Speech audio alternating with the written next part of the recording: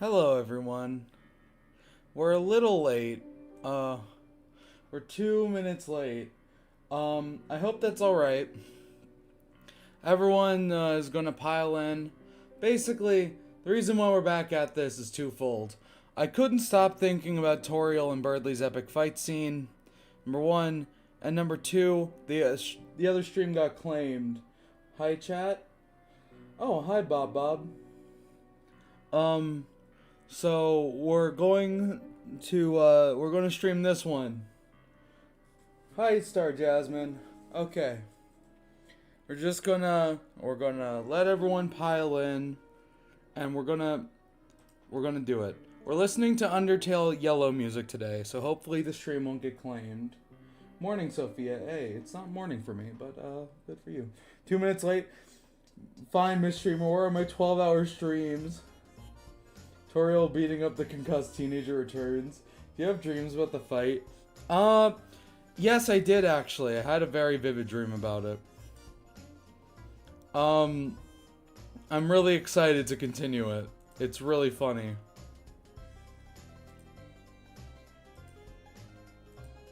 Alright. Who did the fire art for Toriel? I did that. I'm an artist. We are so back. Okay, so as we all pile in, we're going to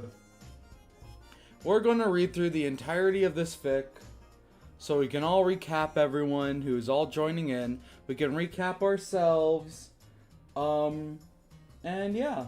Before people pile up, admit your political insight is very primitive and pessimistic. Pretty sure Chad Dudebro could say something more nuanced. I'm pretty sure my asshole could say something more nuanced. Next Toby Fox in the making. Oh. That's very sweet. Alright. I have to agree, Alpha Maxer was too good for chat. Okay. So we're gonna start reading this. I'm still very tired from last night. I only got 5 hours of sleep, so we'll see how far I can get into the stream. We'll see how far I can get in. It was a brisk and cold night. Birdley sat alone in his elegant gamer pad. As he sat in his swivel chair, he thought to himself while scrolling through Instagram Reel. The thrill of the earth. Yet he kept doom scrolling anyway. He, like so many others, had nothing better to do. He had finished all the games in his Steam library. All of his homework was done in a breeze, so Birdley sat alone, scrolling away at the dead of night.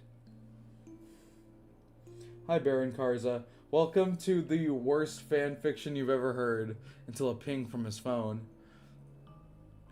It was a SoundCloud notification, which was a surprise. Birdley had only downloaded SoundCloud on his precious mobile gaming device for a certain someone. He tapped the notification, confusion bubbling under his blue feathered head.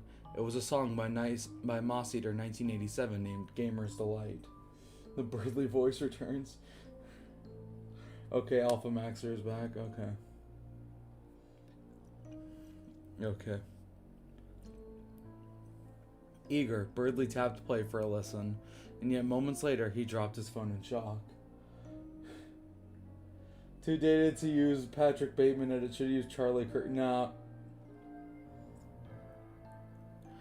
Birdley voice returns. You guys like the Birdley voice? Okay. That's, it was the best thing he had ever heard. And he didn't even like rap music. I feel like there should be an even. There we go. He didn't even like rap music, yet somehow Chris's silent, deadpan voice lent itself very well to mumble rap. Birdley was impressed. He knew Chris had a talent for music, but this was something else. Filled with inspiration, no, determination, Birdley decided to find some peak aura edits to send to Chris. And that's when he saw the best Patrick Bateman Sigma edit he had ever seen. He must send it to Chris to show how much aura the rap had given him, and with one tap of his feathered finger, he sent it. The hell did I walk into? I'm surprised you never told me about this. Dude, I was sleeping. Okay, so Karza. This is a fan fiction I wrote with chat. It's about it's Birdley's awful, no good, very bad day. Birdly has the worst fucking day imaginable. Why didn't Birdly listen to Chris's song during the fight? I'm pretty sure he didn't have his phone on him. He was in a hospital gown. Remember? Who would win, Birdly or Ralsei? Probably Ralsei, canonically. Because Ralsei can pull out his Bankai. Okay. Birdly was impressed. He knew Chris had a talent for music, but this is something else. Filled with inspiration. No, determination. This is the worst fucking song for this. Birdly decided to find some peak aura edits to send to Chris. And that is when he saw the best Patrick Bateman Sigma edit he had ever seen. He must send it to Chris to show how much aura the rap had given him. With one tap of his feathered finger, he sent it. This shit is ass. A reply immediately had been sent. Sigma grind set. This was a massive shock to Birdly. He thought since Chris was a gamer, they'd understand being an alpha. But clearly, hanging out with Susie had turned them into a beta cuck. How could such a good rapper not understand that being an alpha, no, being a sigma, was all that mattered? So Birdly, gripping his phone tightly, wrote, Dear Chris Kringle, you clearly don't understand the importance of being an alpha. Birdly huffed and puffed. It was the best response he had ever written, and yet... Sobbing. Alpha these nuts in your mouth. Chris responded exactly 1 second later. Birdly started to tear up. He had been completely destroyed. And if he responded again, it would be he who was the beta and not Chris. Upset, he booted up his gaming PC and decided to vent on 4chan until he drifted off into sleep. Oh my god, you're already back on this? Yes. I missed the Chris Kringle part due to the ad. You think Birdly will show up in Snowgrave again, or is he dead? He's probably dead.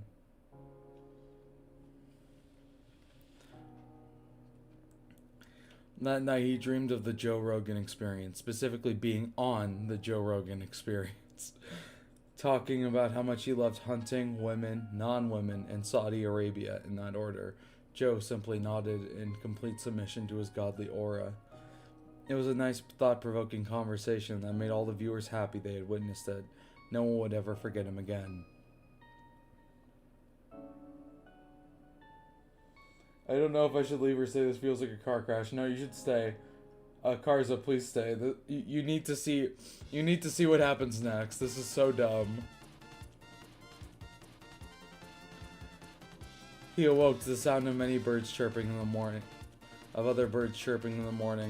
Birdly was disheartened that his epic dream was over. A single, manly tear rolled from his face onto his pillow.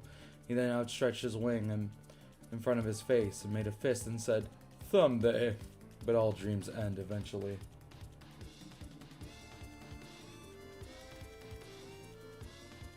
Birdly got out of bed and took a shower, applying extra pizza deodorant as he did. With that, he put on his favorite pair of cargo shorts and his least favorite white button-up shirt and got ready for the day. In the mirror, he slicked back his cobalt feathers and pointed at the mirror while making a clicking sound with his tongue.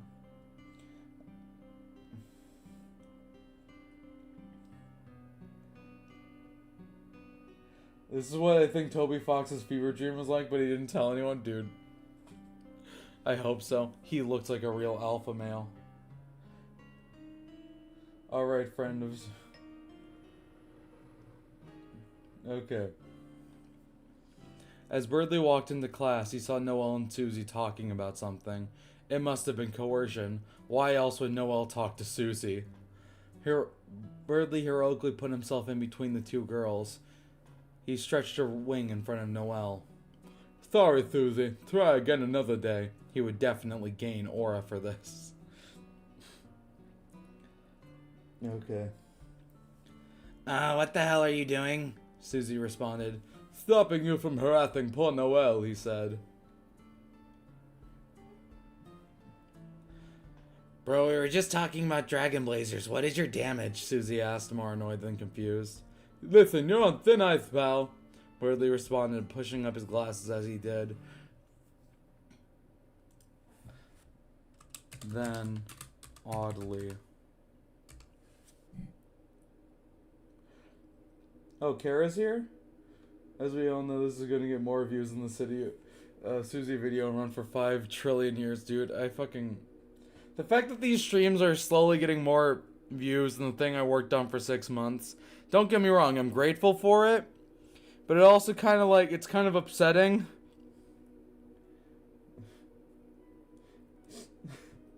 Oh, thin ice ball. Then oddly, Birdley stretched out a feathered hand and blushed. Listen, Susie, you don't have to be the bad guy. We can harbor friendship and understanding. What do you say? What the actual fuck are you talking about? Susie said at her limit for bird-brained bullshit. Birdley stood there, hands stretched, and gave a patient smile. I love how the ending music of the game is playing. Of course, the Susie voice is peak. Oh, thank you.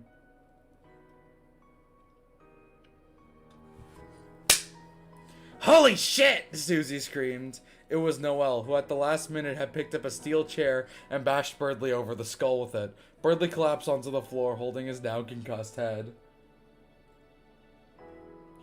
Shut up! Noelle said through heavy breaths. God damn! Susie screamed in excitement. Noelle dropped the chair and blushed, holding her hands behind her back. Noelle the goat. So, do you want to come over next Tuesday? Noelle said, trying her best not to stutter. Tuesday? Fuck that. Let's go now. Susie said with a toothy grin. Bass Susie Noelle voice. This voice was considered too cringe to be put in the video. Otherwise, I would have dubbed the entire fucking Ferris wheel segment. I would have done it. No. Susie then grabbed Noelle's hand and made her ditch class with her. Birdley sat on the floor reeling in pain. He was pretty sure he had a concussion, but what was worse is that Noelle had succumbed to the dark side and become a heel. It must be Susie's bad influence. The chair will watch from the skull. It's like the prophecy. You hate Birdley for being annoying. I love him for being annoying. We are not the same. No, I love Birdley. I love Birdley. That's why I wrote this fic. Everyone's... Birdley managed to pull himself off the floor. His head was screaming at him. Someday he would get back at them. Someday. Then he felt a hand on his shoulder. It was Chris. Not the Darks. You okay? Chris asked, genuinely concerned. Birdley wasn't sure if it was a brain swelling or blood rushing to his face, but he started to blush before patting down his clothes and saying, Of course, Chris, I'm a real alpha. A simple chair thought won't take me out. Gamers don't die, they respawn, numbskull. I wonder if this will end. Birdley equals farts. I'm never getting tired of all these Curdly moments. I feel like after the big fight scene with Toriel, we need to add more Curdly moments. We need to have like a scene where Chris like gives Gaster the death stare for like not giving Birdley proper treatment or something. It will end tomorrow. No, this is gonna go on. This is gonna go on until we can't play with this world any longer. Like until we like tie up every single plot point, or until we come up with something so stupid that we can't possibly top it. That's how long this is going to go on. Whether it be 11 hours or 11 years, Birdley will keep suffering.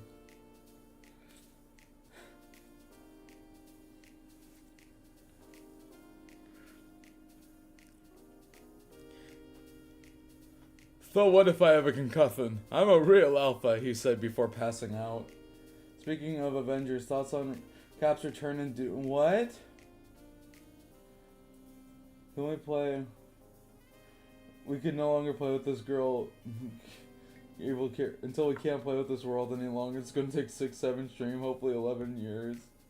How much longer now? Yeah. How much longer now? My fanfiction. Okay. It is still waiting.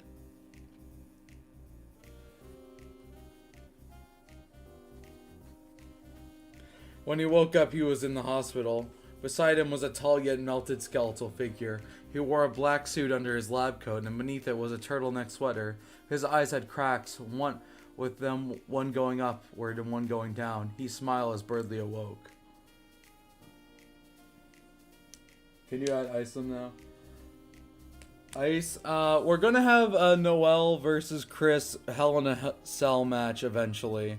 That's something I'm very adamant on. Because Noel hit Birdley with the steel chair. This turned her heel. And obviously, since Chris is madly in love with Birdley, they aren't gonna stand for that. Gaster is an elf. This is my favorite part. It's mine too. It's my favorite part too. Okay. Good day, Mr. Avian, the doctor said. Birdley was confused. Why wasn't he at school? Where was Chris?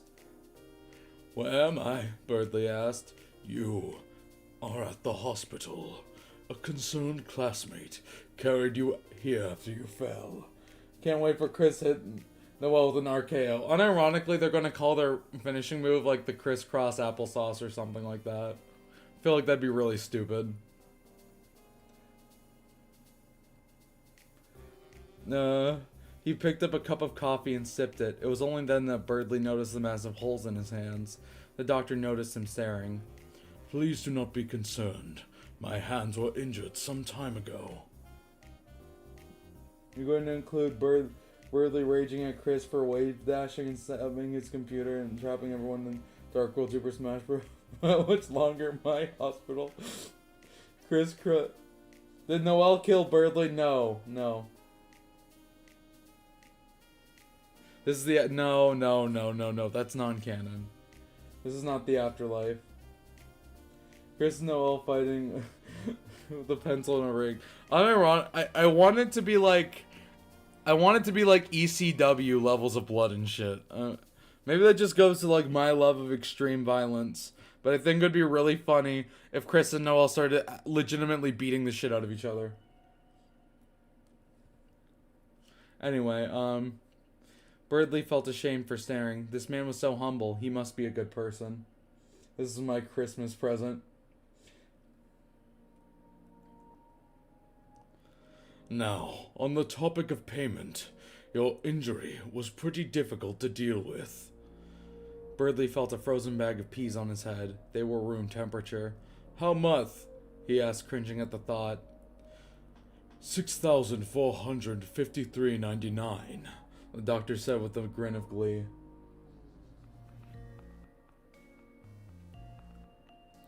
Birdley's jaw dropped. He didn't have that much money, and his mom wasn't going to use all of her hospital coupons on this. Birdley was fucked.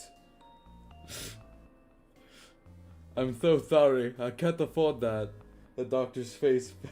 Such an American plot line.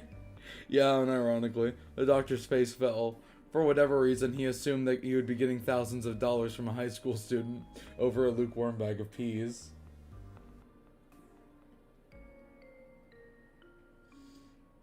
Without warning, Birdley's soul was turned blue and he felt gravity more harshly now, collapsing into the hospital bed. The doctor looked at him with pure rage. Get the fuck out of my hospital! I can't do this anymore, dude. I can't. Blue. No, I can't do this. My hospital always gets me. Without warning, Birdley was thrown into the air by the doctor, making sure to slam him into multiple walls.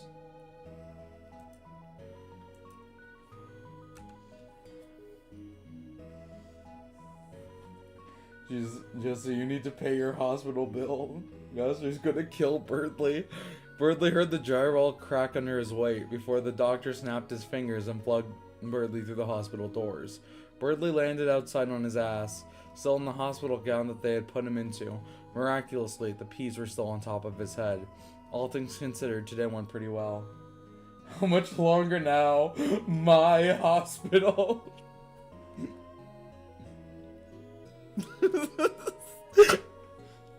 Okay. Birdley considered his options. He could either go home and tell his mother about the hospital debt and get a beer bottle thrown at him for his troubles, or he could become homeless and live in the alleyway. He had remembered Susie said something about free milk. Birdley's not having a very good day. At least when Chris kissed him, it got better. My favorite political stream. Oh god. Burley decided that option 3 would be the best. What was option? Simple. He would simply doom scroll. I feel like that needs a comma. Simple. He would simply doom scroll Instagram Reels until he thought of a better idea. Suddenly, he felt the bag of peas being taken off his head. It was Chris. Chris opened the bag of peas and shoveled a fistful of them down their throat. "How you doing, Tiger?" Chris asked. Burley took a break from doom scrolling.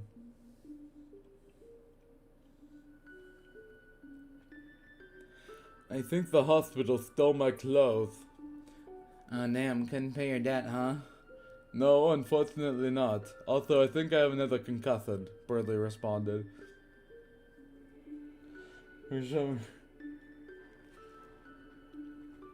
Cool, Chris said with a thumbs up.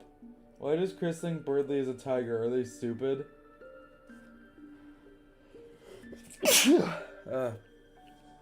That was like the wimpiest sneeze I've ever done in my life. What the fuck? Anyway, Chris racism. Burley had had it with this nonchalant demon. Were they going to actually help them, or were they just going to make fun of him like always? Anyway, you want to play Minecraft? They asked, eating another handful of peas. It wasn't like Burley had anything better to do, so he got himself off the pavement and walked with Chris to Chris's house. The lush forest surrounded the quaint two-story house. Chris opened the door with a keychain on their phone. It had been so long since Burley had been to the Dreamer house. Back then, Noelle and him would come over and they'd all play Super Smashing Fighters with Chris and Azriel. Those were the days. Nowadays, Noelle beat him with a chair and Chris was a SoundCloud rapper. Actually, it wasn't that different. "Mi casa es su casa," Chris said. "I don't speak Japanese," Burley responded. Can't leave this Chris Riss.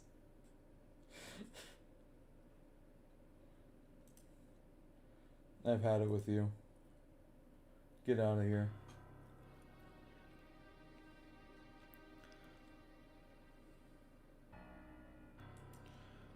Anyway, I'm getting tons of notifications from like the host I made. Hey, this is where I joined last time. Okay, good. Thoughts on CSM chapter. What does that mean? "I don't speak Japanese," Burley responded. Chris rolled their eyes and pulled out a dusty Xbox 360 with 2 chewed-up controllers. Burley had forgotten that Chris enjoyed the savory taste of Xbox controllers. Chris turned it on, but the Xbox flashed the red ring of death on its LED wheel. "I don't speak Japanese" is so low-key so funny. What is this Doom music? It's Undertale Yellow music.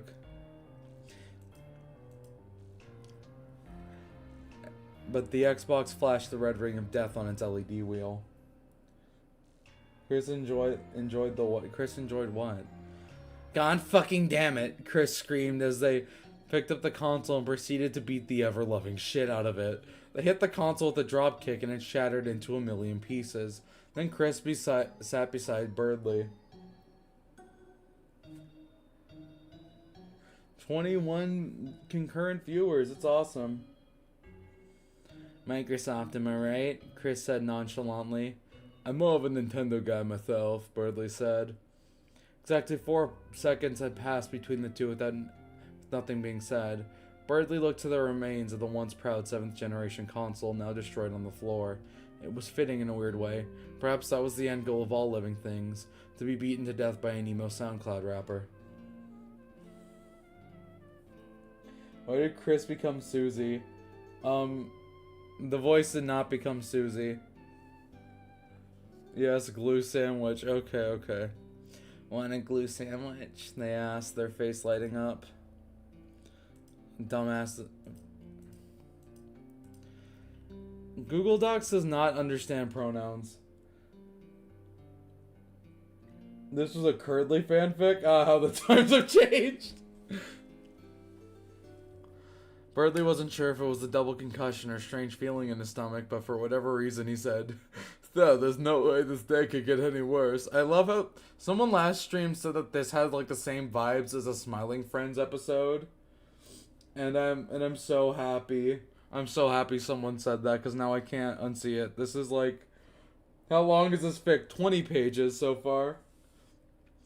Chris smiled with delight and put on an oversized apron. First, they took 4 slices of bread and put Elmer's glue on each slice. Then a fresh slice of toilet paper in the middle, and voila, 2 glue sandwiches. Chris put them both on a plate and brought them back to the couch. Birdley had gulped. He had never partaken in this delicacy before. He was more than a little nervous. He looked at Chris. Chris just smiled back at him before unhinging their jaw and biting into the sandwich with an 80 psi bite. Birdley looked at Chris with awe. Okay, chat, it just ended. How's it coming on? Is it fire yet? Oh, it is fire. Feels like reading Happy Happy while both drunk and high. Alright. If Chris can do it, I can too. I'm an alpha, Birdley reasoned to himself before picking up the sandwich with both hands, and some crumbs fell onto his lap. Despite the fact that it smelled like ranch, it did not actually taste like ranch. In fact, it was kind of bad. Put on AO3 and the good fanfiction site. I would imagine them sharing the sandwich.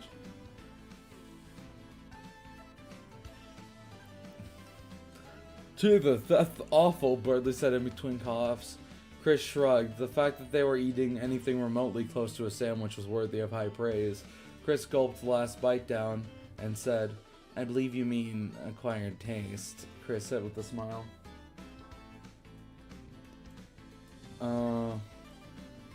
We don't need Chris said twice. That's a mistake. Birdley scoffed.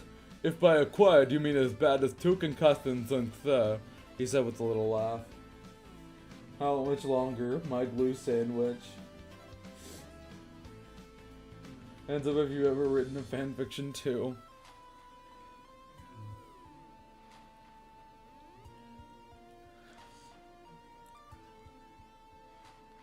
If by acquired you mean as bad as 2 concussions, then he said with a little laugh. He intended to mock Chris, perhaps get back at them for all the times they had pissed him off, but instead the human let out a little giggle. Chris inched closer on the couch. I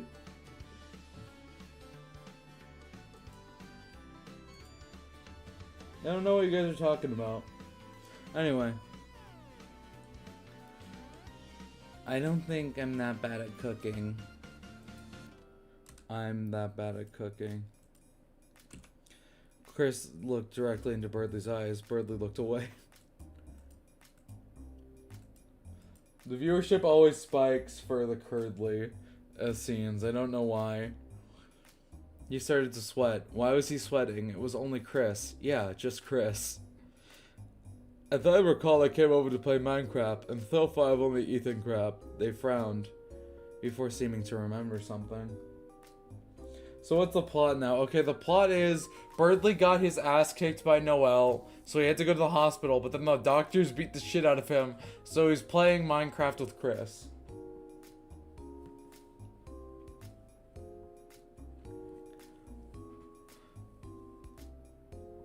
Oh, I'll be right back. Viewership is a sign. Yeah, it's true. Chris ran off to their room for a second. Birdley was left there thinking about how Chris looked at him. He wasn't sure why, but his face felt warm. Chris ran back downstairs with a leapfrog iPad in hand. We can play Minecraft on this. Birdley was amazed. Chris had managed to play Minecraft on a leapfrog. Perhaps Birdley was wrong about them. That was a real alpha move. Then they kiss. They kiss in a little bit. Chris sat closer to Birdley this time as they turned on the leapfrog and booted up Minecraft Pocket Edition. Then they handed the tablet over to Birdley. Bye, Ralsei. Why did the doctors beat him up? Because he couldn't pay his hospital debt. Chris is coming.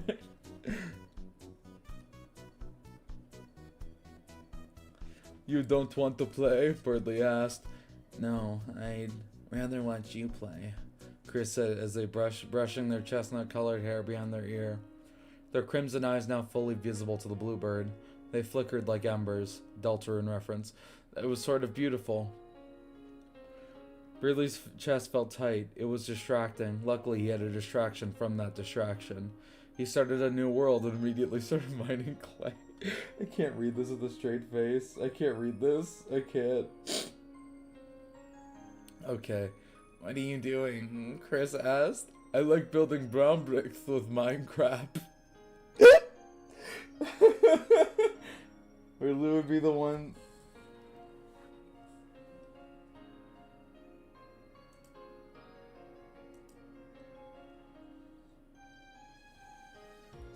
Anyway.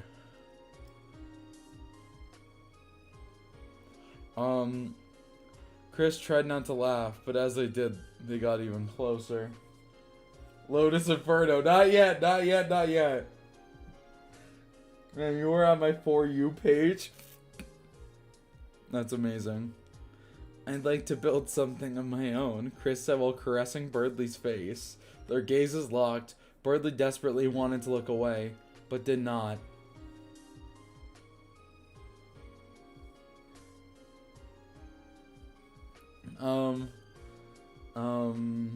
Chris?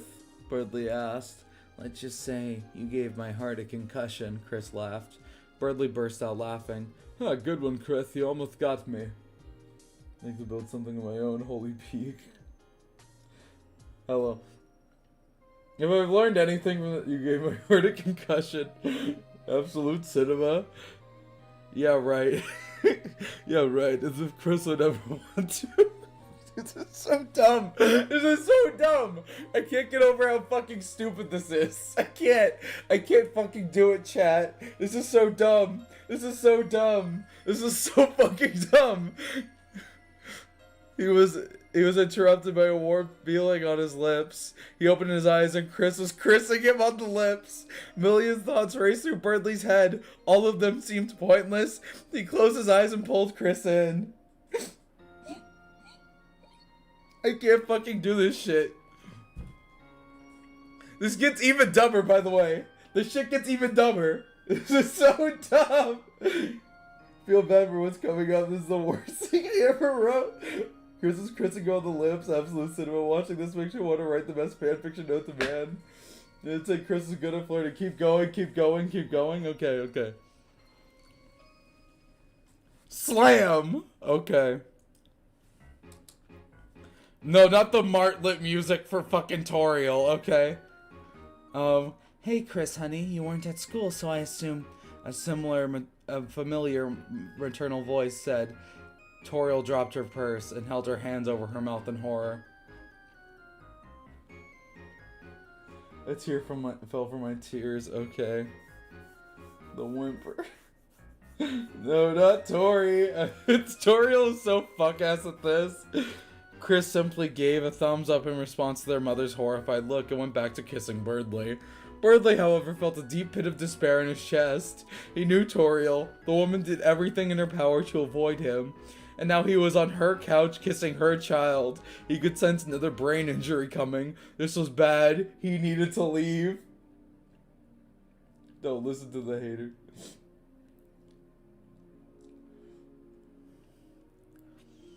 But there was a problem. He kind of really enjoyed kissing Chris. Chris used slam. It's super effective. No, the door slammed open. That's what I'm trying to convey here.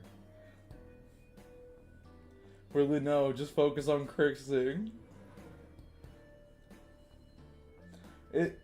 Is Delta Maxer back? Or like Alpha Maxer? What? Yeah, okay.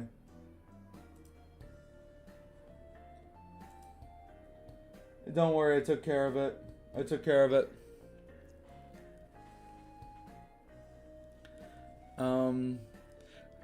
Chris simply gave a thumbs up in response.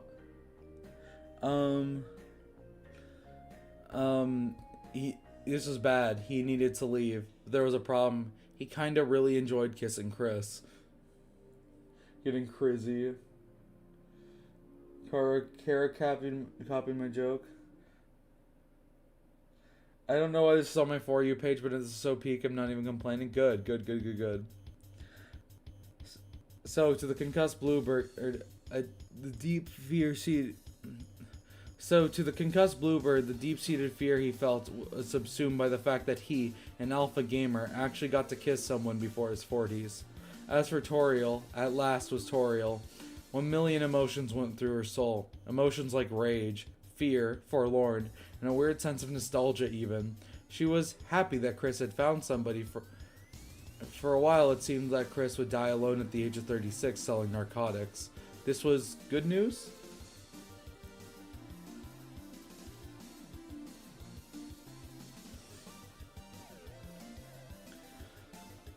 No, it couldn't be. Across from her precious child was him, that annoying piece of shit, Birdley. How she had rejoiced that the days of him coming over to play video games were over. How she had avoided paying her library debt just to avoid seeing his punchable face. And now, he had the audacity to come over to her house in a hospital gown no less, and corrupt her sweet, innocent child. That son of a bitch would pay. Toriel just might have a justified crash out. Birdley, Chris would do to Birdley, apparently, yeah. The room felt at least 20 degrees warmer. Toriel picked up her purse, grabbing it until her knuckles were white. Then she took a step. The floor was still littered with Xbox shards cracked underneath her foot. Birdley looked on in terror. Instinctively, his flight responses were telling him that he needed to leave, or else his hospital debt would be even higher. He pushed away from Chris with a genuine look of terror on his face. Toriel cracked her neck by tilting it to the side. At once, years of strength training became visible to the poor teenage boy. I always knew Toriel was a racist. Kiss your way out of this one, you reprobate, Toriel said in a deep, foreboding tone. Just then, Birdley felt true fear for the first time. These were not the words of a kind old woman, but one look at her face, he knew she meant every single word. Son of a bird. I'm not writing that. I'm sorry. I'm rejecting that. So now you know why Toriel is a demon in the thumbnail.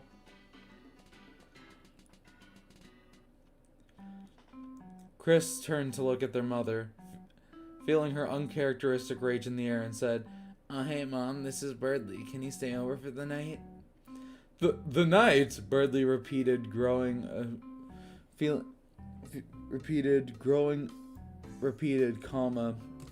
feeling of red on his face. Toriel goes beast mode and shows. I just dislike Toriel as a character. She raised Chris very well. Canon Toriel, totes. Okay. Chris, go to your room, Toriel said in a voice loud enough to be heard.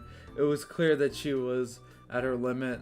But Mom, Chris was cut off. Do as you're told, before I lose what little self-control I have left. Toriel screamed as the entire house shook in terror.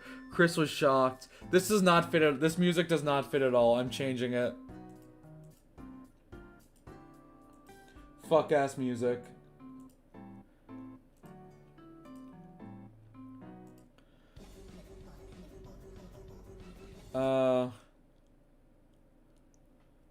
Here.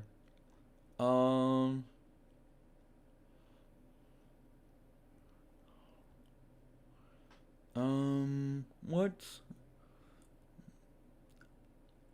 Enemy retreating is a good one.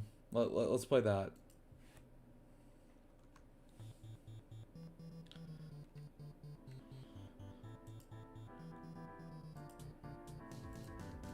Do as you're told before I lose what little self-control I have left. Toriel screamed and the entire house shook in terror. Chris was shocked. Their mother had never raised her voice at them before. It felt scary, like this woman they had known their whole life had changed. And without saying a single word, they left for the stairs, leaving Birdley alone.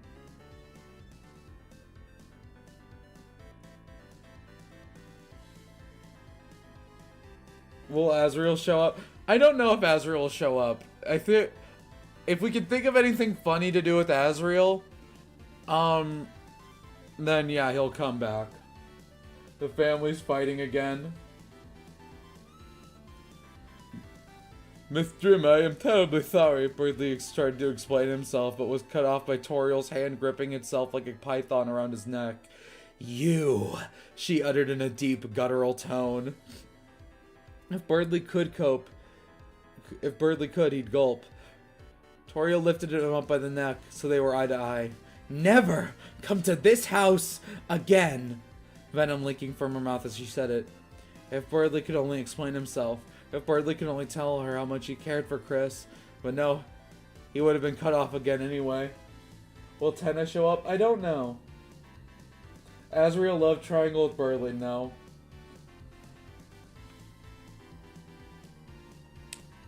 Never speak to Chris again, she said, barely containing her righteous fury. Never speak to me again. Her grip tightened even harder. It was becoming hard to breathe. She lifted up Birdley over her head before chokeslamming briefly. Ugh, God damn it, Google Docs. Birdley through the couch. The dusty old couch smashed into smithereens. A piece of wood jammed itself into Birdley's side, drawing blood, but that only made Toriel see red. She clasped a fist tightly, and then another. She looked straight down at Birdley, reeling in pain, before launching a rapid-fire volley of punches at the downed bird.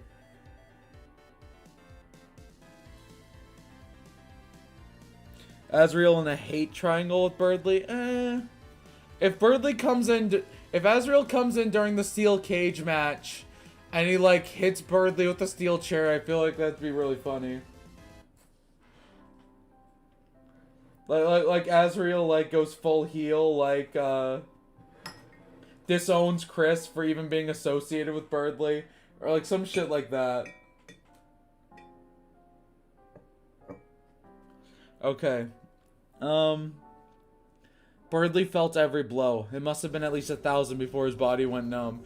Each blow felt like an explosion of pain.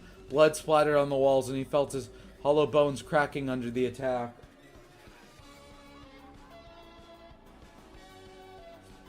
The entire house shook. The floor cracked, creating a crater where Toriel stood over Birdley. He was gasping for air. He was covered in blood. His ribs were shattered, and he probably had a third concussion. He grabbed Toriel's leg, begging for mercy, but she showed him none. Azrael comes back from college and is jacked. I kind of wanted this joke with all the Dreamers just like being like, just like incredibly fit and shit. Just like Baki builds. With a look of absolute disgust, she kicked Birdley through the wall of her house. Birdley slid against the grass outside, piling it up behind him. Birdley was seeing stars. He could not get up out of the grassy hole he was now in. He coughed up blood. He looked to the floor, fearing that this might be the end. But then he felt a warm feeling above. Hello, gentlemen. What is this fic plot? Birdley is getting his ass kicked by Toriel because he kissed Chris. The fuck is Toriel killing Birdley?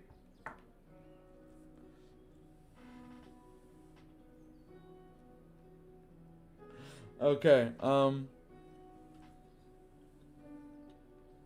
Toriel was mustering up all the magic power she had into a massive fireball that was consuming the wall of her house. It looked like a tiny sun in the palm of her hand. It was about the size of a yoga ball. It pulsated with the light of justice. Terrified, Birdley stumbled to his feet. He couldn't feel his left wing, so he just clutched his right wing into a fist.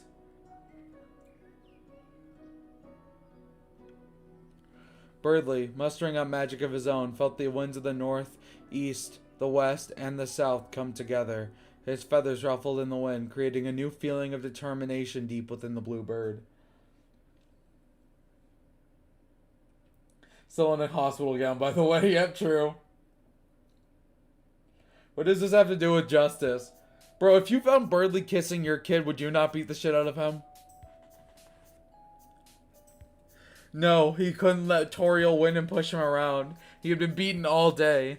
First by his supposed best friend, then by that charlatan of a doctor, and now by Chris's mom. The concussion stirred his brain. He shouldn't be able to think, but among his bloodied and bruised face, he could only think of one thing. Think. comma, let alone stand.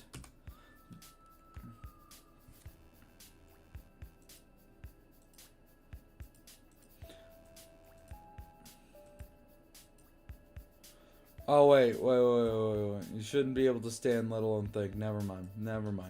Just kidding, chat. Just kidding. This will change everything moment. But the bird refused to die. He could only think of one thing. I need to win. He should be unconscious, but he was not. A lesser monster would have been dusted by those attacks. His courage, his grit, his power, and yes, his enjoyment of kissing Chris filled him with with a new feeling.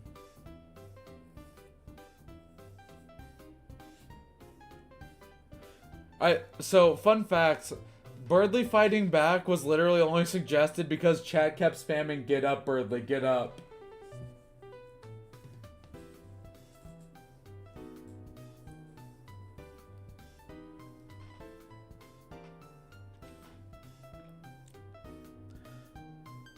He smiled as the winds grew wilder around him, forming into a tornado around him, immersing within the wind, and suddenly, he could feel his left wing again. His ribs were intact, and his brain felt clear, and there was no more blood.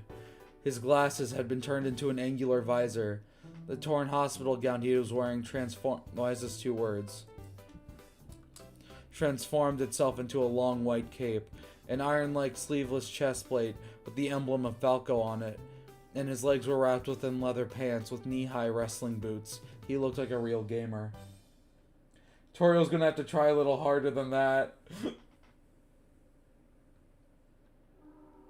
I don't care if the fic is worse or chat. Cooler, this is peak fiction, what do you mean? Toriel, this is so fucking dumb. This is so fucking dumb. Am I telling you what character is that? Ralph say, Birdly just achieved his undying form. Toriel, grunted, her rage now consuming her 100-fold. Veins became visible on her head, and the size of the fireball tripled, consuming the backside of the house and setting it on fire.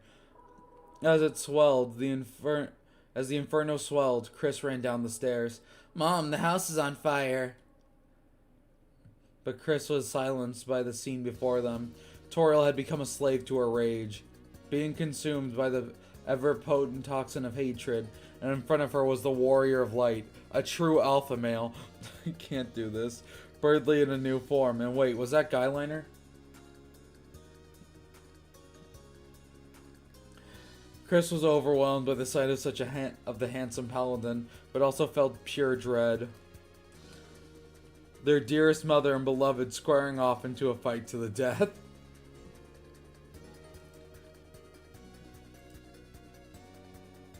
Wait! And Chris screamed, holding their hand out to their mother, but it was too late. Toriel fired her attack. Take this, Lotus Inferno! She screamed. The fireball headed towards Birdly with blinding speed, but Birdly only smirked in response.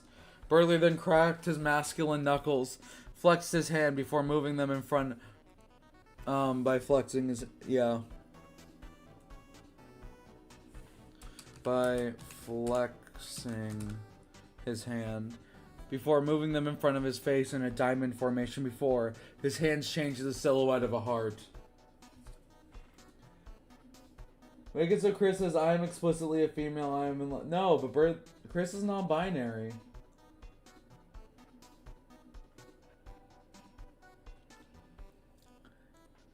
His hands change into the shape of a heart.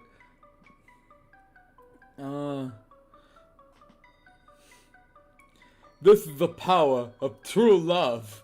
The number of Phantasm.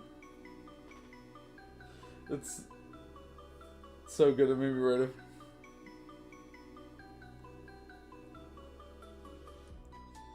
Birdly steals Chris's non-binariness? No. Non-binary people are valid. Fanfiction is so good it makes me want to merge without looking. Absolute peak cinema. A green energy consumed Birdley as a bright light appeared from his hands, and a gust of wind from the entire continent began to roar. Birdley ejected the blinding light forward. We can't change their identity for one. This fiction is so good. I'm hyperlink blocked. Yeah, we can't change Chris's identity for a joke.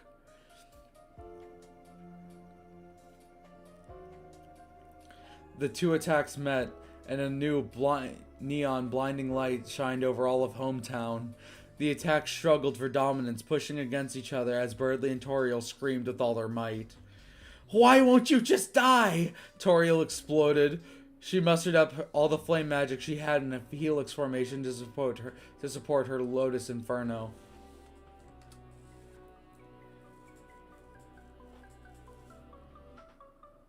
What the fuck, chat?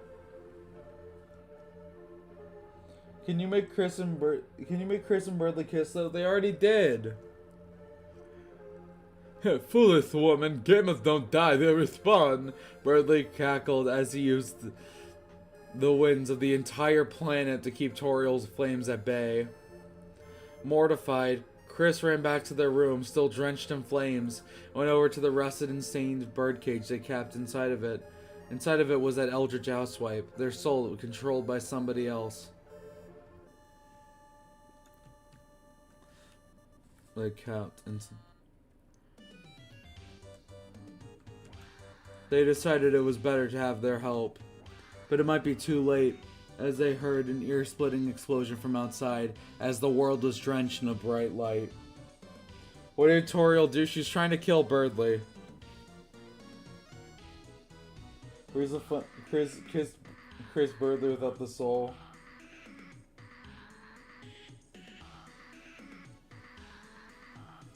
There's an end missing in that Lotus Inferno. Oh yeah, sorry.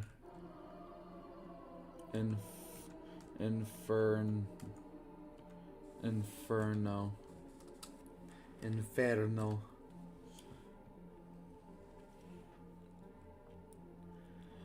When the dust cleared out.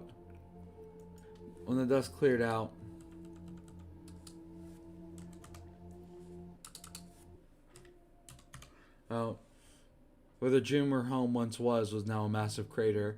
The once lush forest surrounding it had been reduced to ash. Chris grunted. They were knee-deep in a pile of ash and dirt. Somehow, they'd survived. They wiped their eyes and looked ahead. There was no sign of either Birdley or Toriel. They had failed. Both of them must be. The thought made them tear up. They couldn't imagine their life without either of them. Birdley had been their friend since childhood, and while they never admitted it, they always kind of had feelings for him.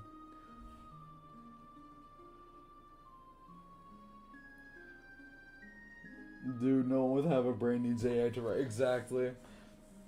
This is proof. Okay. Get banned again. Okay.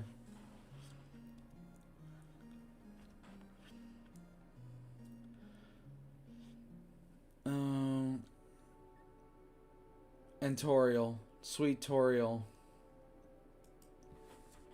Sweet Toriel was their loving mother, who no matter what was always there for them. A somber feeling consumed the air. They never admitted their feelings, they say, after they kissed. Peak human-made fanfiction, still better than terrible AI slop writing. True.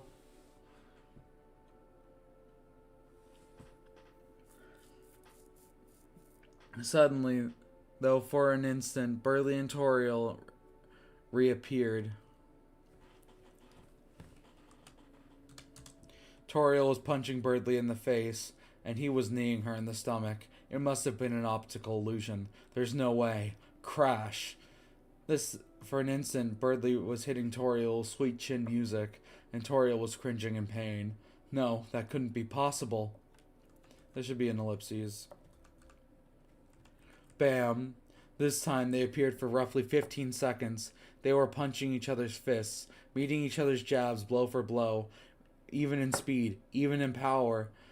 With each punch grew a mini shockwave. Chris couldn't believe their eyes. Birdley and their mother weren't dead.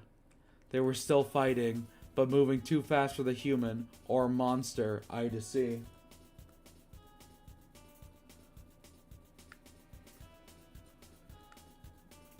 Sans won't show up. I don't know. We don't have anything funny to do with Sans. If you guys can think of something funny to do with Sans, then he'll show up. Muffet can show up in Deltarune. She could just be, like, out of town. I kind of wanted... So here's my plans for the future, chat. I want Toriel to go on trial for destroying the city. We need a judge character. Muffet could be the judge. Either that or it could be Sans, and that would be really funny. Chris gulped. There was little to no hope of stopping the fight now. Birdley had raised his fist and volleyball spiked Toriel to the ground. Toriel hit the ground hard, bouncing back up into the air, she making contact with it. She still landed on her feet, however. She dug her heels into the floor, gritted her teeth, wiping the mouth of the blood that was now there. Birdley stood in the air, wings crossed. Can we bring up Sans for a physical? Yeah, go as we're running him over now. I mean, Muffet was... Sans fucking dies. Muffet is the judge jury next with Shusha Shield to judge shotgun tutorial's face the entire time. Make Asgore the supreme judge. Well, so as Toriel goes on trial, it would be like Chris has to like live with Asgore now because their mom is in prison. So Asgore gets custody. So we're gonna have like a lot of Asgore content. Don't worry, don't worry. Don't worry, chat. We're gonna have like a lot of Asgore content. How did you get so strong? Toriel said, her anger boiling over into frustration. Birdley cackled. You're going to have to try a little harder than that.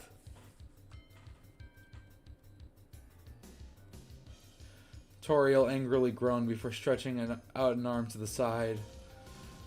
Rain of the fireflies, she said under her breath, and 1,000 tiny flames appeared behind her.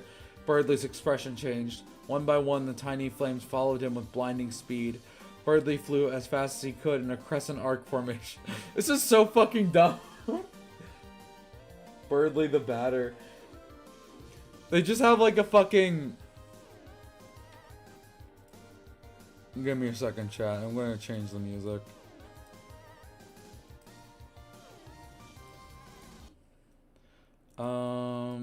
What?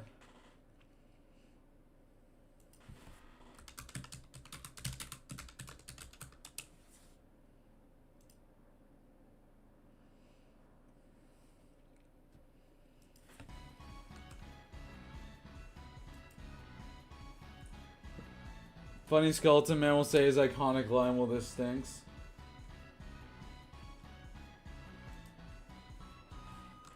Okay.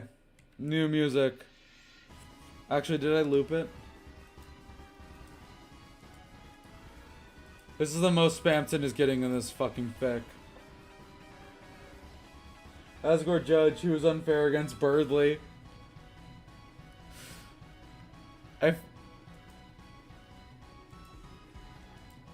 Rain of the fireflies.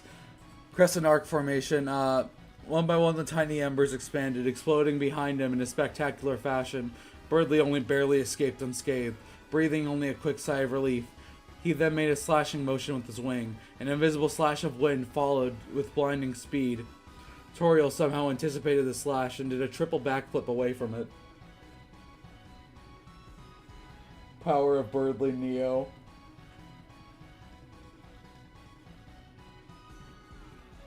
I hear two songs at once. What? How? Whatever. She looked around. Birdley had vanished. Toriel knew it was only a matter of time before wham! She felt the taste of blood in her mouth as Birdley kicked her with blinding speed in the stomach. She went flying back, landing on the pavement that used to lead to her house but now leads to nowhere. She coughed up blood. Red now littered her purple school attire, but she didn't care at all. All she felt was pure hatred. Birdley appeared again, this time to her right, and as he charged a spin kick, but she countered with a stiff force palm to his jaw. He stumbled back, creating a perfect opening. Toriel unleashes a flurry of sidekicks into Birdley's torso, finishing him off with a high knee to the Birdley's beak. Birdley, however, responded with a headbutt to Toriel's face, cracking the nose bones of the goat mom. Can Spamton appear with a gun? No. Monsters don't bleed. They do in Deltarune. Wield the power of goat.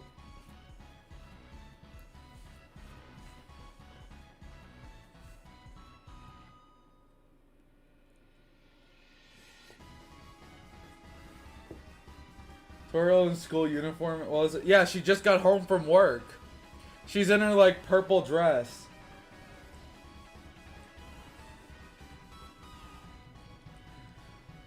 Birdley, however, responded with a headbutt to Toriel's face, cracking the nose bones of the goat mom. Her nose begins to bleed as Birdley follows up with a clothesline. Toriel falls to the ground, and Birdley preps an axe kick in response. Toriel knew, however, that if Birdley landed this blow, it would be all over.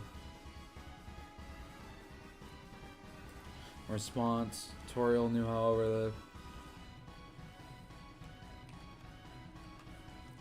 No. Spamton will appear with the gun. No, yes, they do. They bleed in Deltarune. Susie and Noelle bleed in Deltarune. Monsters can bleed in Deltarune. We've been over this. Moving on. Oh my god. Susie half human theory, fuck off. Everyone can bleed. Fuck it.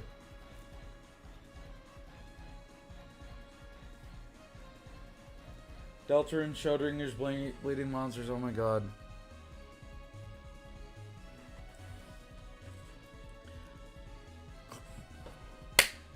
Toriel clapped the palms of her clapped her palms together and when she opened them, a fiery vortex was created. "Whirling fire of hell," she whispered. Suddenly, Birdley was engulfed in a spiral of flames. Like a vortex, there was no escape. Her attack created a vacuum against it. What is this?" the blue board of misfortune uttered as he was consumed by flames. "Give up. There is no escape from my whirling fire of hell. It'll surround you until your dying days." Hello, did you sleep? Yes, I did. 5 hours. Hello. Who was the good one here? That's a good question. Don't treat me like that's the worst theory that exists in I don't like it for, like, a lot of reasons. Birdley is the good one. She explained. I mean, Toriel does go full anime villain. "Oh, is that all?" Birdley said cockily, and with the whoosh of his wind attack, it was gone. But how?" Toriel asked. "I am the master of the turbulent wind," Birdley said, cocking his head to the side in utter arrogance.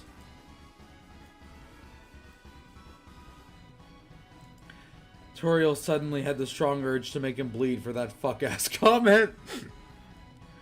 So she balled her fists up and threw a jab at Birdley's head, but Birdley simply moved his head to the right. She tried again, but this time with a stiff knee, but Birdley backflipped out of the way.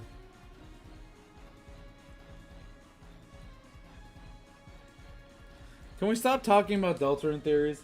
Birdley having...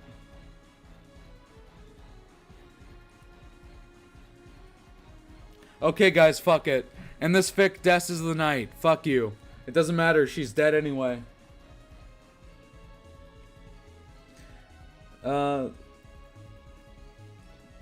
Moved his head to the right. She tried again, this time with a stiff knee, but Birdley simply backflipped out of the way. Toriel then smiled and clicked her fingers. A massive pillar of fire then appeared right where Birdley landed. I'm gonna fix that. Where Birdley landed. Toriel pants, assuming the fight is won. She smiles to herself, but the slow creeping feeling of regret of her actions starts to catch up with her.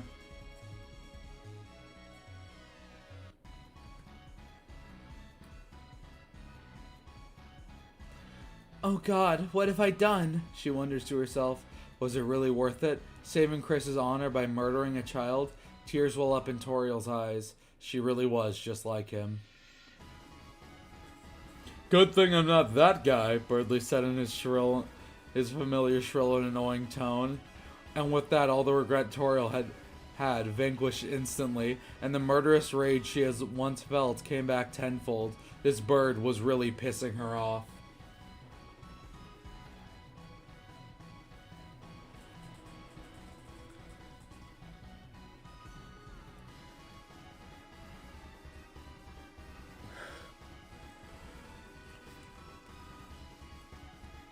Toriel's face contorted into a demonic grin like the one in the thumbnail, and she vanished from Birdley's view.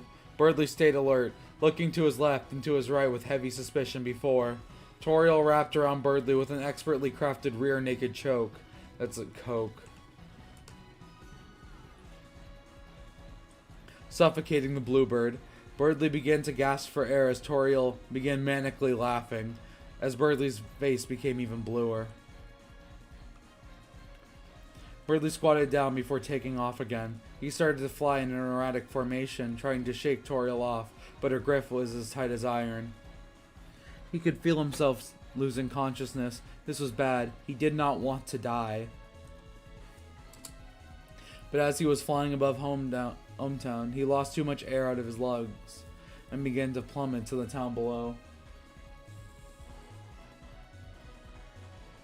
Toriel did what? Do you guys not know what a rear naked choke is? It's like the most effective grappling hold ever. You wrap your legs around someone's back and then your arms around their neck and head. It's like almost impossible to break out of. Like seriously. Do you guys not know anything about fighting?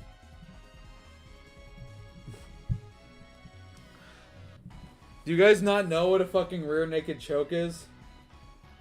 That's really disappointing. I'm disappointed in all of you. Why is Toriel rear naked? Okay. I fell for the bait. I'm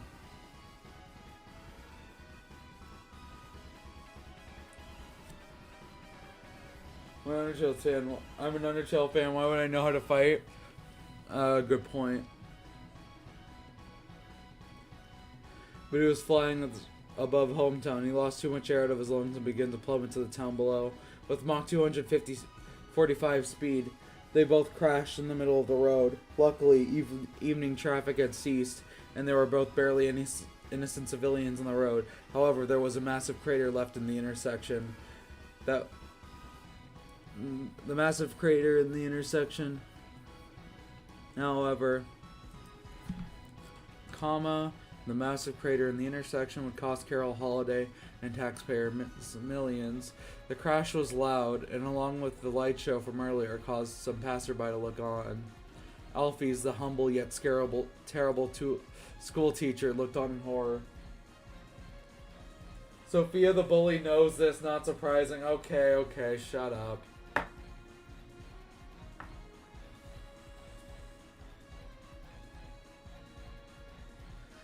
Dear God, Toriel, Birdley, are they? Oh my God. You should make Toriel say, why would Kara make me do this now? Taxpayer dollars are not going to fiction that intersection crater. It's going to go to Carol Holiday's alcoholism.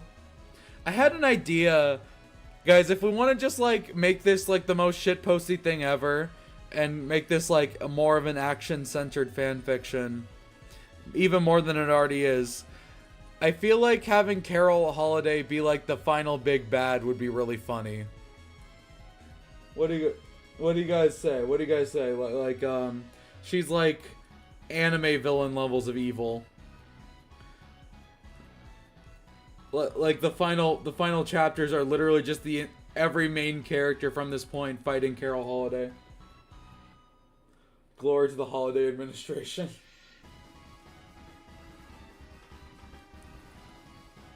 Yes.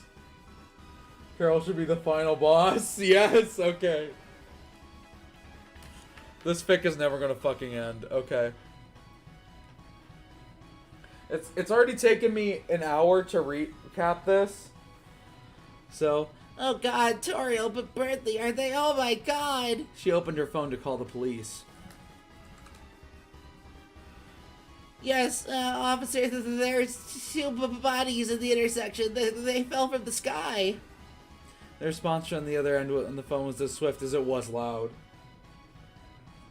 Carol hires Birdley as a Sigma and Idol's Instagram edits. Goodbye, chat.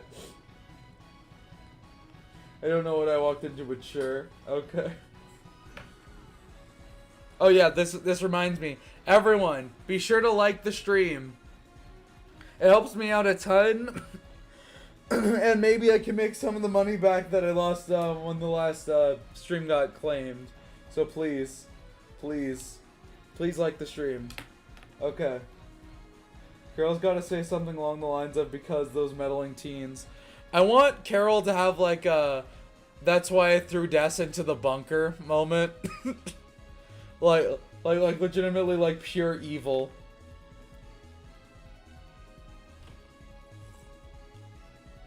And if we go down that route, yes, it would be canon that we would go down the route that Toriel and Carol dated in college. Because fuck it, why not? Is this fic ever gonna end? It might be Homestuck 2. I was gone for 5 minutes, what happened? The response on the other phone was as swift as it was loud. Okay, I gotta like turn off Power of Spamton for a second. Because this is like not a fight scene. This is like a brief break. This is like an intermission from a fight scene.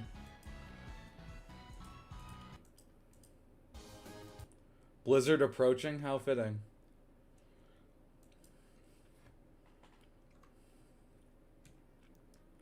Alright.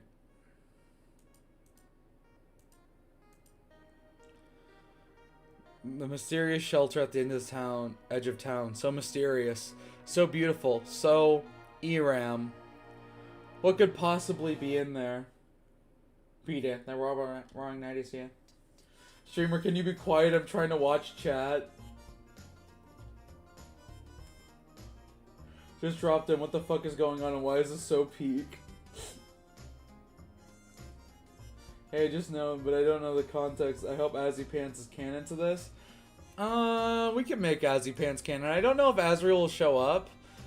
This is more or less a Curdly fic gone wrong, so I don't know. Fuck it. Maybe all the shitpost ships are canon. And out walks Police Chief Undyne. Her hair was all messy, her sleeves had been ripped up, and she was holding a bloody spear in her muscular hands.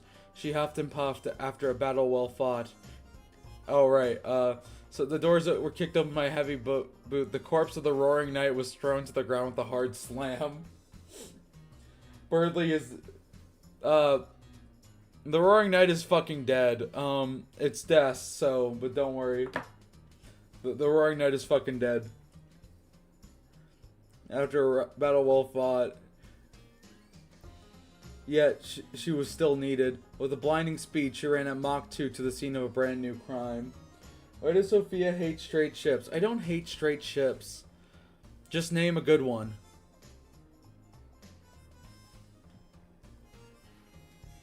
Just woke up and greeted with PEAK on my homepage.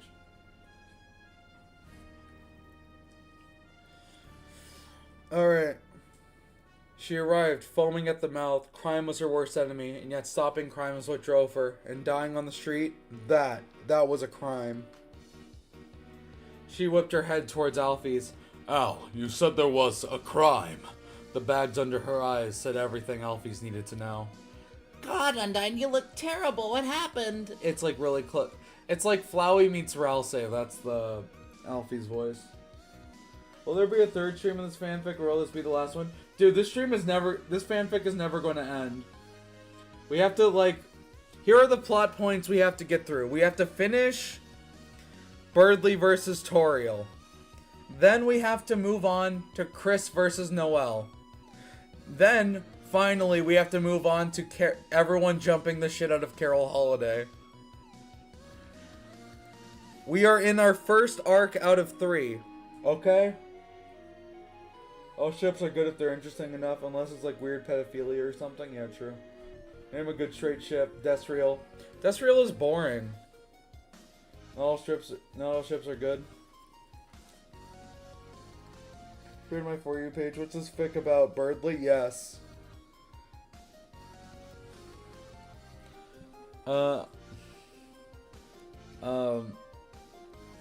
Nothing. I just had the fraud check some punk. She responded with a confident grin on her face.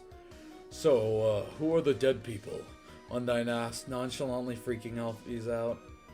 Freaking Alfie's out.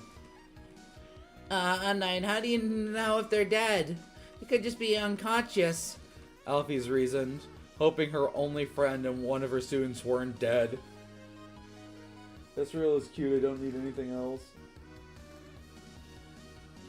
First... Oh, good point. You're smart, you know that, Al. Alfie's blushed. She wasn't used to being complimented by savage warrior women, but swallowed her embarrassment. Throw Togor in for no Dude, no. Togor has run its course as a meme.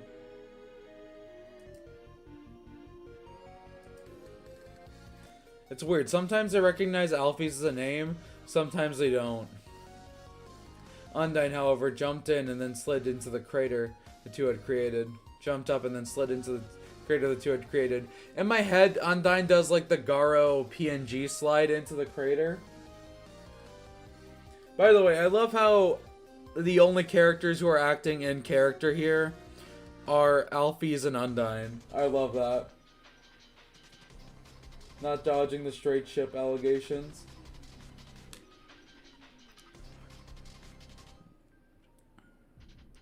I don't know. What's it? We could throw in some Soriel, I guess. Soriel's funny. Maybe Sans tries to break Toriel out of prison after this.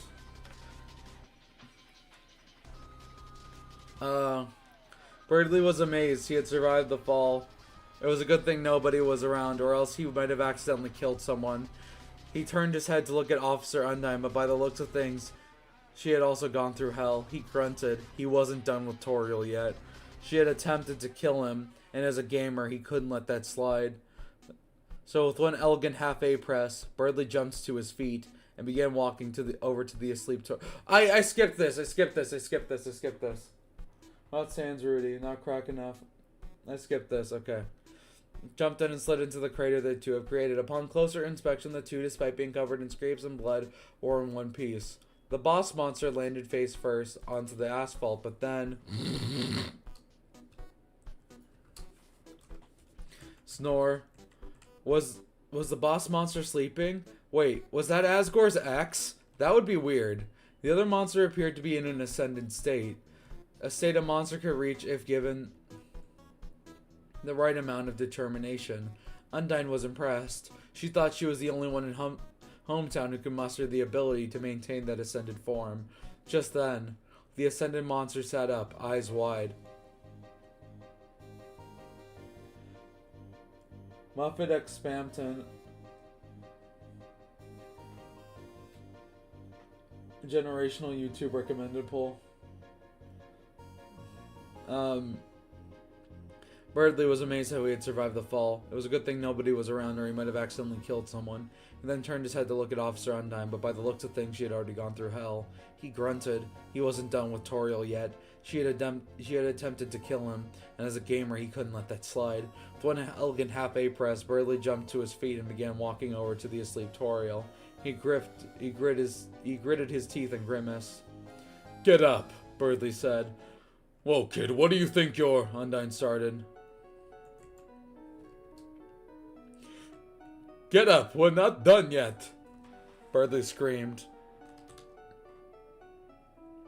Some kind of weird route. Undyne put herself in between Birdly and his rival.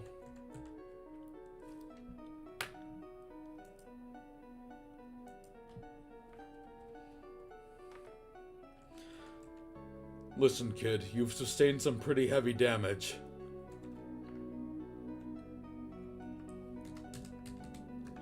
You need to go to a medical facility." Birdly cringed at the very idea of going to another hospital.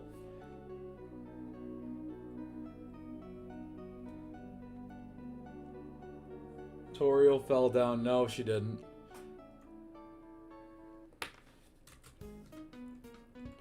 Birdley cringed at the very idea of going to another hospital after his earlier experience. Get out of my way, Birdley said, removing his cracked visor, revealing his eyes that totally didn't have guy liner. Undyne put a hand on Birdley's shoulder.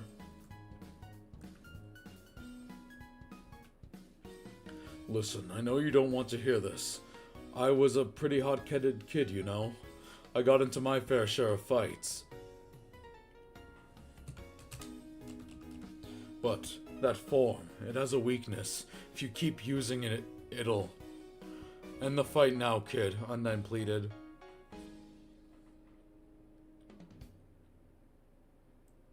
Heavy pretty damage?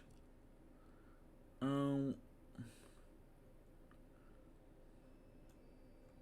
heavy pretty damage. You're right. Thank you for catching that, chat. What would I do without you?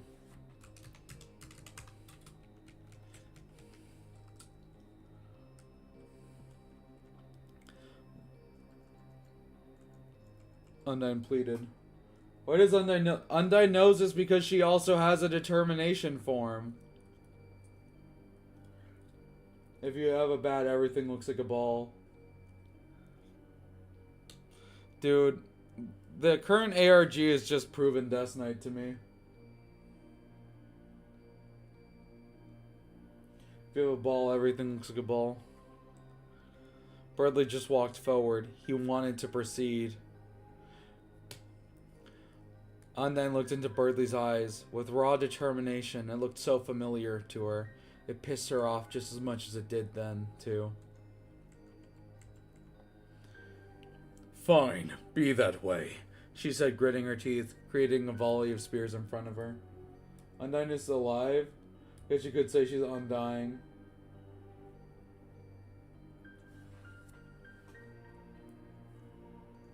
Alright. Seems like you're going to have to learn the hard way, she said before. I forgot about this. God, she's still writing.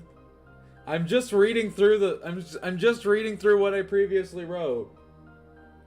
Proceed. Fa! Undyne was face planted onto the dirt below, utterly unconscious. Above her was Toriel, fist still radiating smoke off of it.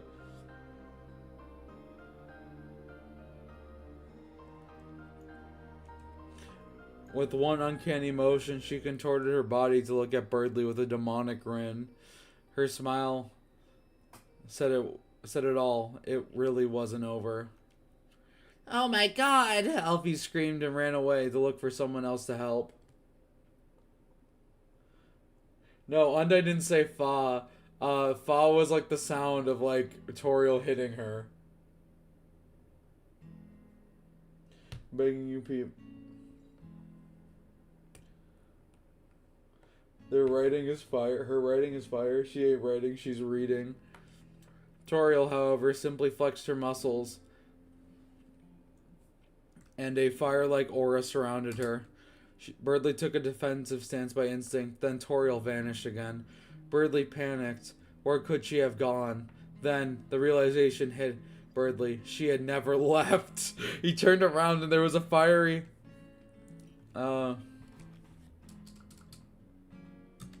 fist in hand. In her hand. A smile so wide it was tearing the seams of her mouth. Birdley tried to move, but... Divine fist! Holy fire!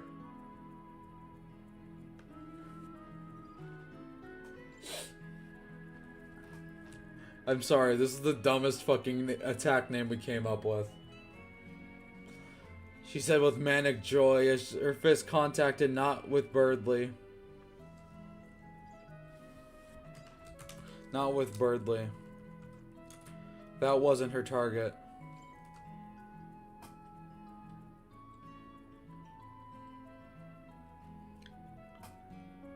But the ground below him, the crater of the three of them were in, erupted like a volcano. A massive explosion engulfed Birdley and Undyne. The demon, formerly known as Toriel, threw her head back and began back and began cackling in laughter.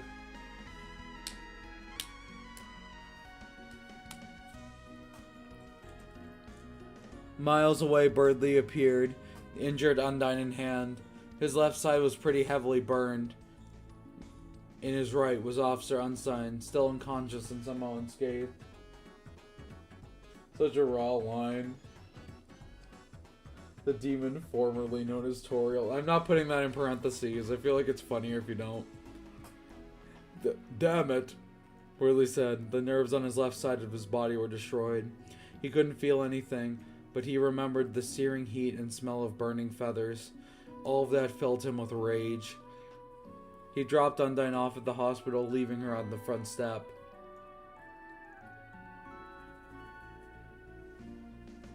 The artist, formerly known as Prince.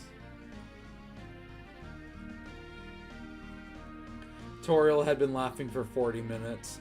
She then started to take her fingers and claw them across her face, drawing blood everywhere. Her laughter had drawn quite a scene of concern to neighbors and friends, worried about her safety, yet too scared to actually intervene.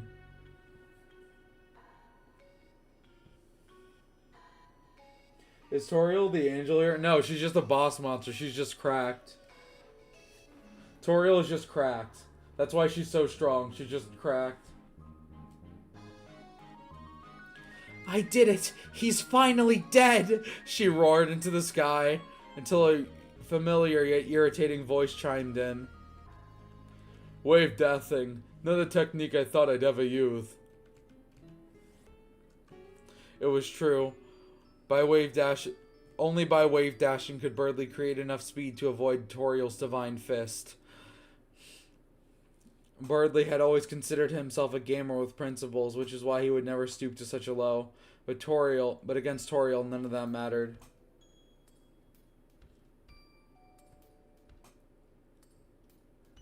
Oh my god, tomorrow is Christmas Eve. Toriel immediately stopped laughing. Her gaze drifted towards Birdley with a look of raw, untamed animosity. And then we're finally caught up! We're finally caught up!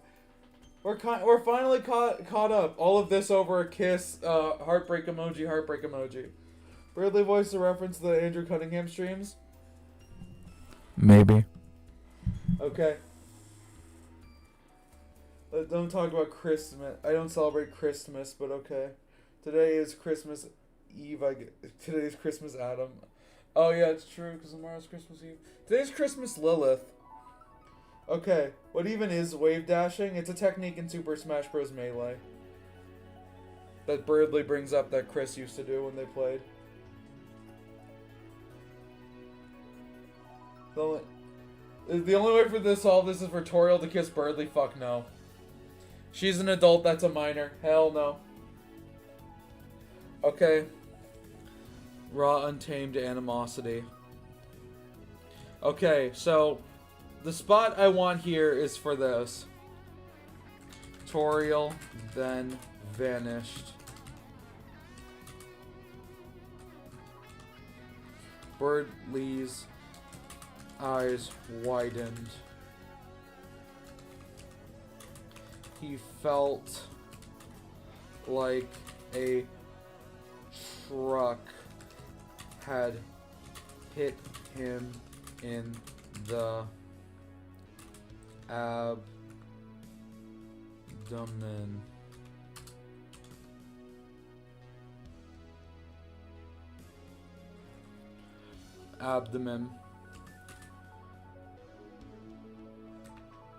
Because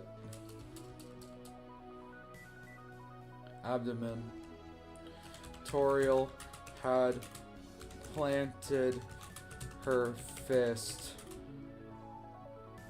deep within Birdley's chest. He could feel his organs rupturing.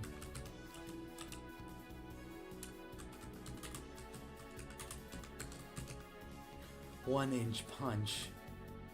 She, under her breath. Is it the Lord of the Hammer? feel like this UTY song Mother's Love could fit here. It'll come up eventually. I have the playlist playing. He felt like a truck had hit him in the abdomen. Oh, God damn it, just work. Oh.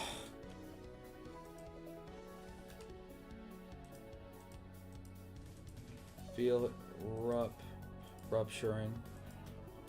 She said under her breath. Birdly gasped for air. Like a deer in headlights in the way of a truck. The only way to solve this rhetorical to spontaneously combust. No. I have a plan. Trust. Google Docs moment.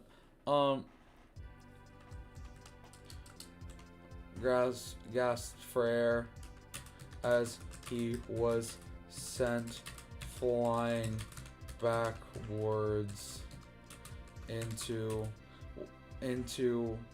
the side of QC's diner.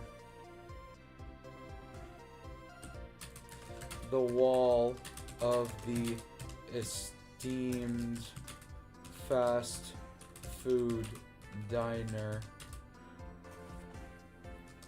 cracked as Birdley's back slammed against it.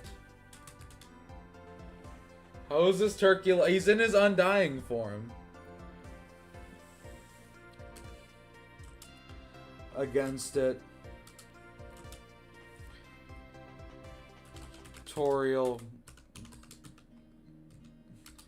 grimaced and vanished again.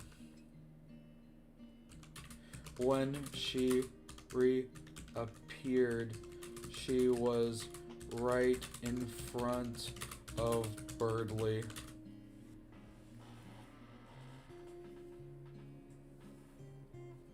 She was in.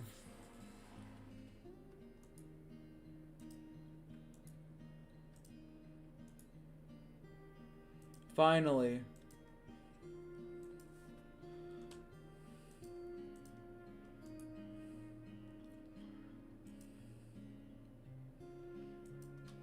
She was right in front of Birdley. I slammed two against it. Birdley fell to his knees, gasping for air. What's a fan fiction? You're about to find out.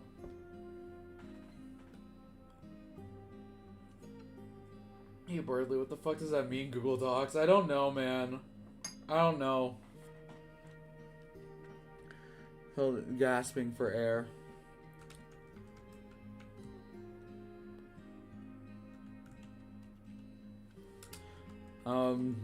She reappeared. She was right in front of Birdley. A look of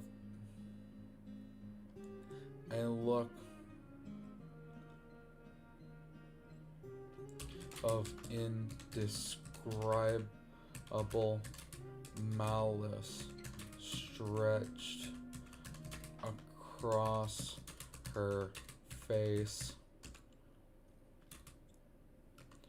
Birdley jumped to his feet, sweating bullets. He let out a warrior's cry. Wait, why did this randomly pop up? Why is Birdley having an anime fight with Toriel at the peak? Birdley kissed Chris. Toriel hates him so much, so they have an anime fight. Yes, okay. So Birdley, he let out a warrior's cry and punched Toriel in the face as hard as he could. But she did not move an inch. His fist had buried itself into her cheek.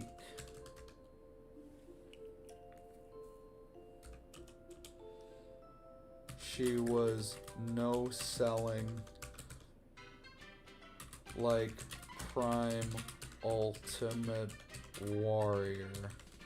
I feel like all those wrestling references are going to be like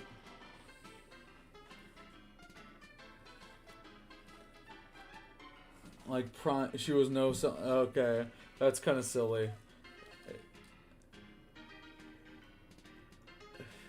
An inch. His fist had buried itself into her cheek. Birdley was overcome with fear.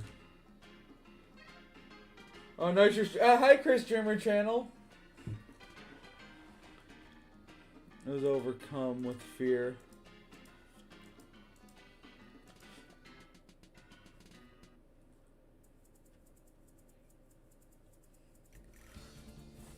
Ridley was overcome with fear, so he began to rapid fire punches as if fired from a high caliber machine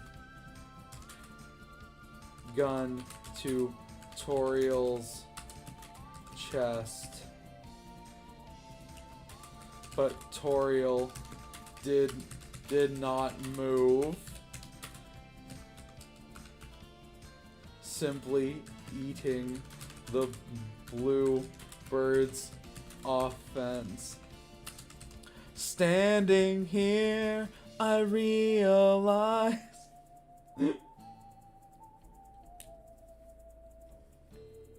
hopefully the audience doesn't know that Sophia sucks at Hollow Knight. Ooh.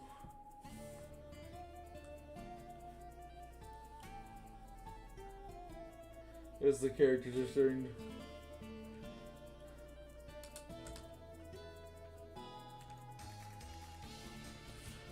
Rapidly fire punches as if the Bluebird's offense.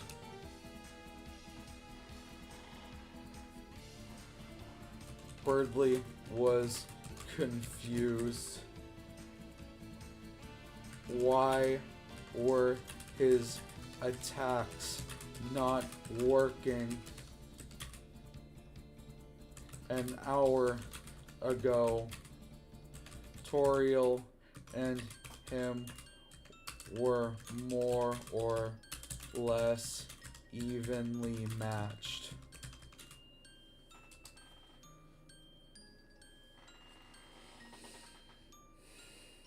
Chris, where are you? Chris is miles away. Chris is like trying to find them.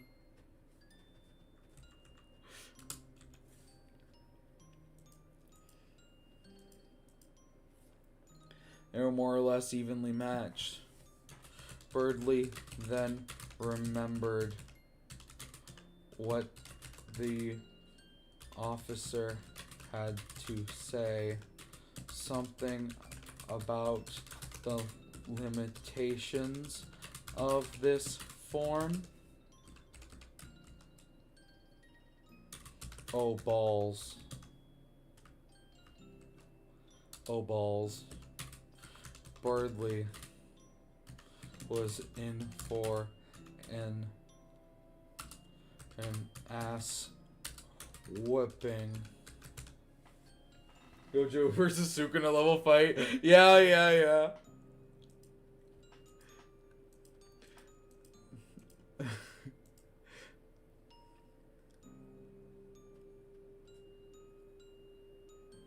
Had something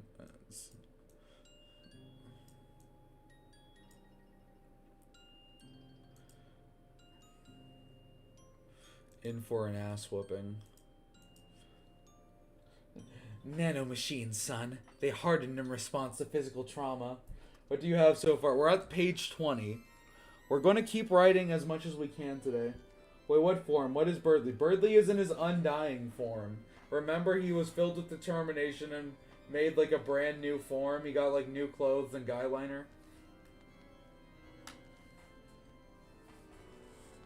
Birdly was in for an ass whooping.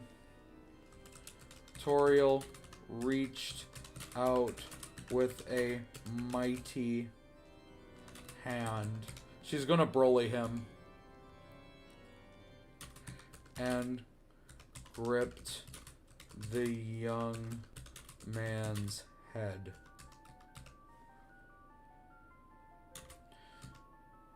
With zero effort,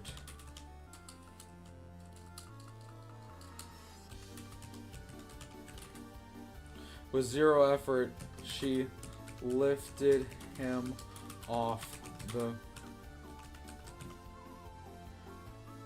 Would you lose? No, I'd scroll Instagram Reels. She lifted him off the ground and smirked.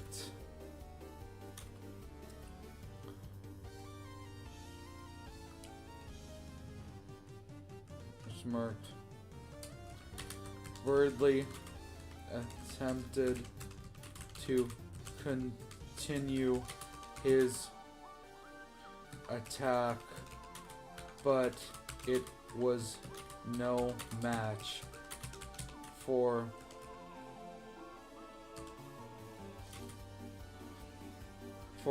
what Toriel did next.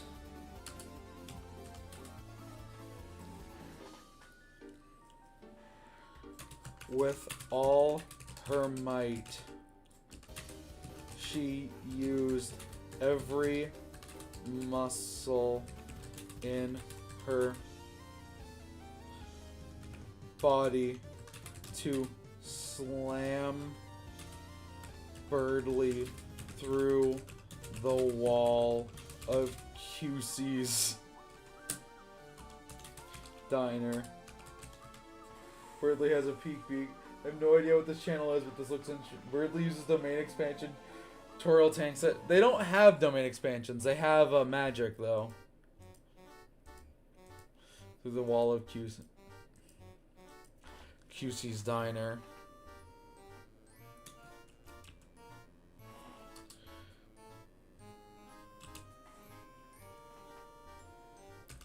Immediately, the once friendly and inviting space that was his diner was now filled with confusion and fear. As Birdly was thrown across the diner with a flick of the wrist. What did QC do to deserve this? She got in Toriel suplexes, bro. No, that's later. Wrist. Birdly crashed into Caddy and Jockington's table. A milkshake being spilt onto his now cracked chest plate, and a plate of fries now caught in his ruffled feathers. I alone am the maternal one. Really has a peak beak.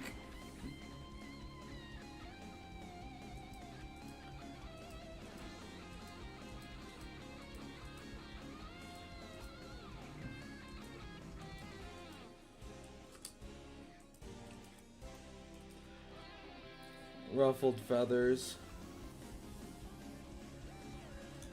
Everyone remember to like and subscribe. True. Remember to like and subscribe. What the fuck are you doing here? Caddy said, her eyes being ripped away from her phone.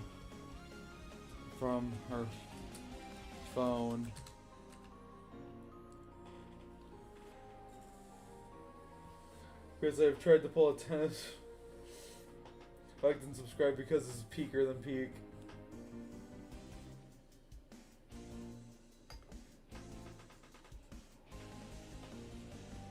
Alright. Ripped away from her phone.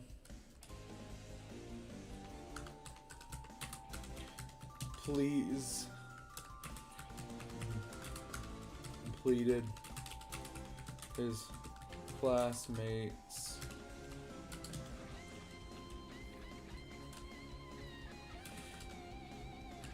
Yo, I can misspell this because Jockington canonically has like a lobotomy, so yo, Birdman,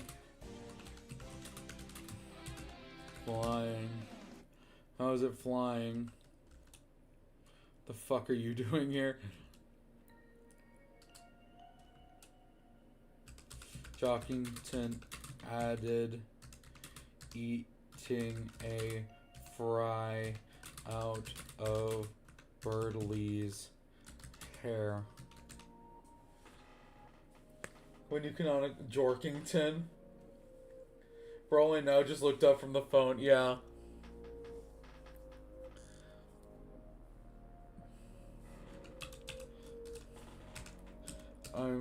Birdley screams.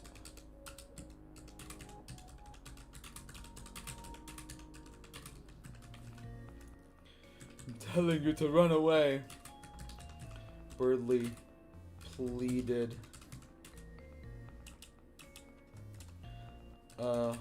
Why?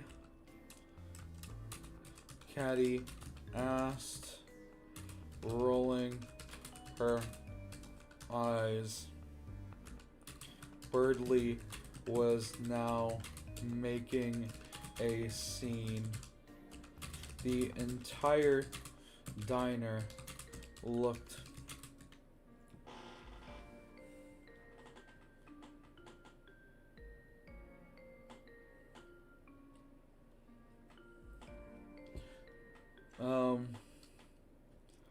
at him and started murmuring among them. Pearl about to go on a rampage after destroying Birdley like how Broly did. That's the idea. Cooler, do not give away free mod ship to people. Come on, that's my terrible decision to make.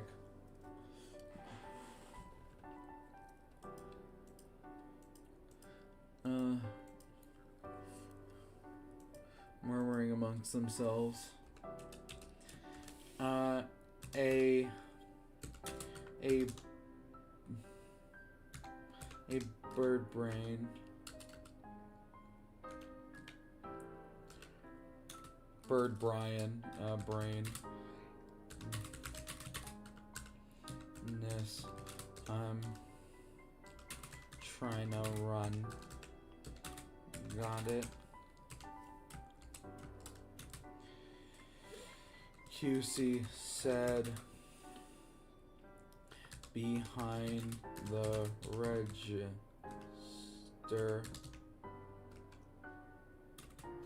Birdley cringed. He knew what was coming next, but to watch.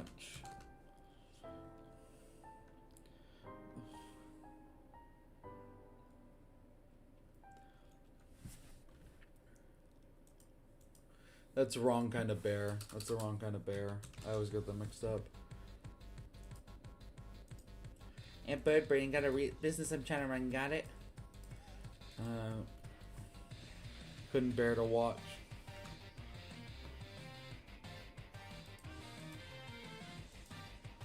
Oh, I guess it is bear. He couldn't bear to watch.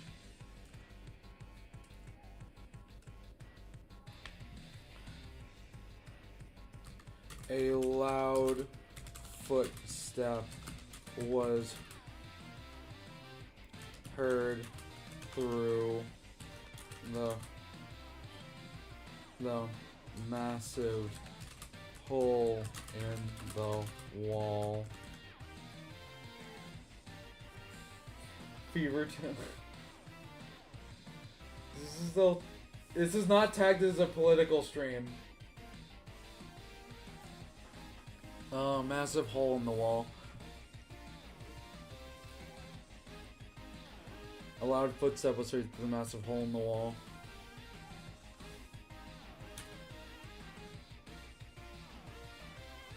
And suddenly, the entire room was quiet. The diner, despite being full of friends and family, saw friends full of people who knew her. They did not recognize the animal Toriel had become. As she walked through the now silent diner. Toriel No Diffing Birdly has a lot of insane implications about communism. Still better than Chainsaw Man? What the fuck? I think I need to restart the music. I think we could start Power of Spamton again if we want. Do you guys want Power of Spamton? The music is going to be like, Hey, you've been watching this for a while. Are you still watching? here.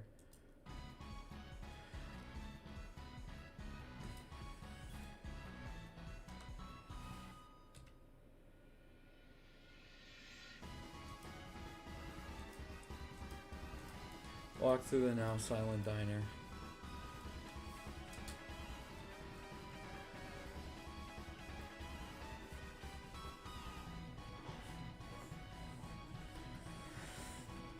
What if it takes an hour? If it takes an hour to read it from eventually to end, eventually the stream should be dedicated to rereading this. Actually motivating me to write too. Silent diner. Toriel looked in the state before her once with the strength to rival her might. Birdly lay half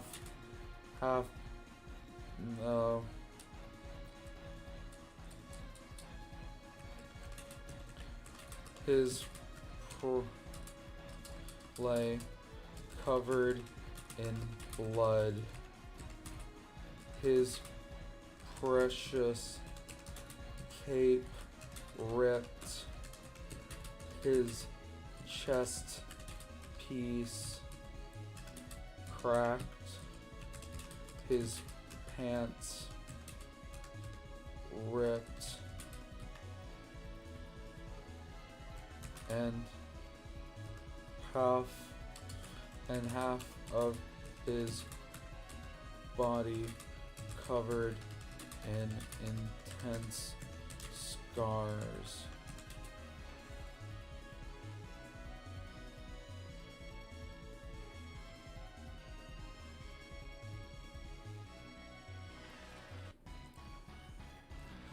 Covered in intense scars. Please tell me this is Curdly? Yes, this is Curdly. That's the reason why they're fighting. and intense scars. Bardley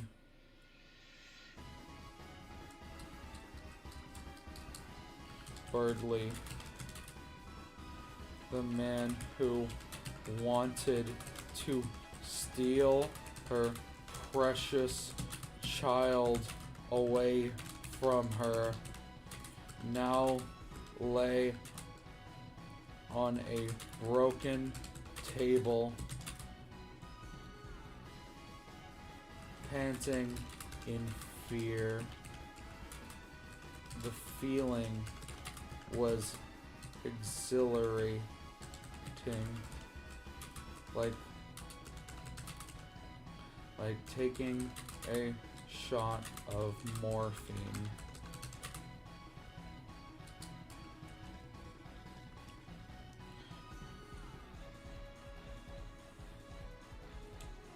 So Toriel smiled and simply said,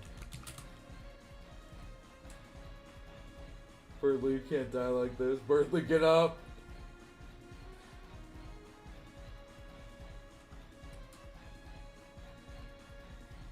Move or die with him. As she raised her hand and whispered,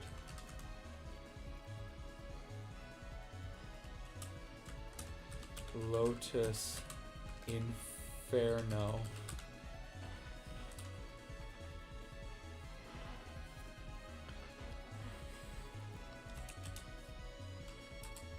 In an instant, a massive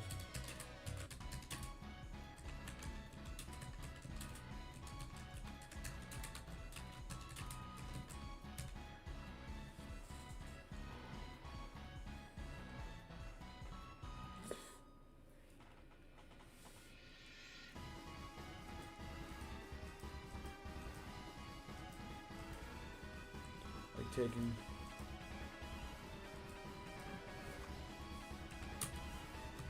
Caddy and Jockington were shocked. They saw the woman who had taught them how to read, the woman who had invited them over several times to play with Chris, now preparing an attack to murder them.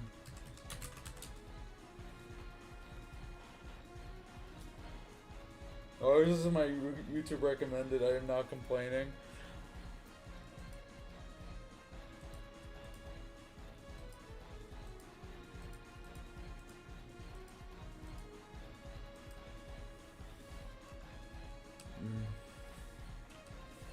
They had never felt fear like this. Both of them, with blinding speed, ran for the hills. Captivate. I got this on my YouTube recommended yesterday and immediately subscribed to Captivated by Writing. Oh, thank you. Ran for the hills.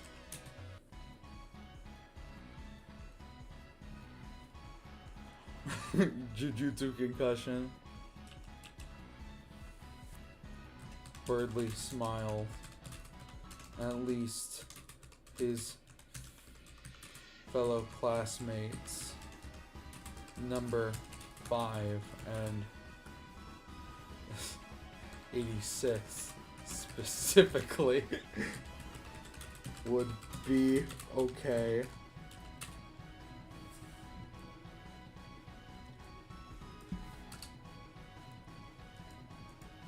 would be okay.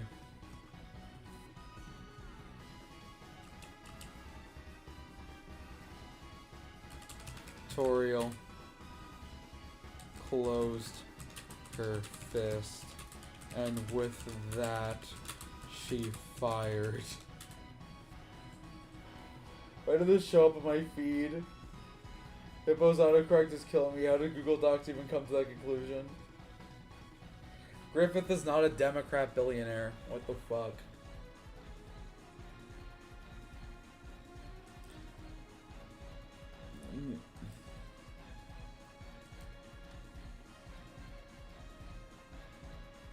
And fired another Lotus Inferno. The right side of the restaurant exploded.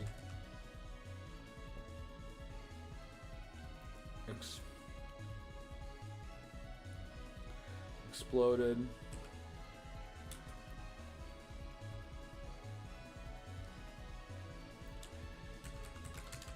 Toriel walked through the hole that the attack had left in the family establishment. I'm just gonna say the restaurant. Hands in her skirt's pockets.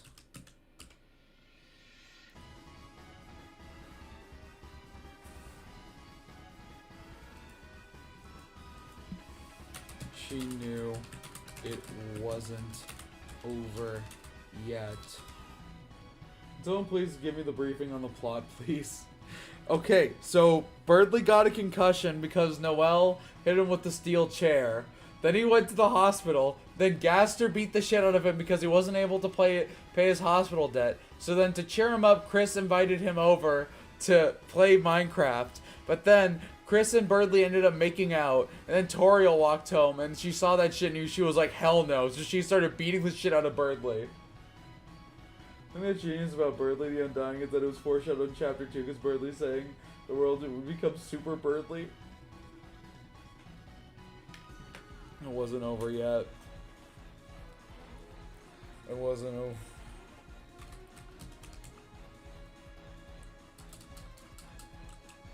And suddenly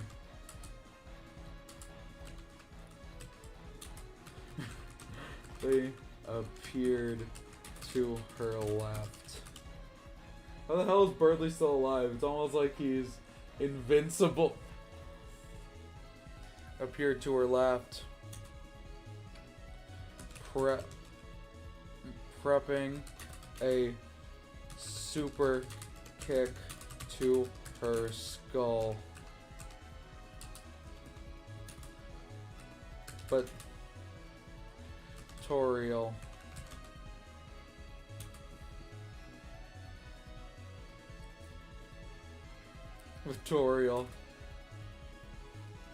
simply vanished, dodging the move. Birdley was really badly hurt.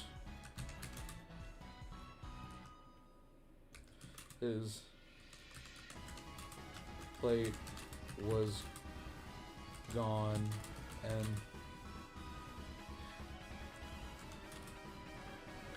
and he was covered in burns.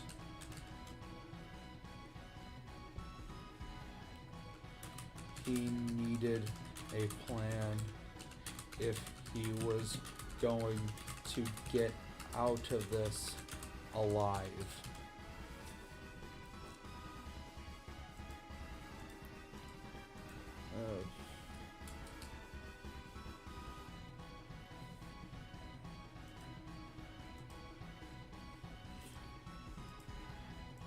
Ed smiled.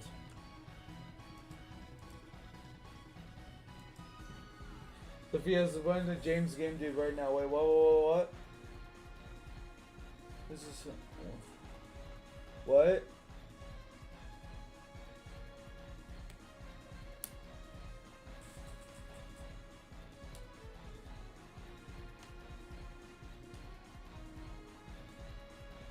Could the dream Birdley had last night foreshadow anything? That he loves Saudi Arabia?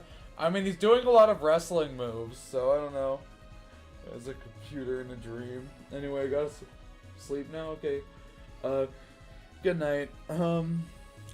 If he needed to get out alive. If he was going to get out alive.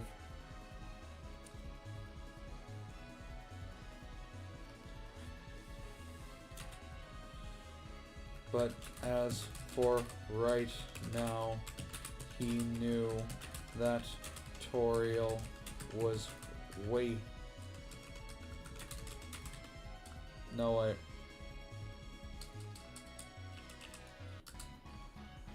Just then, Toriel reappeared behind him, giving him a bear hug. She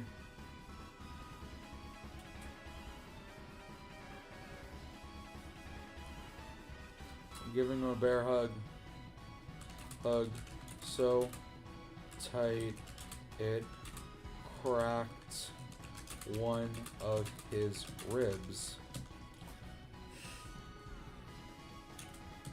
She then fell backwards, creating a perfect German suplex. See, I told you.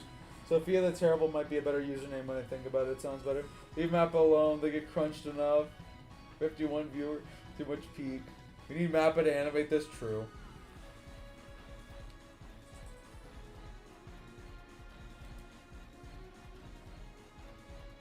When they saw.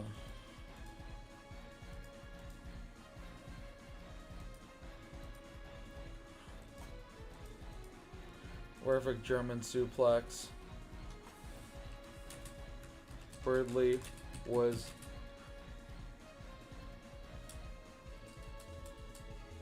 as Birdley hit the hard concrete, he flopped upwards.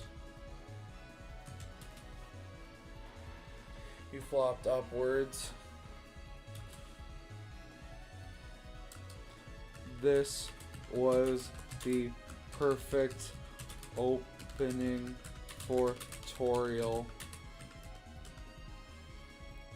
who executed a perfect roundhouse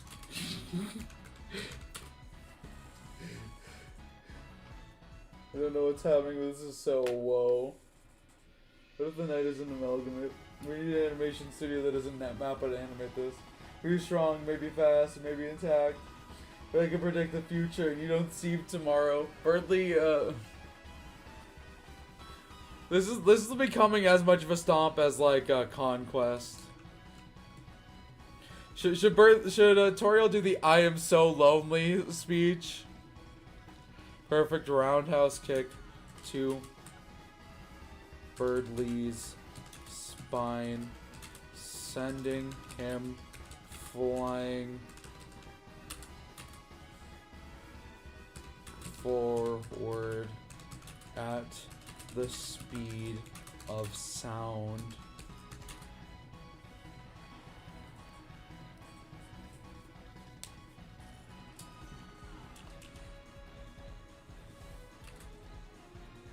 So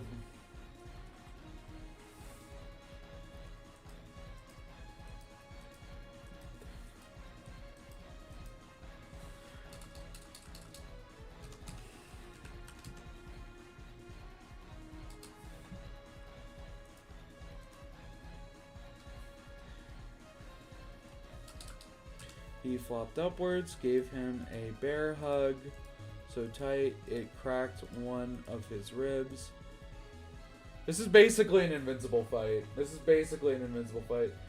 Toriel should do the Am monologue. Ridley was the chosen one. Flying forward at the speed of sound. Birdly was able to catch himself mid-flight, outstretching all of his limbs. How are they tanking as all these kids? He did in fact... They're just that strong. They're just that strong.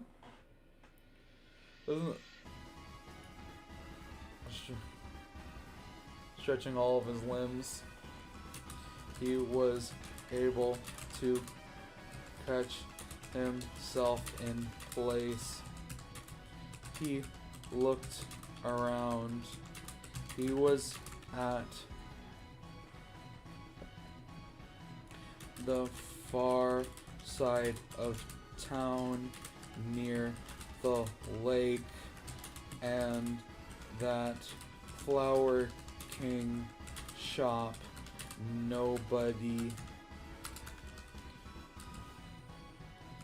actually bought anything from. Does Birdley have his halberd? No, this isn't Light World. Is that music copyrighted? No, it's the power of Spamton. This music isn't copyrighted. It was never officially released. It's under no record label.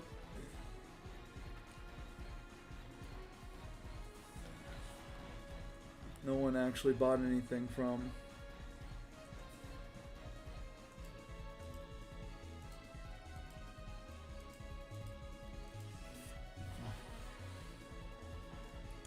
No one actually bought anything from.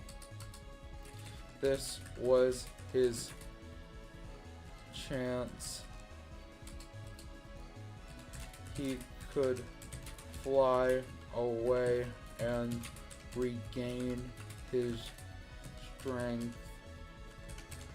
Sure, retreating wasn't the most alpha move, but it seemed like the only option he had left.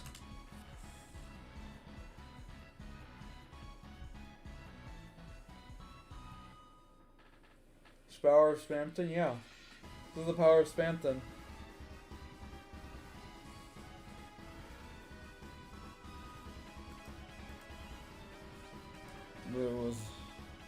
It seemed like the only option he had left. But they heavy parts began to run to my away. In his strength, and then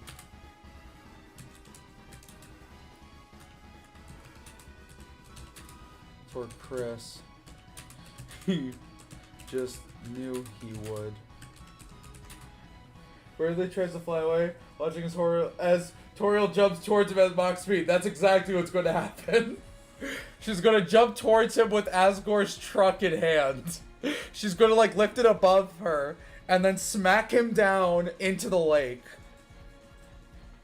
That's what she's gonna do. I told you setting this in the city would make the fight more interesting. I told you.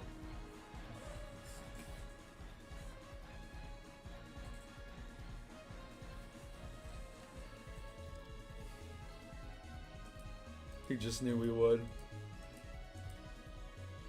Bro, what is Toriel on? Hate, bro. Onion-san is gonna like is gonna shit themselves, dude. They're gonna see Birdley like drowning. Toriel slams Burnley in front of a nearby train station and holds him in front of a moving train. I feel like we've already done enough references. We've had Dragon Ball. We've had some JoJo references. We've had some Metal Gear Solid references. Now we're just basically doing an invincible fight. I feel he just knew he would.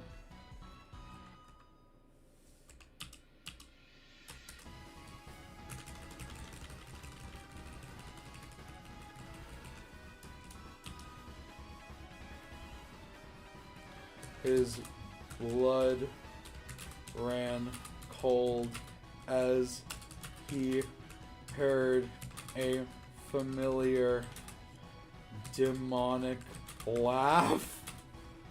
Added some Deltarune references. Did you play Metal Gear? No, I just know the memes.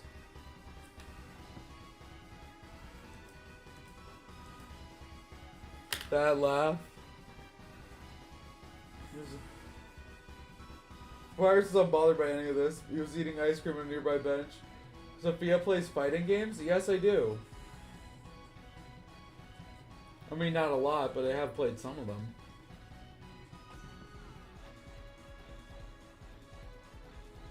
At least she can't use Lotus Inferno underwater. Dude, She's going to boil the lake. She's going to boil the lake over. She's that powerful.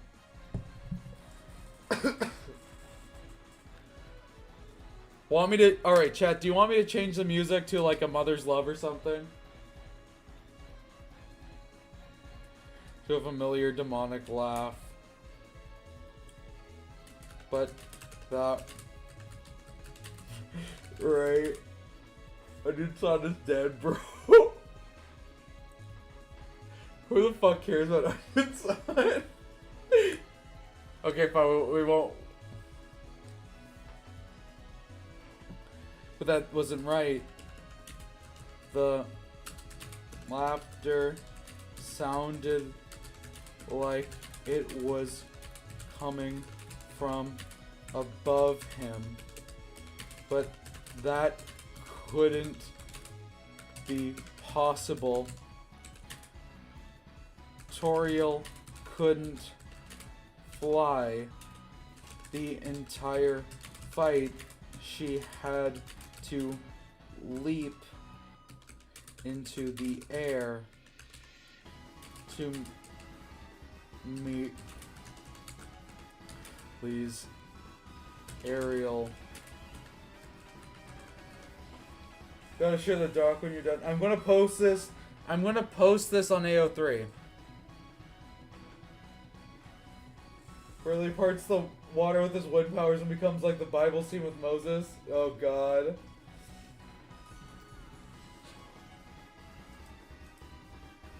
Toriel couldn't fly. Aerial attacks.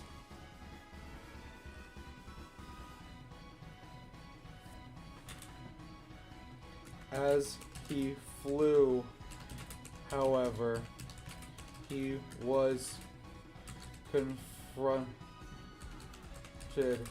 by the new horrifying reality he had come to live in.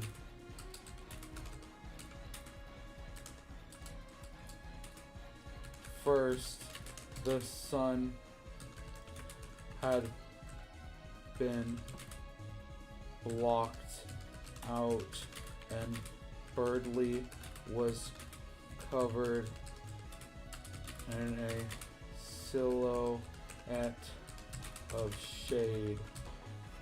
Heartache, trap music, Mother's Love is also peak. Okay, I'll add a Mother's Love.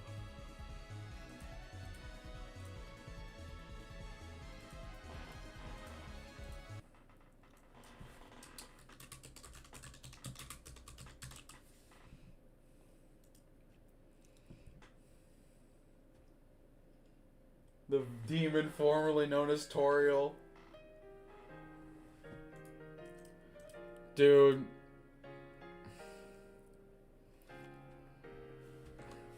The demon formerly known as Toriel. Okay. He had come to live in.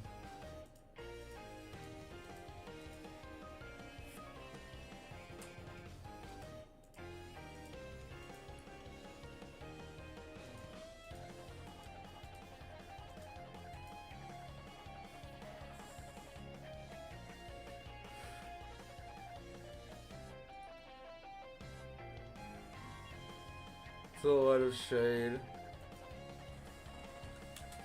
Birdly looked up, and in horror, he saw a vision that would come to define his nightmares. Give me a second, chat.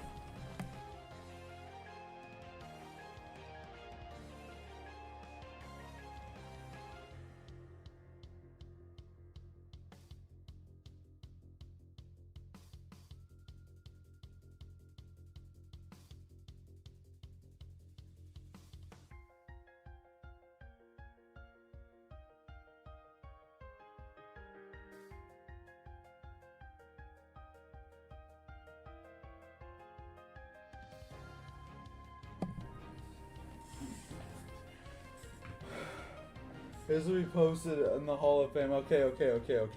I'm back, chat. I had to answer the door. Okay. That would come to define his nightmares. It was Toriel. She was holding up a rusted, dented Jeep in her hands.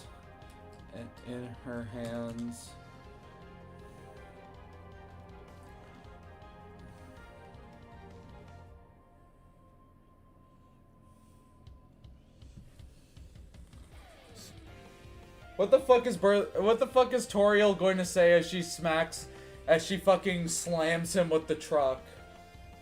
Tetanus Jeep. No, she don't even need a beer because havoc with his vehicle because she's doing the summer. Yeah. Alright. Chat, come on. Come on, what is Toriel gonna say? What is Toriel gonna say as she smacks the shit out of him with the Jeep? It's gotta be good. It's gotta be good.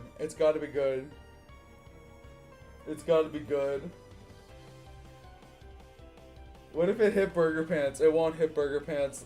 It's currently Birdly and Toriel fighting.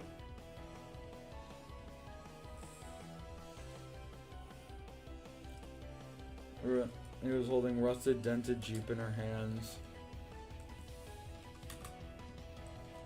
Hey.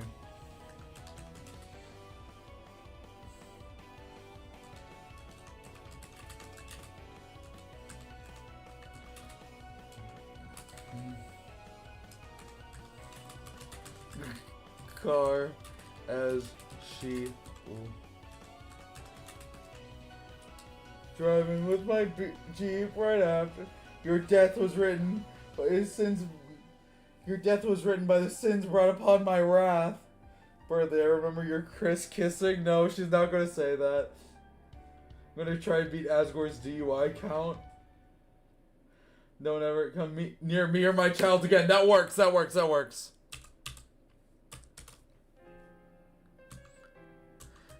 Don't ever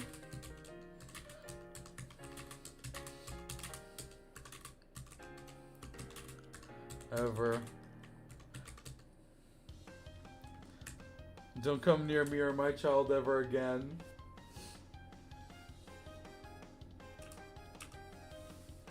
Birdley's eyes widened.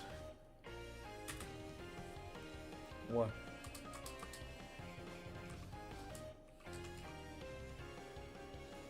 Berdly, you're not a Sigma, you're a moron! Toriel doesn't know what a Sigma is, though. Berdly's eyes widened.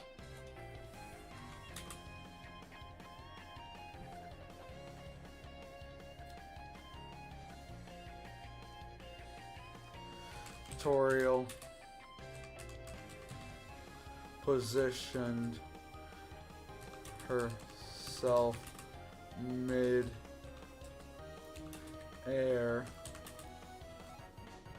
bringing the truck down underneath her, letting gravity take its course.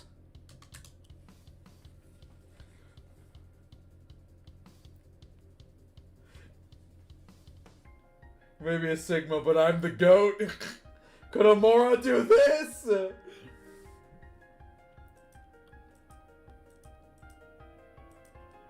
Letting gravity take its course.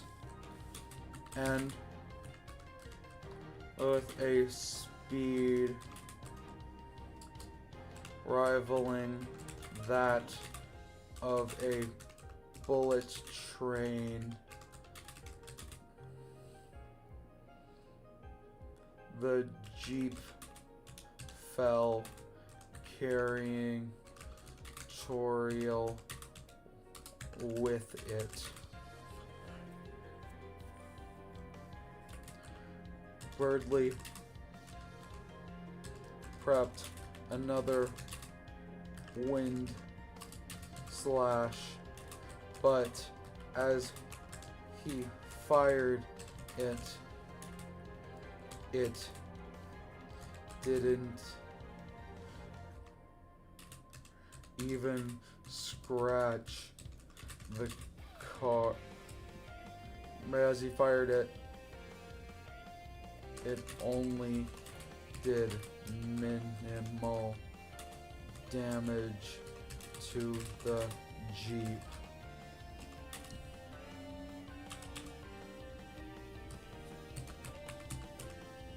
Because Sophia's a junkie after all, she depends on heroin. What the fuck? But they will. Berdly is so dead. We like seeing a broke streamer entertain us. Sophia, you should give all your fake goals so people donate. Oh, okay.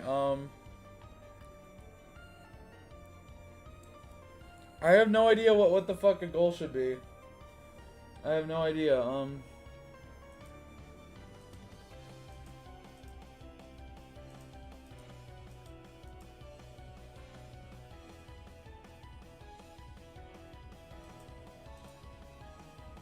Crash.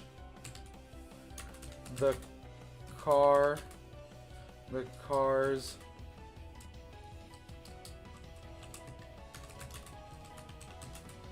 bumper slammed into Berdly.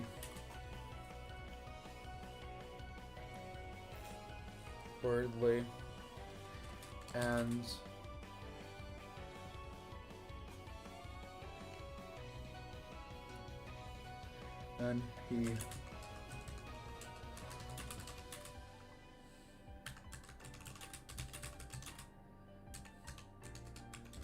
vehicle. What should we be in the night? Fuck no. But ending the meaning of life. Jarvis launched Luke's. Being less of a bum. No. No, this goose broke ass never going to be able to buy another truck. We'll also take down the holiday administration. No.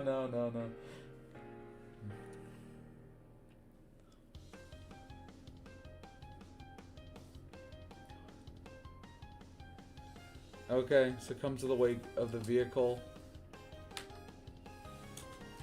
And he fell along with it, feeling it crush his bones.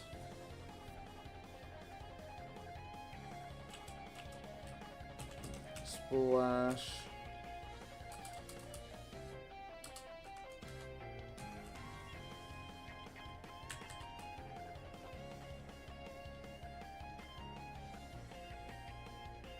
Tutorial, it's late, go to bed. Nah. Working on a high school AU for ritual sacrifices and stuff. I just think the Jiraiya death scene Naruto.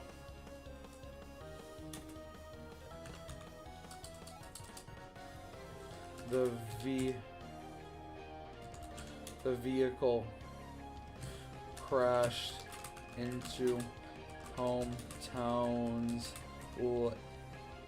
like creating a tidal wave that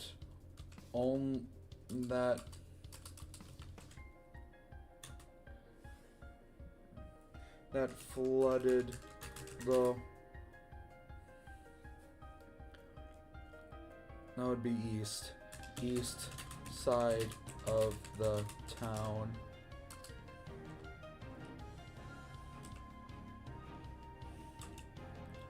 Birdley was nowhere to be seen. Stream fell off. Why? You can't just say stream fell off, you have to tell me why it fell off.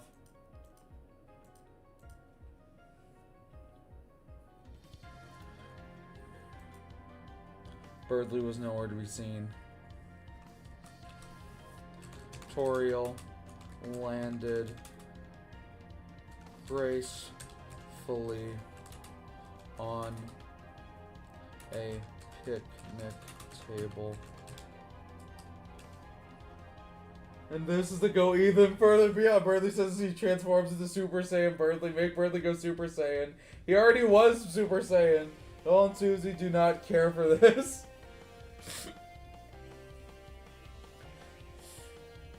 Toriel landed gracefully on a picnic table.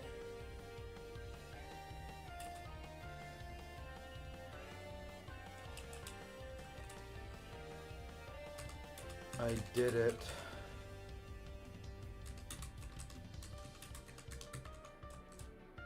He's dead.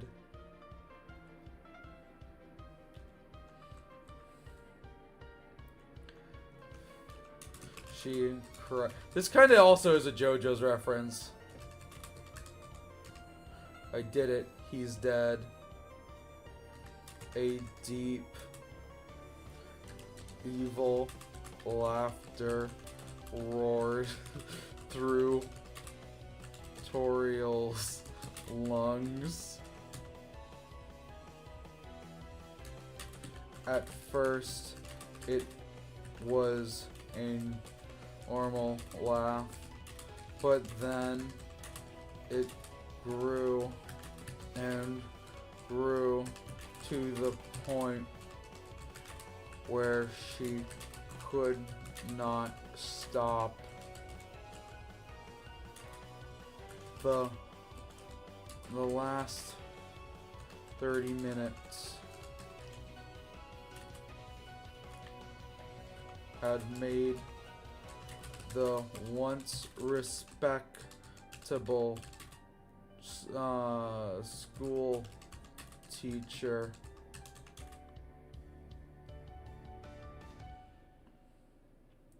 lose her mind.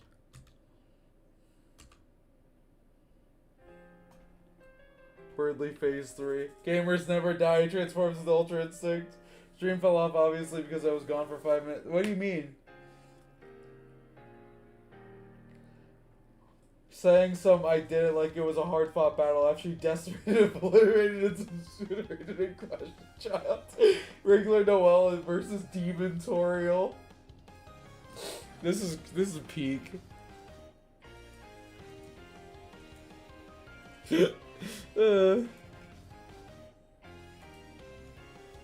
She lost her mind.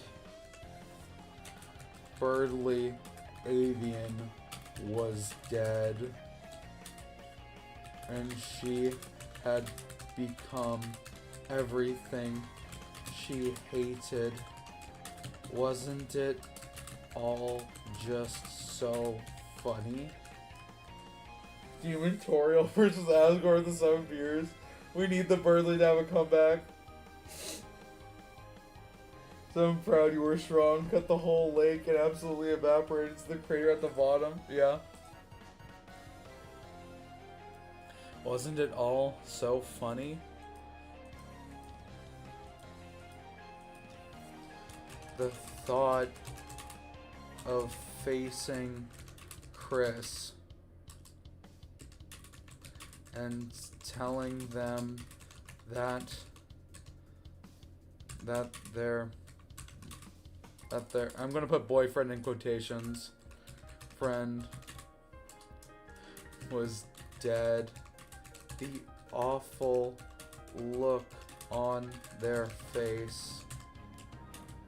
The years she would spend in prison. They all seemed so horrible.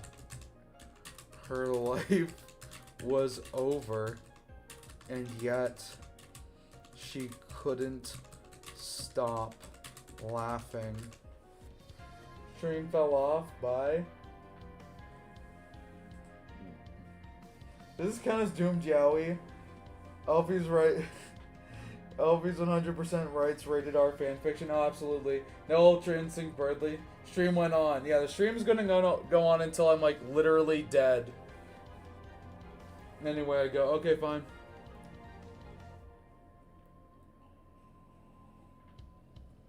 Couldn't stop laughing. I like how everyone's just referring to this as Demon Toriel.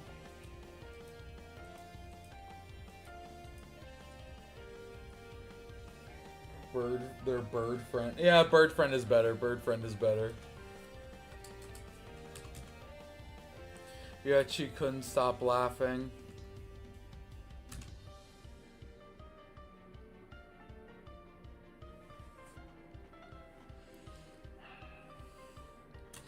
The pain from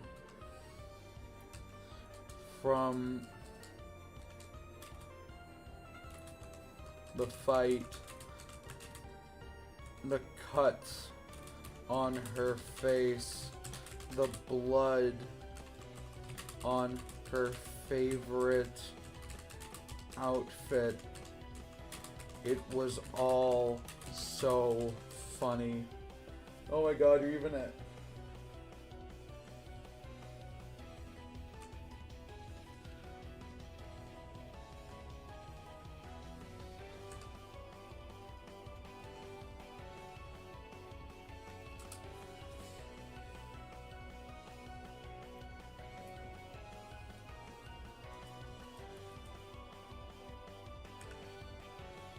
Oh dear god.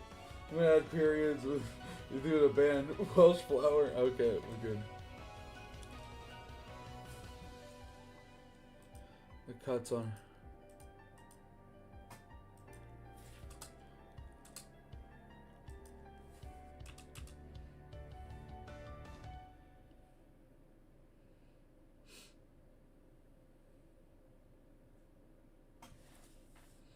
She thought of how hypocritical she was, getting angry at Asgore for his rage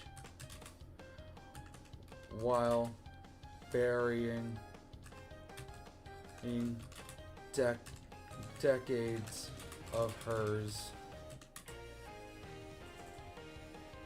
Do spam 10 of my life is yours? No. Let me write that in brackets too. Let me write that in brackets.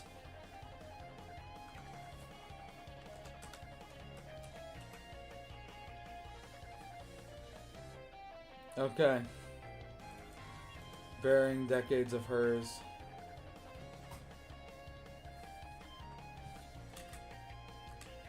Tears rolled from her eyes.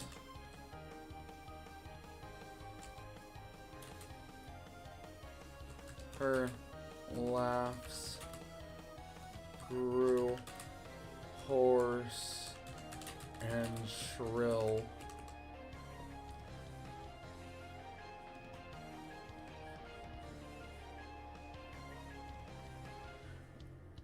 voice grew hoarse and shrill, and yet she did not stop.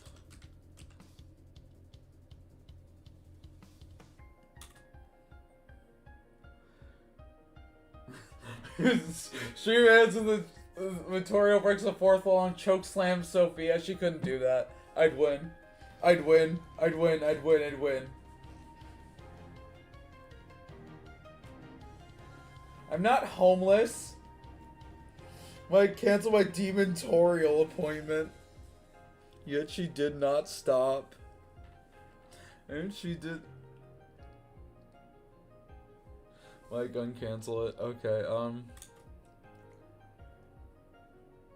I'm very fortunate to not be homeless. But basically, and yet she did not stop.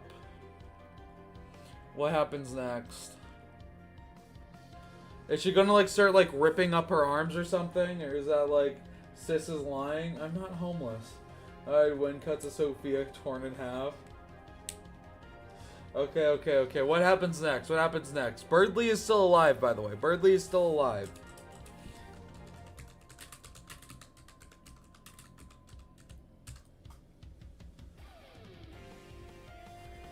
Her name is Toriel, the demon that comes when you write Peak. The dreamer a house will blow up. Biblically accurate Toriel. Bird friend, am dying.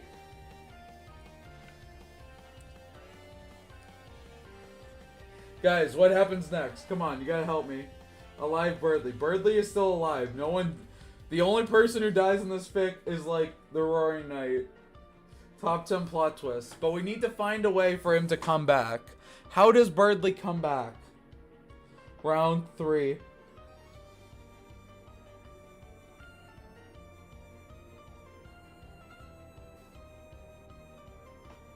Well, alright.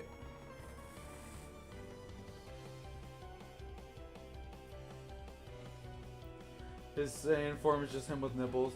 Might give Birdley a... Okay. Onion-san saves him. I like that. Any other suggestions? Because if not, we're gonna go with that. Toriel rips out a random passerby's eye and shoves it into Birdley's mouth, trying to choke him, but it actually powers him up. Of course, the roaring Birdley smokes weed. Okay, guys. Onion-san saves him is the only one I kind of like.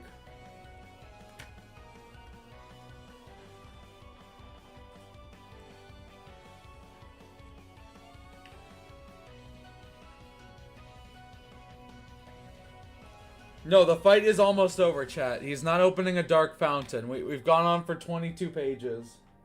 The fight is almost over. We need Birdley...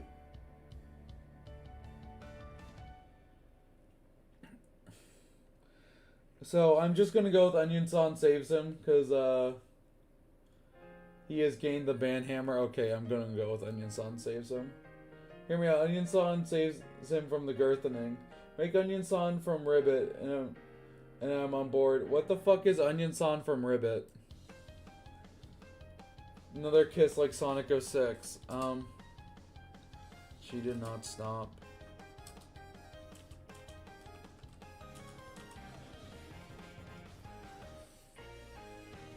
Alright. I'm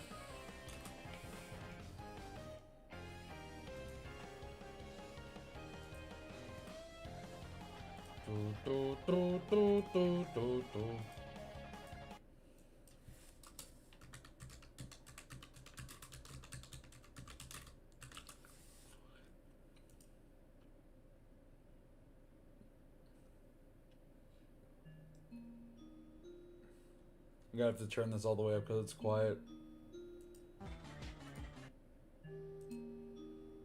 That was a jump scare.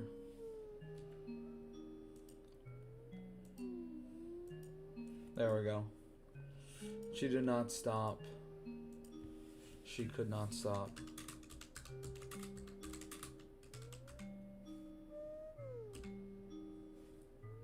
Happy Christmas.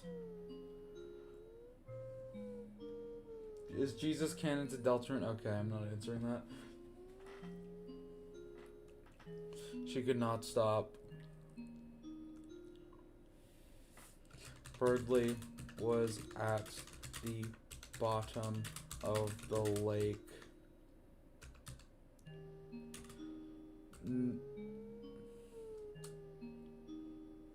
There's lake.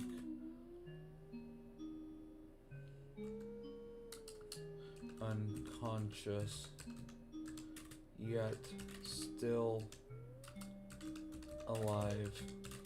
He had returned to his base form. What is the background? Oh right, I haven't shared this.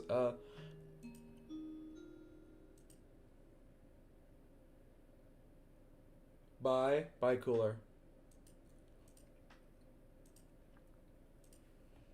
Oh, I didn't loop it.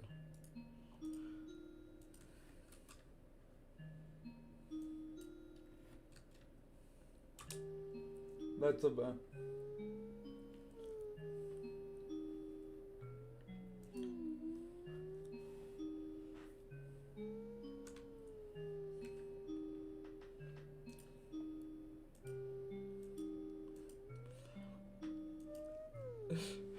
He had returned to his base form.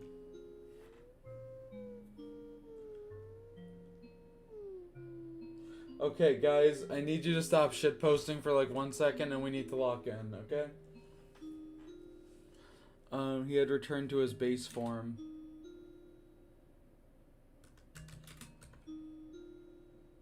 Body broken and beaten. It seemed his fate was to drown at the bottom of the lake.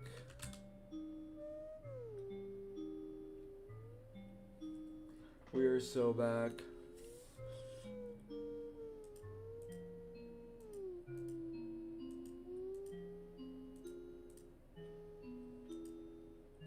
Turn off his meds. Tenna, your ideas are shit. Okay. At the bottom of the lake. If Birdley were conscious, he'd remember the first time he'd played the Dire Docks level in Mario 64.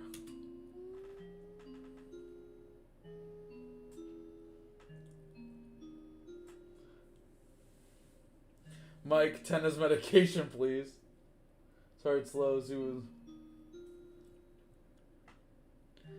Wait, though his breath was gone and his heart slows, his will to live was holding strong. Okay. Did Birdley drop into Lake or Toriel drop him? Toriel dropped Asgore's truck on him, and he fell into the bottom of the lake. She fucking road rollered him midair. And Mario 64. How that level had scared him as a hatchling. It was ironic. He was to meet the same fate as Mario did that day.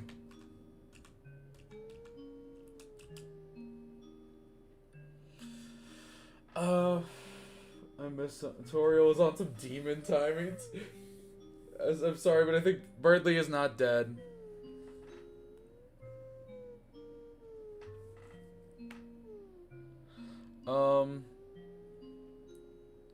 It was just then.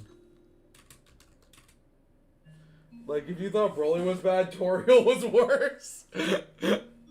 Toriel was fucked up.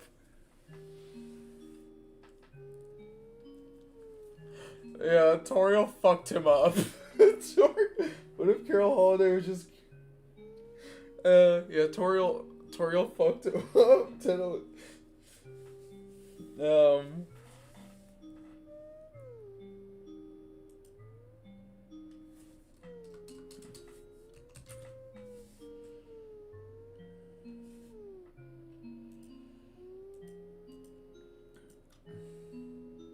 Was she what looking for? Broly versus Demon Toriel when I want that. Birdly grabs a metal cap and becomes Metal Birdly. Okay. Calm down. Just then,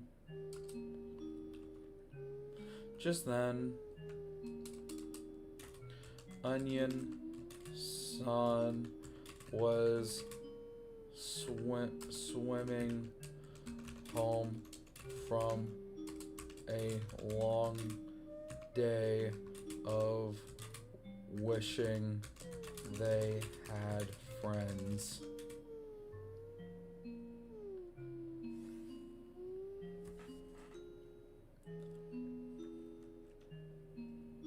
Was swimming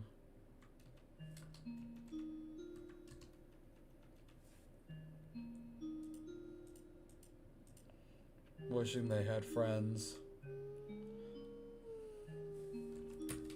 This was until they came across a most unusual sight.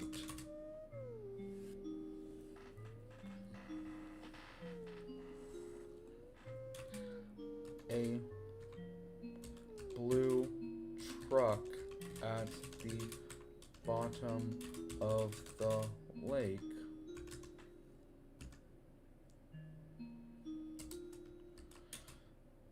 Huh. That was weird. Did someone get how to drive or something?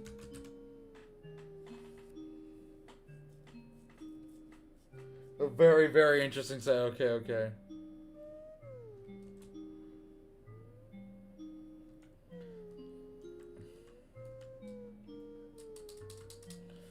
Very, very interesting site. It's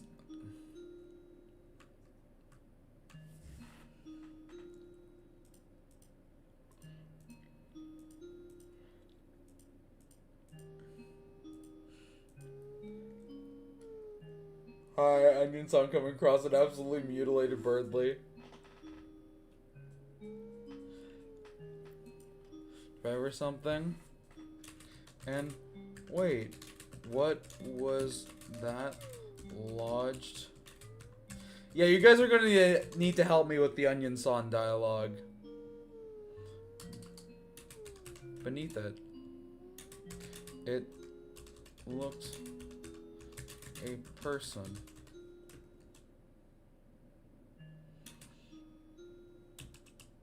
That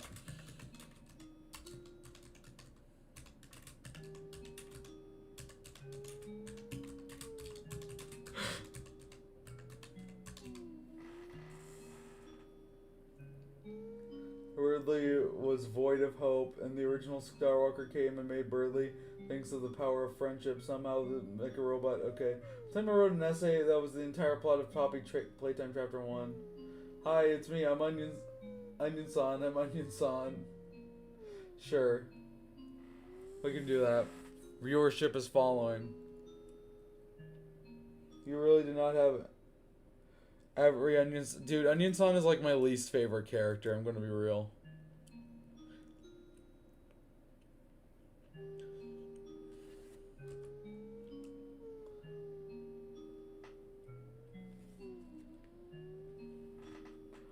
Hey there, buddy. You shouldn't be sleeping like that, you hear? I slept under a big truck like that one time. My spine hurt for a whole month, you hear? Don't actually know if I have a spine. That's perfect. That's perfect. I'm stealing that.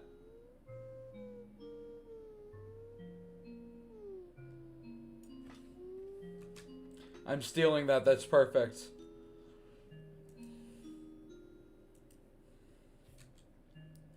Okay, we're gonna...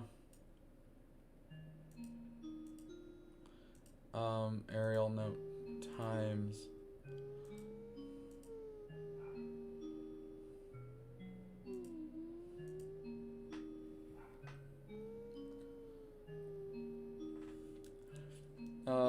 Strange. Who gets ran over underwater?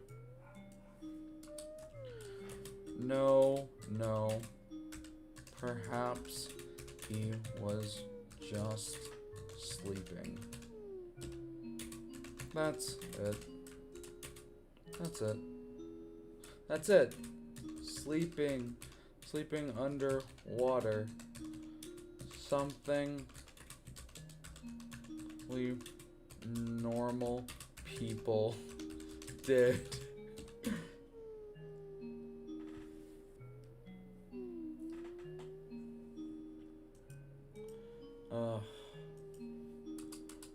God damn it.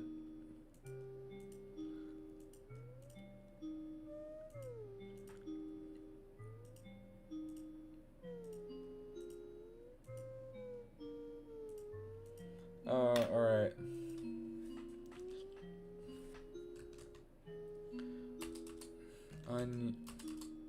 Onion-san swam up to him, striking up a friendly conversation.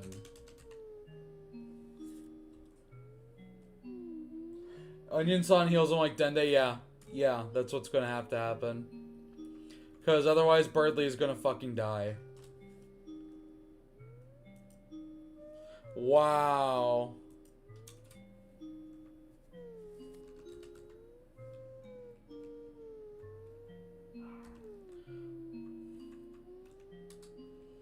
Onion-san, oh my god.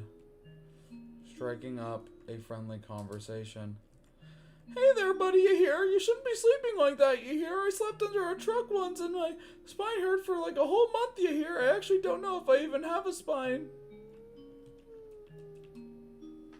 But the person didn't respond. How rude. Oh, wait.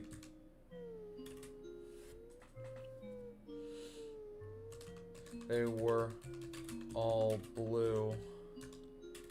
Oh no. Did this person drown?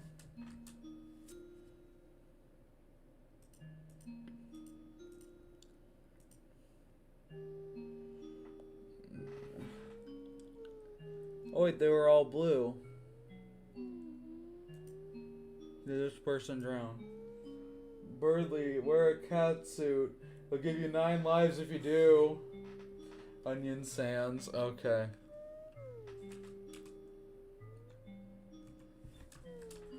Are you drowning? If yes, say so. If no, say nothing. Birdly's always blue, that's so funny. If no, say nothing.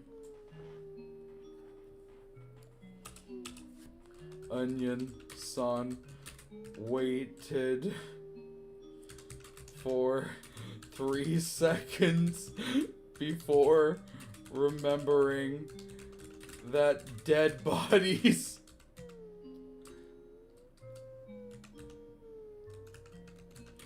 people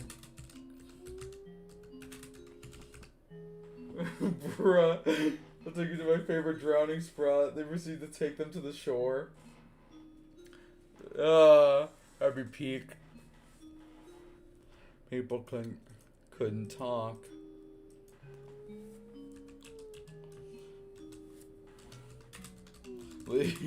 OG.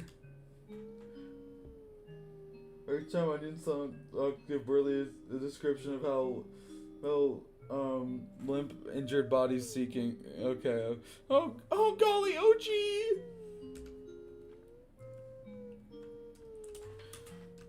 Onion San began to worry. Onion Sands, oh my god. Worry. They had never attended a drowning person before. We're 3 hours into the stream, by the way. We're gonna do a read through once we reach 30, and then we're probably gonna. Yeah.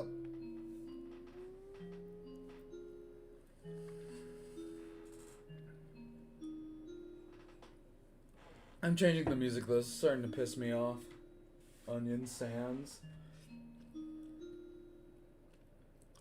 Birdley is an amazing comedic character. Thank you.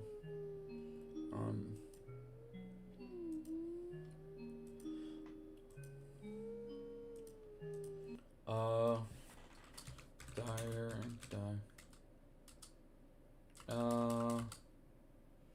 Bubble Man stage.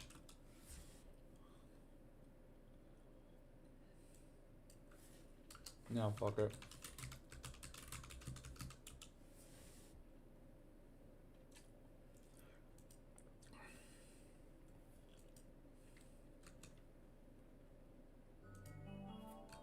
There we go.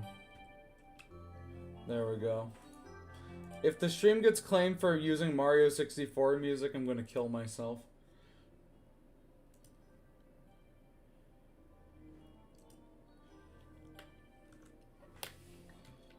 I feel like this is a perfect theme to juxtapose the music.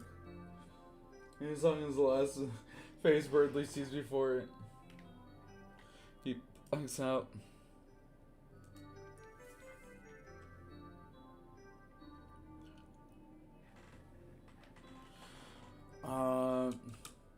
Just then, Birdley awoke, choking on his watery tomb.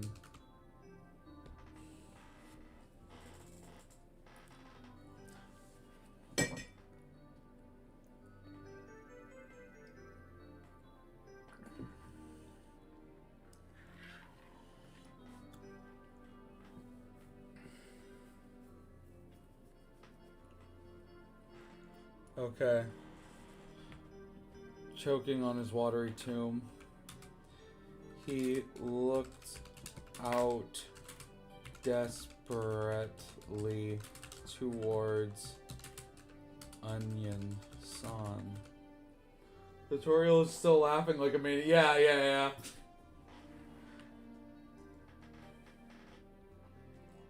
Does Birdley hear Gaster singing as he's dying? No, Gaster is a doctor.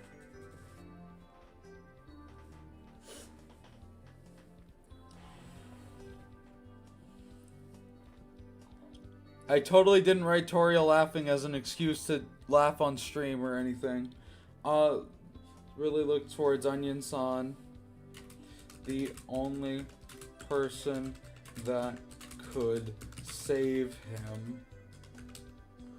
Chris, where the hell are you?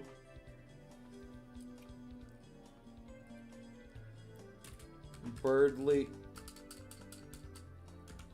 It took all of his might, but Birdley outstretched a wing.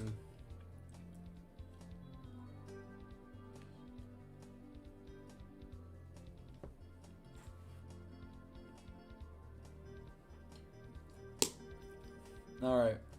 I'm throwing away the gum I've been chewing for 3 hours. Alright. But Birdley outstretched a wing.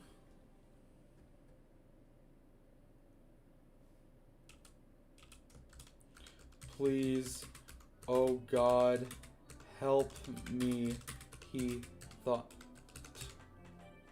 Give me a second. I'm changing the music again. I can't focus. I can't focus. I keep thinking of stupid shit.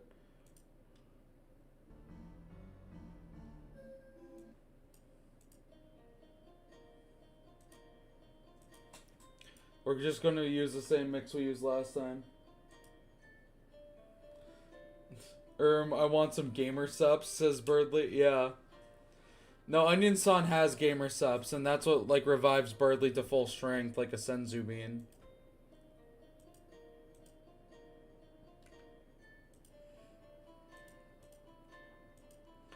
Towards Onion-san. Please, oh God, help me, he thought.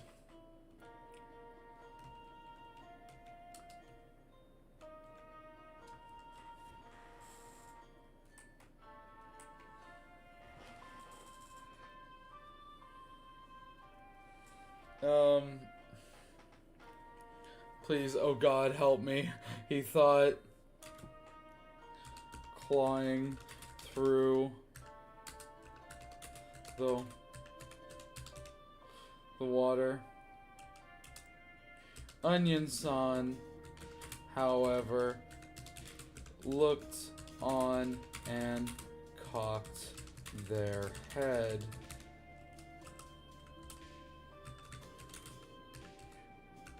What a weird...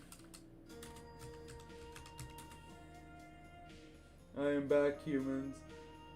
Go do bird seeds, kids. So, honest to God, I forgot Birdly was a bird. What a weird person they thought. First, he had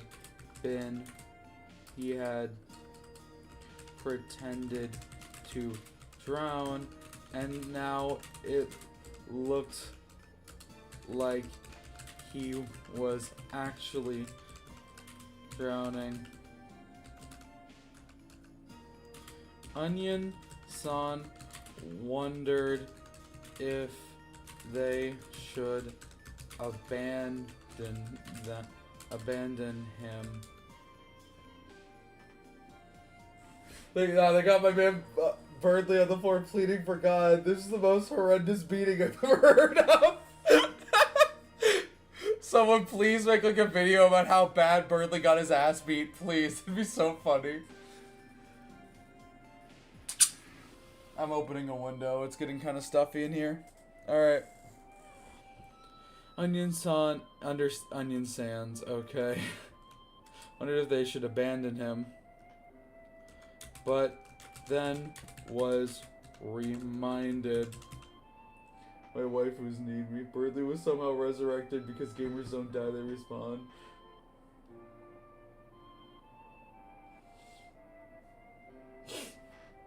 Birdly resurrects like a phoenix. Okay, these are good ideas, but he already had his undying form. My waifus need me. Whenever he dies, his corpse bursts into flames, but he doesn't have flame magic, though. Okay. Towards, Onion. But then was reminded that they had no friends, no family, no job, and basically only talked to salmon all day. This one... oh god, Toriel's theme. She's still laughing. Birdly's last breath. Phoenix Birdly. Please someone give me determination. This base Toriel I'm against. 0-7, 0 wins, 0 victories, 7 fucking chair shots from Noelle.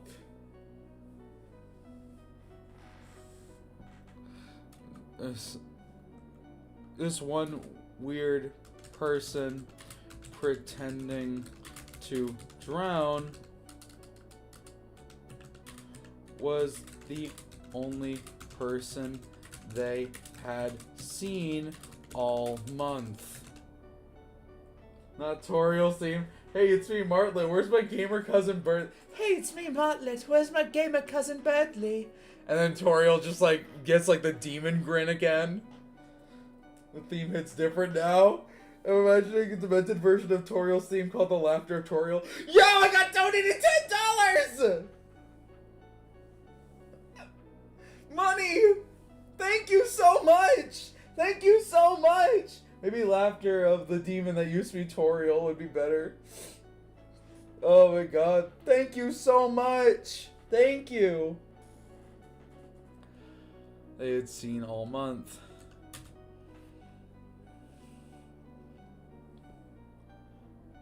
People of Earth, raise up your hands and give Birdly your power to be Demon Toriel. Yeah, true. Unironic. Chat, raise up your hands and give Birdly your energy! He needs this! You have acquired funds. I have.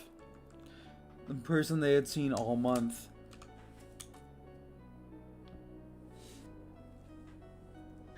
Okay.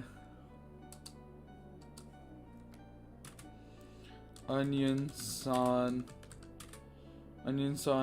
realized that if they abandoned this weird blue thing, they would be alone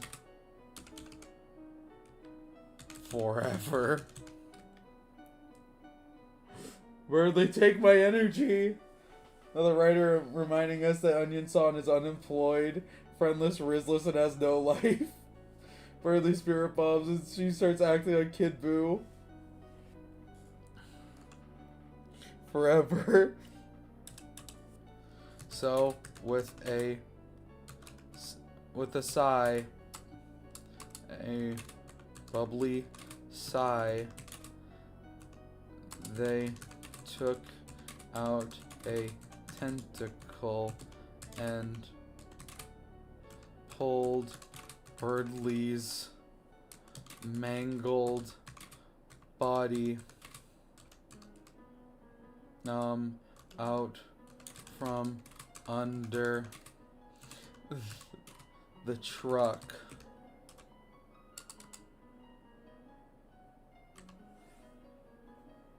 I feel like we should cut back to Toriel. The truck. And they took him back to their home.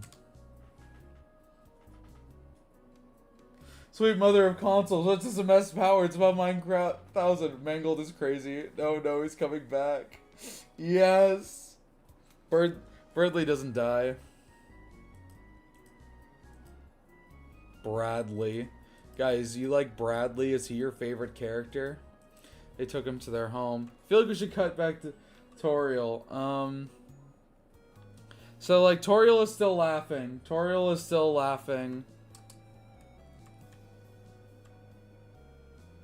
I feel like we should have an emotional scene between Chris and Toriel. I feel like we should have an emotional scene between Chris and Toriel right now.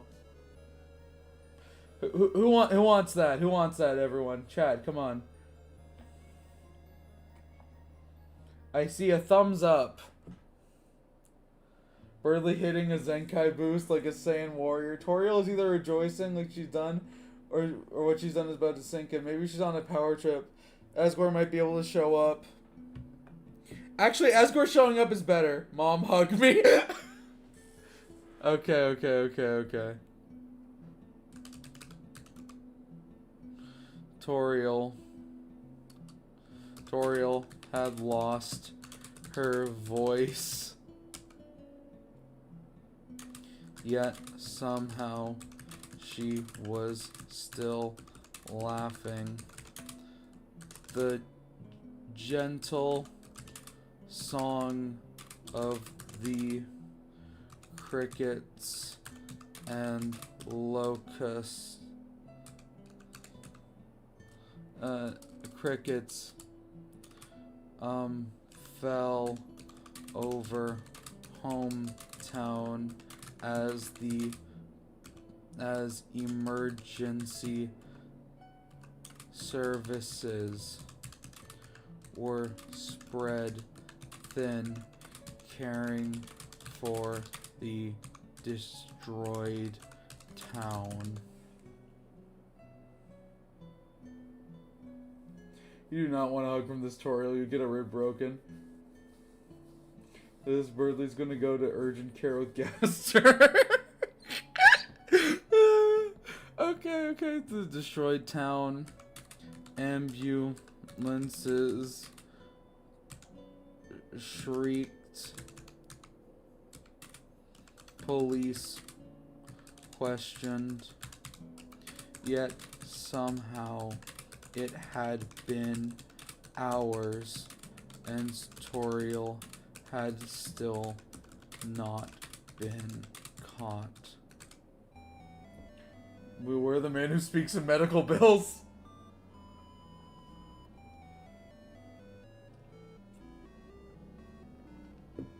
Oh, that's good.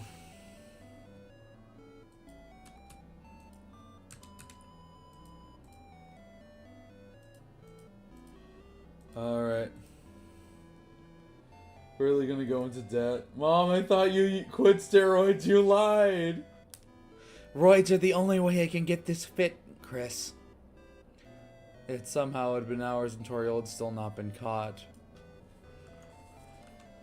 She wondered if perhaps it was fate. So okay, so who's going to appear in front of Toriel? Is it going to be Chris or is it going to be Asgore? Yo, what's up? It's me, Charlie from Smiling Friends. Hey, yo, did the bird just turn into dust?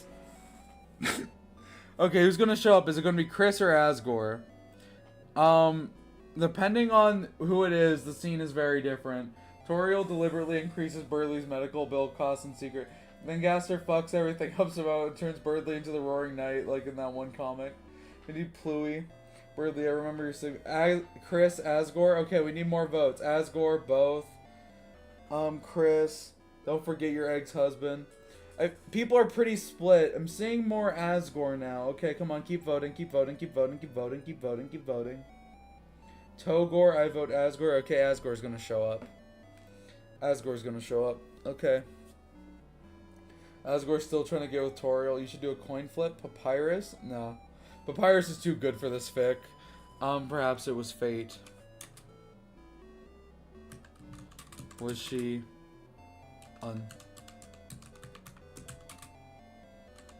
the thought was hilarious.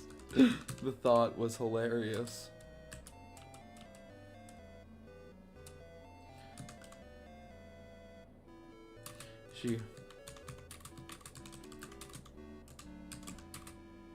She heard leaves crunch behind her. Instinctively, she turned around, ready to fight. Asgore is funnier to me. It makes sense, like, for Chris to show up since they're probably worried. Don't know. It's just started, so I'm imagining Toriel took a sip of a protein shake and became this. You may have become a torchable, but and murder Toriel, but never in divorce. Can't get over Asgore canonically stalking Toriel from the bushes. Okay. No, he's not stalking her. Oh. It was him. Chris will sing slurs to destroy Toriel. Chris would be better because I thought the reason... Yeah, I wanted Chris to be like, Mom, what the fuck? And Chris is like... And then Toriel is like, this is good news, Chris. We can finally be who we've always wanted to be. No more kowtowing to the weak. We can finally be strong. And Chris is like, Mom, did you just beat the shit out of my bird friend? Like unironically Omni-Man shit. They're comparing DUI kill counts now. But Asgore, okay. It was him. These were my friends, and I won't let you destroy them! We can finally be bees. Chris, we can finally be bees. It was him. We already decided it's Asgore. It's Asgore. So Asgore's here. We can do the Chris scene later. Because Birdley's going to need to take a while to recover. Chris Dreamer is a bee. Okay. It was him. Asgore stood, a concerned look stretched across his face. Crispy, I hope you like bees. By the way, I've kind of forgotten what the thumbnail art looks like. I'm gonna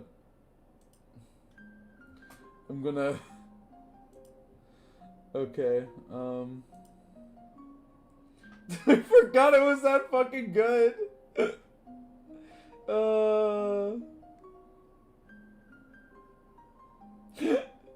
Oh, that's fucking amazing. I did too, to be honest. Okay. Instinctively turn around, ready to fight.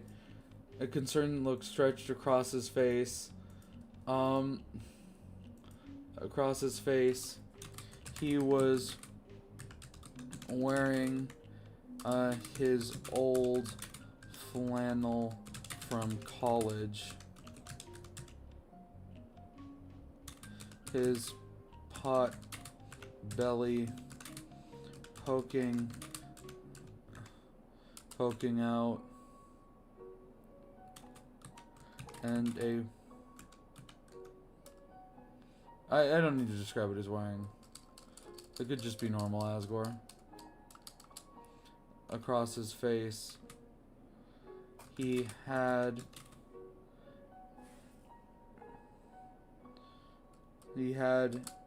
a thermos with golden flower tea in it. Took the flannel off his desk, he ran over, okay. Hey Demon Toriel, it's me, your ex-husband. What do you mean you threw a truck at a gamer? Tea in it. He looked disheveled, like he hadn't slept in years.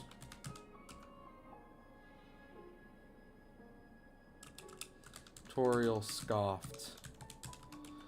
This pathetic creature in front of her was nothing. Can't spell Minecraft. Asgore doesn't want Birdley to die because he was teaching him how to have a skill issue. Better at Minecraft and be better closer to Chris. Oh, Tori, I brought some flowers and what the fuck? Oh, Tori, what the fuck happened? Tori, what the hell?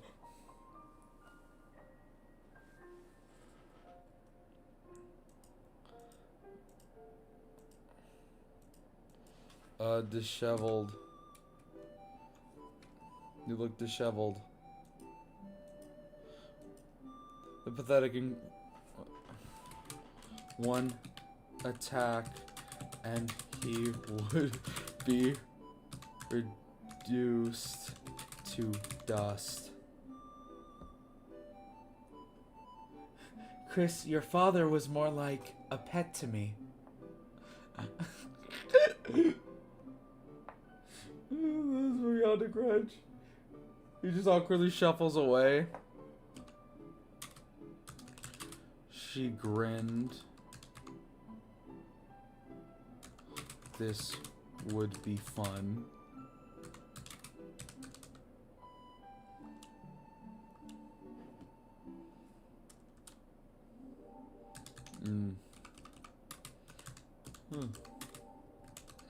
I like how everyone just accepted Demon Time Toriel. Mom, where's Dad?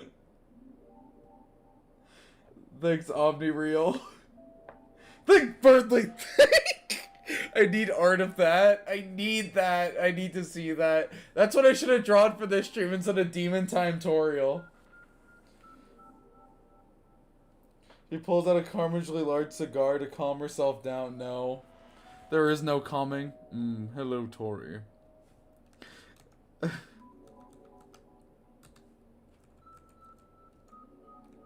This would be fun.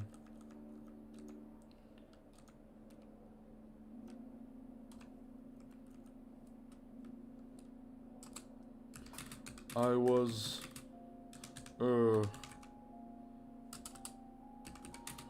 looking for my truck, and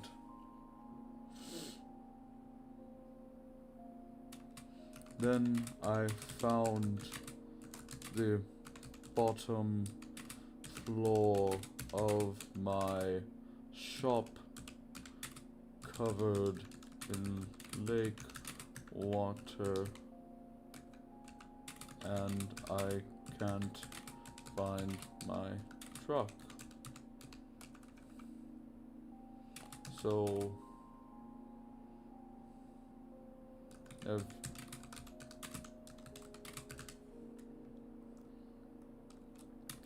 Asgore asked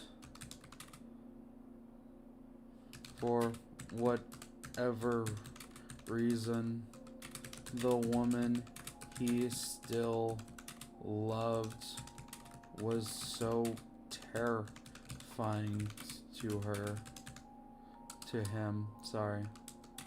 He loves. Let's just say he gave my heart a concussion.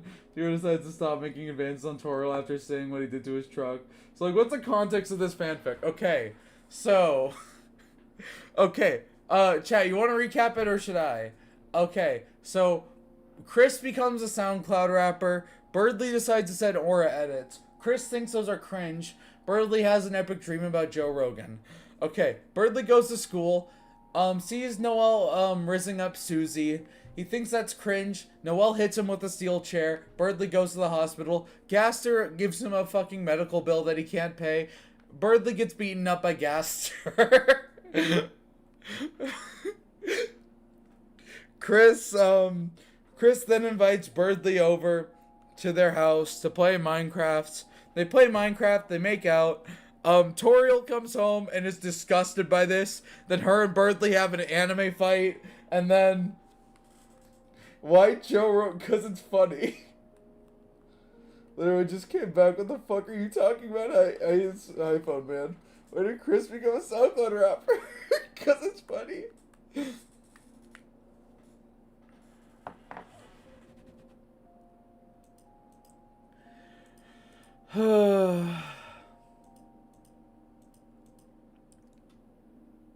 You mean Minecraft? Yes. So Birdly got his ass kicked by Toriel even after achieving a new form.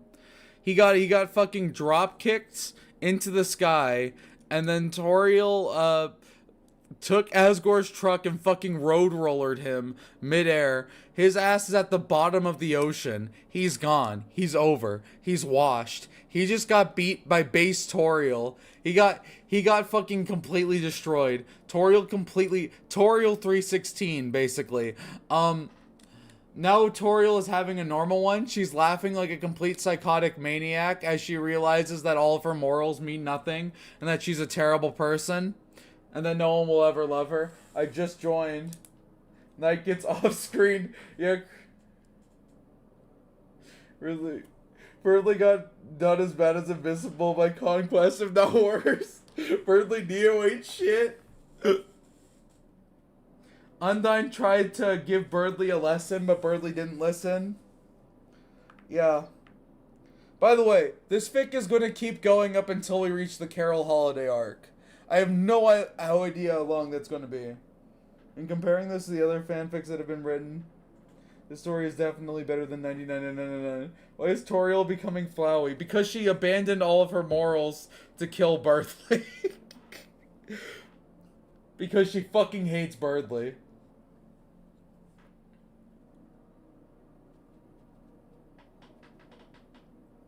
Also, the idea of Toriel becoming like Flowey is really funny to me. Birdly the dying was somehow so terrifying to him. So now Asgore is here. He's looking for his truck, which is at the bottom of the fucking lake. Who doesn't hate Birdly? Chris. Cora likes Asgore. They get together because Asgore loves her even though she's a demon. They proceed to become a child-murdering power couple. No. The only children Deltarune and Asgore killed were by accident. Or at least that's what he told his lawyers. Okay. He's so loved, but somehow it's terrifying to him. She hopped off of the... I love writing Toriel with so much aura. It's so funny. It's always pretty... Toriel's exclusive is the reason of hating Bird King. She hopped off the picnic table. She hopped off the picnic table, smiling with childish delight as she did. He's gonna kill her. This is why I signed to write a crackfic.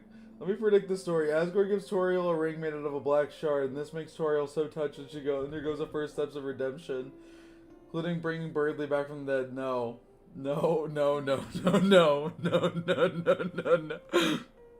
Smiling with childish delight as she did.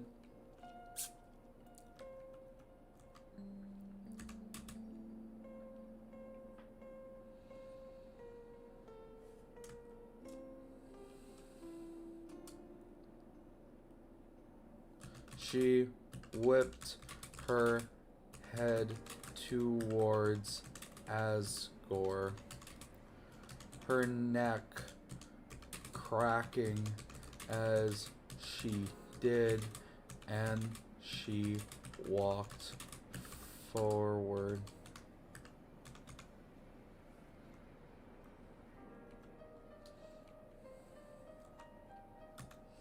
We need someone to have a shadow crystal. Okay, Roaring Knight, just cause a roaring. When does Broly from Dragon Ball appear? What do you mean? She's right here! I was gonna make one joke so cringe she decides to kill him later. Okay. I'm sorry, Demon Toriel is so funny to me. Give Birdly the shadow crystal. If Birdly gets a shadow crystal, he's using that shit like epitaph. Togor should have, because he's free from being a fetus. Okay. I'm gonna pretend like I never read that. And she walks forward.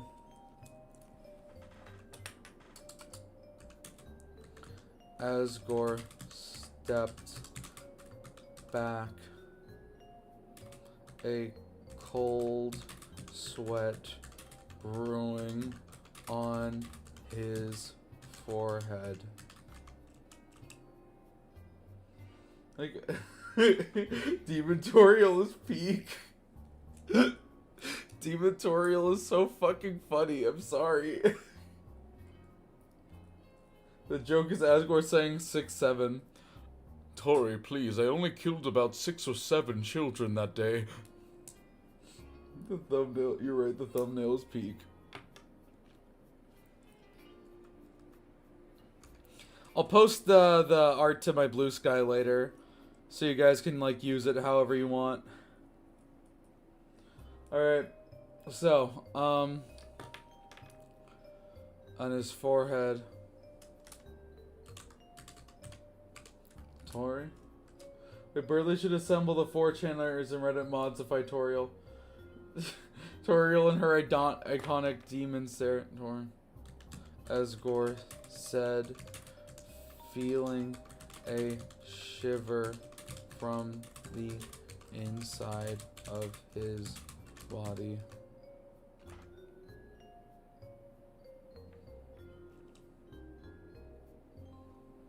Toriel smiled a toothy grin.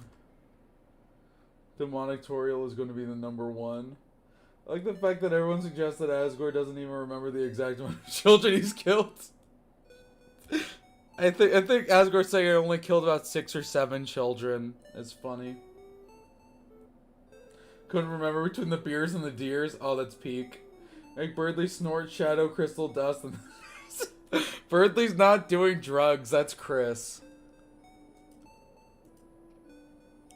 Oh god. This is so peak. This is so peak. Oh my god. Asgore said, smiled a toothy grin. Asgore, do you remember why we split? She stared for a long while, looking deep into his soul.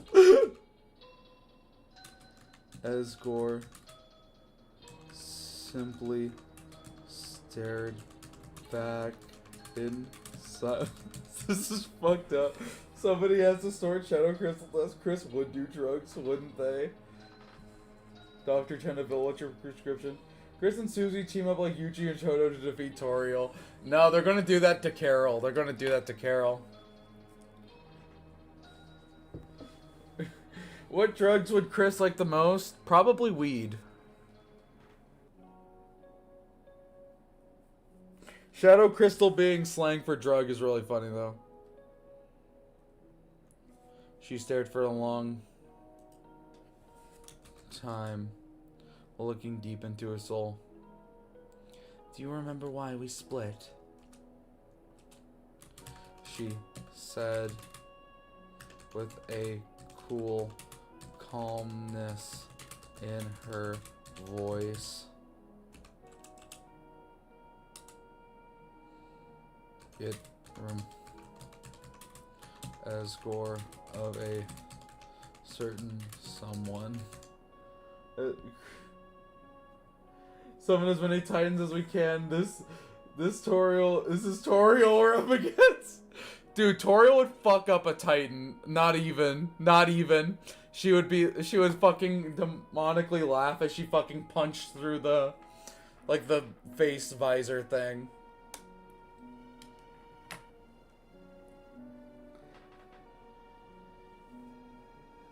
Okay. Reminded Asgore of a certain someone. It sent shivers down his spine. Gerson x Toriel rap battle. Toriel would be moving like she is an Attack on Titan. Toriel would just like fucking aura farm.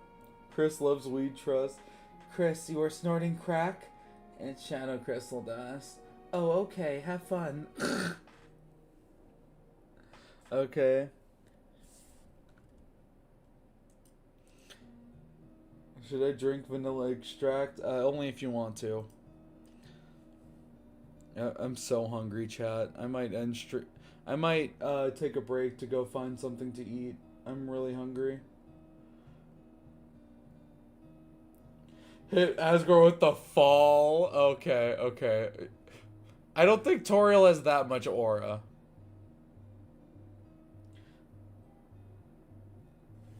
There's a reason why Swapfell Toriel seems to be more scary than Asgore. Is Swapfell Toriel just Demon Toriel? Okay. Shivers went down his spine. Yes. Well, it was because I had a few too many drinks.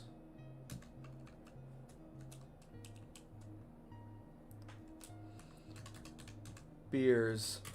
Toriel corrected. This is the scariest fucking.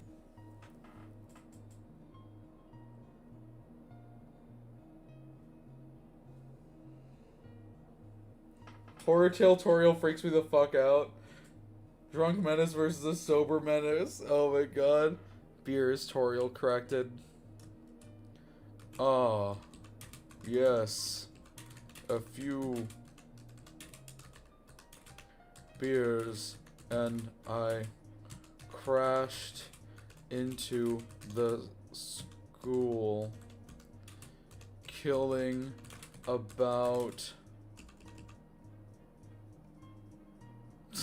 This is so dumb. 6 or 7. Demon Toriel versus Truck Robber Asgore. Killing about 6 or 7. What would Azrael get traits of both of be a full menace? If Azrael comes back, he's gonna be like an aura farming god, okay? He's gonna be like, okay, chat, is this acceptable? No. Hopeless music. I'm like, okay, we're not gonna do 6, 7. Just got here, what is happening? Demon Toriel is confronting Asgore. 6, 7. Sir Toriel becomes a multiversal threat that will force feed myself plutonium.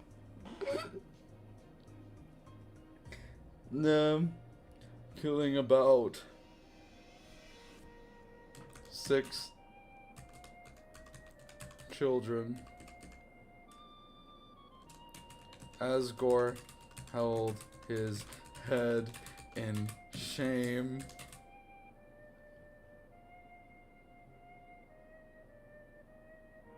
No, we need the 6, 7. Fine. About 6, or was it 7 children? Asgore held his head in shame. He had tried everything to forget that night. Your fall. You are alone, Asgore.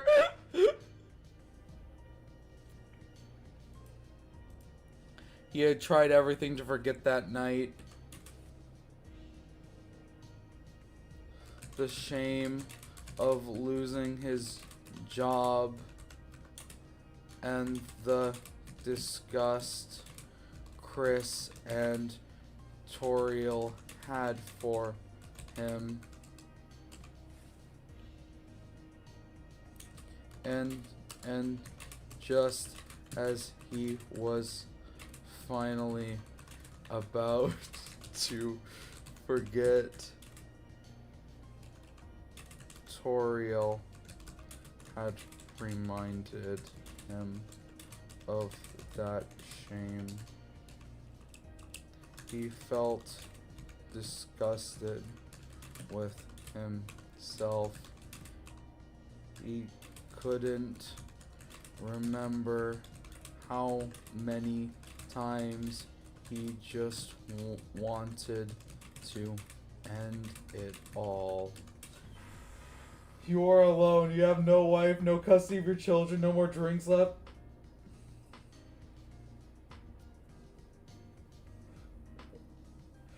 Gazriel comes back and he's just Flowey for an unexplained reason and no one questioned it, and that's the bit.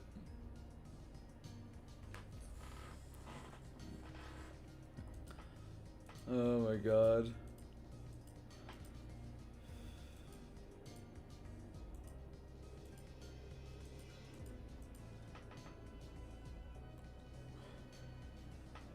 Jeez.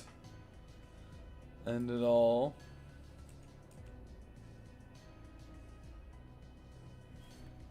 Why?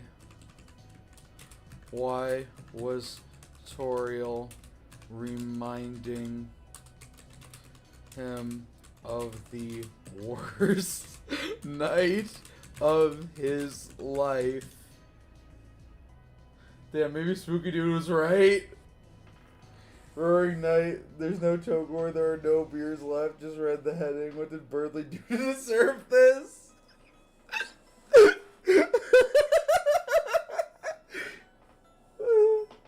Toriel touches Burger Pants and Burger Pants explodes. Chat, do we think this fic needs... think this fic will make it so more Deltarune fans can read? I got a headache now. How long is this? 25 pages. This is fucked up, Toriel. The worst night of his life. Why was Toriel reminding him of the worst night of his life? Toriel stood there with a patient grin. Holy shit, I was perceived. Dust Tail, but it's Toriel no dipping everyone instead of Sans. Burger Pants gives Chris drugs, so Toriel kills him. Only 25. It's only been 25, chat. We've only written 5 pages in 3 hours. This is like a good ass stream series, let me tell you. I tell you what. Okay,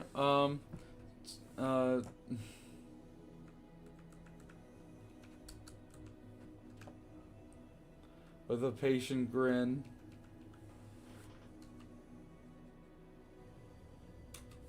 Before bowing her head. Snowgrave, but it's just Toriel. I'm sorry for how I acted on that day. Demon Grave Toriel. What is Birdley coming back? Is he actually gone? No, he's not dead. He's not dead. He's not dead. I am sorry for how I acted that day.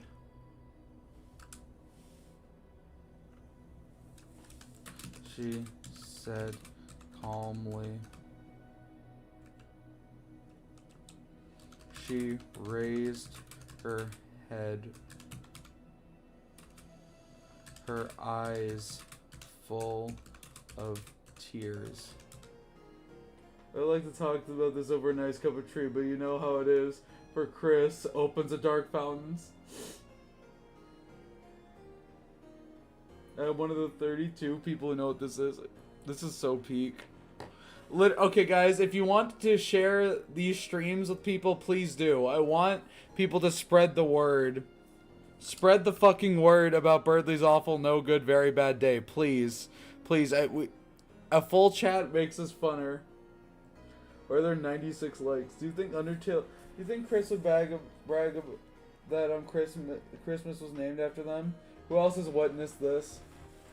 The last stream got 3,000 views. We need more, okay, chat? This is what I want to be known for. This is what we need. Professional writers getting in on this. I'm sending this to my best friend on it. This is professional. Okay. Rudy can be taken out by Asgore's truck. Birdley was on Epstein's island. No, he was not. She raised her head, full of tears.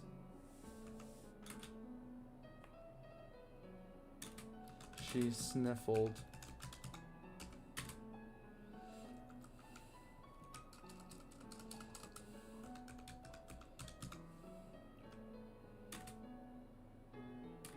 Toriel began to cry. It seems after everything.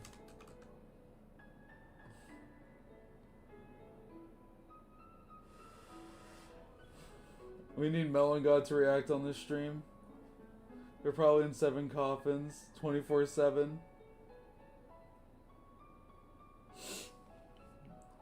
It seems after everything, I am nothing but a hypocrite. Send this to all the Delta tubers. What did I just walk into? Birdley's awful, no good, very bad day. I am nothing but a hypocrite. It seems after everything, I am nothing but a hypocrite. Toriel explained, wiping tears from her eyes. What compels you to write? Curdly. Asgore, please, she's about to snap and beat your ass, bro. Please run. Can't wait for the Birdley Mpreg chapter. Why am I here? Because this is peak, okay? Wiping tears from her eyes. Seems after everything, I am nothing but a hypocrite.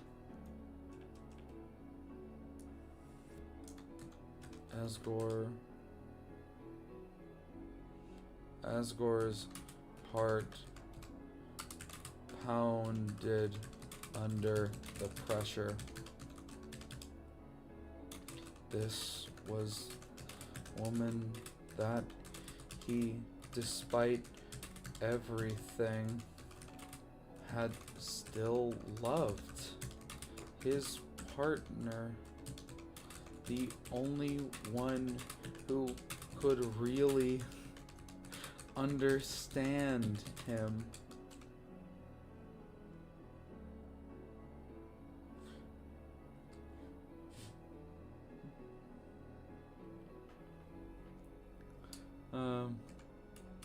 Who could really understand him. A heavy heart and tears in his eyes. Asgore walks over to comfort the woman he had once called his wife. The woman he hoped Toriel's theme starts would one day take him back. Then Rudy walks in and Seinfeld plays. No. Toriel acts like she'll give him a hug and then suplexes him. Okay. Tagore, despite everything. Perfect timing. Everyone scatter, she's here! Take him back. He walked over to her and gave her a hug.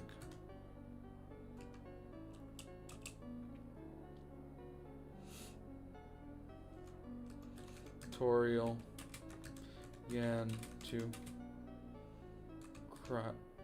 to sob.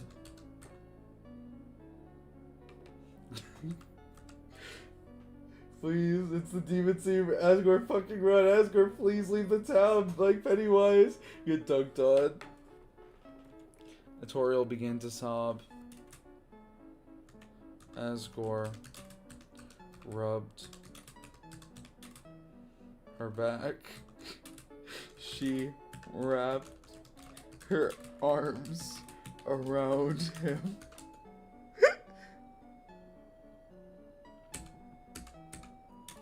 And smiled.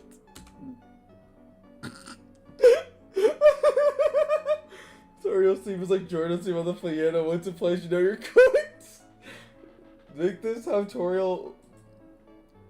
What did I miss? This shit of that damn CRT and the snoo. What did you miss? Toriel is about a mid-diff Asgore right now. Here we go. About to be like Kylo Ren and Han Solo.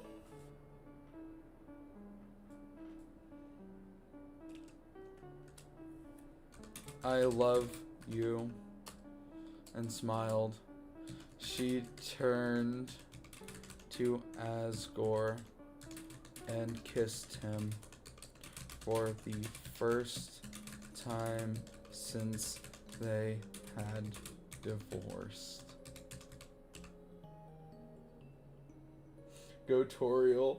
Asgore, please. First time.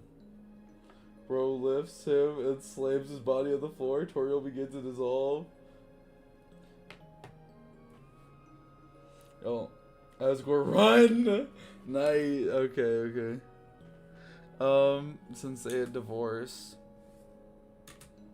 she caressed his bearded face. I never stopped loving you. Holy frogs, my goat, please. Asgore, run. As we were screwed for real. I never stopped loving you, she said with her usual kind face. Asgore Cook's theory, Asgore semen. Toriel gets noted by Burnley because he... Okay. With her usual kind face. Asgore felt light for the first time in... Maybe everything was going... I can't hold in the laughter anymore, chat.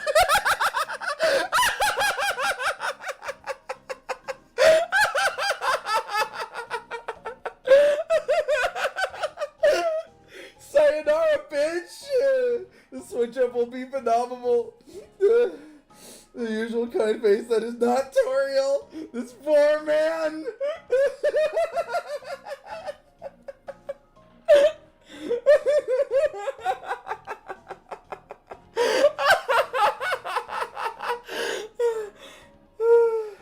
Oh my god, I can't hold in the laughs anymore. The evil laughter, true chaos, witch castle. I can't laugh till I cry.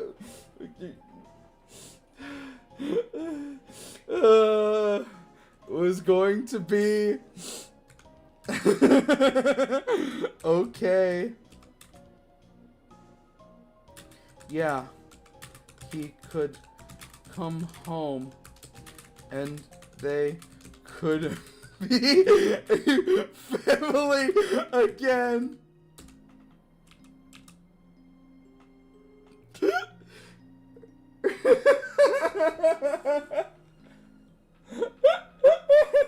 Are you Toriel? Asgore back on the 7 beers. No hopes or dreams anymore. Earnings about it mean that she punches through his chest. She's... Before he felt a sinking pain in his chest.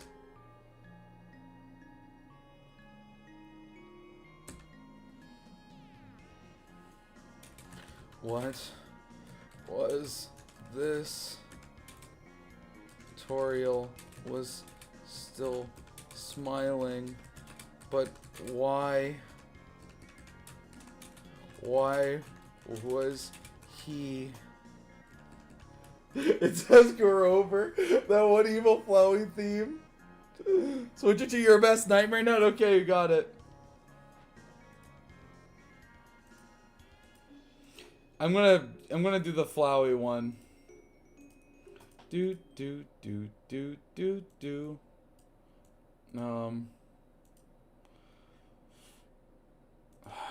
Undertale yellow flowy theme.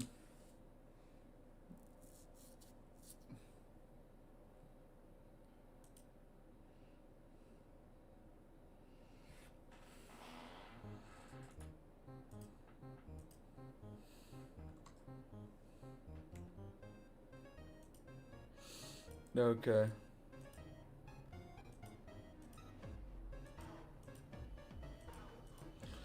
Why was he? He coughed up blood. Oh my god, best friends forever. Truth was, Asgore, their game was rigged from the start. Denial won't save you now. Asgore, no! He coughed up blood. His ass is cooked. He's dead. Asgore, why? He coughed up blood. 1 inch punch. She whispered into her former lover's ear. This is demon. This is demon. Volume too low? Give me a second, chat. I'll fix it. There we go. In her form, 1 inch punch. She was. Loading her old magic clip as she spams that one fire move. Demon Toriel. Yes, Toriel, give the hollow purple. It's so messed up. I love this.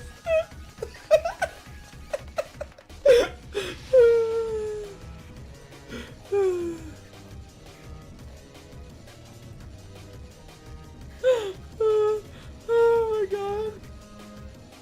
She did it. 1-inch punch. She wished it. I have never stopped loving you.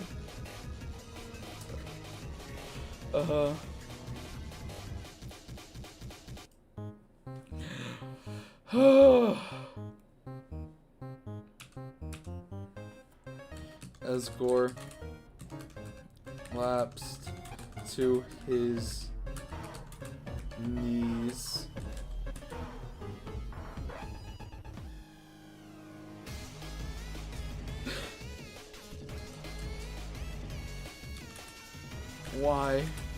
Why had Toriel done this? She doesn't regret shit!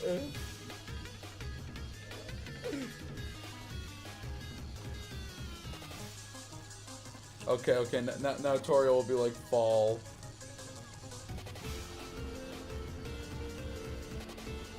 Toriel melt down. A smile stretching across her face. Oh no, explain the... Oh no, how will I explain Birdly to Chris Toriel 5 minutes later? Real? Toriel is scarier than Flowier, and Kara made... No. Nah, Toriel made Kara do it. Seriously, is it any coincidence?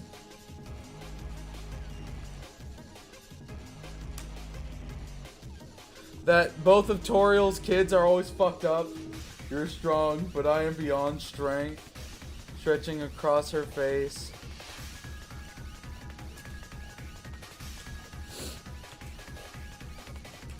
What a miserable creature.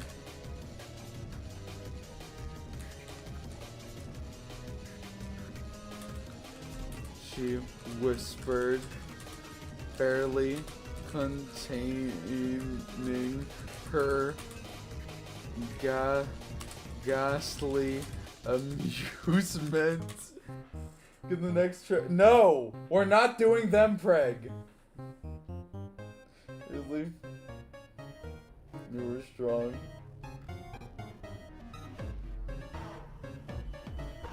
Now Birdley's... such a...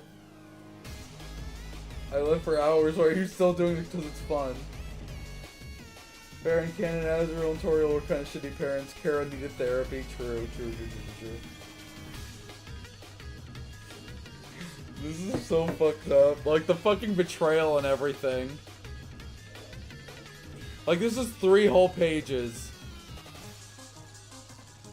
This is like 3 whole pages setting up this, like, 1 bit.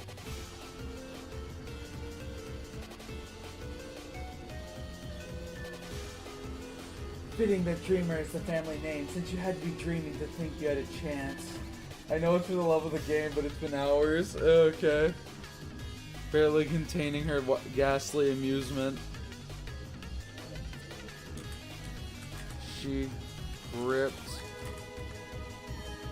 Asgore's balding head and slammed it into the ground below, knocking him out instantly. Toriel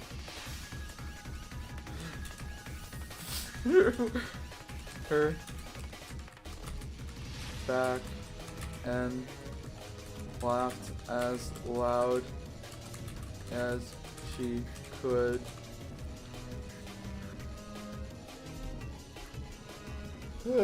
Deltarune Chapter 5 drop and be your fanfic word for word. God, I fucking hope so. Asgard.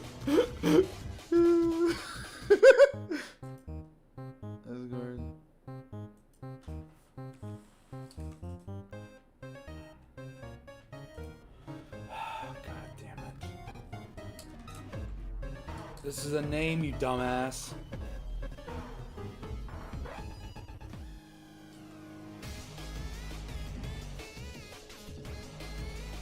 As loud as she could. I'm gonna head out for a bit. I'm gonna sit through this because this low-key is so interesting. As loud as she could, she then began to think she really was no better than him, and for some reason that made her happy. She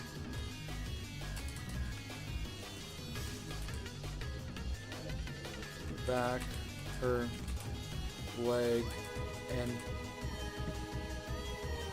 kicked as gore in the ribs over and over and over and over. What remix is this? Image Friend wrote this. And since I doubt anyone would care about finding this frequent Deltarune fanfic stream, I'm happily admitting that I want to be a girl. Then be a girl.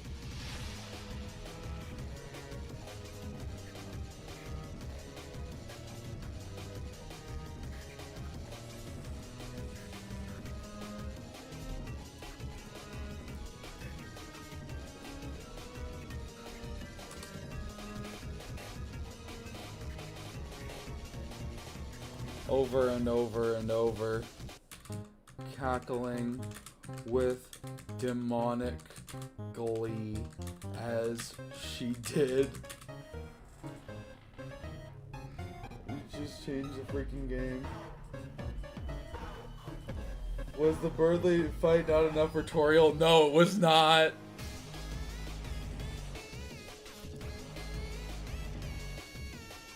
Oh, where is it? Where is it? I have it. I have it somewhere. No, that's not. It's the wrong folder. Give me a second, chat.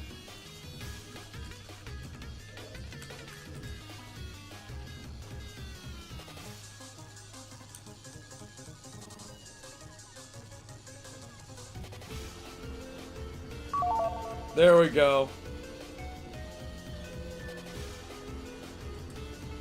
There we go.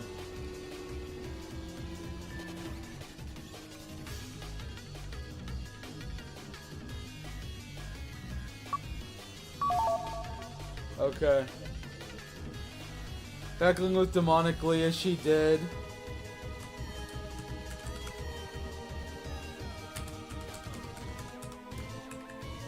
Weird root? Isn't Toriel a dreamer anyway? This is Toriel Nightmare. Stop, police. A familiar tone had shouted. This taking a weird route. Comes out in chat, weird route jingle plays. What?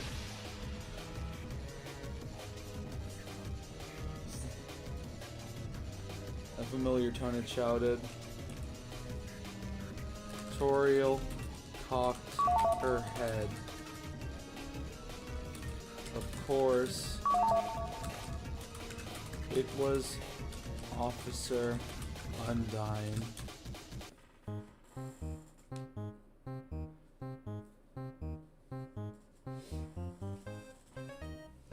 Of course, it was Officer Undyne. Now Toriel's gonna note if the police force is gonna be reverse jumping. Of course, it was Undyne. The lowly...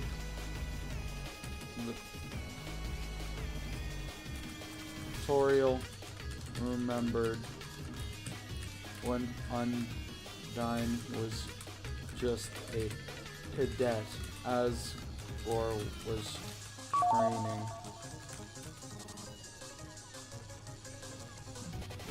And now look at her, all grown up. Firegrave, Firegrave, Firegrave. Everyone keeps snapping Firegrave. Police group talent, Achievement Grave. She had all grown up. She wasn't. She didn't even shake as she held her pistol at Toriel.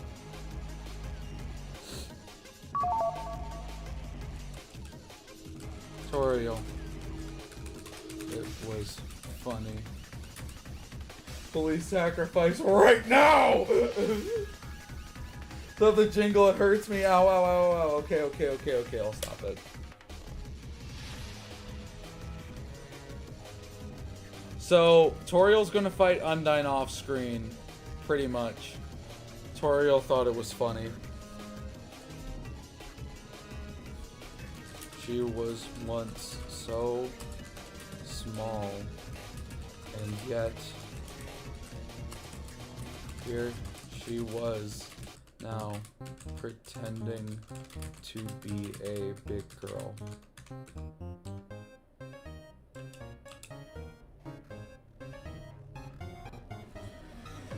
Okay.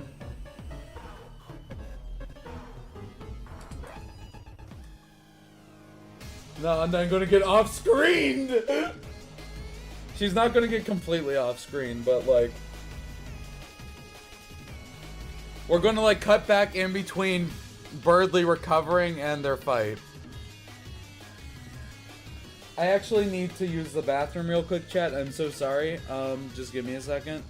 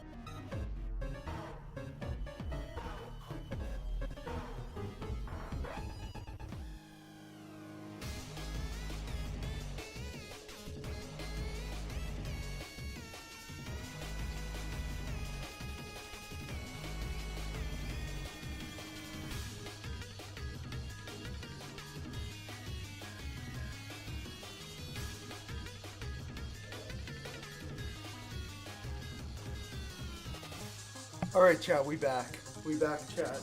We're back. Okay. I think the pronouns are she, her, they are.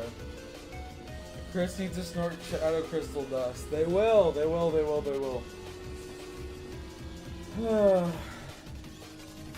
Okay.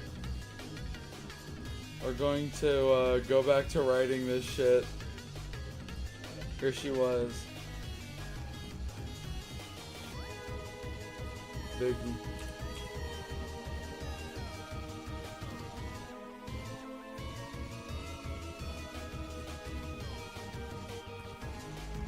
Tutorial.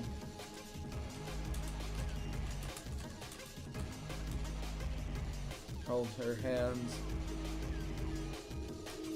out, stretched to her sides in a pose that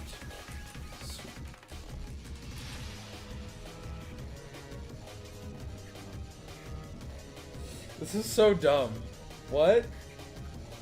Okay, never mind. I'm gonna go eat something, chat. No, just kidding. I'll be right back. I'll be right back. Straight things up with the occasional split every 5 seconds. No.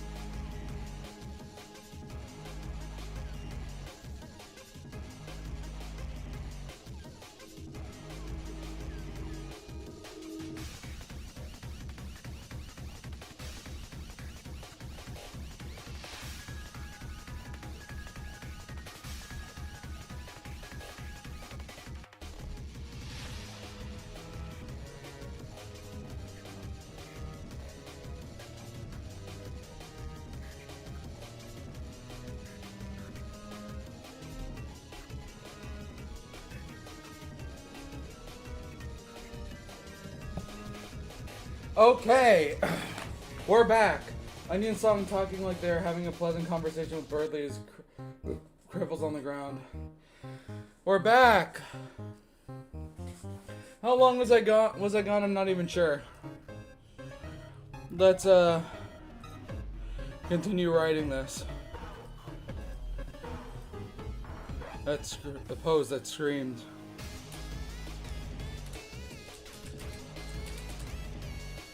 Deltarune fanfic presents The Passion of Birdley. No!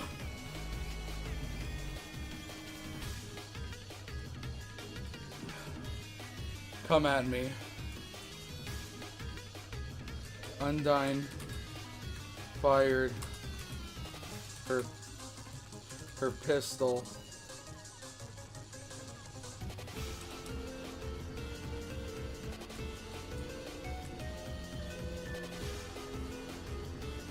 I am so confused. I do not like this.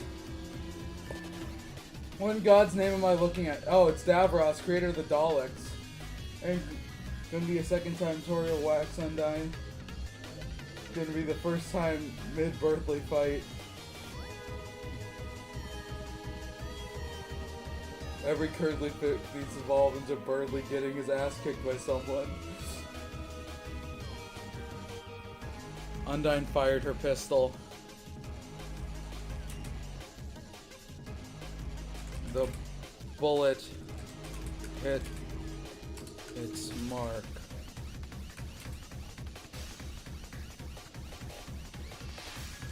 Splitting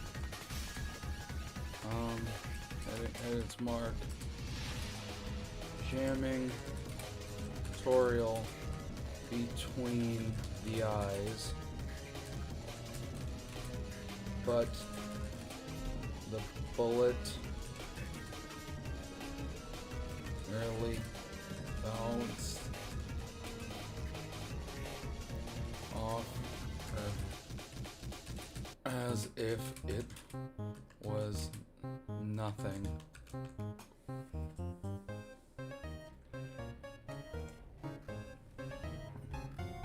Do we have Lancer watching Cocomelon on tennis screen in this fanfiction? Sure, we can do that later.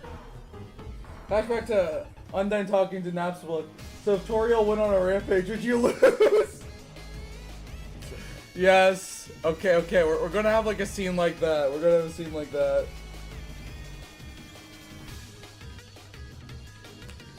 Hit its mark. Tortilla. Roll between the eyes. The bullet merely bounced off her face as if it was nothing.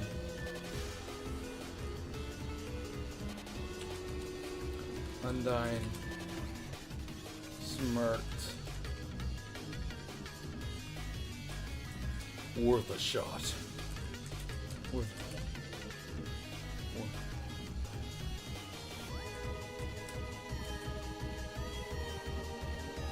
She said for tossing the gun.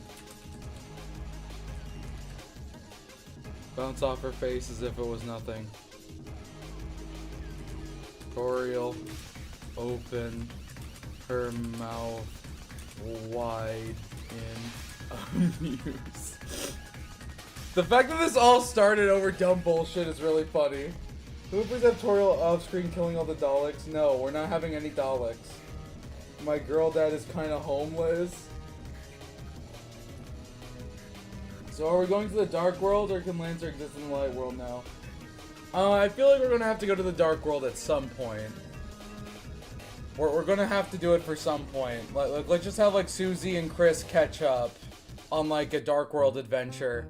There we can have Lancer watching Cocomelon. Chris can explain that their home was destroyed by Toriel.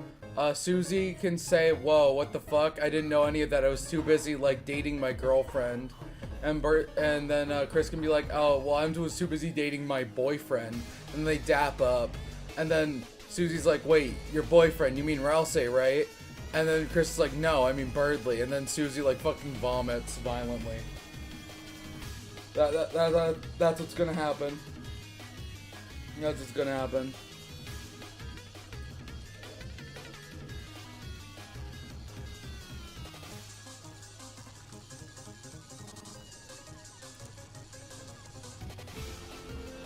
The fuck did I just come across? Peak Fiction.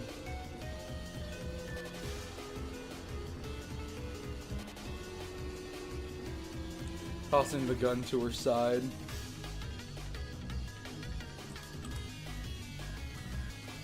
Suddenly,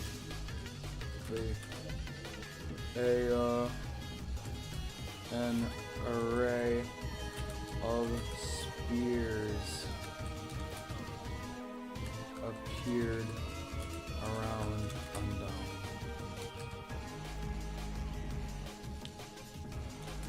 She cracked her knuckles.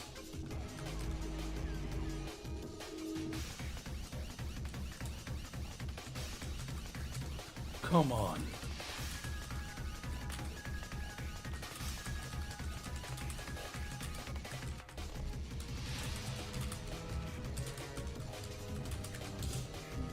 This is for the Suzelle agenda.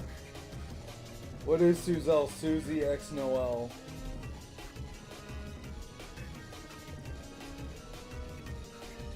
Susie contracts terminal illness or the fact that Curdley is real.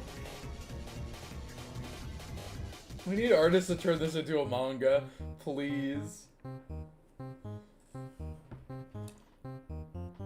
I promise this won't end like last time. And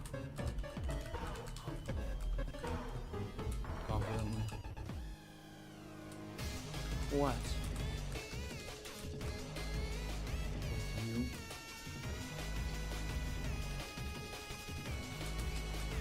What, with you knocked out?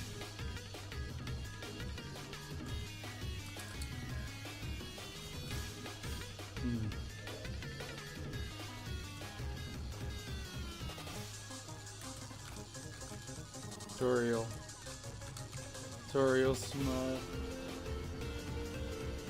smiled, revealing her horrible human-like teeth. I'm leaving. Okay, bye. Then again, Toriel, this is the fic where Toriel is a demon. Guys, I'm watching Coco Melon, keep it down, okay?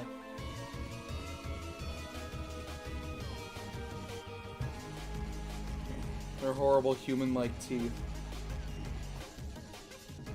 I'm just gonna say horrible, uncanny teeth.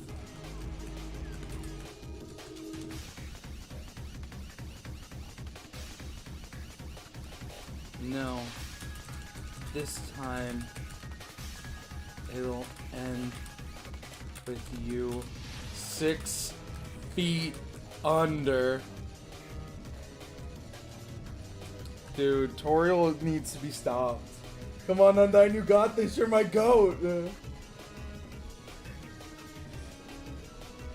Type of fanfic Mordecai and Rigby would risk the universe for.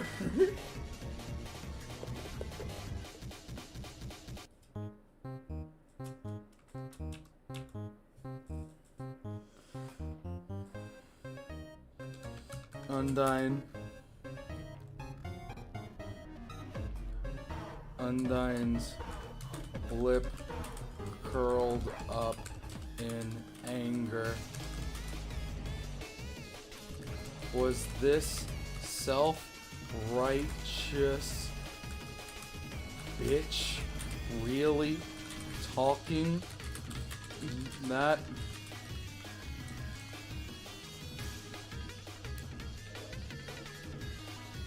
Make this as big as possible. We need a fandom, an agenda, fan-made stuff, etc. True.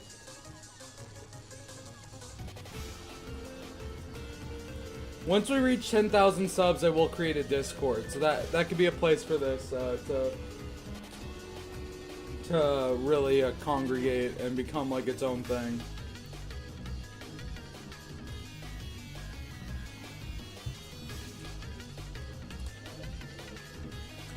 Undyne charge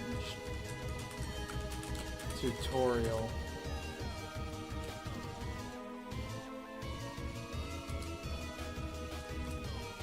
And on guard! On guard! She yelled.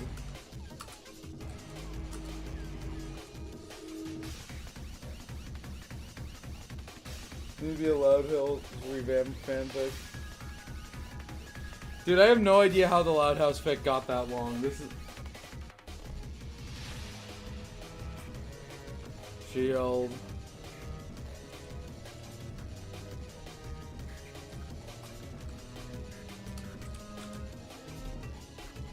Okay. Needs more Mad Mew Mew. We can add Mad Mew Mew later. Right now we're focusing on Birdly, Chris, Asgore. But we're focusing on a certain subsection of characters right now.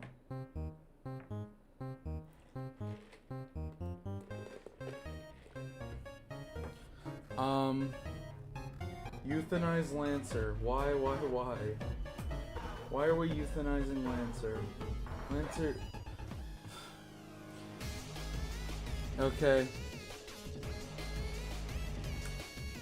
Onion Son had brought Birdly to their home, which was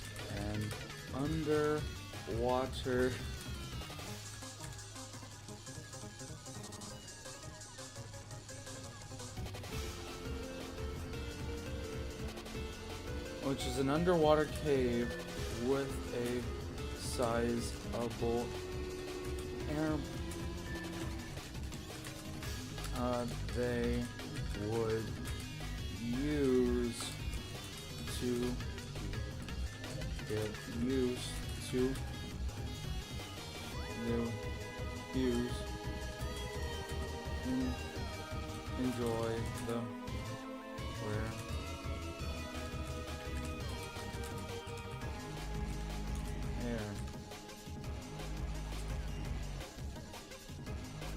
We cut back to Undyne bleeding on the ground.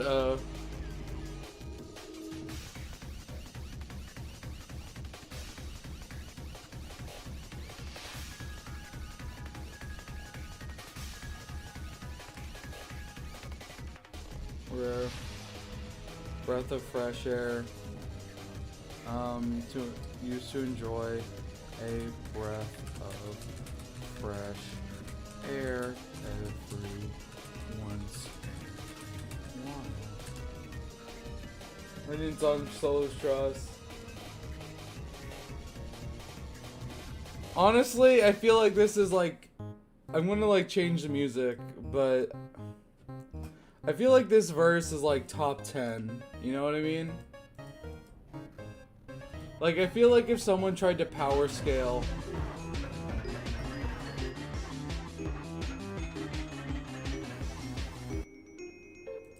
What the fuck?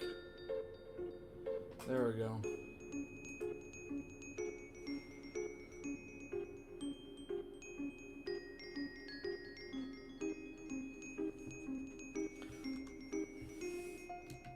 Alright. So, as stated, I need help with Onion Son's dialogue. Every once in a while.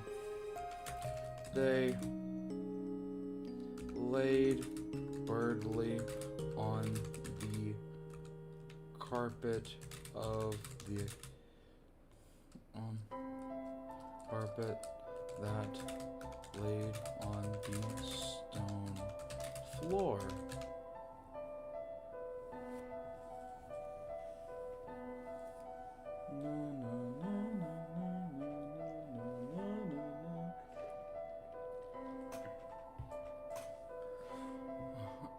That laid on the stone floor. There,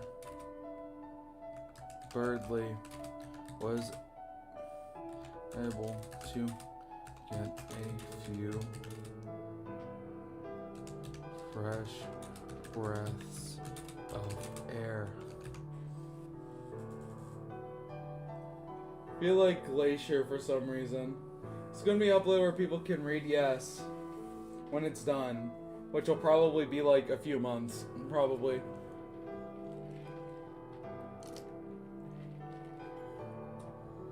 Love how chat has its own subplots. Yeah, it's what happens when we actually get a chat big enough to like actually work. Fresh breaths of air. He coughed up lake water. It was the fourth time he had been beaten today. Yet he was happy. Happy he was still alive after the demon's assault. Did you remember not to...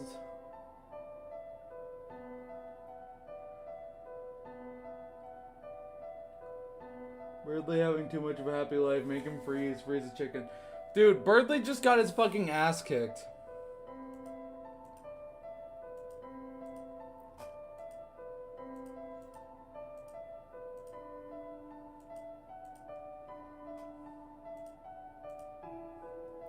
The demon's assault.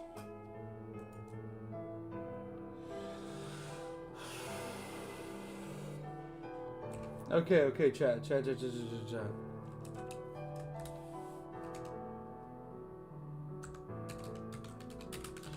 Thank you. He expressed his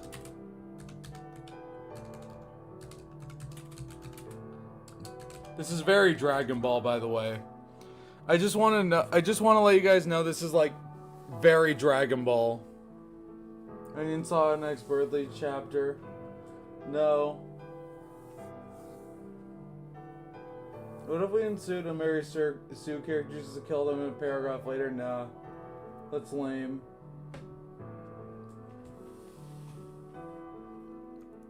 I feel like if a character is mentioned, they should at least have some relevance to Deltarune or the story we're trying to tell.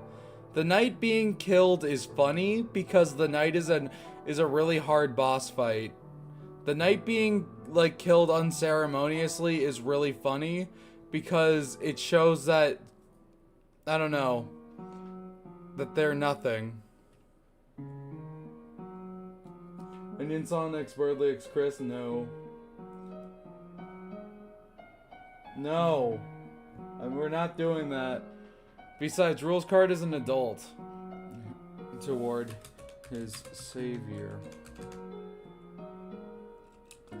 Okay, well, what the fuck does Onion-san say? What the fuck does Onion-san say? Come on, guys. Come on.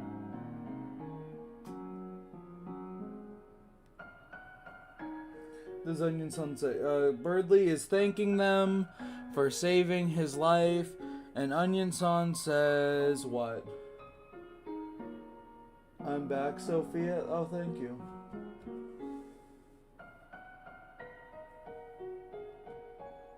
Knight watching his tutorial stop the swoon with a single finger, unironically. You were dying? I'm Onion-san 10 times straight. I like you were dying. Wait.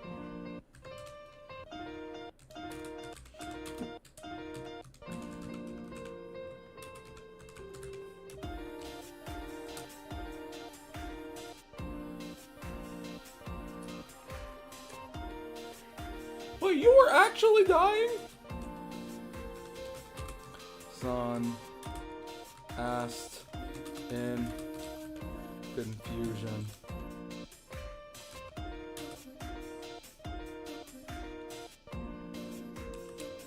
Birdly just looked at them with a face that said, "No shit, with a face that said, "No shit, no shit, you fucking dumbass, you fucking dumbass." No, that said, "No shit." Yo, how you doing? Oh, we're doing good. We're doing good. We're doing good. Sophia, you sleeping good? I didn't get much sleep last night. I only got 5 hours. How is his face recognizable after tutorial anime? No shit.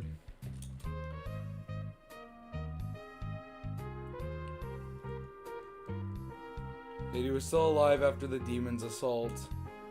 Most of the bones in his body were broken.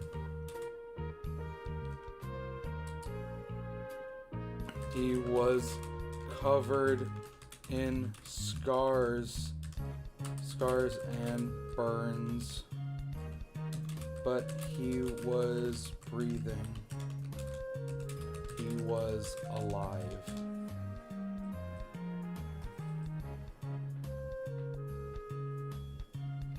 Okay. The look that said no shit. Perhaps Birdley's life had been more saved by dumb luck than actual. Birdley becomes the anime protagonist. The kiss kissing scars win. Okay, give me a sec. Then actual charity. Very large medical bill. I'm not making Birdley pregnant. We're not making anyone pregnant, okay, chat? These are kids. These are teenagers. We're not doing that. No.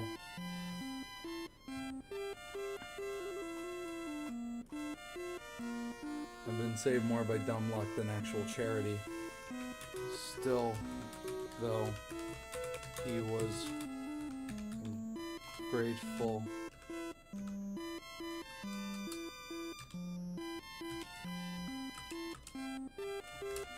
I'm Onion-san, you here? I'm Onion-san, you here? And, like, you're you hear? I'm Onion-san, you here? And you're you hear? Wanna be my friend?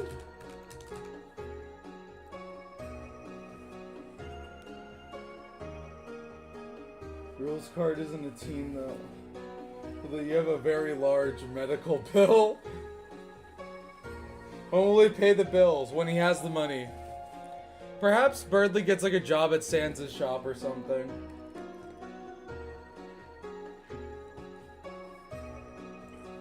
Wanna be my friend?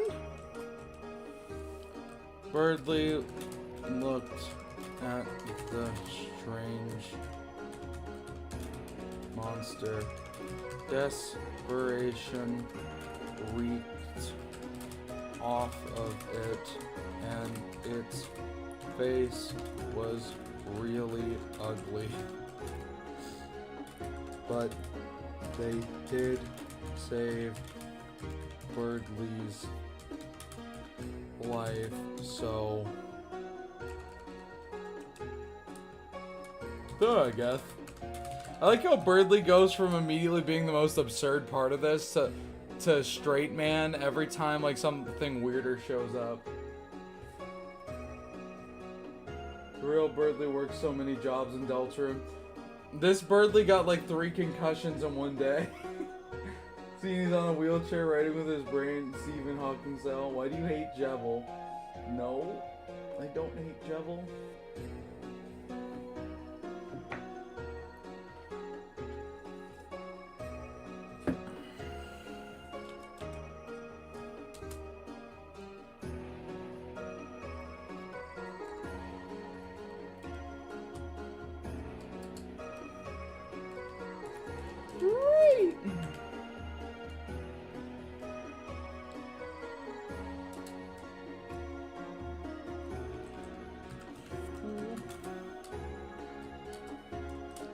Onion-san was so excited to have a new friend.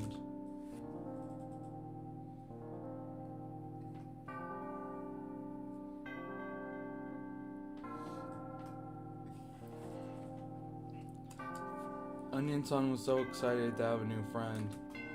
They talked to him about all sorts of things like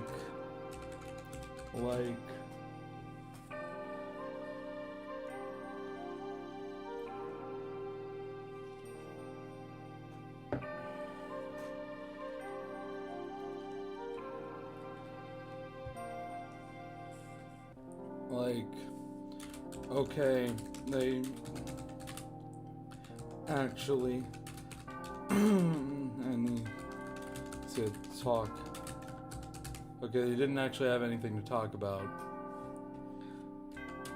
but they would still try to come up with conversation topics anyway.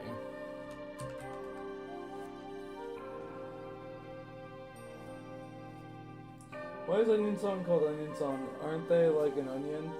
We need Onion-san to simp hard for Berkeley.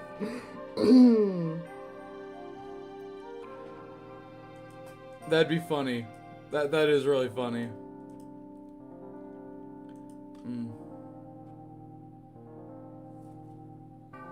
Okay, so glad I'm not that guy.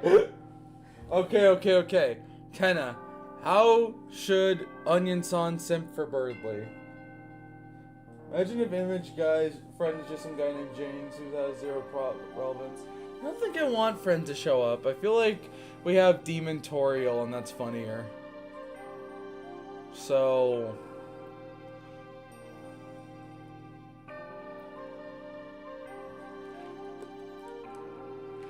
what is Onion-san going to simp for Birdly over? What if Gerson was a fanfic writer? Technically he was.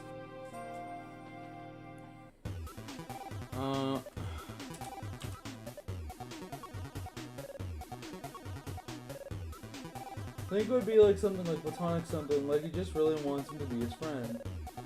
Onion-san should have a fetish for feathers. No. Okay,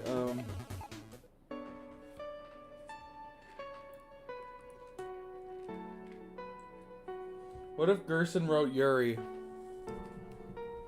He probably did. Okay, wanna hear about the song from the sea? Onion-san asked.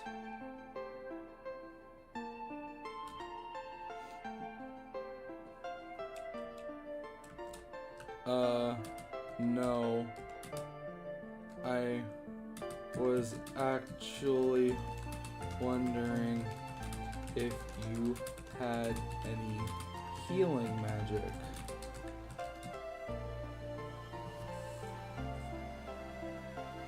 Gerson's a hardcore Suzel shipper canon. Okay. No, I was actually wondering if you had any healing magic. Birdly said, feeling all of the ways his spine had been fractured. Undertale Gerson wrote Alfie's Ex Undyne.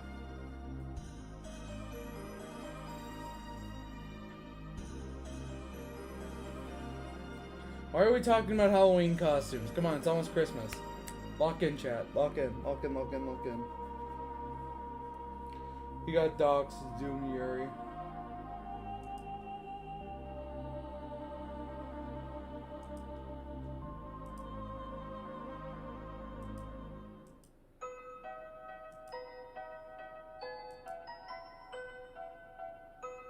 What is doomed, Yuri? Yuri that is doomed. Okay, whatever.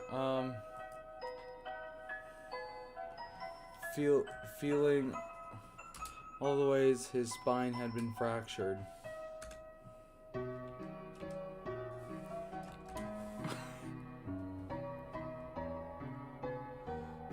Oh,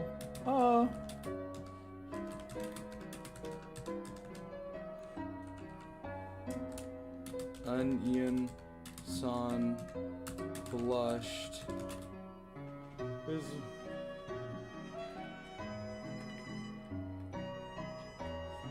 chat lock in. Chat lock in. So does this mean that you'll be my friend if I... Oh, yeah. Well, I do. So does this mean you'll be my friend if I do? Yes, it's good. I'm stealing that again.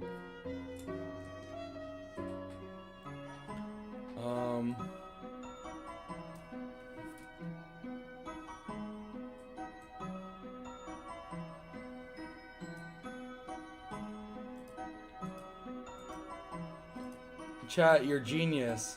See, chat, when you lock in... I'm stealing that. Well, I do. So does this mean you'll be my friend if I do? Onion San blushed as they said this. Birdly rolled his eyes. And as the kids say, locked in. What kind of fic is this? A curdly fic.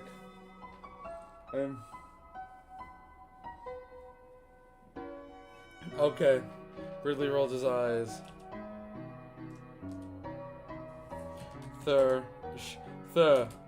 I guess I can add you to my Discord.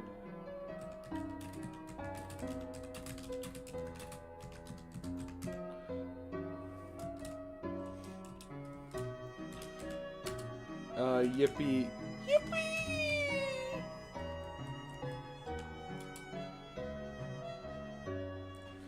The Onion San X Birdly arc is happening. This is cursed. This is cursed. Onion San yelled.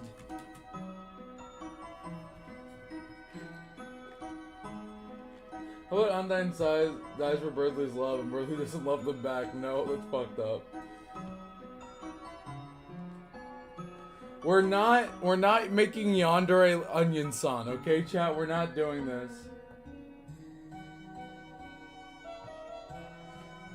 Random, but me and my brother talked about breeding femboys for 2+ hours. Why the fuck would you share that with the class? Why would you share that with shut the fuck up?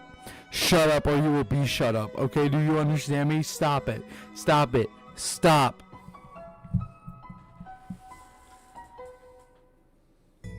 Rose Light Yagami from Death Note. What does Yandere and Tsundere mean? Look it up.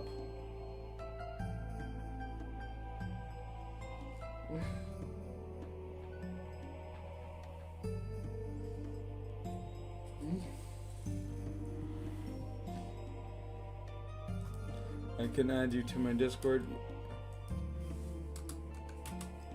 Suddenly,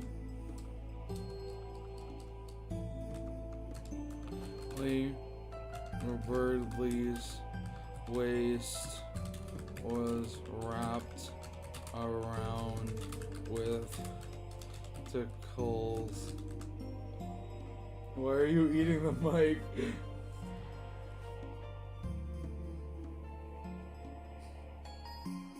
What's a Discord?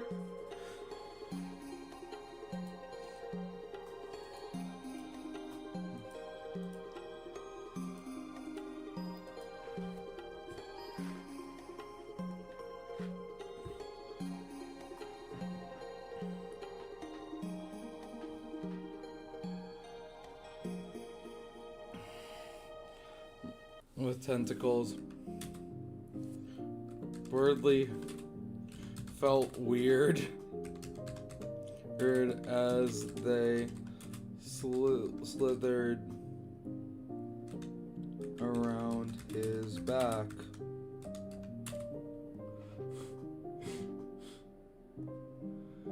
I can't use the... No, that'll be the bit at the end. Tentacle Yowie. No!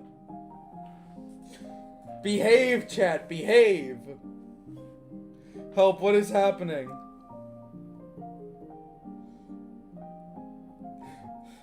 Anton gave Burley a colonoscopy! Slid around his back. What the hell are you doing? What the hell are you...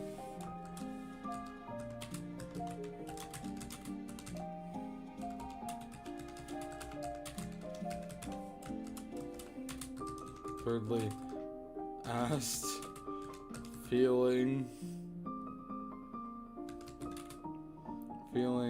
unease within his broken bones. To heal you, I need to hug you.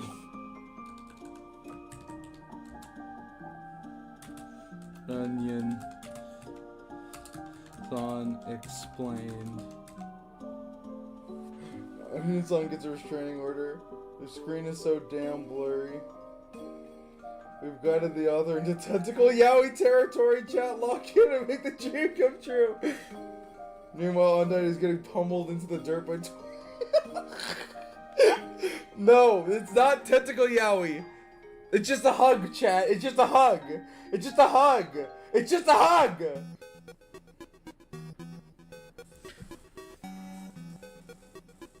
Chat, lock in. Lock in, chat. What the fuck?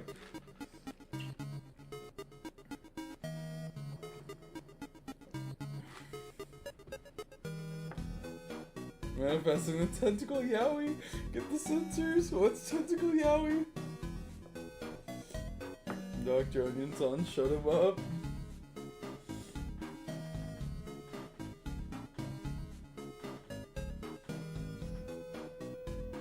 That's Fish Yuri? No. Tentacle Yowie? Turns on Paw Patrol for... Okay, I'm too tired for this shit. To heal you, I need to hug you!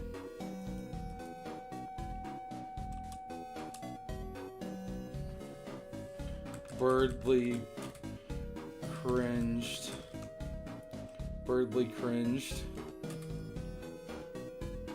Tentacle Yowie.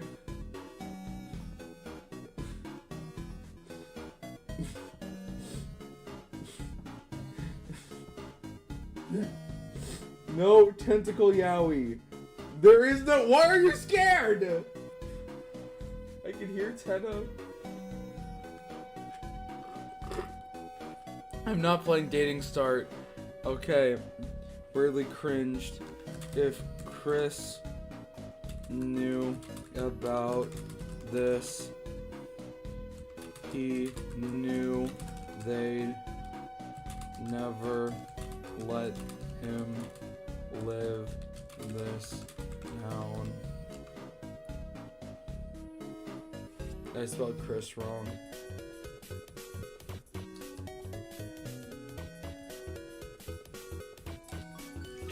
I kind of want Birdly to tell Chris about this. Chris to be like, "Oh, cool. Can you give me a sec?"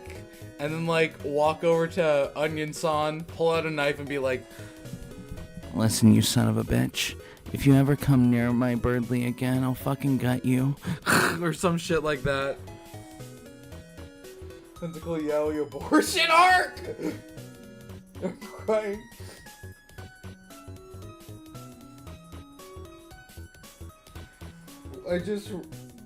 What in God's name did I just read for the title? Hell yeah, $10 more! Thank you so much! Thank you so much! Thank you so much for the super chat. The title is Birdly's Awful, No Good, Very Bad Day. This is a fic about Birdly getting his ass beat, pretty much.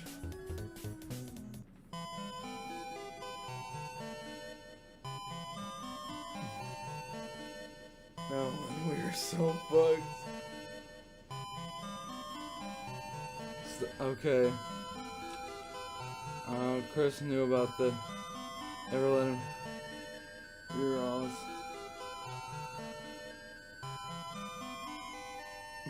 I don't know what a boy abortion is. Chad is. Chris would be into it. No, they would not. Birdly kissed Chris and Artorial's gonna swallow himself to unironically. Alright. Never let him live this down. Thinking about after so long, it made him feel happy. The last few hours had gone by so fast. It was hard to even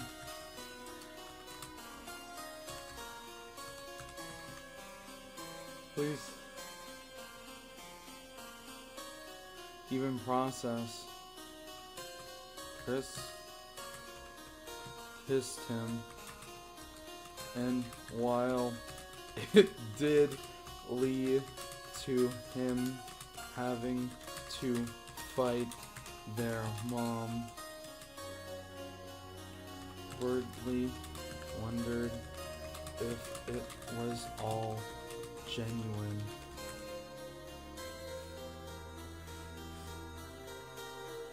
Finally beat chapter 4 today.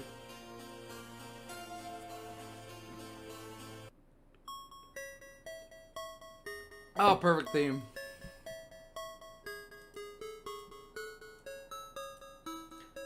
Wondered if it was all genuine. Was this all a prank? Birdly hoped it wasn't. The thought of actually mattering to someone made him happy.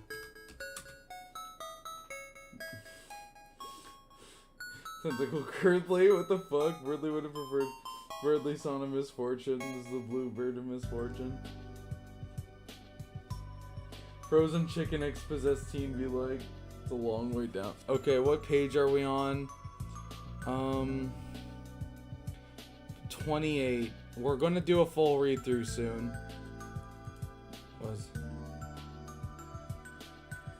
Make them fuck and my soul is yours. They're in high school. I'm not writing them fucking.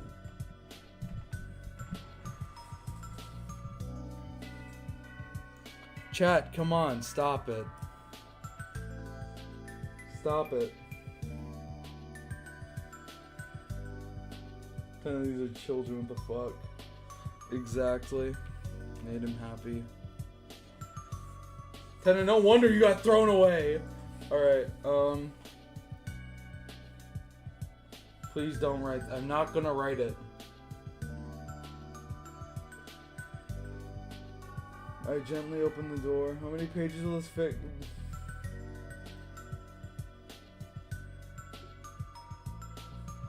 If Toriel beating the shit out of Birdly is funny, them fucking isn't.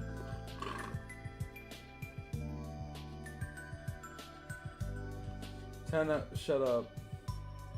No wonder your ass was thrown away. Alright. Mattering to someone made him happy. Ain't no party like a pea pennant party. Okay,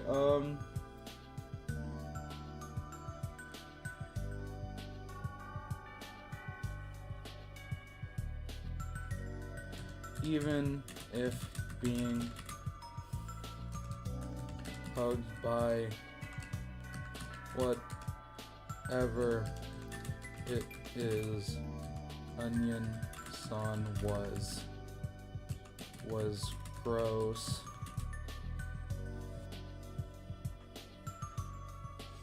Link the doc. The doc isn't public yet. Come on, shut up. And 10, if your friend would love it, just like send the stream to them. If chat keeps up, or we're gonna have to make onion song properly. Okay. Was gross. Thinking about seeing Chris again made it better. Okay. So we're gonna go back to Undyne versus Toriel. We're gonna go back to Undyne versus Toriel right now.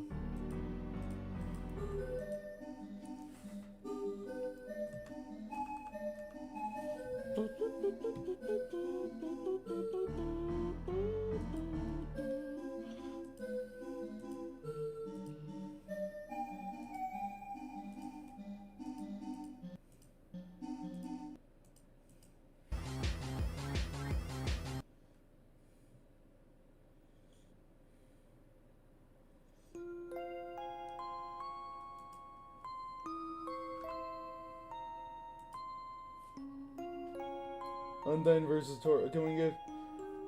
Can we give 10 of the Basil Lake treatment? Sure. Yeah.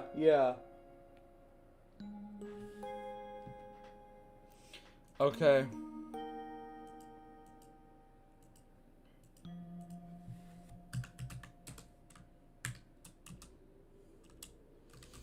Toriel hit Undyne with another consecutive spinning wheel kick.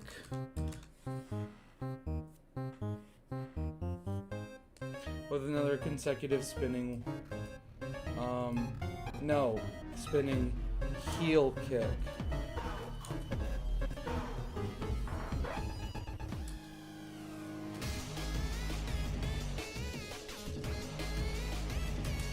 Undyne.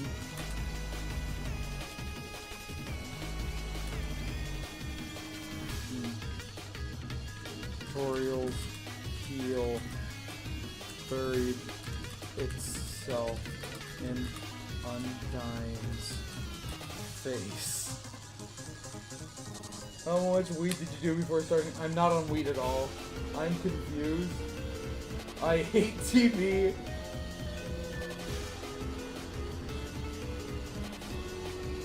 Yo, music slaps. Ugh. Buried itself in Undyne's face. God damn it. Why would that be a word, you dumb piece of shit? God, I hate Google. Alright, Undyne's face. She stumbled back, covering her face. It was too easy for Toriel. There was now a brand new No, but seriously, Tenant dying in the fic would be really funny. Fuck TV, I mean that as an insult. I'm neutral towards TV.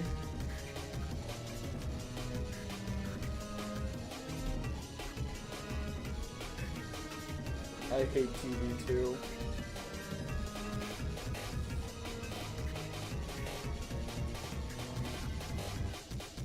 There was now a brand new opening. Toriel ran up to Undyne.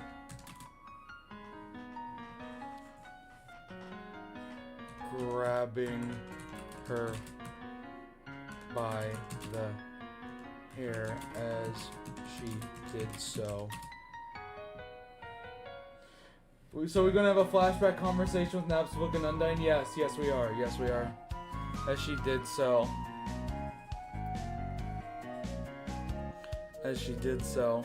But first, we need to establish that they're on, like, that Undyne is losing, but is still matching Toriel's strength. You know what I mean? As she did so. With gorilla-like. She slammed Undyne's face into a nearby tree, breaking it in half.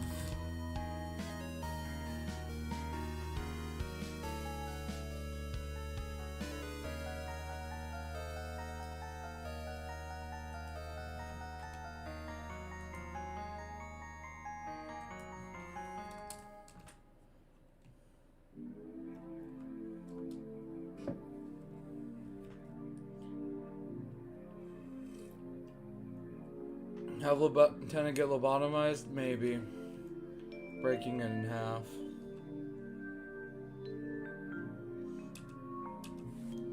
Toriel wasn't done with Undyne, who was now in a daze as blood dripped from her every pore.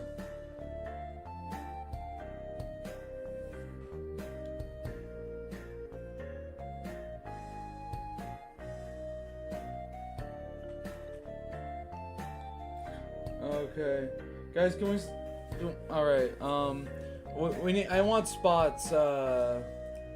You know, like spot. What do you want Toriel to do to Undyne? Dripping from her every pore.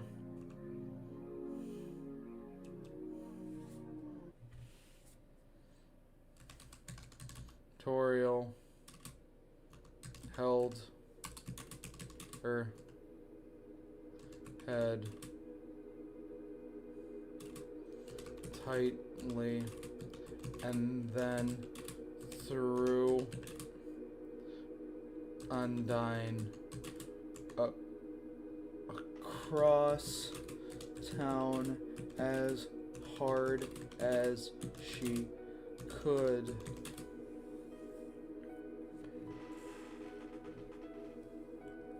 Pearl grabs her by the face and starts monologuing. Yeah. Toriel takes out Undyne's eye like Undertale. That's good. That's good. That's good.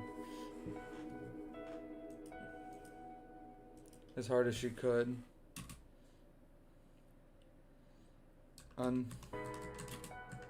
Went flying the west. Went flying.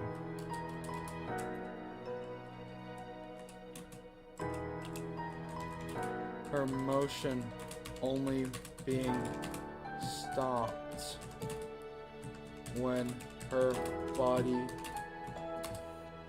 came into contact with an innocent civilian's car. Like,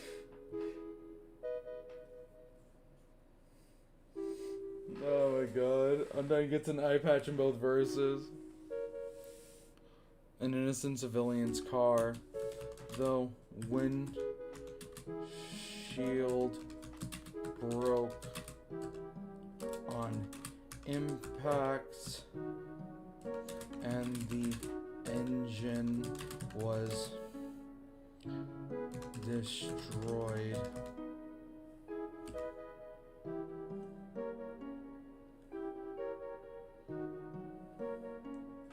My fucking car. Yeah.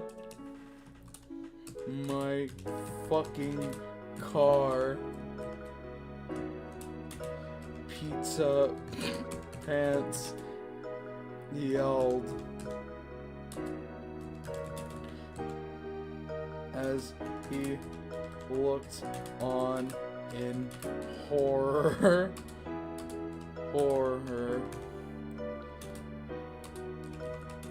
He was not insured.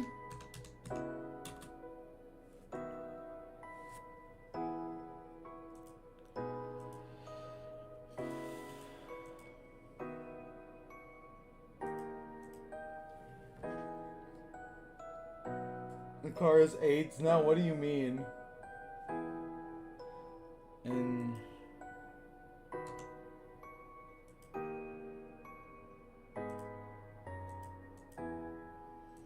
he was not insured. Undine pick herself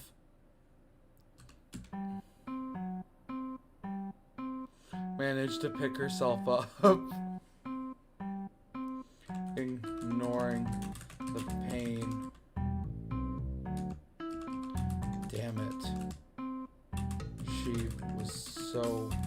Damn it.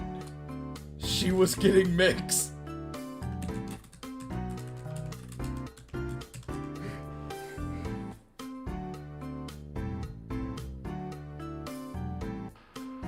Make hometown great again. Damn it, she was getting mixed.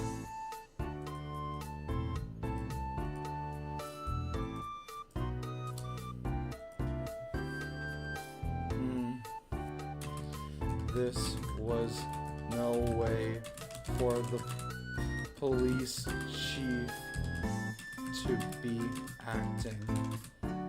Her job was to protect the hopes and dreams of hometown, and if she couldn't,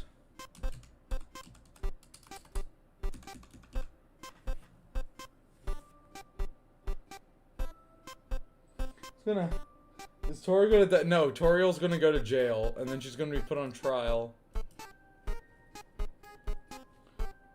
Please, Toriel, I need this! The police station's kind of unemployed. What the fuck am I answered it? Demon Toriel is beating the shit out of Undine. She couldn't. Toriel appeared in front of her. How disappointing. In front of her. A look of frustration on her face.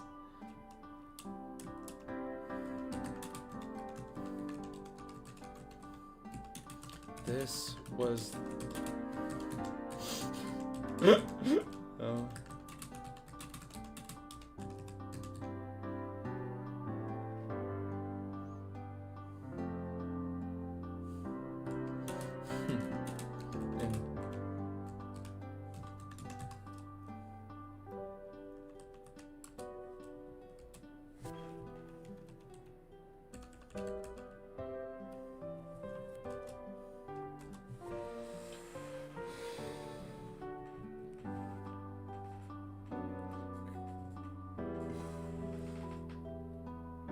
What the fuck is going on, chat?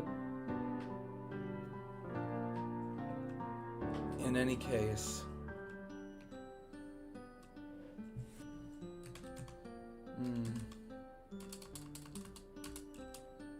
a familiar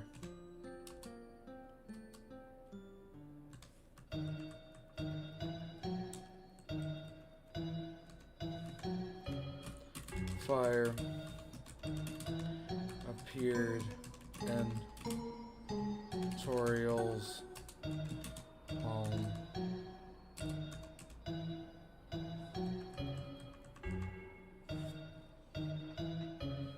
Undine is getting no dipped!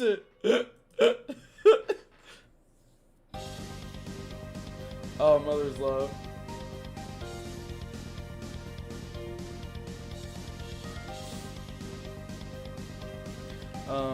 Appeared in Toriel's palm.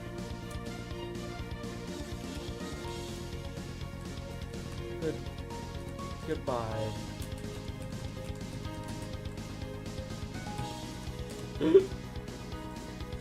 No. The amount of chapter 3 proves that Ted is a gun freak before he plays the PS games. Okay, what the fuck? Mike, clear my name. What the fuck are you guys talking about? Lock in! Okay, we're gonna do a read-through soon.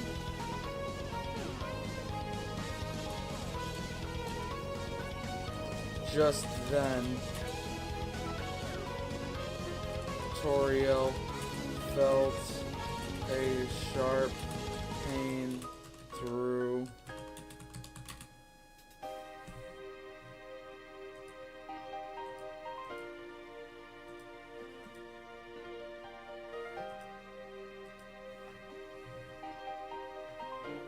Please, we need to lock in. Undyne versus Demon Toriel, who wins? Through her forearm.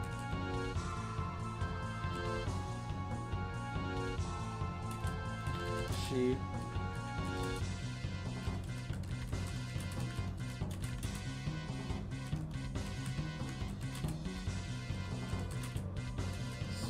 spear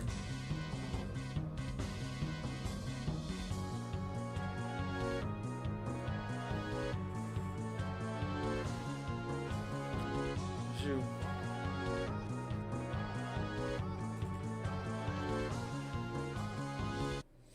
put the pain through her neck. It would be so funny. Well, like, what do you mean? Bye. Okay.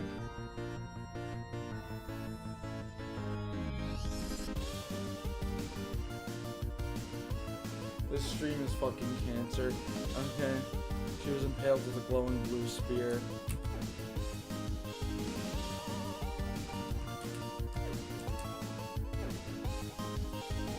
It's Toriel Kurt, no.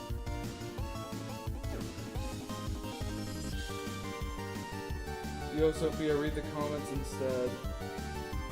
I'm trying to read chat, and chat is just nothing. Toriel turns Undyne into sushi because of fire powers. Okay. But Undyne isn't gonna die. I want her to stay alive.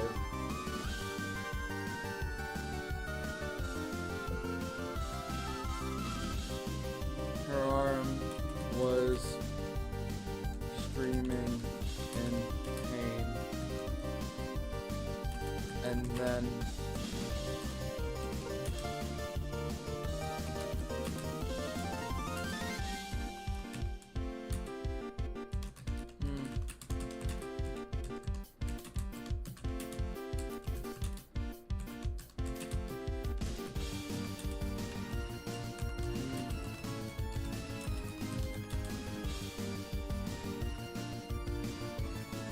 Then he's gonna touch Sophia if he has a chance. No, he's not.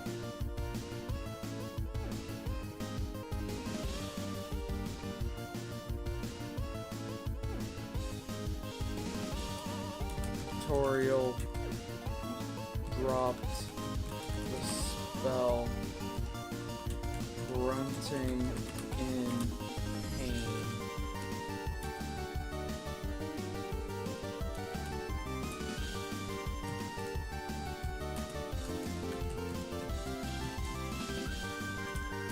Undyne chuckled before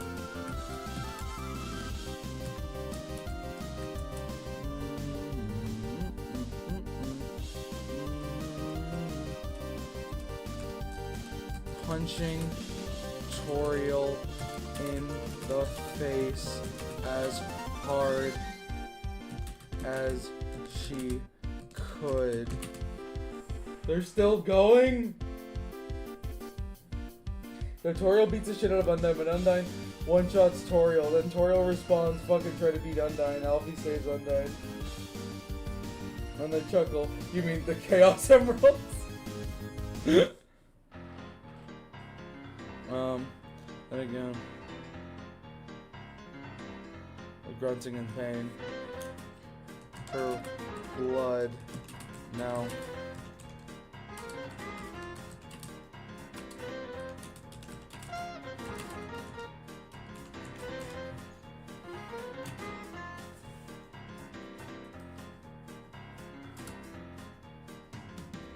as hard as she could. This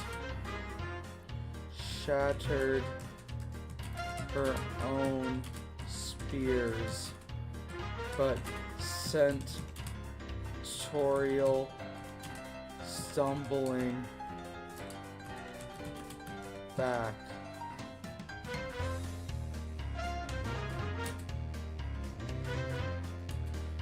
Undyne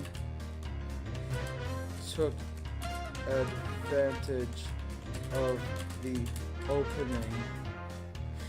I'm taking a step back. Should totally make Toriel get run over by a random car. Toriel pins Undyne to the ground with her foot, making it hard for Undyne to breathe. Okay, we could do that. We could do that. We need to get to Undyne's epic flashback, and then we can do a read-through. Undyne took advantage of the opening. And hitting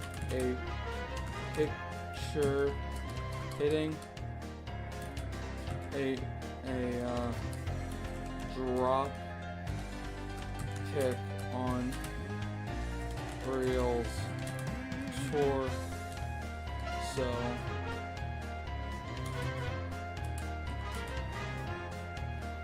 Which took Toriel to the ground. Then Undyne. Then the ground glowed blue. What if one of them was monologuing and then right in the middle of their sentence they get ran over? Yes! Yes, I want to do something like that, yes.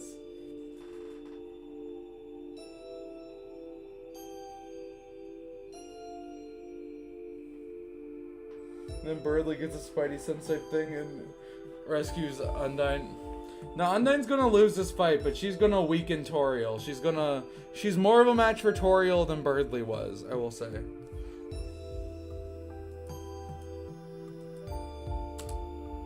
Blue. And a garden, not C,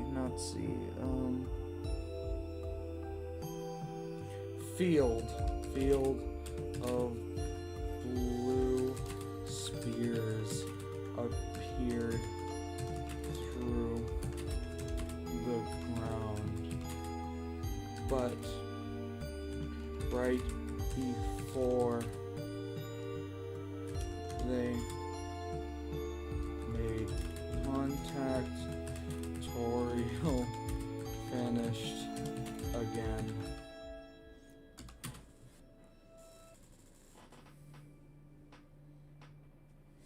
Are we locking in on Undyne versus Toriel? Yes. Guys, can you stop being weird? No one's getting a fucking abortion. No one's getting a fucking abortion, chat.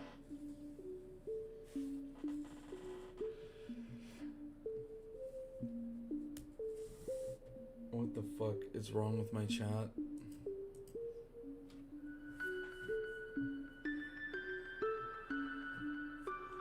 Okay, vanished again. The field of spears lowered. The street was clear of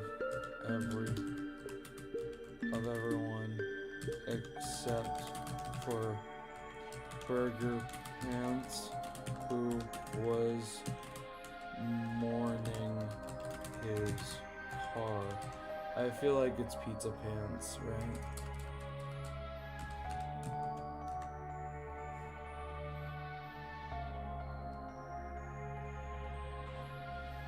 Okay. Who's mourning his car? Okay. Chat, lock in.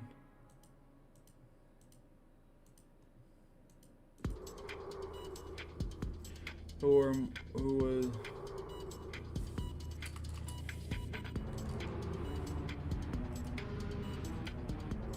was mourning his car? When Toriel reappeared,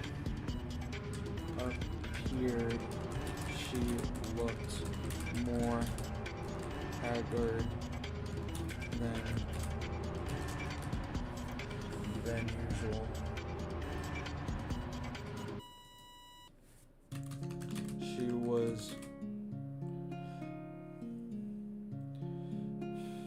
She was clenching her teeth in pain. This shit did not happen, dog.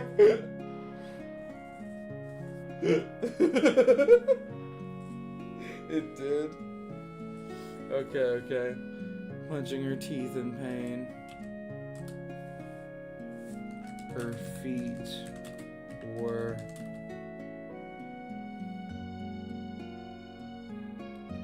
pretty badly damaged.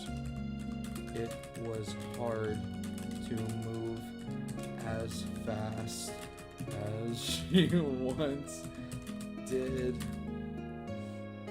No. Okay.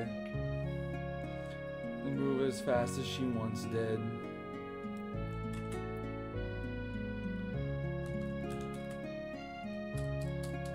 Did.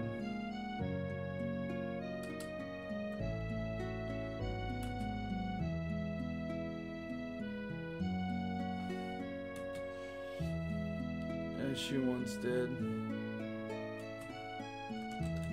Toriel prepared a fire spell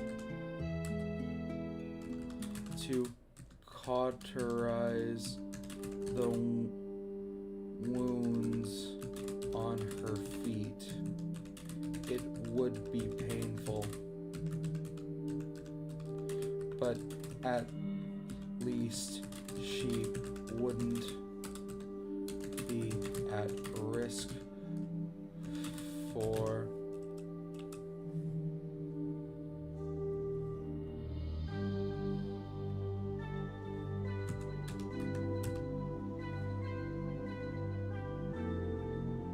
the fact that some civilization might have this in the future is the only evidence that humanity existed is crazy. Have Rudy in here and have Sans pull a plug on him. Okay, maybe. Bones broken, hearts heavy, fires blazing, and too hard to breathe. Rudy flatlines. When was the last time we saw Chris Dog? A while ago.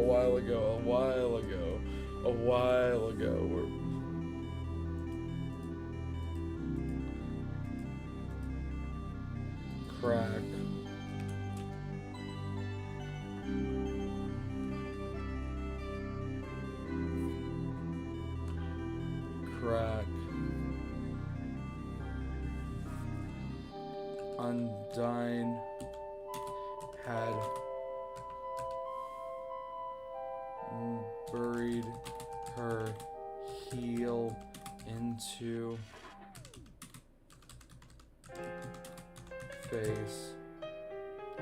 Toriel's face.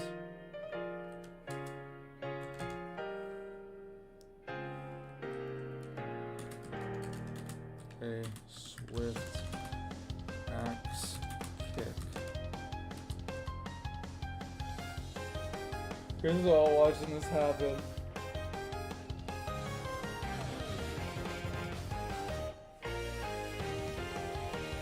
Okay. The swift axe kick.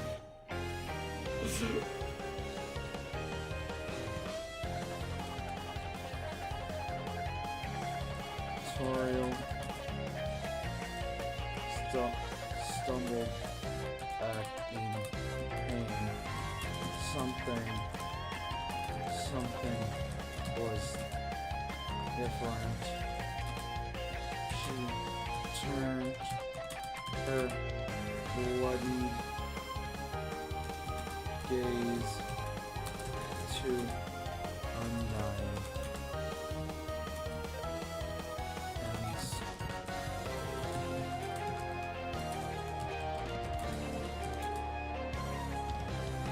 She had achieved form. Her eyes were black. Her body coated in a heart-shaped armor. And then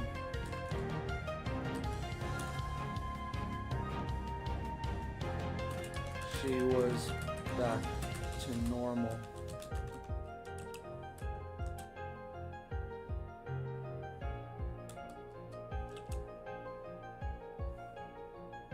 No one who's here just having a nice time while this DBZ fight is happening and Birdley is fighting for his life with a giant octopus. Shut up, slaps Birdley. If the town is just in fucking rats.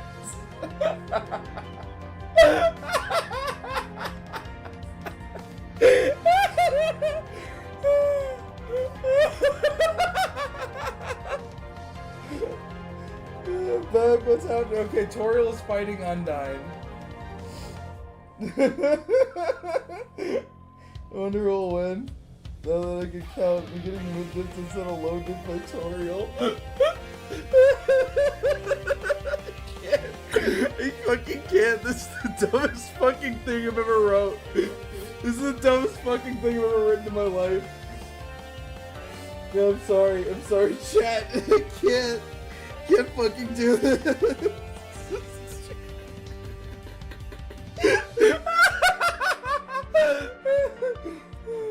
Pizza guy morning is Carl. That's the town. Looks like Last of Us. Next stream tutorial will do some Frieza type shit. Oh my god. Oh my god. What you did to Asgore was fucking diabolical, bro. No, we need to. Toriel versus Toby or Toriel versus Rudy flattening. And she was back to normal. What was this?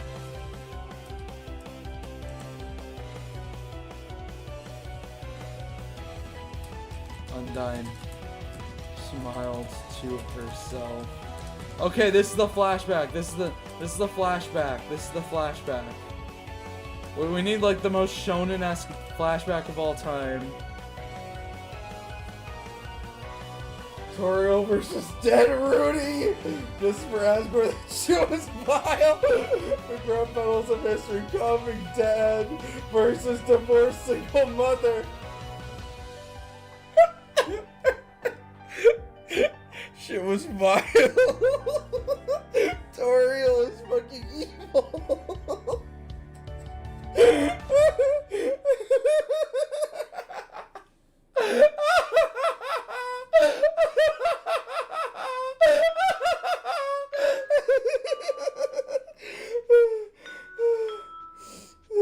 The true end with Gerson as Toriel catch you to nerve him. I'm not laughing at that. That's not funny.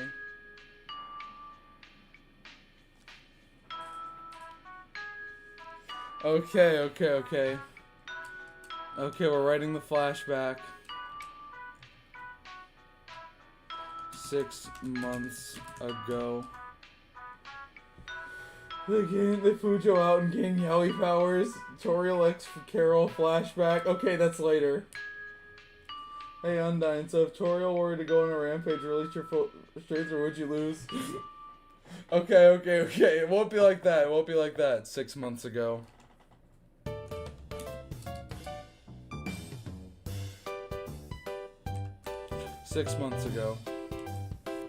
Undyne was in the police office making a pot of coffee. It didn't taste very good, but it kept her alert, and that's all that matters.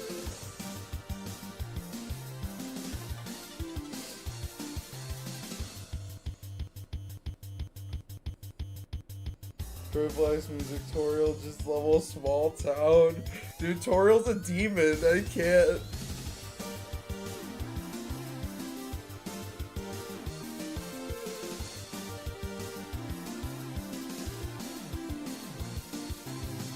I can't fucking do this shit. I can't fucking do this shit, chat. This is fucking insane. This is insane. By the way, you guys wanted the Asgore scene. We could have had a Chris scene. We could have had a Chris scene where it would have been more funny, and Toriel would have been like Omni-Man. That shit would have been gold. That shit would. We have to move that scene back now because you fuckers wanted Asgore. Okay? Sans, is this your girl? Daryl brings up the Toriel and she goes on her Villa Mark. Woo, yippee, the town is in shambles! And that's all that mattered.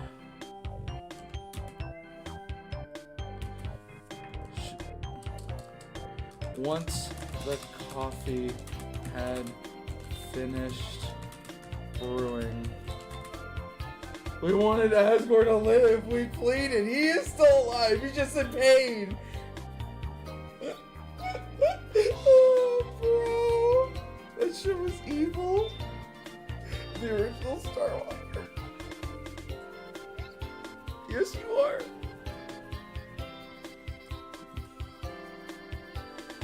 On our hands and knees, we begged. nope, no promises. He got punched in the fucking stomach. What do you mean live? He's alive!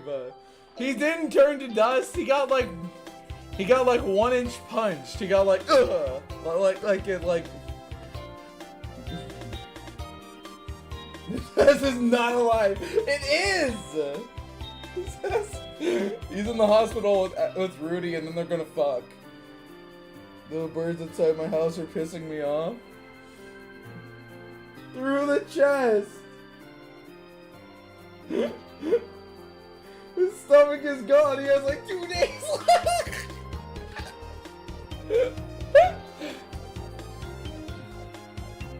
I'm gonna clear up some confusion when we go through the read through, okay? He has a tummy achy spine. What? Once the coffee had finished brewing, she poured herself a cup and went to the precinct gym. There was Luke Ghost lifting some ghost weights. There's lower chance of survival than fucking Burnley!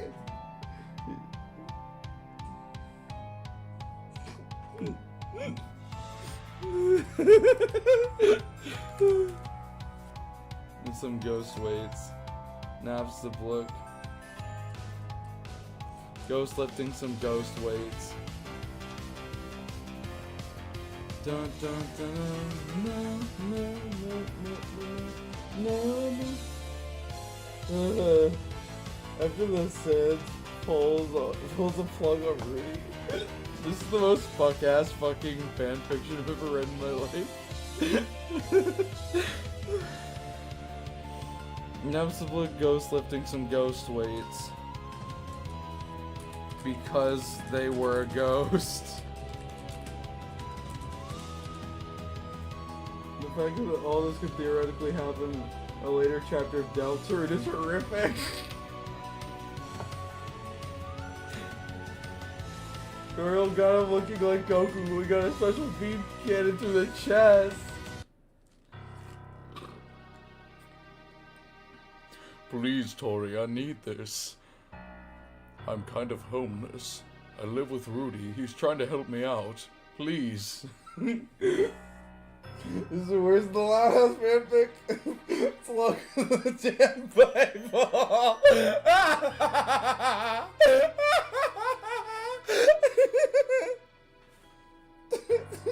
Toriel hit his ass with the special beam cannon.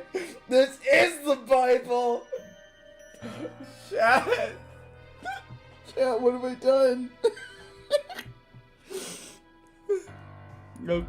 okay. We need to lock in.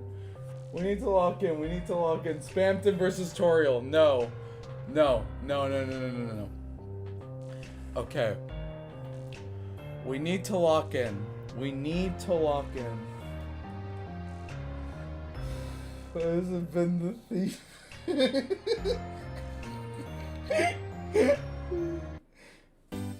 Has this theme ever been in any Undertale game? Can we form a religion on this pick? I hope so. Give me a second. I need to tell the music to keep playing.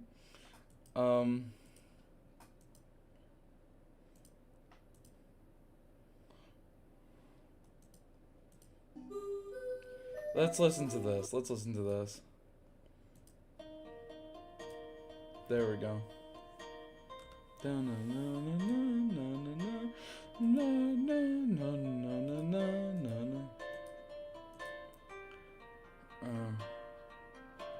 There was, because they were a ghost.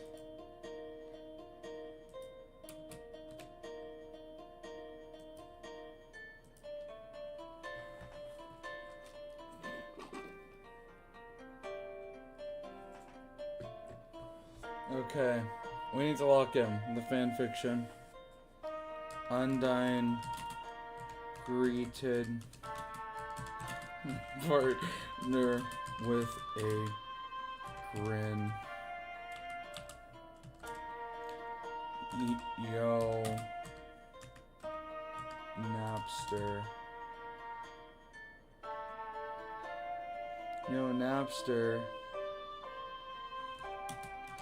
Finally moving up to some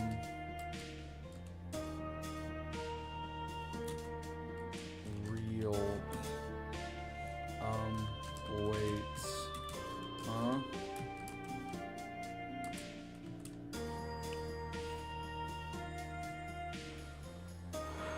Sorry, I went to the dark world and had no. This is on the shit that's this is the shit that's on the prophecy that Susie broke. And we put on a flashback after this song.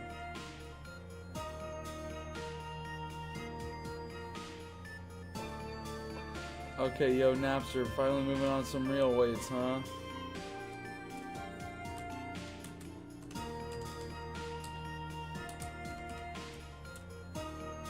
Napster, Luke said, dropping there. Can we get a short recap for the new editions? We're about to fucking reread it as soon as we're done with this scene.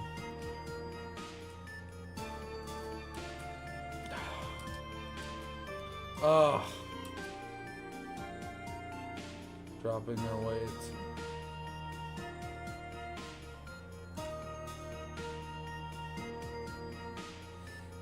They're saying no more curdly, no more bro.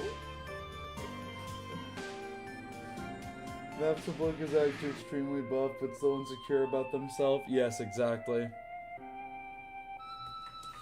Napster Book was in incredible shape, but was still insecure about it. I'm back. What did I mean? We're having the shonen Napster Blood. Oh god. Napster Book. We're writing a shonen-esque backstory where Undyne explains her form. No.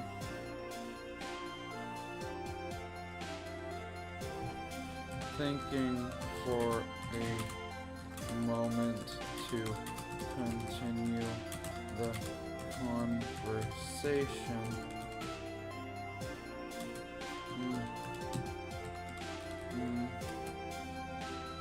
Napster Book asked, so Undyne, how is your training going?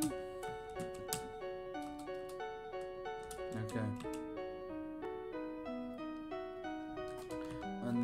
Undyne's face unnarrowed. Berdley's in perpetual Berdley's still. Yes, this is still Berdley's no, bad. Very good. Fuck. Undyne is Undyne. Undyne's face narrows.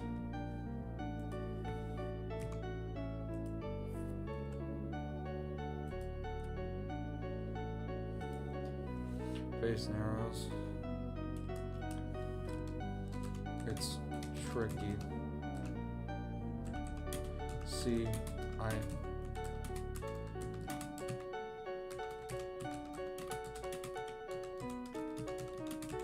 form.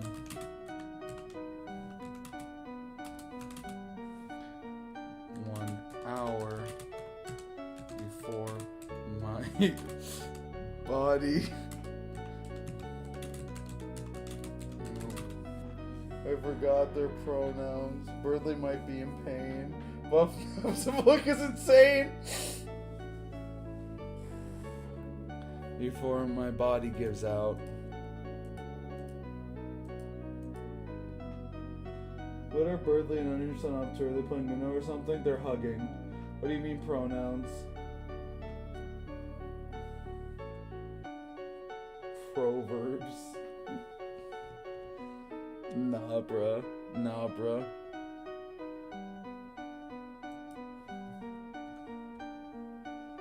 Toriel's fucking theme is playing. So this is the same fanfic. Yes. Yes! We haven't even gotten to the Chris versus Noel steel cage match yet. We're probably going to wrap up this arc next time.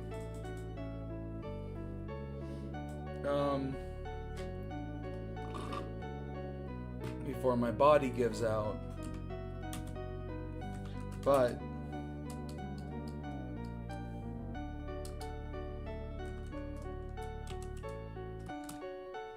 so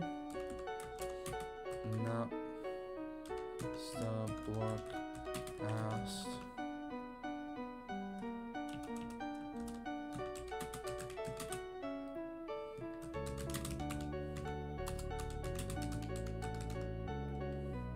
So it's not good enough. What if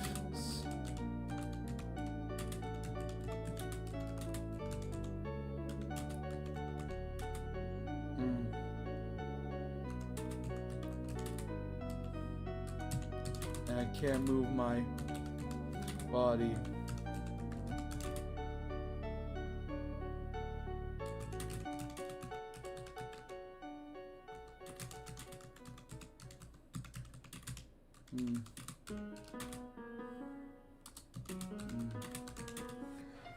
Comedy equals tragedy plus time. Man, what are your... Ben is the only good person who literally ascended and said it's not good enough. And then it's literally the only person who ascended and say it's not good enough. Puts on it. Puts on it. So it's not good enough. What if somebody needs my help and I can't move because of the strain the ascended form puts on it?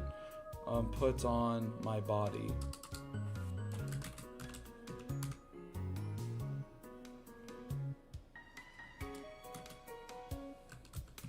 And I'm cringed.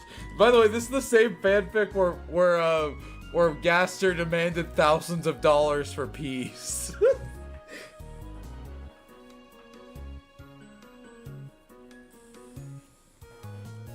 Undyne cringed.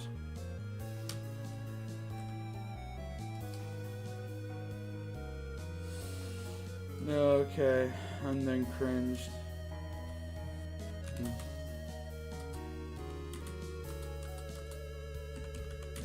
If I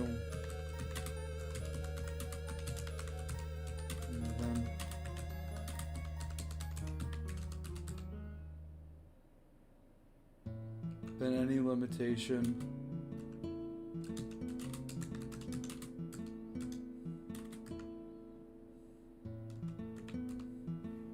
just makes me weak.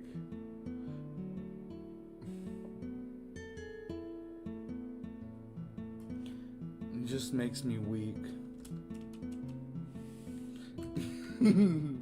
Just look, put a ghostly hand on her shoulder.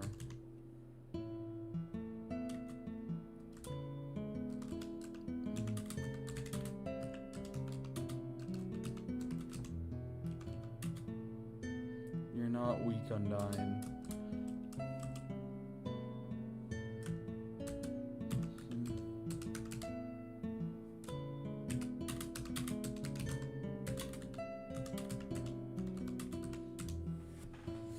Did Burley pay the hospital bill yet? No. Did you spell out? You were just.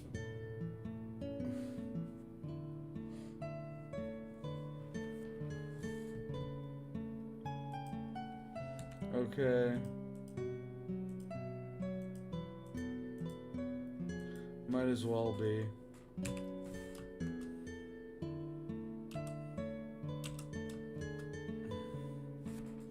I need to find a way. The time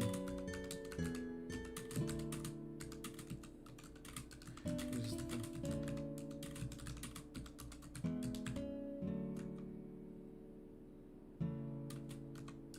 but doing such a thing would be impossible.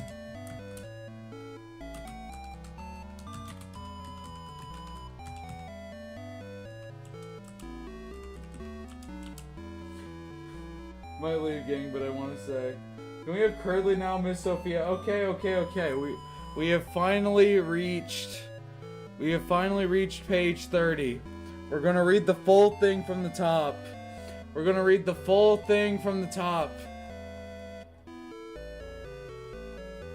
Why is Birdley with Onion Son? Because he got his ass kicked. Asgore died. That's why this is playing. Asgore did not die. Okay.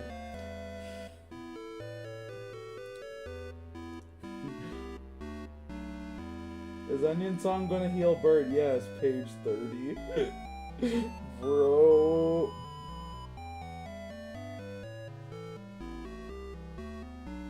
Okay. We're gonna go back to listen. Or we're gonna talk. Okay. Guys, we're gonna read through the fic, and then if I still have energy, we're gonna keep writing. I'm feeling kind of exhausted right now. And it takes like an hour to read through the fucking, Please put Tenna sign in this fic. No. Being held hostage by Tenna, by the way. I'm literally begging. I can tell you need to sleep. Fuck sleep. Weirdly's awful, no good, very bad day. Please sleep. How about you please eat a dick? How about shut up? Birdley's awful, no good, very bad day. By Sophia the Worst in YouTube chat. It was a cold and brisk night. Birdley sat alone, as usual, in his elegant gamer pad. As he sat in his swivel chair, he thought to himself while scrolling through Instagram Reels. I can't fucking do this shit, chat. I can't fucking do this. I just can't. I don't even know what Tennestein is. I guess I don't even know what Tennestein is. Stop asking. Oh, shut up. Okay, yeah. Okay.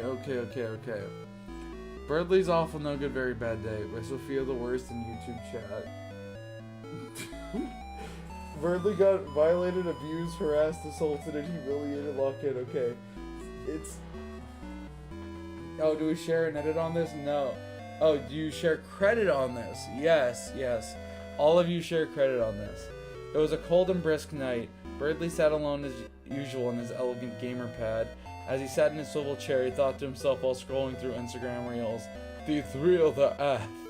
Yet he kept doom scrolling anyway. He, like many others, had nothing better to do. He had finished all of the games in his Steam library. All the homework he had was done in a breeze. So alone, Birdley sat, scrolling away until the dead of night, until a ping from his phone. It was a SoundCloud notification, which was a surprise. Birdley had only downloaded SoundCloud on his precious mobile gaming device for a certain someone. He taps the notification, confusion bubbling under his blue feathered head. It was a song by Miles Eater, 1987.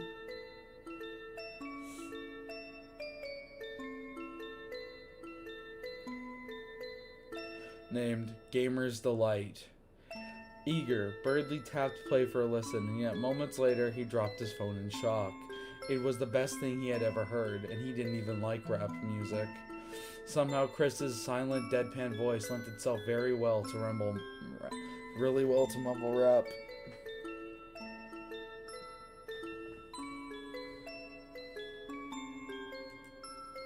I feel like this is too loud. There we go.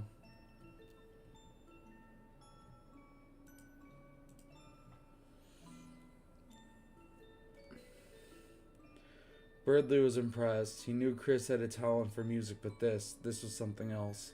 Filled with inspiration, no, determination, Birdley decided to find some peak aura edits to send to Chris, and that's when he saw the best Patrick Bateman Sigma edit he had ever seen. He must send it to Chris to show how much aura the rap had given him. And with one tap of his feathered finger, he sent it. They shit his ass.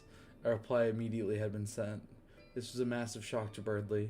He thought that since Chris was a gamer, they'd understand being an alpha, but clearly hanging out with Susie had turned them into a beta cuck. I almost misgendered Chris. I'm so fucking tired. Okay, how could such a good rapper not understand that being an alpha? No, being a sigma is all that mattered. So Birdley, gripping his phone, tightly wrote. Dear Chris Kringle, you clearly don't understand the importance of being alpha.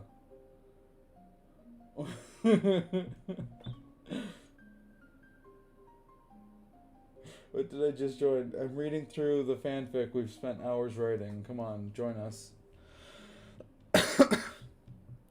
Birdley huffed and puffed. It was the best response he'd ever written, and yet, Alpha, these nuts in your mouth. Chris responded exactly 1 second later. Alpha, these nuts in your mouth. Birdley started to tear up. He had been completely destroyed. If he responded again, it would be he who was the beta and not Chris. He booted up his gaming PC and decided to vent on 4chan until he drifted off into sleep. That night he dreamed of the Joe Rogan experience. I might delete this. I might just delete the dream. The dream adds nothing. It's a very dumb. 1 second later implies Chris has already typed it. Girls go to sleep while reading. Okay, fucking knew he used 4chan. That night he dreamed of the Joe Rogan experience, specifically being on the Joe Rogan experience, talking about how much he loved hunting, women, non-women, and Saudi Arabia in that order, and Joe simply nodded in complete submission to his godly aura. It was a nice, thought-provoking conversation that made all the viewers happy they had witnessed it. No one would ever forget him again. Keep the dream, keep it. The dream is amazing. Okay, the dream is integral to the story. True, it does set up the fact that Birdley feels unloved. True. He awoke to the sound of other birds chirping in the morning. Birdley was disheartened that his epic dream was over. A single, manly tear rolled from his face onto his pillow. Then he stretched out his wing over his face, made a fist, and said, "Someday." But all dreams end eventually. It had so much of the story.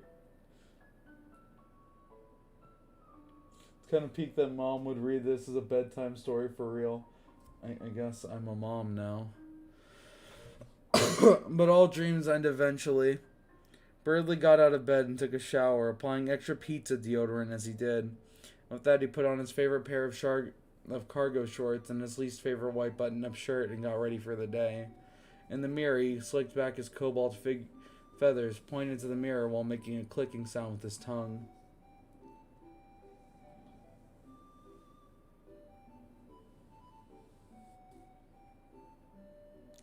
He looked like a real alpha male.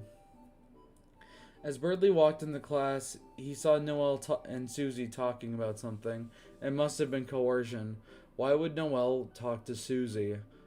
Birdley heroically put himself in between the two girls. He stretched a wing in front of Noelle. Sorry, Susie. Try again another day. He would definitely gain aura for this.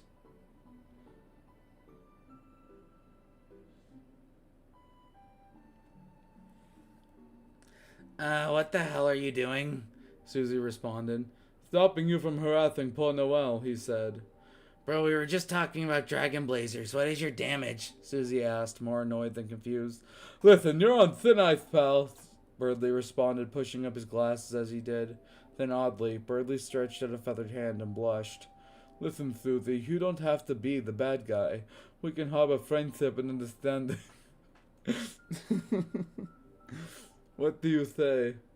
What the actual fuck are you talking about? Susie asked at her limit for bird-brained bullshit. Birdley just stood there, hand outstretched, and gave a patient smile. Then Noelle hits Birdley with a metal chair, going to sleep while listening to this. Best dreams ever.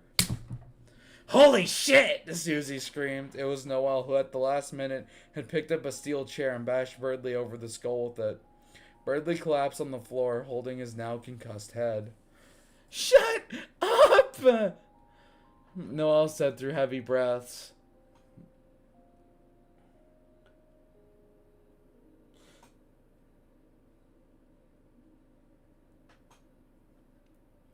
God damn! Susie screamed in excitement. I could probably go louder. God damn! There we go. That's as loud as we're getting. Susie screamed in excitement. Noelle dropped the chair and blushed. What the fuck did I write, bro? What the fuck for my hospital? What the fuck did I fucking write, bro? Bro. Bomba clot. Okay. Was holding. So, do you want to come over next Tuesday? Noelle said, trying her best not to stutter. Dude, Birdley gets beat up every second. Tuesday? Fuck that! Let's go now! Susie said with a toothy grin. Susie then grabbed Noelle's hand and made her ditch class with her. Birdley then sat on the floor, reeling in pain. He was pretty sure he had a concussion, but what was worse is that Susie had succumbed to the dark side and become a heel. It must be Susie's bad influence. I like how the narration went from, like, really shitposty to really serious. WWE? Oh my god. This is so cursed. He then felt a hand on his shoulder. It was Chris. You okay? Chris asked, genuinely concerned. Birdley wasn't sure if it was a brain swelling or blood rushing to his face, but he started to blush before patting his clothes on and saying, Of course, Chris, I'm a real alpha. A simple test that would take me out. Gamers don't die, they respond, numbskull.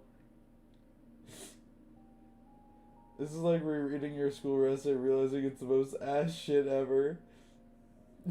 Yeah. It seems the only real numbskull here is you, they said sarcastically.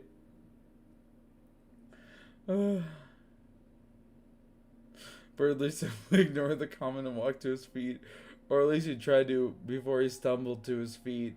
So what if I have a concussion? I'm an alpha, he said before passing up. When he woke up, he was in the hospital. Oh god, I can't do this, chat. I can't fucking do this. I can't fucking do fanfiction is clearly certainly something. 5 stars. Chat, we're not even to the worst part. He woke up in the hospital. Beside him was a tall yet melted skeletal figure. He wore a black suit under his lab coat. Beneath that was a turtleneck sweater. His eyes had cracks in them, one going upward and one going down. He smiled as Birdley awoke.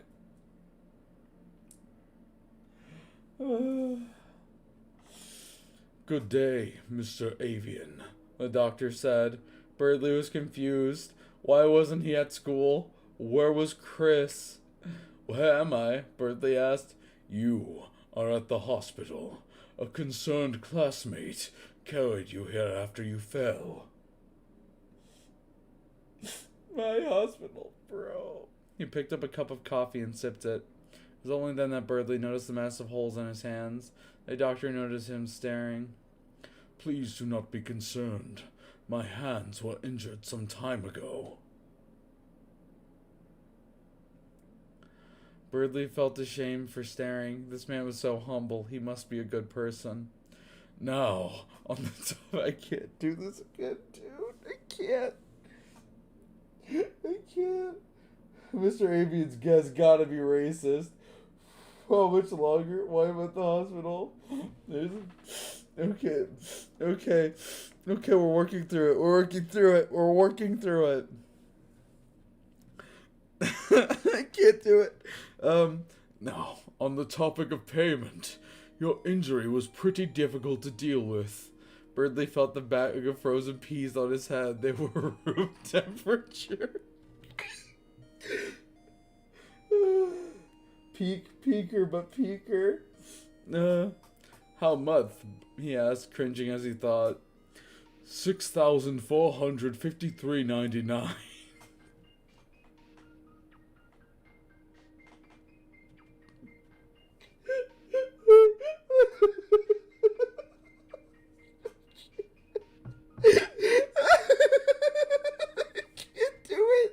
I can't do it, Jack. I can't fucking do it again.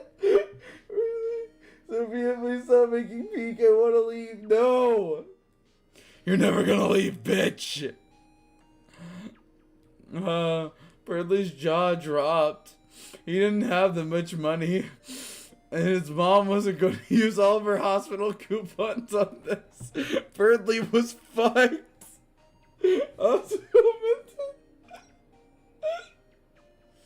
Sorry, I can't afford that. The doctor's face fell. For whatever reason, he assumed he would be getting thousands of dollars from a high school student over a lukewarm bag of peas. Without warning, Birdley's soul was turned blue and he felt gravity more harshly now, collapsing into his hospital bed. Oh my god. The doctor looked at him with pure rage. Okay. I can't do it. Okay, chat. We have to rev ourselves up. What is this? This is confusing me. Okay, Birdley got hit with a chair shot by Noel, so he had to go to the hospital. Now Gaster is charging him money for the concussion treatment, which was just a bag of peas that he put on his head. At least I hasn't paid his bills. Gaster, please, if I can get an appointment, I'm charging thousands of bucks. I can't, chat. This is...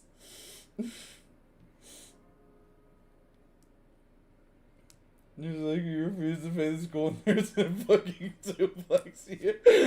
This is a chair box. I never interacted before. Hospital has a bag of peas. Okay. I need to read this. I can't. Okay. Get the fuck out of my hospital. I can't, man. I can't, dude. I fucking can't. I can't, man. This is so dumb. How much longer now? My hospital. Lock in, Sophia. Right. Without warning, Birdley was thrown into the air by the doctor, making him slam into multiple walls. Crack. Birdley heard the drywall crack under his weight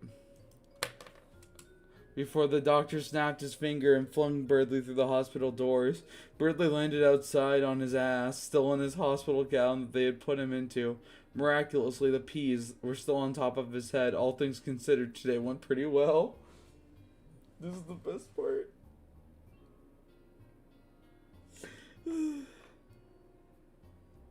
I can't.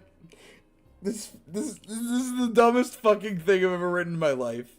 This is the dumbest fucking thing I've ever written in my life. How do we go from this to Demontorial? How?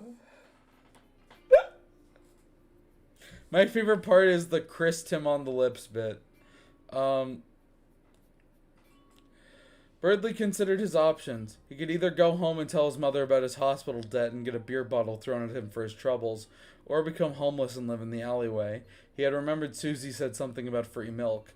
Birdley decided that option 3 would be the best. What was option 3? Simple. He would simply doom scroll Instagram Reels until he thought of a better idea. How many pages are we in? 30.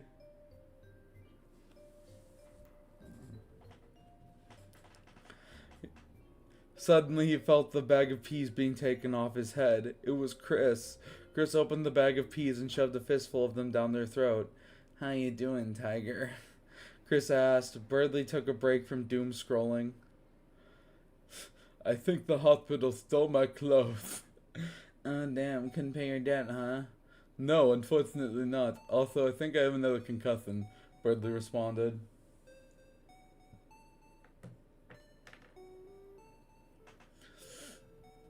"Cool," Chris said with a thumbs up. Birdley had it with this nonchalant demon. Are they going to actually help him, or are they just going to make fun of him like always? No, this is far below my standards. Oh, Birdley's in chat. The story is inappropriate. I know they would approve this. What's wrong with you all?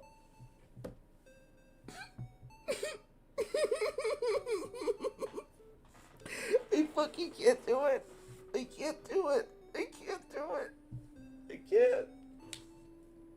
Chris gets Kringle gassers all this bird to see what the hell. Something will happen, Birdley. Oh, what page am I reading right now? Page 7. Oh my god, 23 more. Birdley had it. They're actually going to help him, make fun of him like always. Anyway, want to go play Minecraft? They asked, eating another handful of peas. It wasn't like Birdley had anything better to do, so he got himself off the pavement and walked to Chris's house. Chris's house. Holy shit, you're still doing... Yeah. Everyone unsubscribe from this account right now. This fanfiction to me is disgusting, and in all regards is terrible.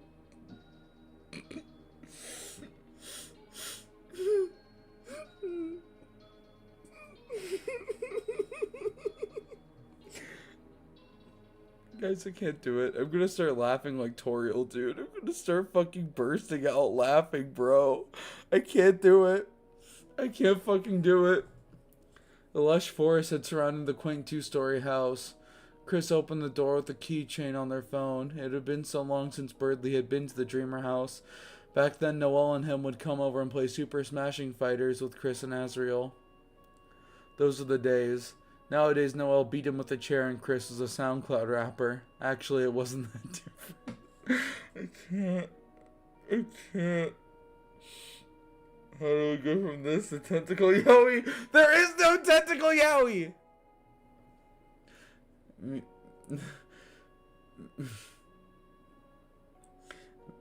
Mikasa is Sukasa. Chris said, "I don't speak Japanese." Birdley responded. Chris rolled their eyes and pulled out a dusty Xbox 360 with 2 chewed-up controllers. Birdley had forgotten that Chris enjoyed the savory taste of Xbox controllers. Chris turned on the Xbox. The Xbox flashed with the red ring of death on its LED wheel.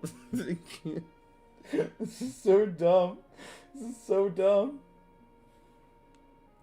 I wish I could have jumped just for that. Alright.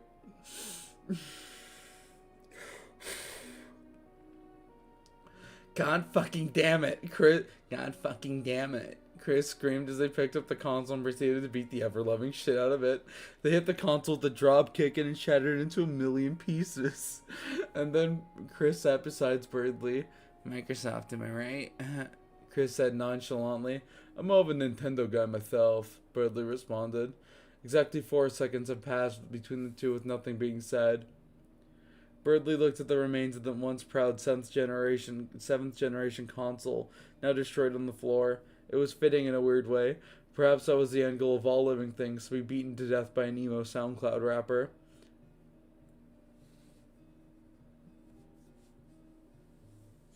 Okay, want a glue sandwich? They asked, their face lighting up. Oh, God. Tennis sweating. Birdley wasn't sure if it was a double concussion or the strange feeling in his stomach, but for whatever reason he said, "Sir, there's no way this day could get any worse." Chris smiled with delight and put on an oversized apron. They took 4 slices of bread and put Elmer's glue on each slice, then a fresh slice of toilet paper in the middle, and voila, 2 glue sandwiches. I can't, dude. I can't. This is so bad. Chris put them both on a plate and brought them both to the couch. Birdley gulped. He had never partaken in this delicacy before and was more than a little nervous. He looked at Chris. Chris just smiled back at him before unhinging their jaw and biting into the sandwich with an 80 psi bite. Birdley looked at Chris with awe.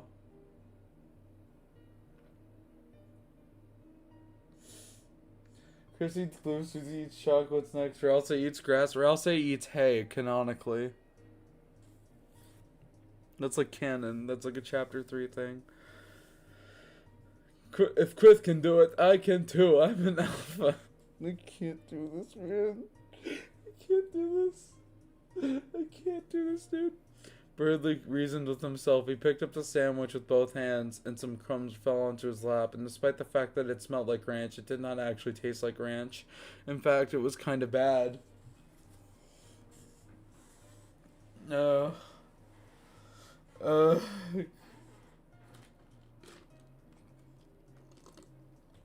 Low-key, that sandwich sounds good. You're gonna die if you eat it. Birdley coughed loudly. Chris just continued to eat, ignoring Birdley's rude coughs. "Jesus, that was awful," Birdley said between coughs. Chris shrugged. The fact that they were eating anything remotely close to a sandwich was worthy of high praise. Chris gulped the last bite down and said, "I believe you mean acquired taste," with a smile. Chris will do the Kringle near a Krispy Kreme. I've eaten worse. Shakespeare never died. I can't do it.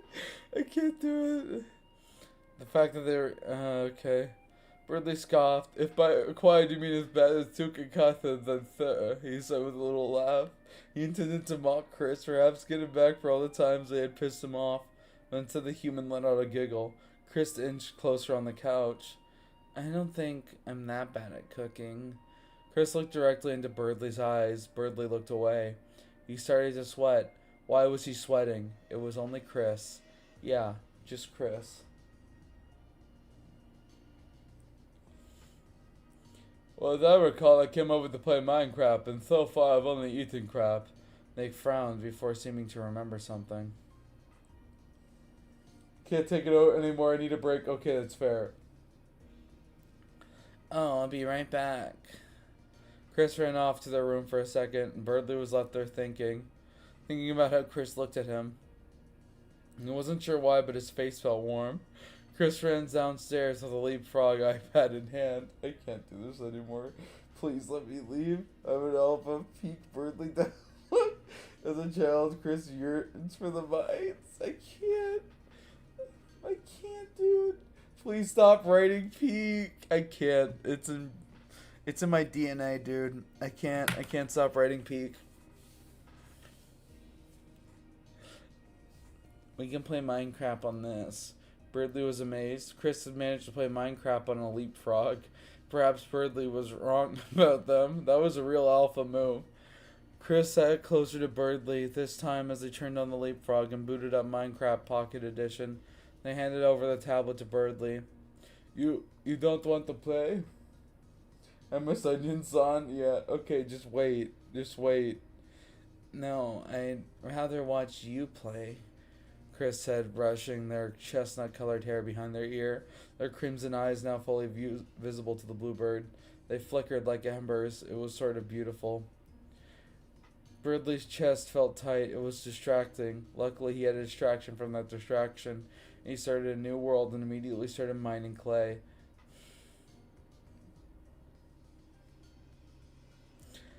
"What are you doing?" Chris asked. "I like building brown bricks with my..." I can't say this without laughing.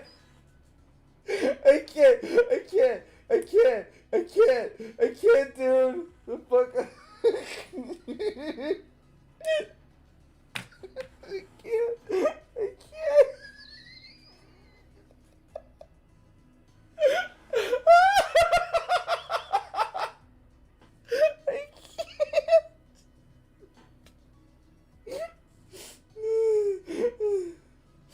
More yaoi, says chat. More yaoi.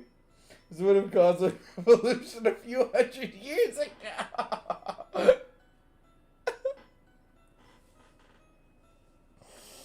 Okay. Need to lock in.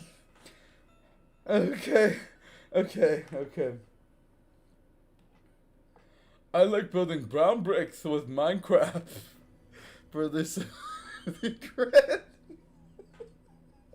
I need Chris the social chatter booth wanted to explain. Feed me, see more. Okay.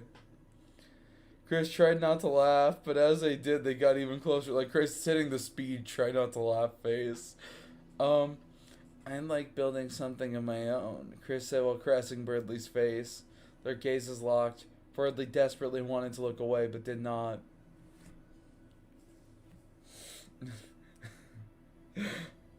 Chris? Birdley asked. This is smiling friends pacing. Let's just say you gave my heart a concussion. Chris laughed. Birdley burst out laughing. Frisk, you're not in this shit. Good one, Chris. You almost got me. Birdley wiped a tear from his eye. Yeah, right. If Chris would ever want to, he thought. I can't read this without laughing. He was interrupted by a warm feeling on his lips. He opened his eyes, and Chris was kissing him on the lips. A million thoughts raced through the bluebird's head. All of them seemed pointless. He closed his eyes and pulled Chris in. And then... Hey, Chris, honey, you weren't at school, so I assumed... I'm gonna lose it. Why does Chris sound like Alan?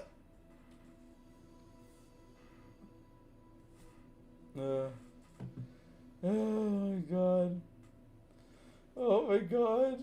Chat. A familiar maternal voice said, Toriel dropped her purse. Here we go.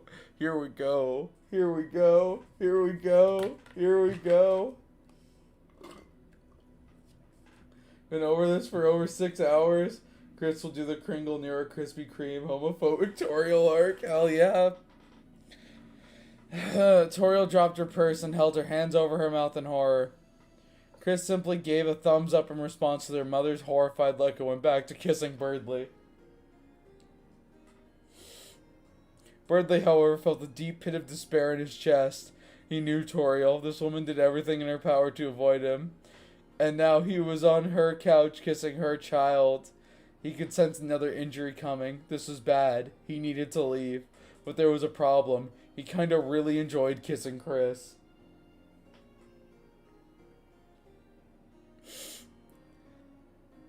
So the concussed bluebird, the deep-seated fear he felt was subsumed by the fact that he, an alpha gamer, actually got to kiss someone before his 40s.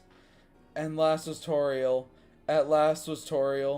1 million emotions went through her soul. Emotions like rage, fear, forlorn, and a weird sense of nostalgia even.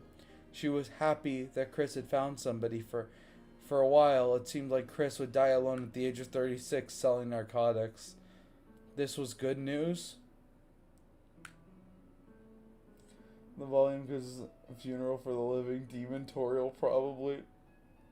Really get the fuck out of there. She will kick your fucking ass. No, it couldn't be. Across from her precious child, her innocent child, was him, that annoying piece of shit, Birdley. How she had rejoiced that the days of him coming over to play video games were over. How she had avoided paying her library debt just to avoid seeing his punchable face. And now he had the audacity to come into her house in a hospital gown no less and corrupt her sweet innocent child. That son of a bitch would pay. Selling what? Narcotics. I just got here. What on earth is this? I'm reading through a fan fiction me and chat wrote.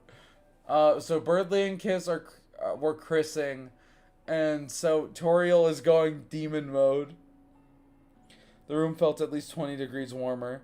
Toriel picked up her purse, gripping it until her knuckles were white. Then she took a step. The floor littered with Xbox shards cracked beneath their foot. Birdly looked on in terror. Instinctively his flight responses were telling him that he needed to leave, or else his hospital debt would be even higher. He pulled away from Chris. It was a look of genuine terror on his face.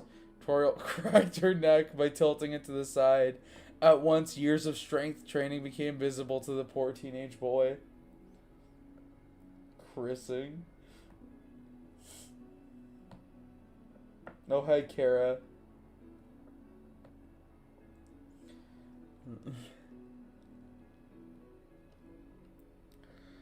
Became visible to the poor teenage boy.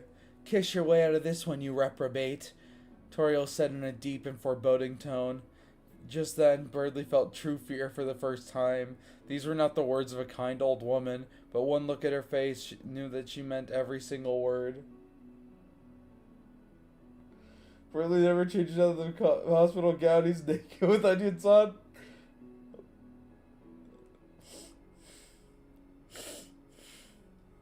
He's not naked with onions on, dude. He's not. He's not. That's you speaking. Hunter reference Lamau. Thank you. Someone finally got it. We must publish it. I will buy it for $50. I'm gonna cook up a fanfic of my own. Okay.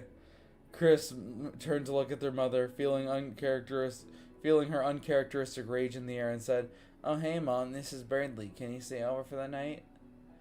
The night? Birdly repeated, growing a feeling of red on his face.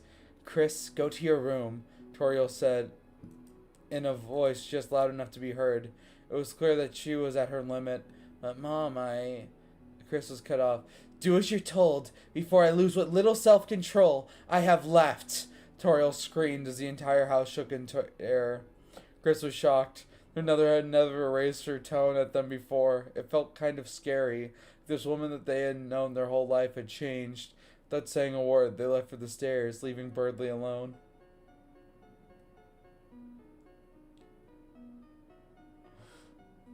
Crashing out over Birdly is crazy, guys. Guys, we're not even halfway through. You don't even realize how fucking insane this shit gets. Toriel's theme starts playing too.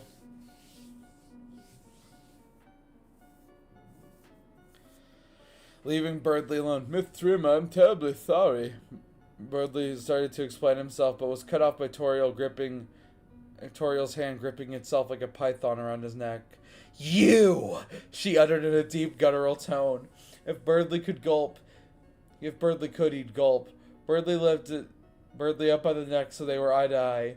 "Never come to this house again," venom leaking from her mouth as she said it. If Birdly could only explain himself, if Birdly could only tell her how much he cared for Chris, but he would have been cut off anyway. "Never speak to Chris again," she said, barely containing her righteous fury. "Never speak to me again," her grip tightening even harder. It was becoming hard to breathe. "My child, you are giving me a heartache." Toriel isn't homophobic, she just hates Birdly. This shit wasn't released, it fucking escaped. Okay. "Never speak to me again." Her grip tightened even harder. It was becoming harder to breathe. She lifted Birdly up over her head before choke slamming him through the couch. The dusty old couch smashed into smithereens. A piece of wood jammed itself into Birdly's side, drawing blood. But that only made Toriel see red. She clasped the fist tightly and then another. She looked straight down at Birdly, reeling in pain before launching the rapid-fire volley of punches at the downed bird.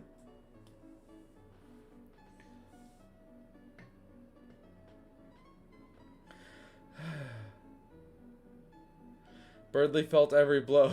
It must have been at least 1,000 before his body went numb. Each blow he felt an explosion of pain. Blood splattered against the walls, and he felt his hollow bones cracking underneath her attack. The house shook, the floor cracking, creating a crater where Toriel stood over Birdley. He was gasping for air. He was covered in blood. His ribs were shattered, and he probably had a third concussion. He grabs Toriel's leg, begging for mercy. The demon formerly known as Toriel has been conjured, but she showed him none. We're not even to her most like, can I have this newsletter under my homophobic mother beats the shit out of their non-binary child's boyfriend. The Kingeth will love this. King would probably love this fanfic. With a look of absolute disgust, she kicked Birdley through the wall of the house. Birdley slid the grass outside, piling it up behind him. Birdley was seeing stars. He could not get up out of the grassy hole he was now in. He coughed up blood. He looked to the floor, fearing that this might be the end. But then he felt the warm feeling from above. It was Toriel. She was mustering up all of the magic power she had into one massive fireball that was consuming the wall of her house. It looked like a tiny sun in the palm of her hand. It was about the size of a yoga ball. It pulsated with the light of justice. I genuinely let out. When I saw my non-binary child kissing Birdley on the lips, and I genuinely let out my inner demon. 100 Birdleys versus 1 Toriel, who's winning? I think the Birdleys have a good shot.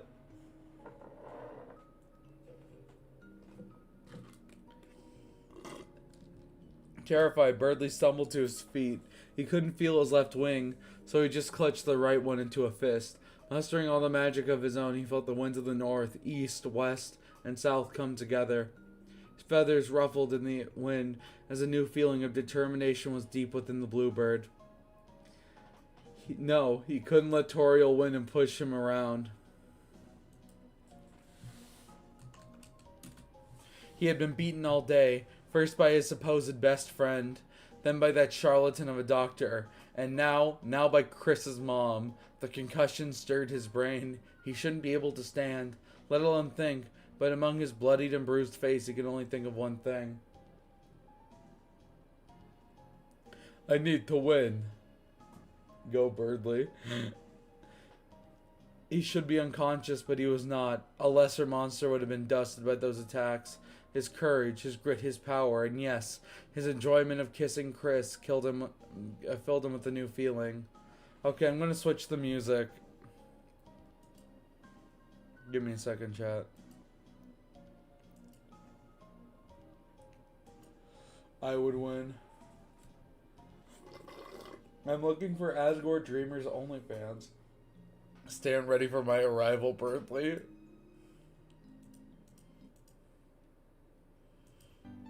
No.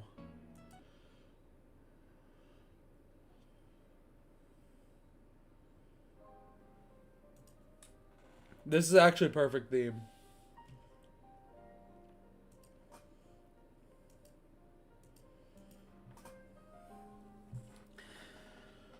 He smiled as the winds grew wilder around him, forming into a tornado around him, immersing him within the wind, and suddenly he could feel his left wing again. His ribs were intact, and his brain felt clearer, and there was no more blood. His glasses had been turned into an angular visor. The torn hospital gown he was wearing turned itself into a long white cape, an iron-like sleeveless chest plate with a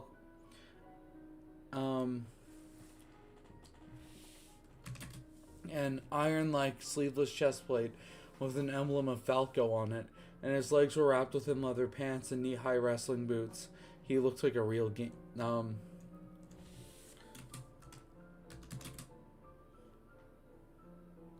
his feathers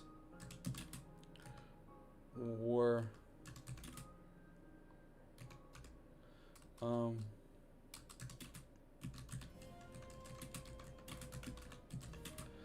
highlights and eyes.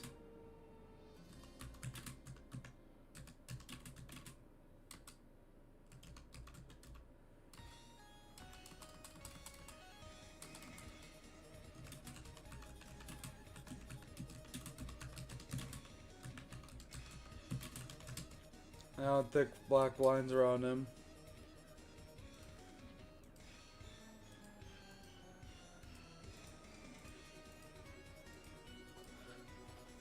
His feathers were covered in black highlights and his eyes had thick black lines around them. He looked like a real gamer. Stop editing. We need the authentic experience, sleep-deprived experience. Further about to do a final smash. Toriel grunted, her rage now consuming her 100-fold. Her veins became visible on her head, and the size of the fireball had tripled, consuming the backside of the house and setting it on fire. As the inferno swelled, Chris ran down the stairs. Mom, the house is on fire. But Chris was silenced by the scene before them.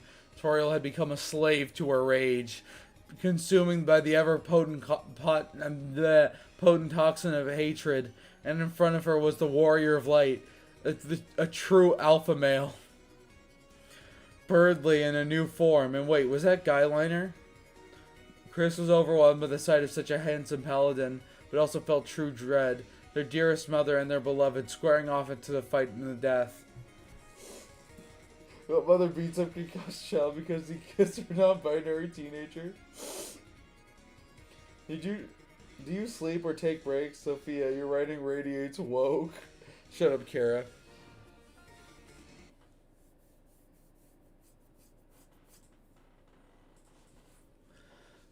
Chris was overwhelmed by the deer squaring off. Wait, Chris screamed. They're holding out their hand to their mother, but it was too late. Toriel fired her attack. Excuse me. Take this, Lotus Inferno! She roared. The fireball headed towards Birdly with blinding speed, but Birdly only smirked in response. We need another Mother's Love playing. Got it. I'm on it.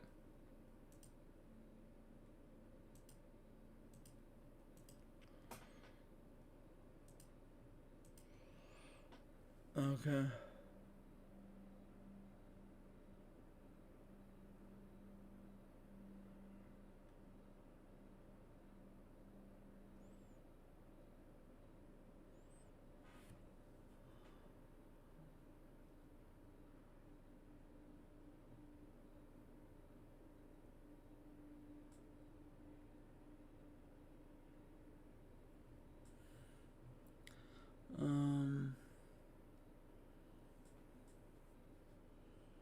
There we go. Found it.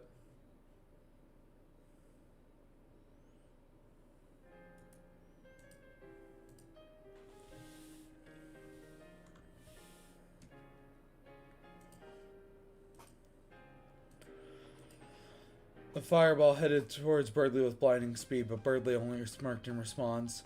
Birdly then cracked his masculine knuckles by flexing his hand before moving them in front of his face. This is so fucking dumb.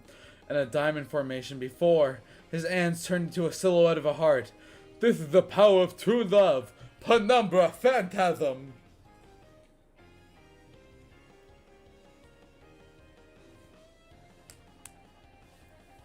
A green energy consumed Birdly as a bright light appeared from his hands, and a gust of wind from the entire continent began to roar. Birdly ejected the blinding light forward. The two attacks met, and a new neon blinding light shined over all of Hometown. The attacks struggled for dominance, pushing each other as Birdly and Toriel screamed with all their might. Why won't you just die? Toriel exploded.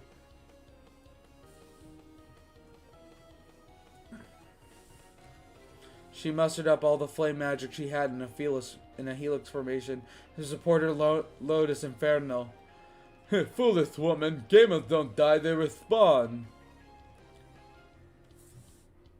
Birdly cackled as he used the winds of the entire planet to keep Toriel's flames at bay. This is really our Deltarune?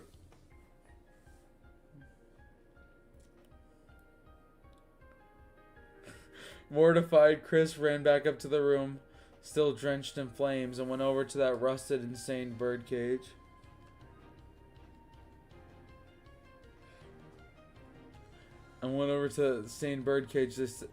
They kept. Inside of it was that eldritch asswipe, their soul that was controlled by somebody else. They sighed and decided that it was better to have their help, but it might be too late, as they heard an ear-splitting explosion from outside as the world was drenched in a bright light.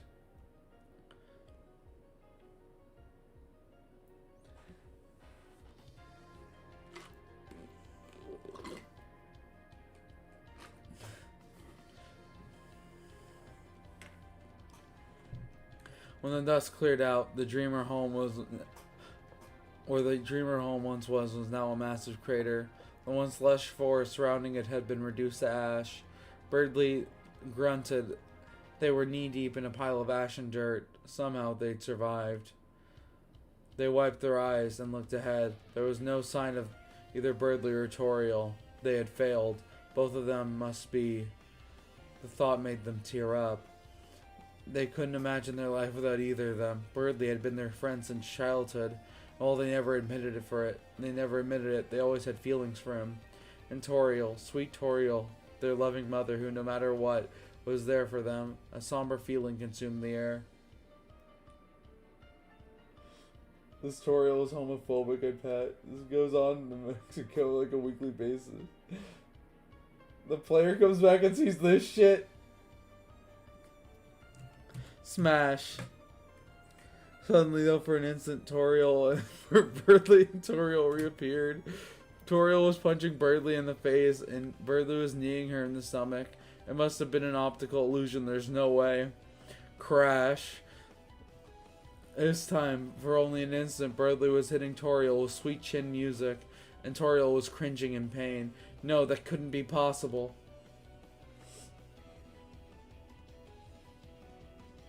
Toriel did not have a justified crash. Chris, what the fuck did you do? Bam. This time the two appeared for roughly 15 seconds. They were punching each other's fists, meeting each other's jabs blow for blow, even in speed, even in power. With each punch, grew a mini shockwave. Chris couldn't believe their eyes. Birdley and their mothers weren't dead. They were fighting, but moving too fast for the human or monster eye to see. Birdley's peak. The fuck did I get? I love it when people join right here when Birdley and Toriel are fighting without all the context. And recapping it just doesn't make any sense. Curdly palsy. Chris gulped. There's little to any hope of stopping the fight now. Birdley had raised his fists and volleyball spiked Toriel to the ground. Toriel hit the ground hard, bouncing back up into the air after making contact with it. She still landed on her feet, however. She dug her heels into the floor. She gritted her teeth, wiping her mouth of the blood that was now there. Birdley now stood in the air, wings crossed. "How did you get so strong?" Toriel said, her anger boiling over into frustration. Birdley cackled. "You're going to have to try a little harder than that." Toriel angrily groaned before stretching out her arm to the side. "Rain of the fireflies," she said under her breath as 1,000 tiny flames appeared behind her. Birdley's expression changed, and one by one the tiny flames followed him with blinding speed. Toriel flew as fast as he could in a crescent arc formation. One by one the tiny embers expanded, exploding behind him in spectacular fashion. Birdley only barely escaped unscathed, breathing a quick sigh of relief, but then he made a slashing motion with his wing. An invisible slash of wind followed with blinding speed. Toriel somehow anticipated the slash and did a triple backflip away from it.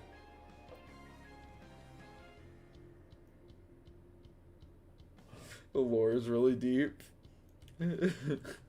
She looks around. Birdley had vanished. Toriel knew it was only a matter of time before. Wham! She felt the taste of blood in her mouth as Birdley had kicked her with blinding speed in the stomach. She went flying back and landed on the pavement that used to lead to her house but now leads to nowhere. She coughed up blood. Red now leathered her purple school attire, but she didn't care at all. All she felt was pure hatred. Birdley appeared again, this time to her right, and he charged a spin kick. But she countered with a stiff force palm to his jaw. He stumbled back, creating a perfect opening. Toriel unleashed a flurry of sidekicks into Birdley's torso, finishing off her combo with a high knee to Birdley's beak. However, Birdley had responded with a headbutt to Toriel's face, cracking the nose bones of the goat mom.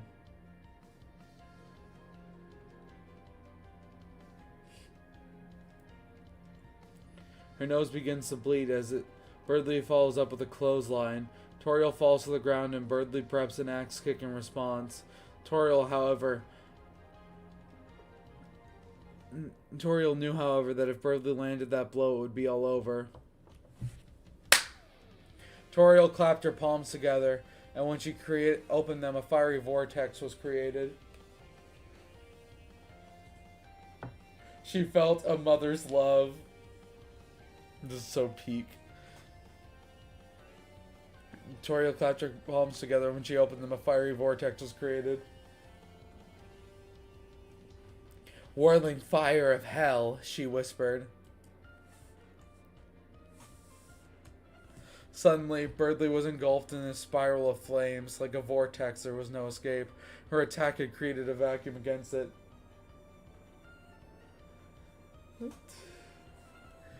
What is this? The blue bird of misfortune uttered as he was consumed by the flames. Give up. There is no escape. My whirling fire of hell. This is so dumb. This is so dumb. This is so fucking dumb. Okay. My whirling fire of hell. There's no escape from my whirling fire of hell. It'll surround you until your dying days, she explained. This is so dumb. Her mother's rage, her mother's hatred. Toriel got the belt. Actually, I think that's what Toriel should do next against Undyne. She should just get a fucking belt and then beat Undyne's ass. Salute cinema.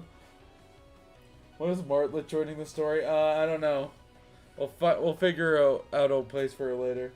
They'll surround him for like 5 minutes because today is his dying day. Nah. Oh, is that all? Birdly said cockily, and with a whoosh of wind, the attack was gone. But how? Toriel asked. I am the master of the turbulent wind. I'm gonna kill myself. He said, cocking his head to the side in utter arrogance. Toriel had the strong urge to make him bleed for that fuck-ass comment. She should get the whelp to whip the asses, yeah. So she balled her fists up and threw a jab at Birdly's head, but Birdly simply moved his head to the right. She tried again, this time with a stiff knee, but Birdly simply backflipped out of the way. Toriel then smiled, clicking her fingers. A massive pillar of fire then appeared right where Birdly landed. Toriel pants, assuming that the fight is won. She smiles to herself, but the slow creeping feeling of regret for her actions starts to catch up with her. Oh God, what have I done? She wonders to herself. Was it really worth it? Saving Chris's honor by murdering a child? Tears welled up in Toriel's eyes. She really was just like him. Good thing I'm not that guy.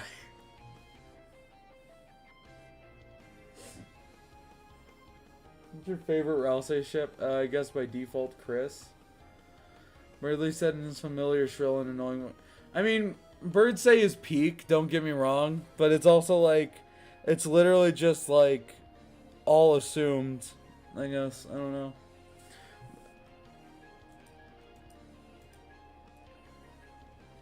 With all that regret, Toriel had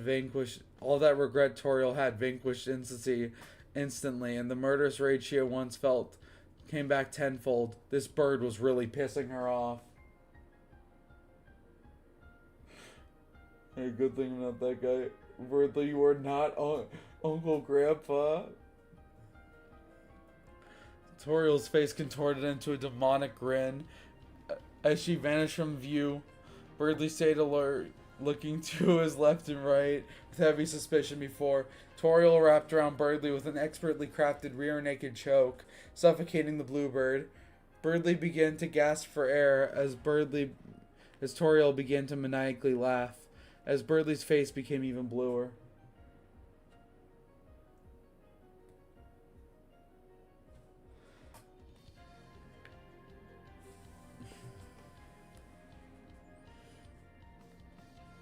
Birdly squatted down before taking off again. He started to fly in an erratic formation to try to shake Toriel off, but her grip was as tight as iron. He could feel himself losing consciousness. This was bad. He did not want to die. But as he was flying above hometown, he lost too much air out of his lungs and began to plummet to the town below.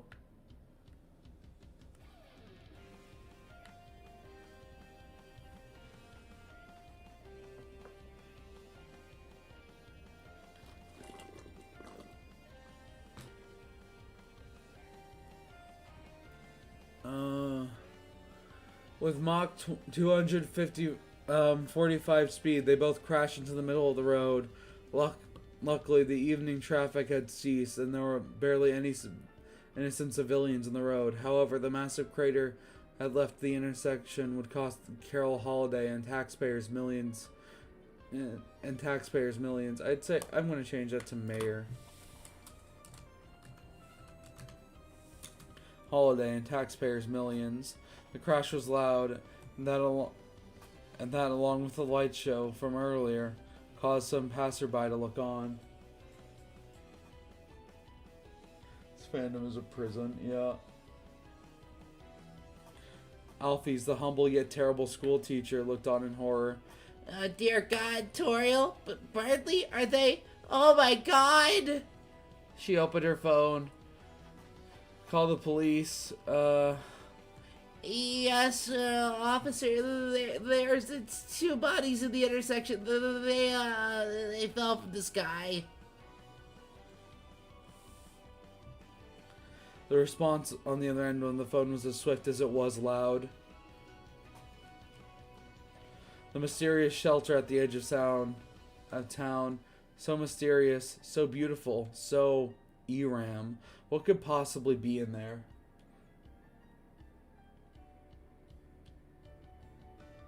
I just want to mention that this stream has 2018 views. We all died when Chris kissed Birdley, and this is hell. Alfie's stray, lol.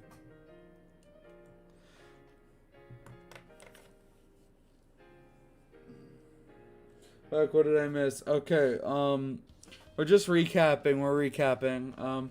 Suddenly the doors were kicked open with a heavy boot. The corpse of the roaring knight was thrown on the ground with a hard slam.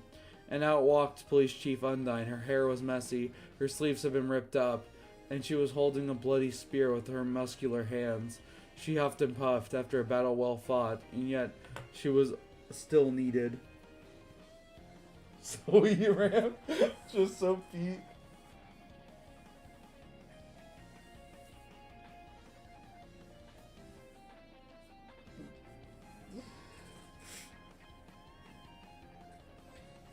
I will genuinely slime Tenet, dude.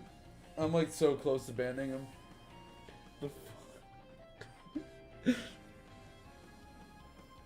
With blinding speed, she ran at Mach 2 to the scene of a brand new crime. She arrived, foaming at the mouth. Crime was her worst enemy, and yet stopping crime is what drove her to be better.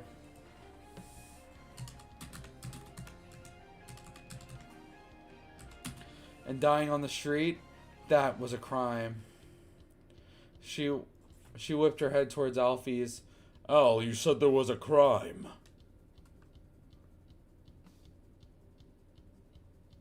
Still feels too soon to kill off Roaring Knight. Yeah, that's why it's funny. I hope Togor will show up at some point. No, we need to create our own shitpost like Demon Toriel. The bags under her eyes said everything Alfie's needed to know. God, Undine, you look terrible. What happened? Nothing. I just had to fraud check some punk. She responded with a confident grin on her face. This is so dumb. Bat dying. Yeah, pretty much. So, who are the dead people? Undine asked nonchalantly, freaking Alfie's out. Undine, how do you know if they're dead? They could be unconscious. Alfie's reasoned, hoping her one friend and one of her students weren't dead. Oh, good point. You're smart. You know that, Al. Alfie's blushed. She wasn't used to being complimented by savage warrior women, but swallowed her embarrassment. Undine, however, jumped in and slid into the crater the two have been. Upon closer inspection,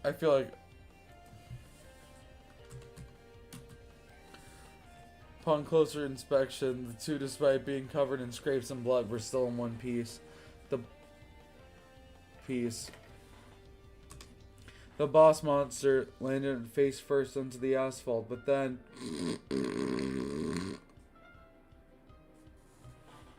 Genuine demon.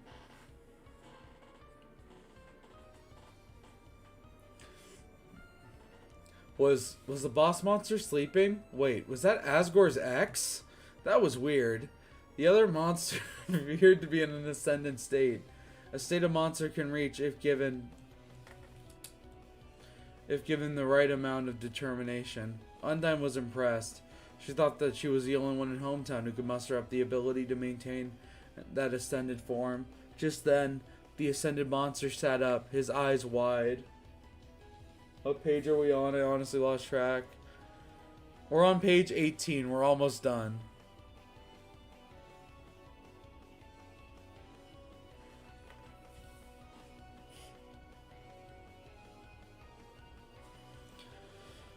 Berdley was amazed at how he had survived the fall. It was a good thing nobody was around, or else he might have accidentally killed someone. He then turned his head to look at Officer Undyne. By the looks of things, she had also gone through hell. He grunted. He wasn't done with Toriel yet. She had attempted to kill him, and as a gamer, he couldn't let that slide. With one elegant half-ape press, Berdley jumps to his feet and began walking to the asleep Toriel. He gritted his teeth and grimaced. Berdley the Ungaming.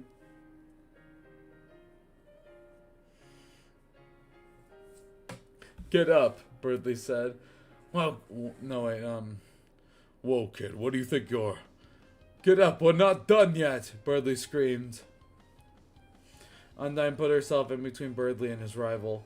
Listen, kid, you sustained pretty heavy damage. You need to go to a medical facility. Berdley cringed at the very idea of going to another hospital after his earlier experience. I can't. This is so dumb. This is so fucking dumb. Get out of my way. No, wait. Get out of my way, Berdley said, removing his cracked visor, revealing his eyes that totally didn't have guy liner. Rooting for Berdley, not gonna lie. Yeah, I know. You have this whole time. Undyne put a hand on Berdley's shoulder. Listen, I know you don't want to hear this. I was a pretty hot-headed kid, you know. I got into my fair share of fights, but that form, it has a weakness. If you keep using it... End the fight now, kid, Undyne pleaded. Berdley just walked forward. He wanted to proceed. Undyne looked into Berdley's eyes. With raw determination, it looked so familiar to her. It pissed her off just as much as it did then, too.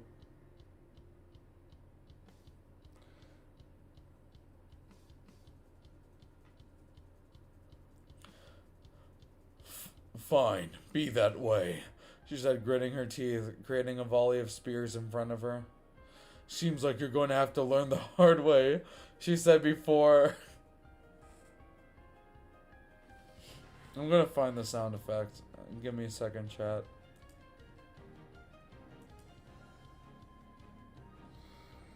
I hope Berdley's doing great. Oh, great heavens, yeah.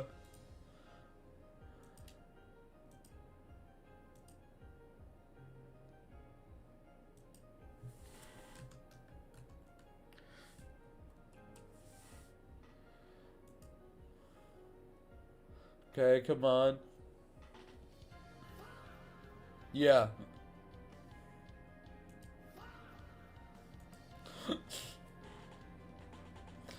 Okay. This is like the best shitpost of all time. This is the best shitpost of all time. What are Noel and Susie doing hold that ass? They're playing Dragon Blazers.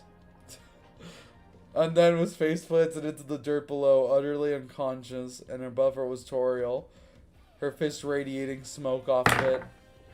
With one uncanny motion, she contorted her body to look at Berdley with a demonic grin. Kratos Toriel, AUN. Her smile said it all. It wasn't really over. Oh my god! Alfie screamed and ran over to look for someone else to help. Toriel simply flexed her muscles and a fire-like aura surrounded her. Berdley took a defensive stance by instinct, but then Toriel vanished again. Berdley panicked. Where could she have gone? And the realization hit Berdley. She had never left. He turned around and there was a fiery fist in hand, and a smile so wide it was tearing the seams of her mouth. Berdly tried to move, but... Divine fist. Holy fire. This is so dumb. When it's all over, Berdly is going to look at the setting sun and say, this is an awful, no good, very bad day. The funny thing is, this fic is probably going to take place over a week. So I'm probably going to have to change it to very bad week.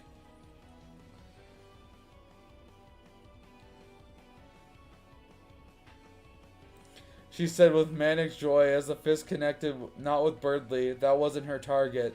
The ground below him. The crater the three of them were in erupted like a volcano. Like a volcano. A massive explosion engulfed Berdly and Undyne. The demonly formerly known as Toriel threw her head back and began cackling in laughter.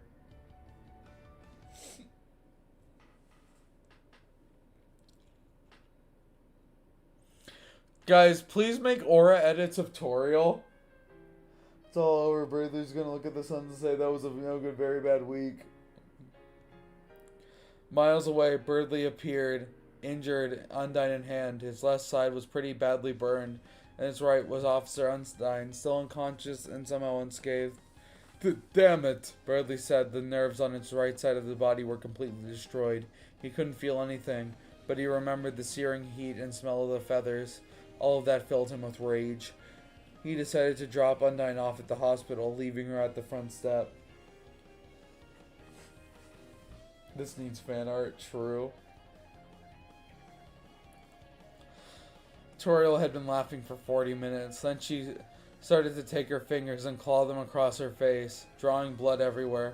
Her laughter had drawn a unique scene, and drawn quite the scene of concerned neighbors and friends worried about her safety, yet too scared to actually intervene. I did it! I did it! I finally did! I did it. It should be, I did it. I finally did. I did it.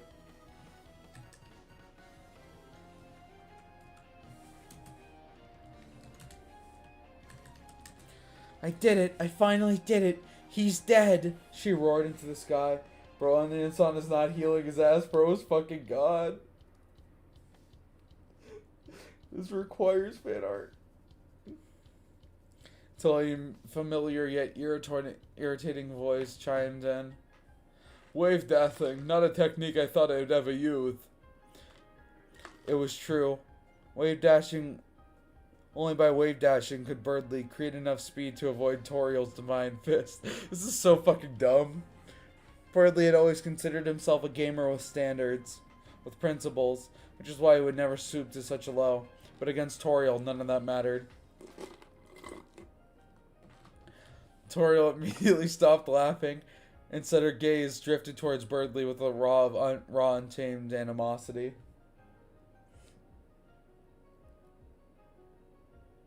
I feel like someone would be concerned about a blood-covered Toriel screaming about finally killing someone. Toriel screaming about how she finally murdered a child. This is Demon Toriel. This is in character. This is fucking stupid. By the way, when Toriel goes to prison, I want her to wear like a Mom 316 shirt. Toriel, can you imagine destroying half a fucking town in the big like, and then just wearing a fucking Austin 316 shirt everywhere? That'd be fucking stupid. Toriel then vanished. Berdly's eyes widened. He felt like a truck had hit him in the abdomen.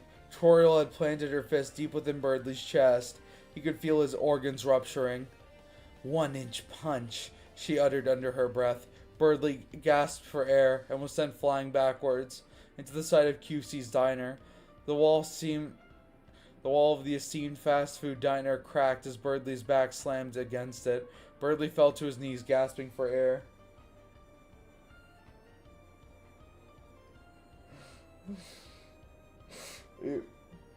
Comedy equal tragedy plus time, true. Oh, she finally got that. Alright,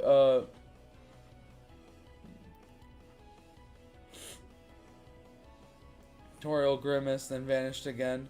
But when she reappeared, she was right in front of Birdly. A look of indescribable malice scratched across her face. Birdly jumped to his feet, sweating bullets. He let out a warrior's cry and punched Toriel in the face as hard as he could, but she did not move an inch. She hit him with the Asgore special? Is that what we're calling a 1-inch punch now? His fist had buried itself into her cheek. Birdly was overcome with fear, so he began to rapidly fire punches as if fired from a high-caliber machine gun into Toriel's chest. But Toriel did not move, simply eating the Bluebird's offense. Birdly was confused. Why were his attacks not working?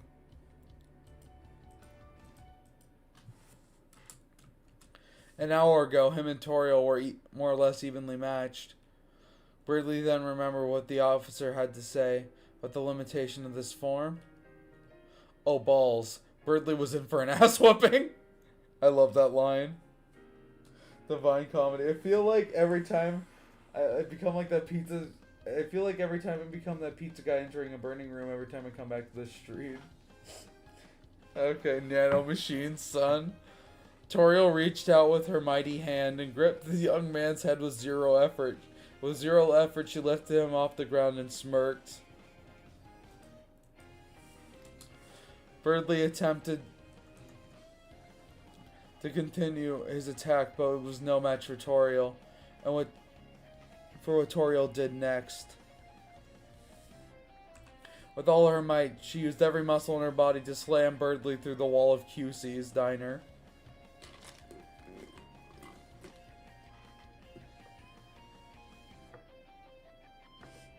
Birdly's internal organs are fucking liquid at this point, bro. He's deader than Gerston. Chat. Immediately, the once friendly and inviting space that was QC's diner was now filled with confusion as fear. And fear as Birdly was thrown across the diner with a flick of a wrist. Birdly crashed into Caddy and Jockington's table, a milkshake being spilled onto his now cracked chest plate. And a plate of fries now caught within his ruffled feathers. What the fuck are you doing here? What the fuck are you doing here? Caddy said, her eyes being ripped away from her phone. Run, please, Birdly pleaded to his classmates.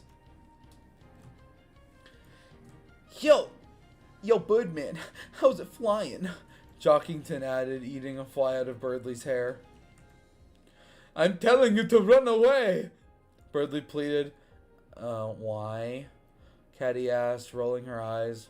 Birdly was now making a scene. The entire diner looked at him, started murmuring amongst themselves.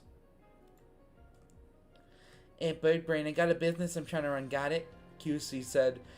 Behind the register, Birdly cringed. He knew what was coming next, but he couldn't bear to watch it.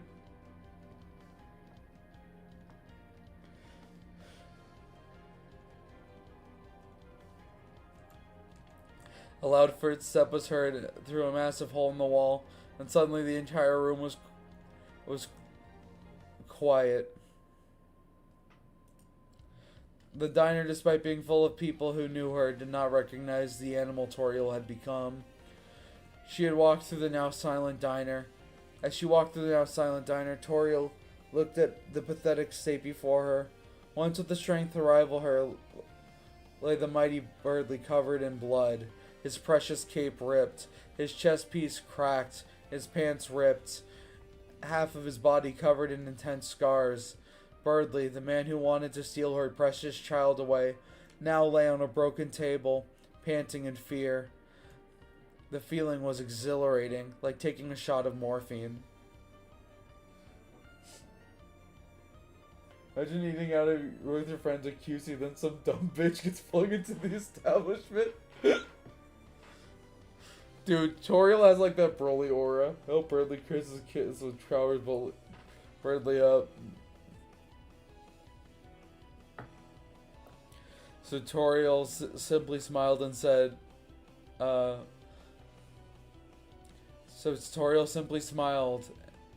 said, move or die with him. She raised her hand and whispered, Lotus Inferno.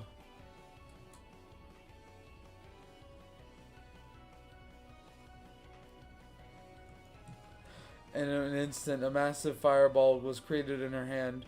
Caddy and Jockington were shocked. They saw the woman who had taught them how to read. The woman who had invited them over several times to play with Chris now was preparing an attack to murder them. Hold up, this writing is fire. You're not you when you're hungry. Demontorial is so fun to write, I'm sorry. They had never felt fear like this. Both of them, with a blinding speed, ran for the hills. Birdley smiled. At least his fellow classmates, number 5 and 86th specifically, would be okay.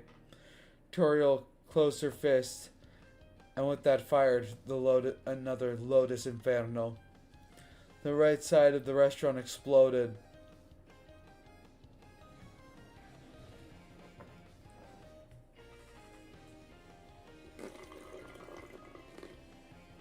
Who is getting... My mom is very scary. Toriel walked through the hole that the attack had left in the restaurant. Her hands in her skirt's pockets. She knew it wasn't over yet. And suddenly, Birdley appeared to her left, prepping a super kick into her skull, but Toriel simply vanished, dodging the move. Birdley was really badly hurt. His chest plate was gone, and he was covered in burns. He needed a plan if he was ever going to get out of this alive. Then Toriel reappeared behind him, giving him a bear hug so tight it cracked one of his ribs. Then she fell backward, creating a perfect German suplex. As Birdley hit the hard concrete, he flopped upwards. This is like actual demon time shit. I'm gonna draw. Toriel really went, oh hell, not twin. She's the perfect opening for Toriel. Opening for Toriel, who executed a perfect roundhouse kick to Birdley's spine.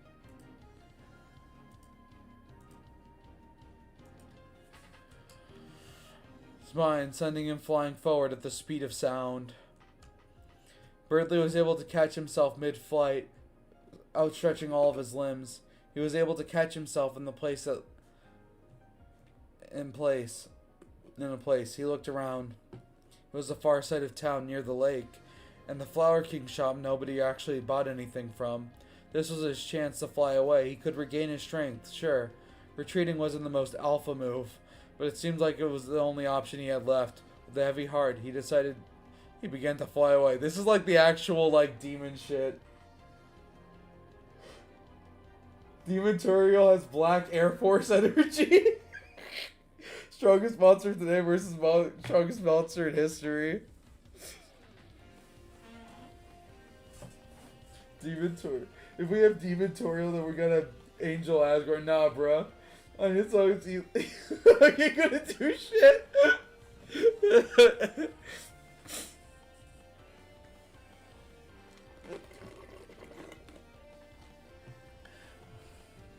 He began to fly away. He would regain all of his strength and then come back for Chris. He just knew he would. Okay. Guys, chat, say something really funny.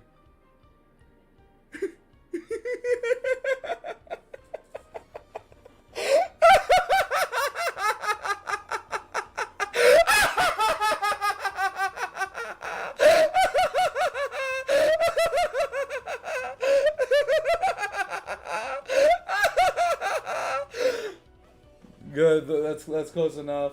That's good. That's close enough. That's the closest one I can muster. His blood ran cold as he heard a familiar demonic laugh, but that wasn't right. The laughter sounded like it was coming from above him. That shouldn't be possible. I'm scared. Why did the chicken cross the road?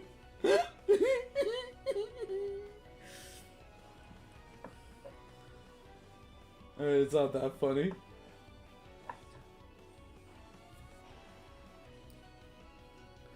Really don't want to listen to I don't actually want Bertly carnally. I just thought it was funny to say. The fuck did Bertly cross the road? Okay. A familiar demonic laugh, but that wasn't right. The laugh sounded like it was coming from above him, and that couldn't be possible. Toriel couldn't fly. The entire fight, she just had to leap in the air to meet Birdley's aerial attacks. However, he was confronted by the new horrific reality he had come to live in. First, the sun had been blocked out, and Birdley was covered in a silhouette of shade.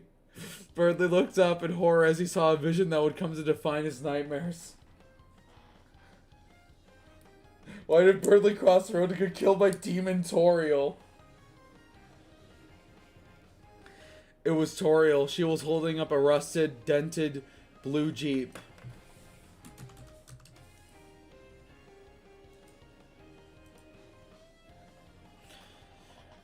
They were curving the metal bumper of the car as she lifted it. Curving the bumper of the car inward as she...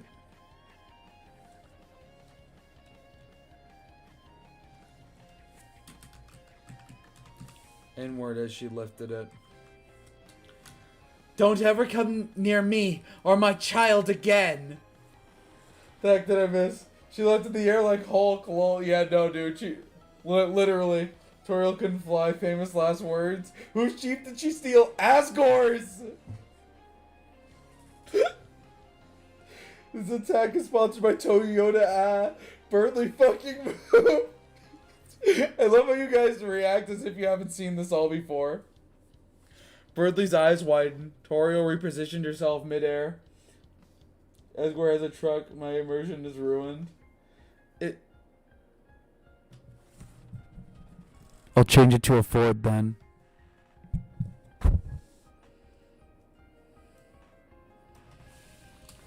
Ford.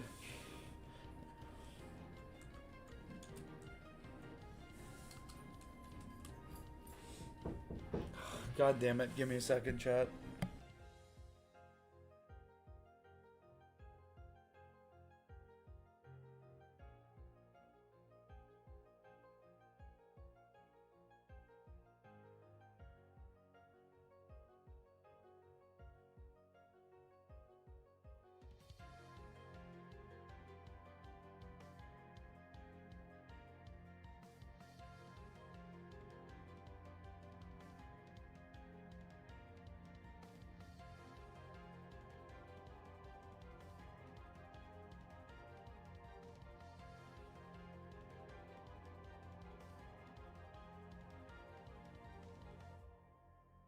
Is gone. We could say swears. Fuck no, you can't.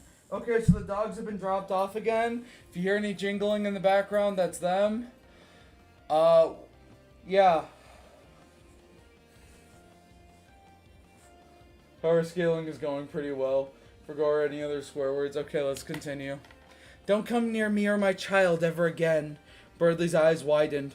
Toriel repositioned herself midair, bringing the truck down underneath her, letting gravity take its course, and with speed rivaling that of a bullet train, the Ford fell.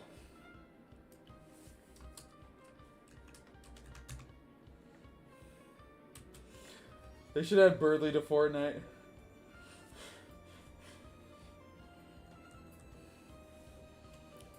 Carrying Toriel with it. Birdley prepped another wind slash, but as he fired it, it only did minimal damage to the Ford.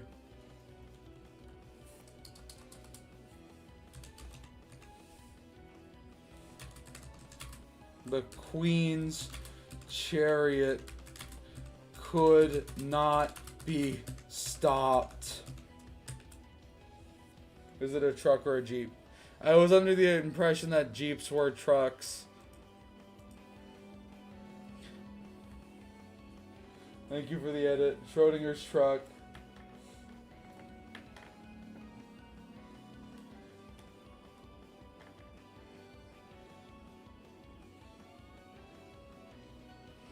Crash.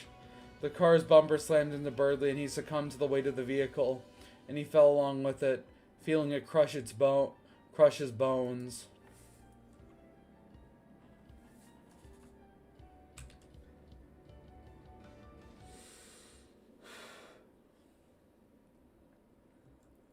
Splash. The vehicle crashed into the hometown lake, creating a tidal wave that flooded the east side of town. Birdley was nowhere to be seen.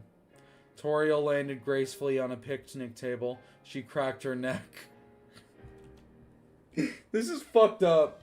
Yes, Birdley is dying.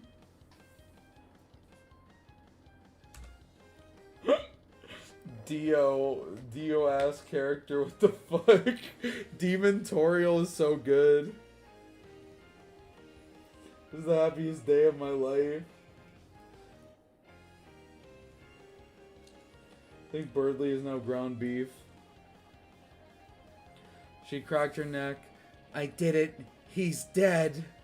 A deep, evil laughter roared through Toriel's lungs. At first, it was a normal laugh, but then it grew and grew to the point where she could not stop. The last 30 minutes had made the once respectable school teacher lose her mind. Birdley Avian was dead. And she had become everything she hated. Wasn't it all so funny? She thought of Chris and telling them that their bird friend was dead. The awful look on their face. The years she would spend in prison. They all seemed so horrible. Her life was over, and yet she couldn't stop laughing. The pain from the fight, the cuts on her face, the blood on her favorite outfit. It was all so funny.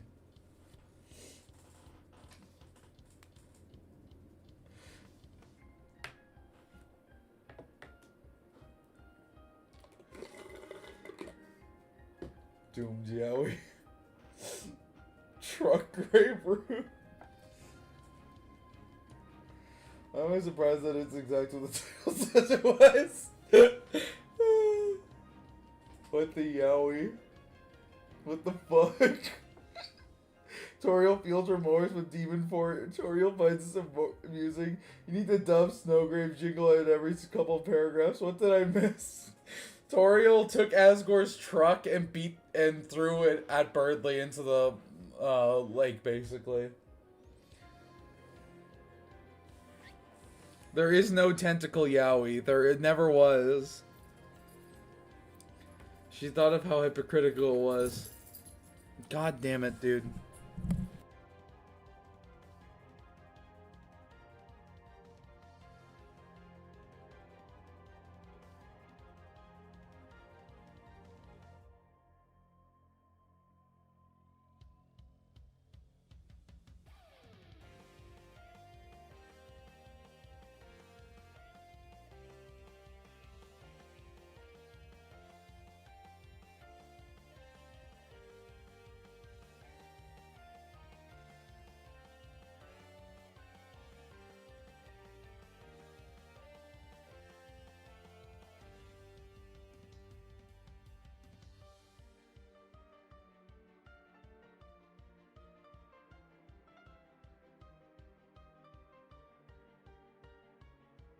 Okay. Shit pissed to a pass of the demons. I say as I'm dragged into a padded white room. Toriel just started laughing, unable to stop. Shivers down my spine. Not gonna lie. Did someone say tentacle Yowie? That's all I need. No tentacle Yowie. The chief is running.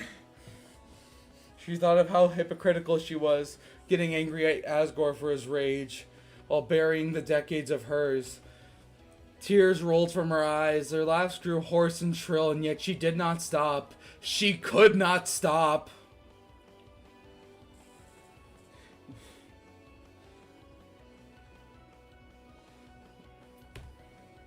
Guys, not gonna lie, I thought I'd be more exhausted by now, but I am actually full of energy. We're 7 hours in. Chat. We're 7 hours in and I'm still full of energy. You know what this means. We're going for another 10 pages. Getting literal chills from this. The tentacle... This is going to be my longest stream. Chat would write a banging fanfic. Chat has helped. Birdley was at the bottom of the lake, subconscious and yet still alive. He had returned to his base form, his body broken and beaten. Seemed like his fate was to drown at the bottom of the lake. If Birdley were conscious, he'd remember his first time he played at Dire Docks level in Super Mario 64. I'm going to change the music since the fight is over and Toriel has won.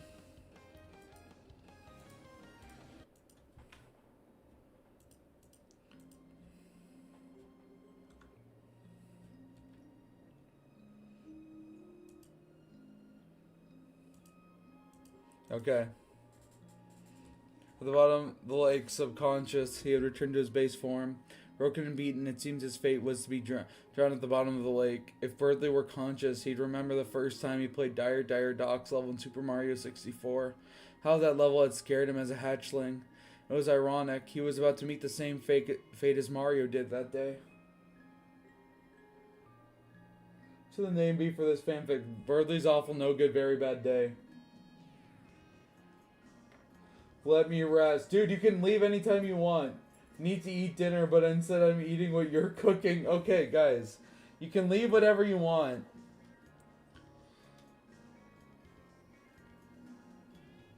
The VOD will still be there for you. With all the truck jokes, there could have been a darker car for Chapter 5. Yeah, there could have.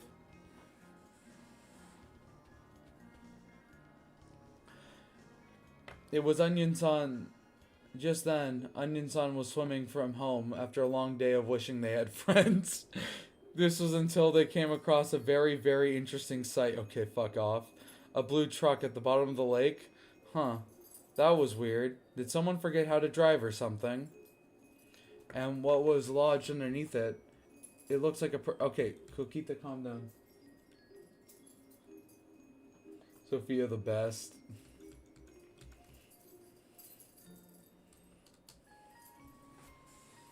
It's only 7 a.m. I gotta leave with 2 hours of me. If I leave, I may miss the demon Toriel Birdley. Release the final boss of the secret third route. Don't get it twisted, sure. It was strange to run out. And it looked like a person. It was strange. It was strange. Who got run over underwater? No. Perhaps he was just sleeping. That's it. Sleeping underwater. Something completely normal people did. Onion-san swam up to him, striking up a friendly conversation. Hey there, buddy. You shouldn't be sleeping like that, you hear? If you sleep under a big truck like that one, your spine will hurt for a whole month, you hear? Actually, I don't even know if I have a spine. But the person didn't respond. How rude. Oh wait, they were all blue. Did this person drown? Are you drowning? If yes, say so. If no, say nothing. Is Onion-san chatting over this corpse right now? Onion-san waited 3 seconds before remembering that drowning people couldn't talk. Oh golly, oh gee! Onion-san began to worry. They had never attended a drowning person before. Just then, Birdley awoke, choking on his watery tomb. He looked out desperately towards Onion-san, the only person that could save him. It took all of his might, but Birdley outstretched a wing. You need to stop cooking. You are going to take Toby's job good. Onion stopped rinsing up the drowned corpse. Can you just add... You added an evil rat. Top 10 smartest Deltarune characters. Okay. Please. Oh, God, please help me. He thought, clawing through the water.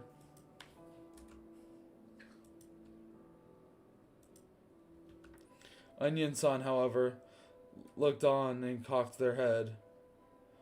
What a weird person. What a weird person, they thought.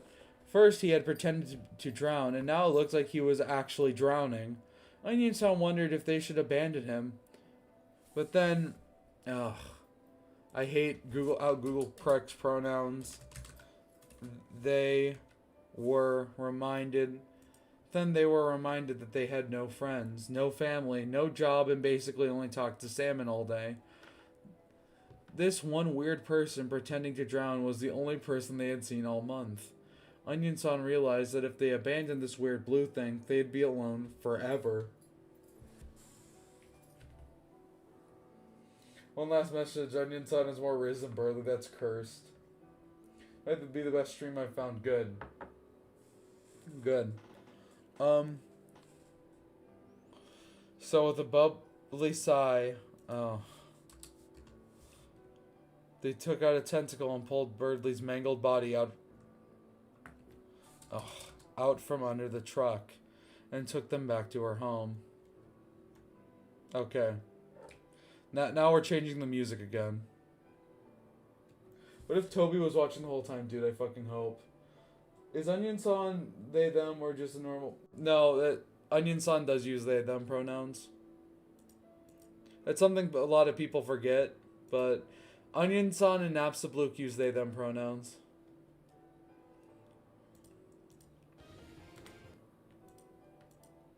Okay, now time for...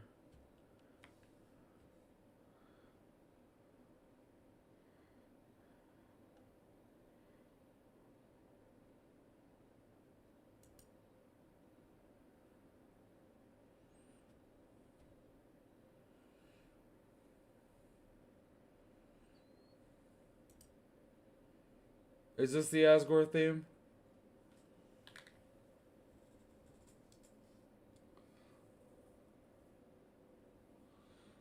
Come on. Load, damn it. I don't have all day, you know. She works at Toby Fox. Oh, this happened to my uncle. He works at Toby Fox? Okay. There we go. This is perfect. Okay. Guys, put on your best speed. Try not to laugh, faces. Toriel had lost her voice, yet somehow she was still laughing.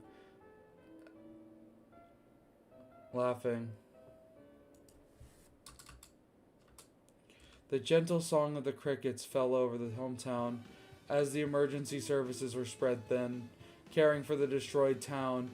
Ambulances shrieked, police questioned, and yet somehow it had been hours and Toriel still had not been caught. She had wondered if perhaps it was fate. Was she untouchable? She thought it was hilarious. Please, Onion San, I need this! Kanye West likes fingers in his... If there are 5 pages of a fight scene, I lose interest. Okay. They're all... We need to build up to the fight scenes. If we just have constant fight scenes with no context, then we're in... We need context for the fight scenes, chat. What is going on? Okay, Toriel is laughing because she believes she's killed Birdley. She heard leaves crunch behind her. Instinctively, she turned around ready to fight. Oh, it was him. Asgore stood. A concerned look stretched across his face. He had a thermos filled with golden flower tea in it. In his right hand and in his left, an old beat up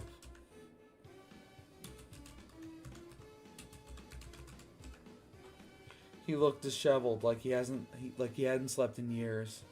Toriel scoffed. This pathetic creature in front of her was nothing. One attack and he would be reduced to dust. She grinned. This would be fun.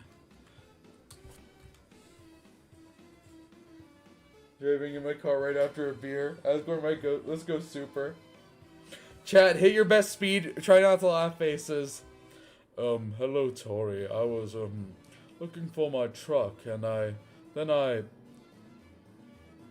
found the bottom floor of my shop covered in lake water, and, I can't find my truck. Have you seen it? Asgore asked for whatever reason. The woman he still loved was somehow so terrifying to him. Asgore asked, comma.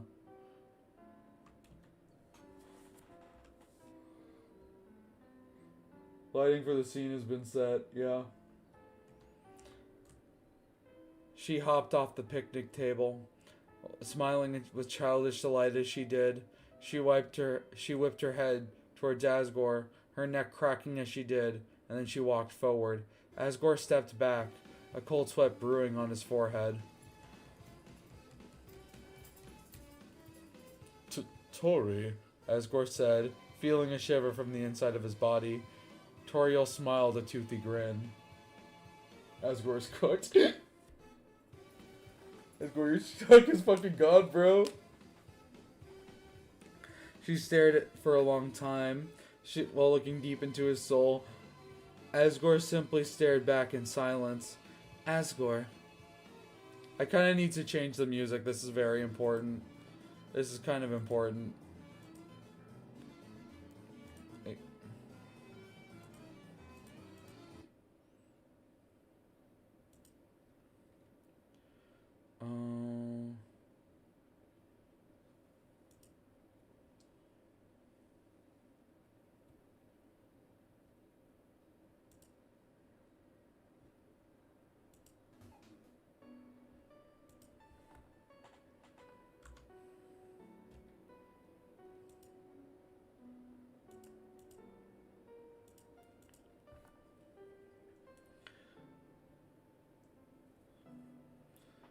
Asgore, do you remember why we split? She said with a cool calmness in her voice. It reminded Asgore of a certain someone. It sent shivers down his spine.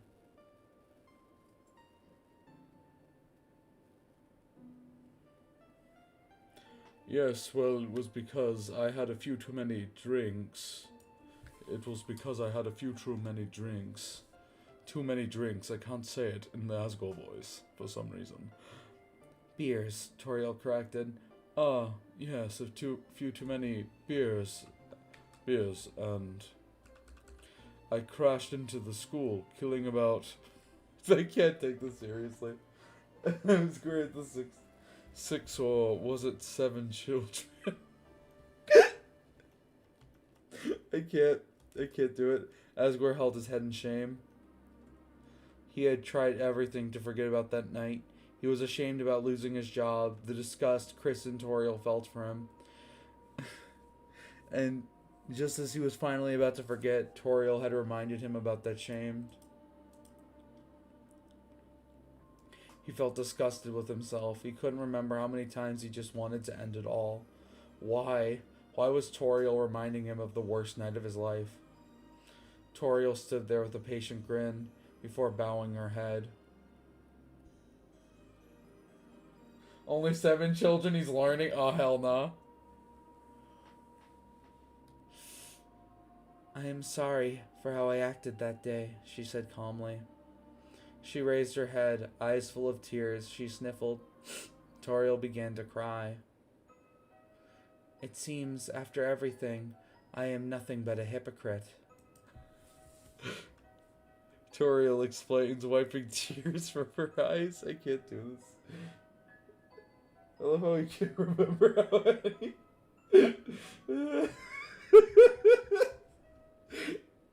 I was aware when this was written.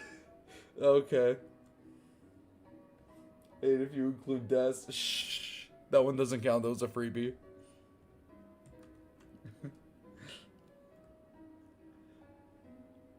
Asgore's heart pounded under the pressure. This is the woman that, despite everything, that he had still loved. His partner, the only one who could really understand him. With a heavy heart and tears in his eyes, Asgore walked over to comfort the woman he had once called his wife. The woman he hoped one day would take him back. He walked over to her and gave her a hug. 6, 7 children's souls love. I can't do it. I can't do it. I can't do it. This is so dumb.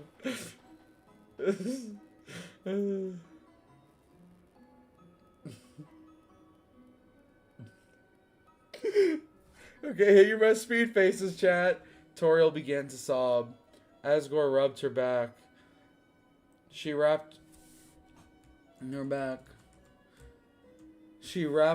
her arms around him and smiled. She turned to Asgore and kissed him for the first time since they had divorced. She caressed his bearded face. This is Betty so pal, you were so fucked. This is so serious, Locket. I never stopped loving you, she said with her usual kind face. Is Toriel Pennywise?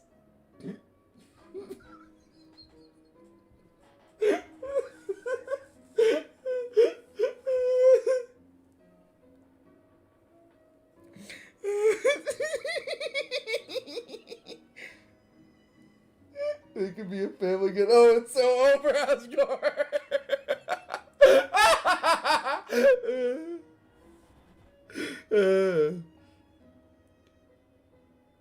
Asgore felt light for the first time in forever. Maybe. I can't stop laughing. I can't stop laughing. Asgore, don't do it, Asgore. Sing a fight. You're rolling down my light.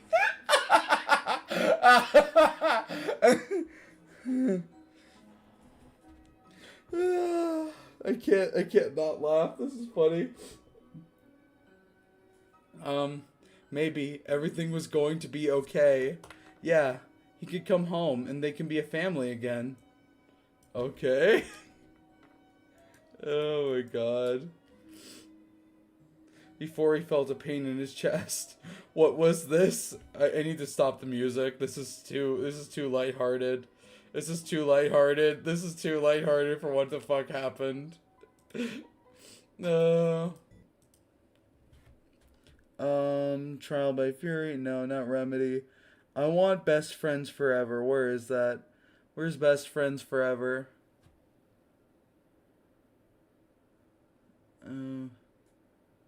I guess nothing but the truth works.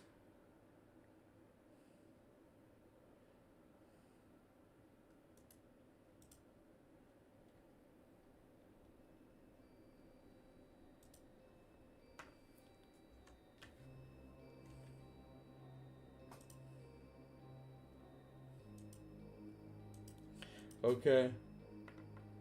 Funk remix. Everything's gonna be okay. Everything's gonna be okay. Nah. Bro's thinking with his tingling. And Asgore Toriel made up the end. Nah!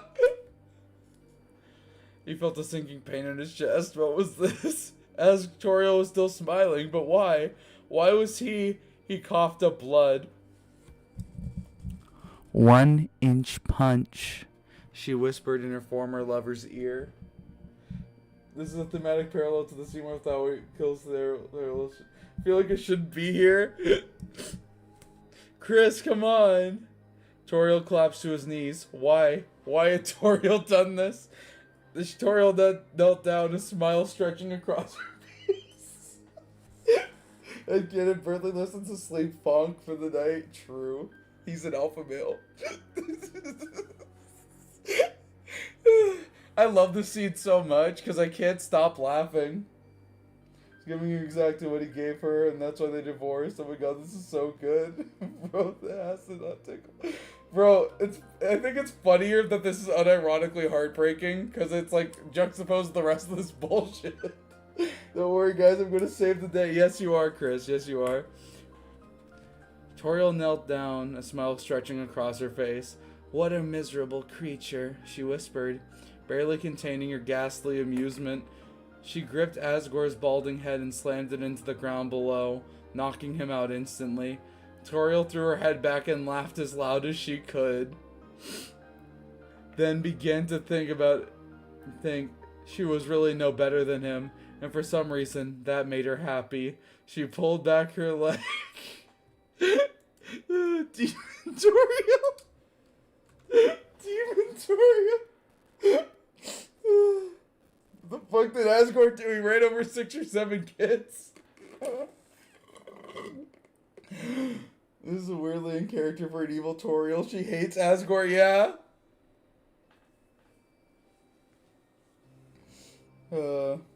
She's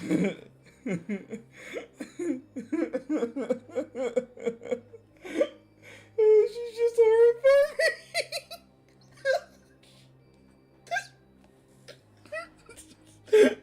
Demon Toriel has so much aura. 6, 7. Toriel thought it was funny. She pulled back her leg and kicked Asgore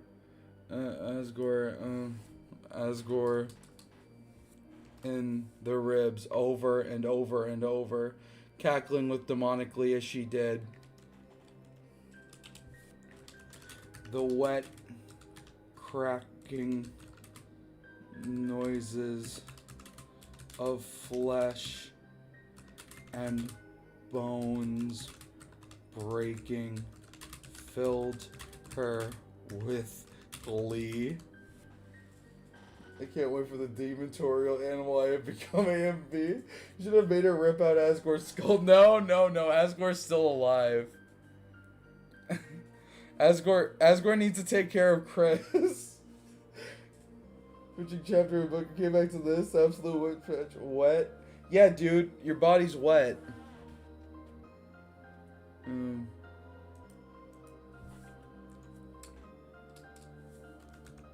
Noises of flesh and bones breaking and fracturing and filled her with glee. Don't kill my goat, Asgore. Undyne versus Toriel, real, yeah. Stop, police! A familiar tone shouted. Toriel cocked her head. Of course it was Officer Undyne. Toriel remembered when Undyne was just a cadet Asgore was training. And now look at her, all grown up. She didn't even shake as she held her pistol at Toriel. Such improvement.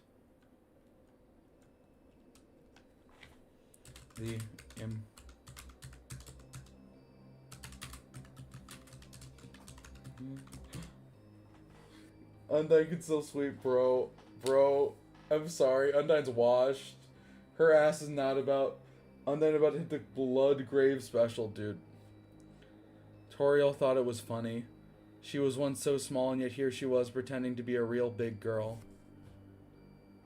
Toriel held her hands outstretched to her side, and opposite screams, "Come at me."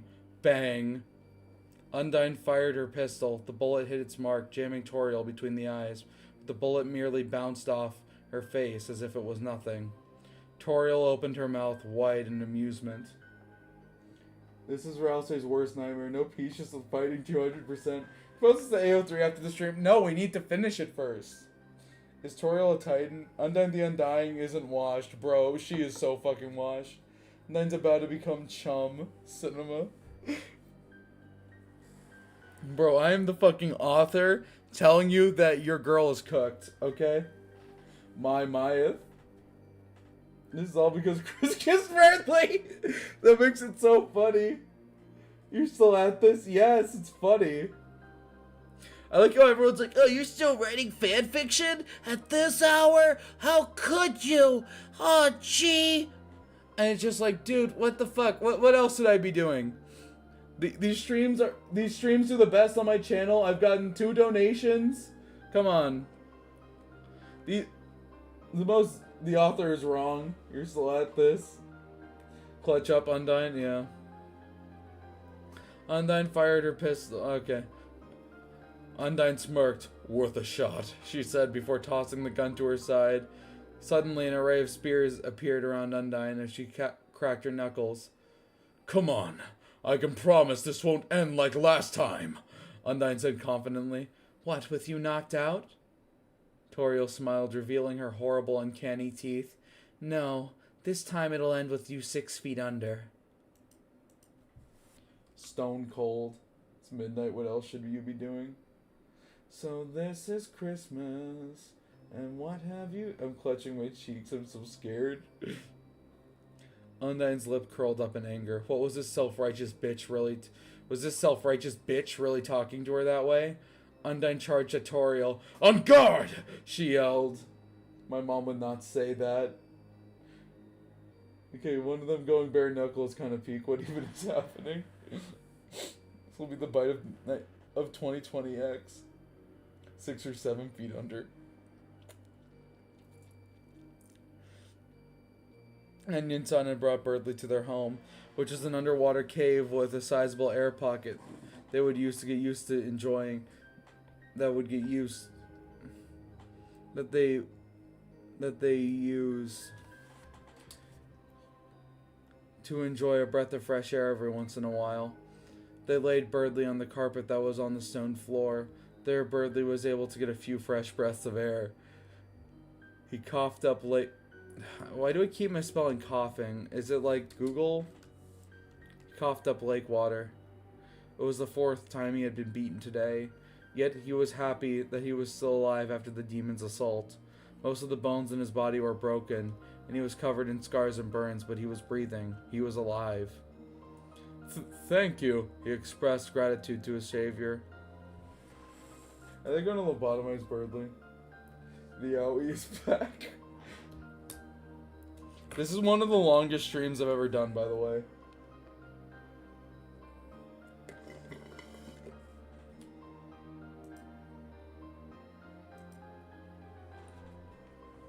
Wait, were you actually dying? Onion-san said in confusion. Birdley just looked at them with a face that said no shit.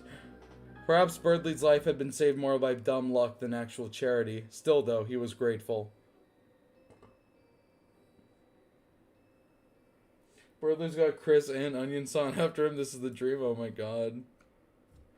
I'm Onion-san, you hear? And like, you're you hear? I feel like this needs to be capitalized or else the joke is like, not there.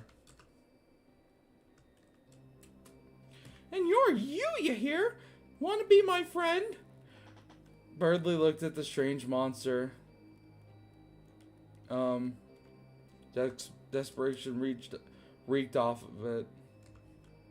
And his face was really ugly, but they did save Birdley's life, so thuggeth. Great! Onion-san was so excited to have a new friend. They could talk to him about all sorts of things. Like, okay, they didn't actually have anything to talk about. Well, they would still try to come up with conversation topics anyway. Should we release this to deviant artists with drawings? Oh, want to hear about the song from the sea? Onion-san asked. No, I was actually wondering if you had any healing magic. Birdley said, feeling all the ways his spine had been fractured. And you're you here. So true. This needs fan art. True. Okay.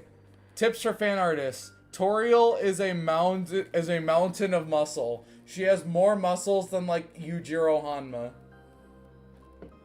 Birdley's Snowgrave dream, no.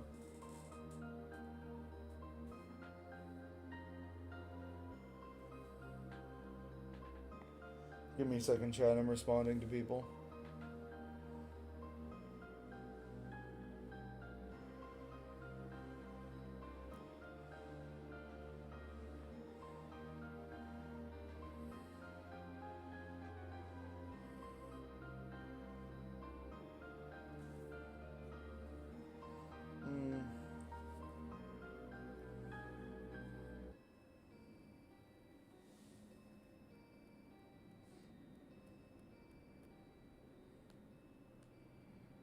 Give me a second, chat.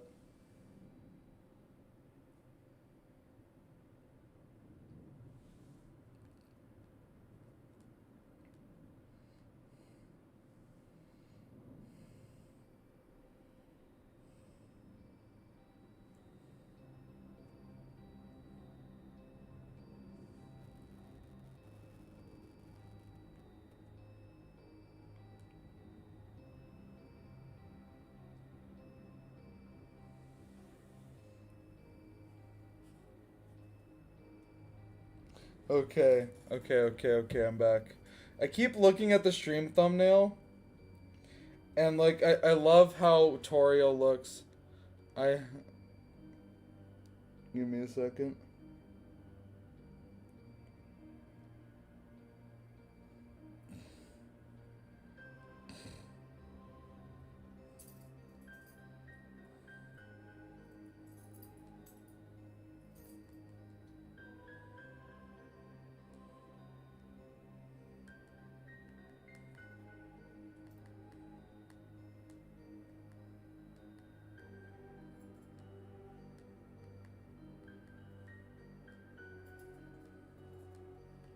Okay, chat is moving. We're gonna keep going. Make an edited version of the stream? No, it's so Delta over for hometown, bro. Yeah, unironically. I was actually wondering if you had any healing magic. Ridley said, feeling all the ways his spine had been fractured. Well, I do! So does this mean if you'll be my friend if I do? Onion-san blushed as they said this. Birdley rolled his eyes. Sir, I guess I could add you to my Discord. Yippee! Onion-san said. Suddenly, Birdley's waist was wrapped around with tentacles. Birdley felt weird as they slid around his back. Everyone's like, oh, tentacle porn, tentacle porn, tentacle porn. I wonder if Chris and Susie will have their own project. This is happening in their town. Bro, the fucking group project is canceled, dude. What the hell are you doing? Birdley asked, feeling unease with his broken bones. I need to heal you. I need to hug you. Onion-san explained. Happy as an egg. Onion-san flashes his onion see. No, tentacle yaoi. Yay, tentacle yaoi. It's not tentacle yaoi. They gotta do their project with the Titans appearing in the roaring. This postpones nothing. 2 pieces of pod. Guys, the fact that you guys are shipping this is fucking gross. Birdley cringed. If Chris knew about this, he knew they'd never... They'd never let him live this down. Thinking about Chris for so long, it made him feel happy. I need to change the music. This is like FNAF music. This is like connection terminated.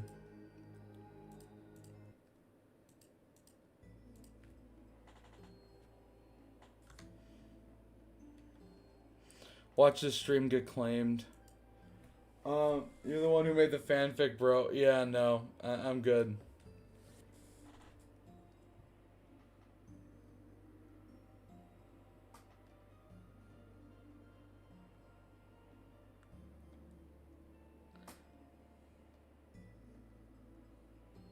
Okay. Okay. Begin the audio prompt in 3, 2, 1. Goner Maker. Can you blame chat for shipping Onion-san with Birdley under these conditions? No. I like this yaoi, but I'm still a Chris Birdley enjoyer. I also like Onion-san as the ghost. I'm Wing Gaster and I made the Gooner Maker. Okay.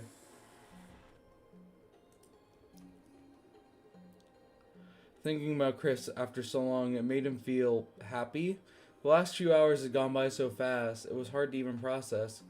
Chris kissed him, and while it did lead to him having to fight their mom, Birdley wondered if it was all genuine. Was it all an elaborate prank? Birdley hoped it wasn't the thought of... It wasn't the thought... It wasn't, though.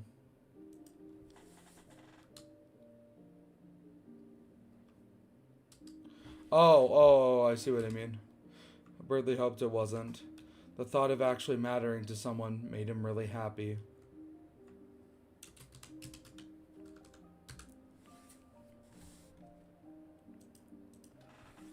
Keep it Curdly. Chris joins the beating with Toriel. Curdly is unrequited Birdley-san. Remember this for tagging later. True. So should Demon Toriel be a tag or...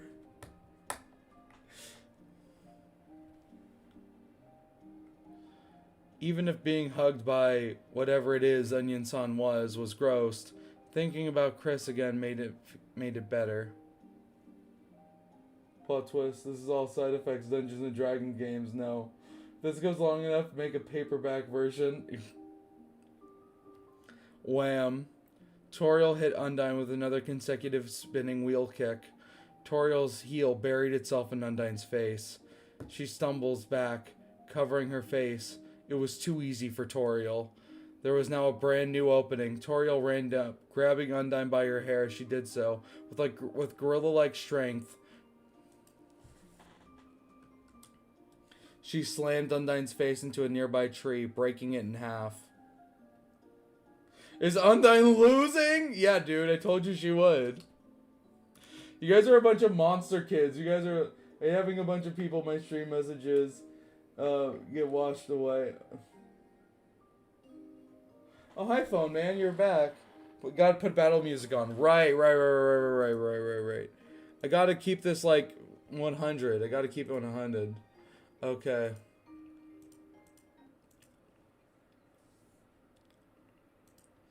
Let's see which one this is. Mining Company. That's not a battle theme.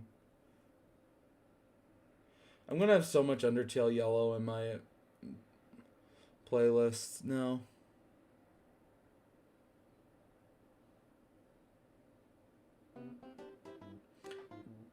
What? Get this Earthbound ass shit off my...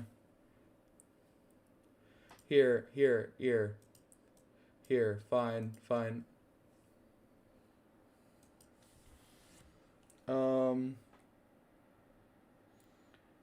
Vega Stage Street Fighter 2. There we go. Da na na na na na na na na na na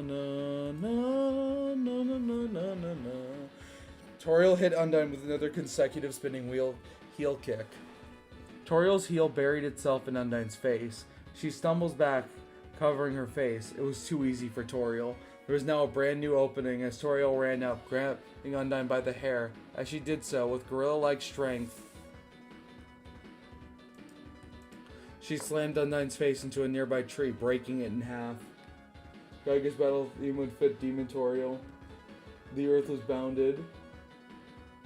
The root is bounded. The rune is Delta and Titans appear.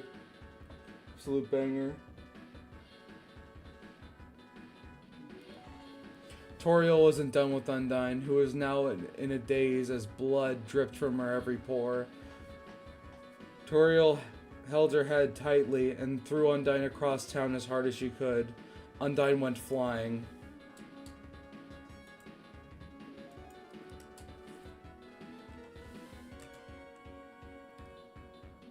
Y'all still doing... Yes.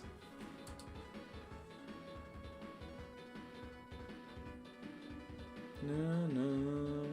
Her motion only being stopped when her body came into contact with an innocent civilian's car. The windshield broke on impact and the engine was destroyed. A loud... The car alarm blared in the background loudly. Girl, go to sleep. Oh, okay. When we need to take a break, we'll look at Phone Man's stuff. Sorry, Phone Man, I forget. Sorry, this is one of the longest streams I've ever done. Give me a second.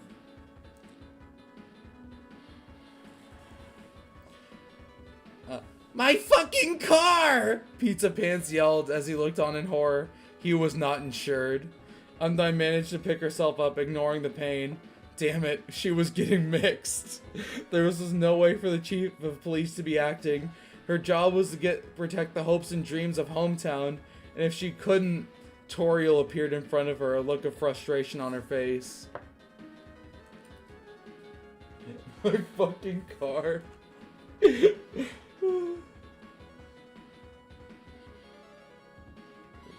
Undertale ass joke.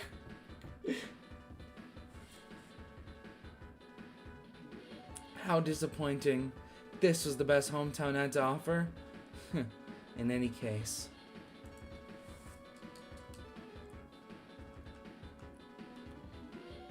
A familiar fireball appeared in Toriel's palm. Goodbye, Officer Undyne. It's so over. The goat is washed. She became enhancement talent, dude. After I finish this read through, I'm going to get more water and then we're going to continue writing this. My goat, Undyne, let's go. Just then, Toriel felt a sharp pain through her forearm. She was impaled with a glowing blue spear. Her arm was screaming in pain, and then again, through her feet, 2 more blue spears appeared through her. Toriel dropped the spell, grunting in pain, her blood now dripping on the asphalt. The fuck are the monsters bleeding? The Deltarune monsters bleed. It's so Undyne over. My goat is washing the goat. It's so over. Who are you guys rooting for? I want to know how many people are rooting for Undyne and how many people are rooting for Toriel. I want to know. Impressed? Undyne.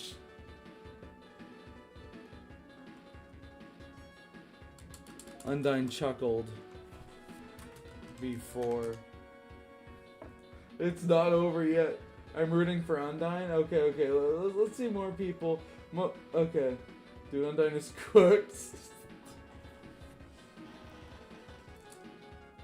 Undyne needs to win for the good ending. Undyne. I've only seen Susie bleed.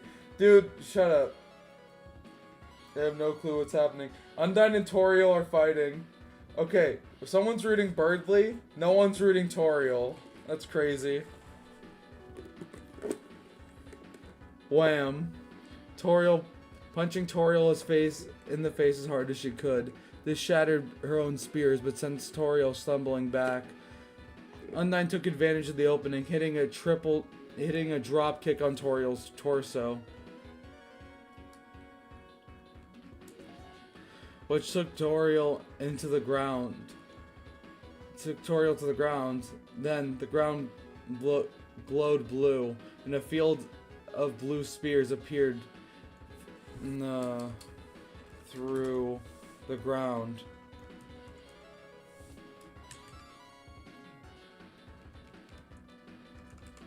But right before they made contact, Toriel vanished again. Yes, beat her ass, Undyne. I want Birdly to beat Toriel, so I don't care if Undyne dies. This is so good. This field of spears lowering. The street was clear.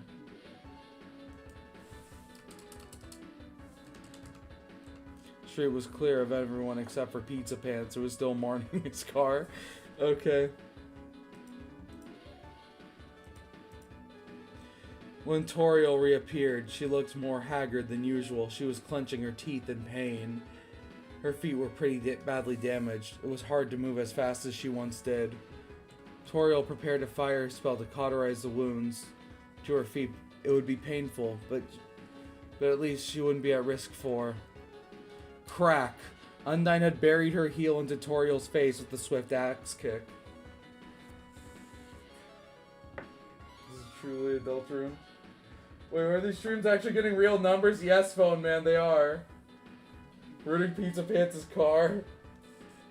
It's like rooting for Kobeni's car. What the fuck? New matchup, guys. Kobeni's car or Pizza Pants' car? What is Sis cooking? Peak. Toriel stumbled back in pain. Something was different. She turned her bloodied gaze to Undyne, and something was different. She'd achieved a new form. Her eyes were black, and her body was coated in a heart-shaped armor, and then she was back to normal.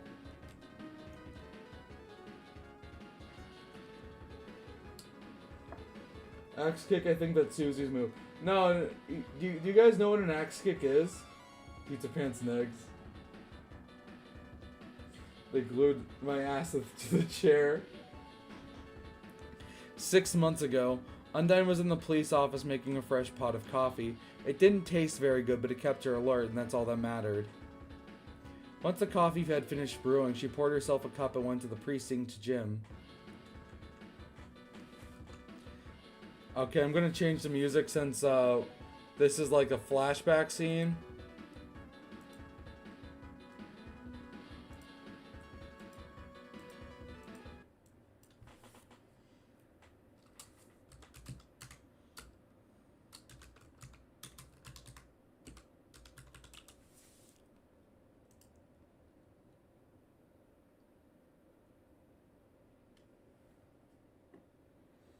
In a popularity poll, Kobeni's car got more votes than Kobeni. Sans, where are you? Sans is gooning.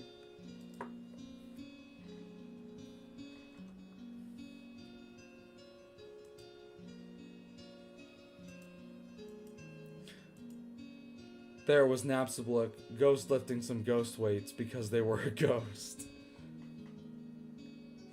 Pulling... Undyne greeted her partner with a grin. Yo, Napster, finally moving up to some real weights, huh? What? Grouped. Dude, what the fuck? Oh, jeez. Napstablook said, dropping their weights. Napstablook was in incredible shape, but still insecure about it. Thinking for a moment to continue the conversation, Napstablook asked, So, Undyne, how's your training going? The knight is dead. Alphys, where are you? Ghost weight scene is pretty cute. Good Sans probably Sans possibly be gooding to. Use your imagination. Okay, how about this? The reason why Sans isn't showing up to stop Toriel is because he is currently fucking your mom. How about that? How about that? How about that? How about that?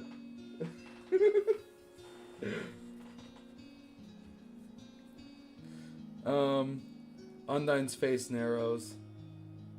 Gonna go to sleep soon. Hopefully she'll look at my art before that. Okay, fine. After we finish the recap, we'll look at your art. How about that? I was lifting ghost weights while Undyne... Why isn't Undyne lifting fish weights? Checkmate, Darkners. It's tricky. See, I can only maintain my ascended form for about 1 hour before my body gives out. So... And Napstablook asks, So it's not good enough! What if somebody needs my help, and I can't move my body because of the strain of the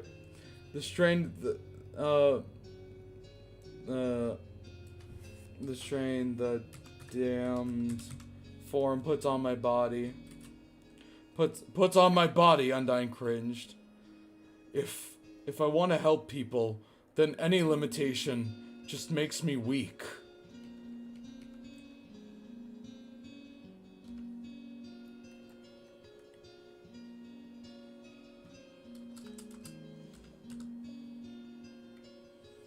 Look, it's a lost girl.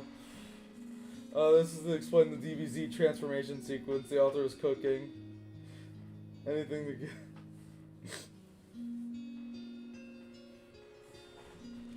You're not weak, Undyne. Damn it, I might as well be. I need to find a way to split up the time limit, so I can use the form for longer.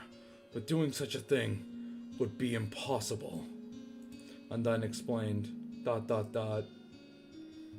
that's a flashback over. Goku has flashback. Okay.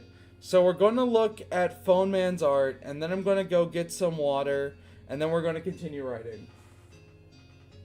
When will Undyne take off the training weights mid-combat at Nora Farm? That's a really good idea. I'm keeping that in mind.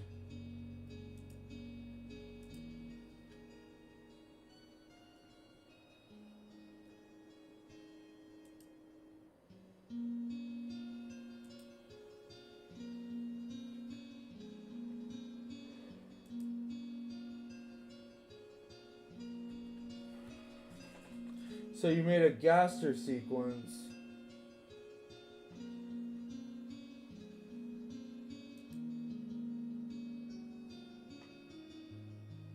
So we're going to press no.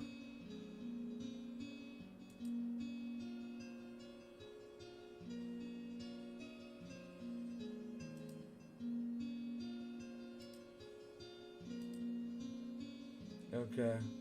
This is pissing me off.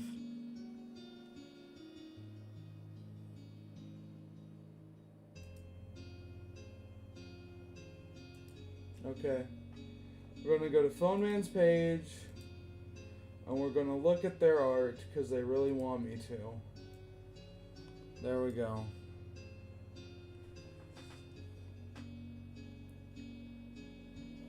Okay.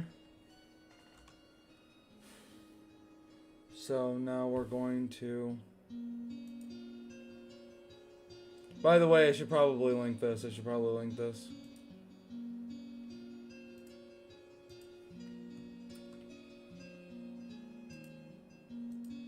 is pissing me off. I am the original. Alright. Lots of things pissed me off.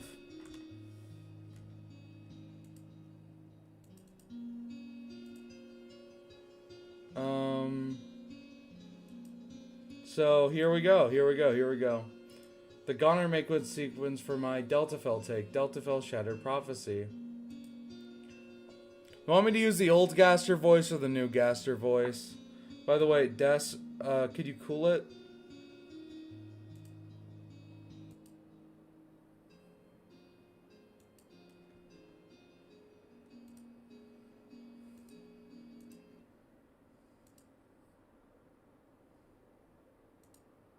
Anyway. Yeah, alright. Do you want me to use the... Fuck it, we're using the old Gaster voice. Have we connected? Can you hear my voice once more? Wonderful. Truly wonderful. My apologies for leaving you on your own last time. That was unprofessional of me. But now that I have finished more important matters, may I speak to you once more? And remind me, who are you? How could I forget such an individual? Fuck, I can't do it. Never mind, we're doing the new voice. We will try this experiment once more. The things will be much, much different this time. Due to circumstances, the prophecy of the story laid and set in stone, written by the universe itself, is gone, with no hope of saving it. And with any hope of recreation, the story belongs to Chris. And these are the designs of the secret bosses. I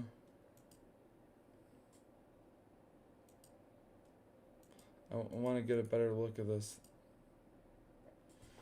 Okay. Give me a second, chat.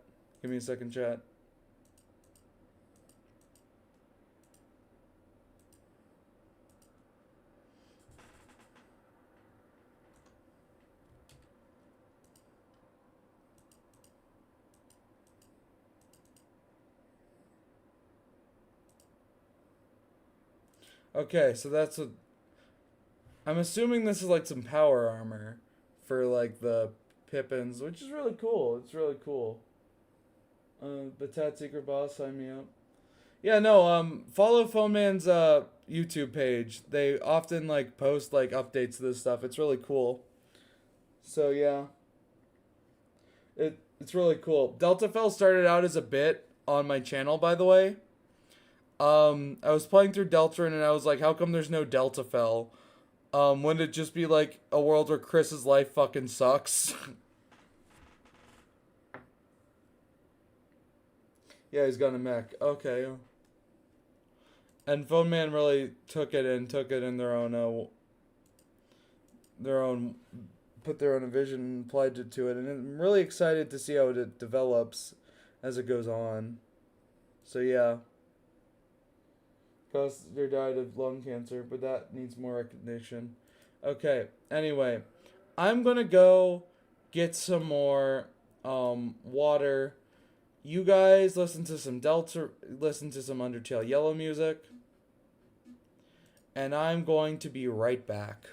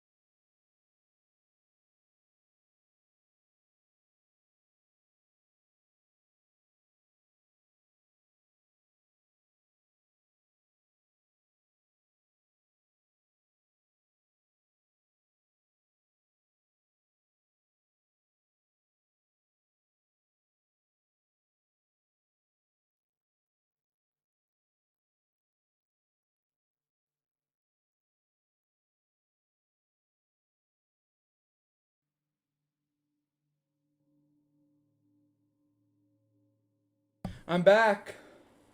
I'm back. I'm so fucking scared. Why are you scared? Whatever.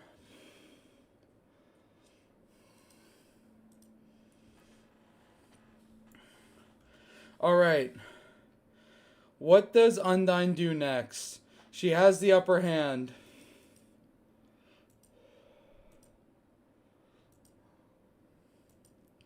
She has the upper hand. What does Undyne do? Okay. I'm just going to use my brain. Okay. So I think it would be really cool if Undyne landed a DDT on Toriel onto the hard pavement. I feel like making Undyne more of a grappler makes sense. And it would really test Toriel's all-rounder type style, because Toriel relies a lot on strikes and her magic attacks. But if Undyne can, like, suplex her, then... yeah. Then it drops in... she emotes. She beats Toriel and wins. That's what happens. No. No. We're making, like, an actual fight scene here, chat. Come on. Lock in. It'd be cool if Undyne just exploded. Okay, we're just gonna do my idea because I'm the only one who actually locked in.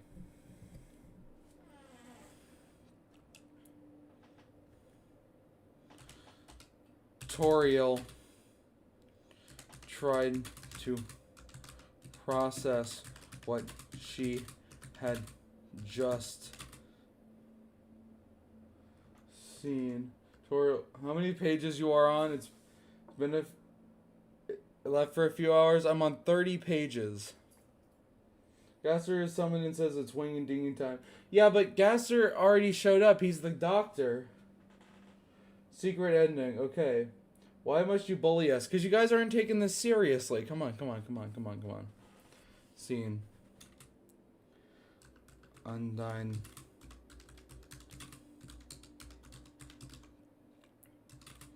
Different.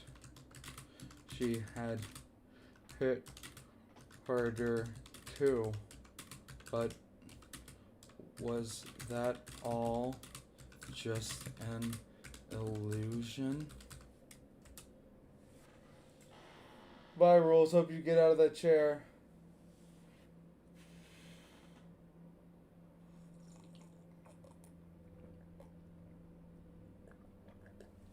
Fuck, water is good. Illusion. Toriel wanted to ruminate on it longer, but couldn't. She serious problem on her hands. You forgot a comma? Where? Oh, whatever. Because she had a serious problem on her hands.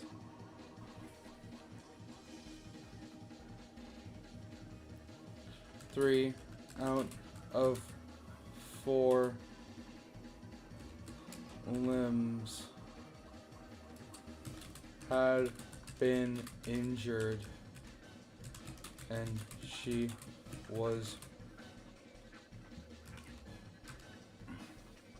bleeding out on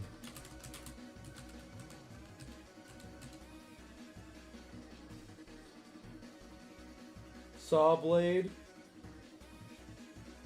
What does that mean? Elaborate with saw blade. Come on. You gotta sell me on this.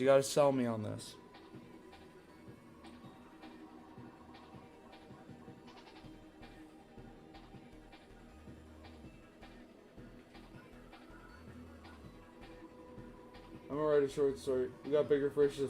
Yes.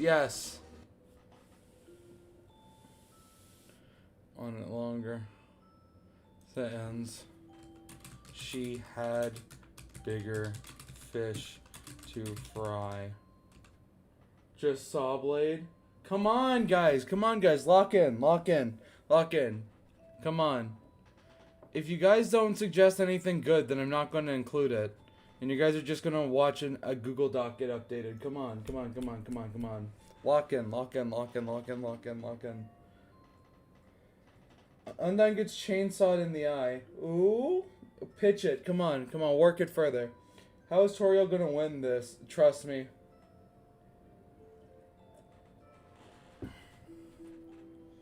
On the concrete. Undyne was bleeding from her face and shaking off a concussion, but aside from that, she was fine. Toriel, give fire limbs. You need to put fire saw blade. Ooh! Saw blade made of fire. I like that. I like that. I like that. Little Johnny boy walkie talkies Glock ammo creates. Okay. Her fire magic creates a saw blade. I like that. I like that. I like that. Fire saw blade. Fire arms and legs. She kick.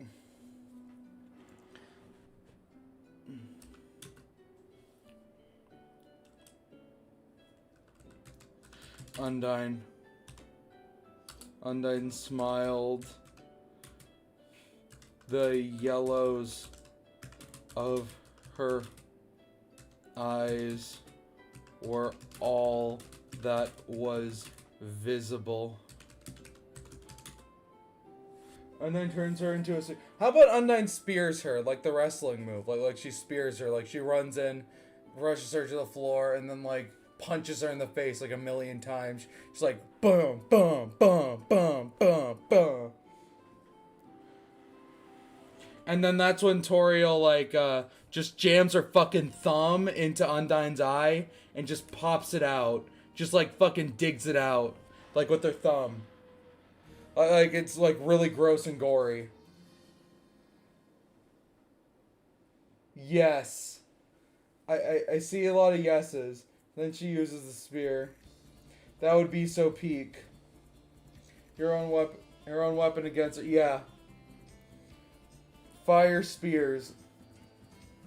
Cool, cool, cool. Wait, I have an idea. Fire blood saw blade reminds me of Fire Grave.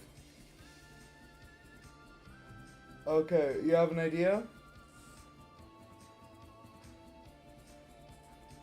What is your idea? All this is so peak, man. What if Undyne's spears turn into a gauntlet? Okay, you're kind of losing me. No, that was visible.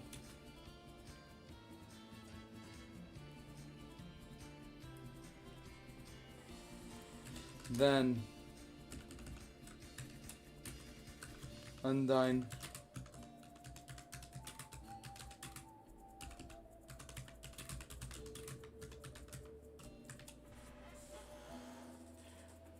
dodges and grabs the saw blade and throws that Toriel. Yeah, I want Toriel to be slashed across the chest like she is an Undertale. The point of this fight is to weaken Toriel to the point that base Birdly can match her. That is the point of this fight. That is the point of this fight. I want these two to beat the hell out of each other, and I want Undyne to lose. That is the point. That is the point of this fight. That form again. Her body.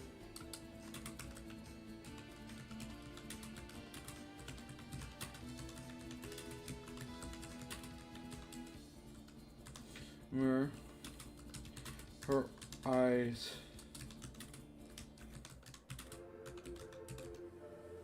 Turned black.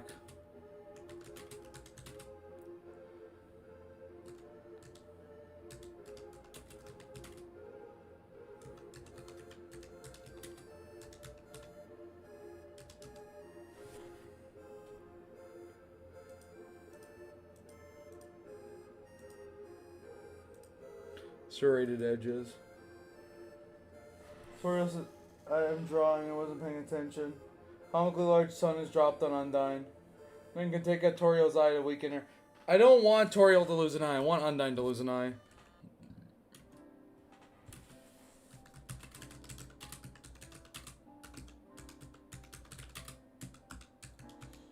speed.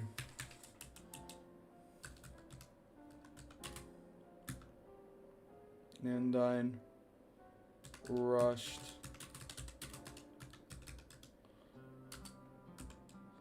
Tackle. Toriel. The spear.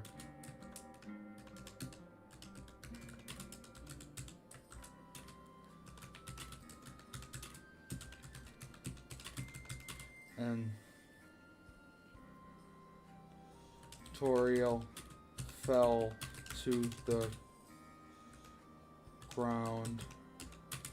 Undyne was on top of her with a ghastly grin of her own. She raised her mighty fist.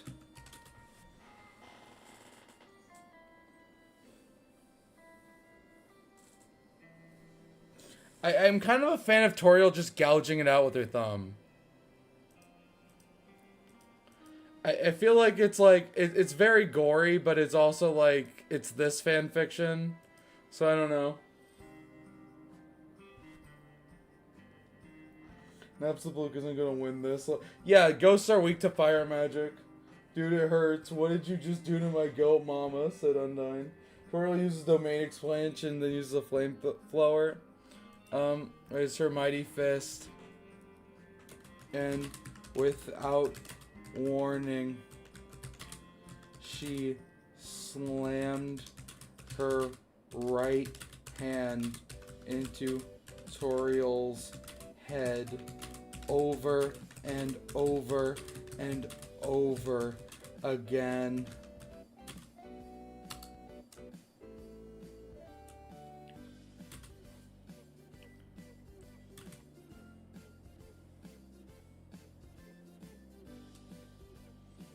Toriel tries to heal, but Undyne prevents that. But yeah, but that already happened. Over and over and over again.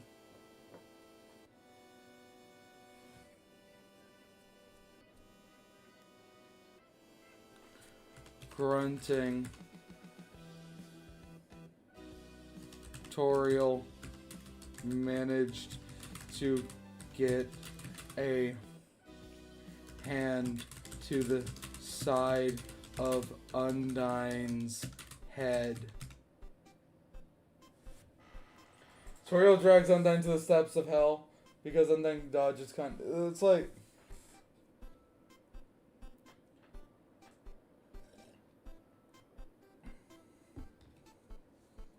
Okay.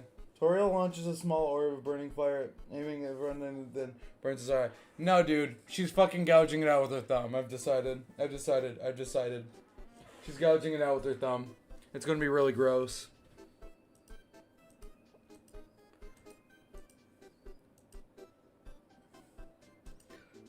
Undyne's head.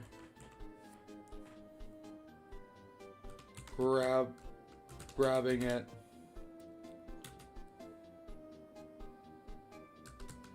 Undyne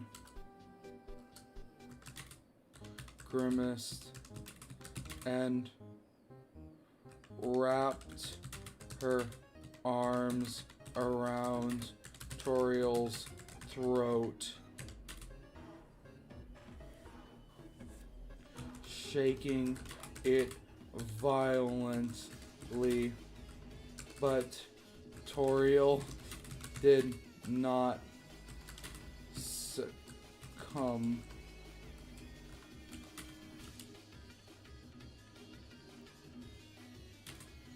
She gripped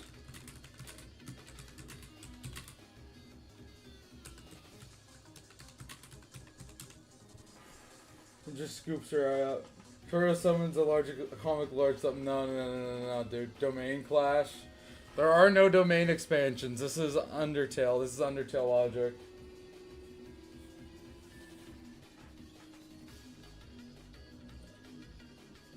Undyne's face. Grip to the side of Undyne's face. Toriel now missing several teeth.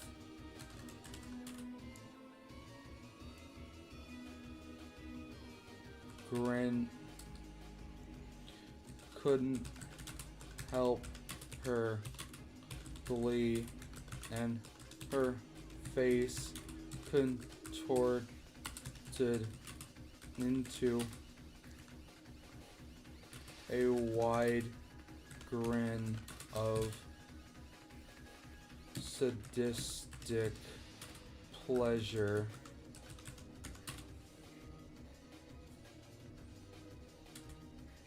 Toriel gripped side of Undyne's face and proceeded to jam her thumb into Undyne's eye. Toriel genocide run. Damn, Toriel becomes a killer.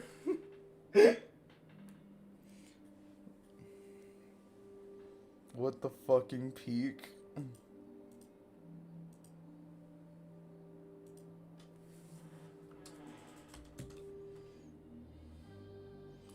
Into Undyne's eye. Alright, this is gonna get a little gross.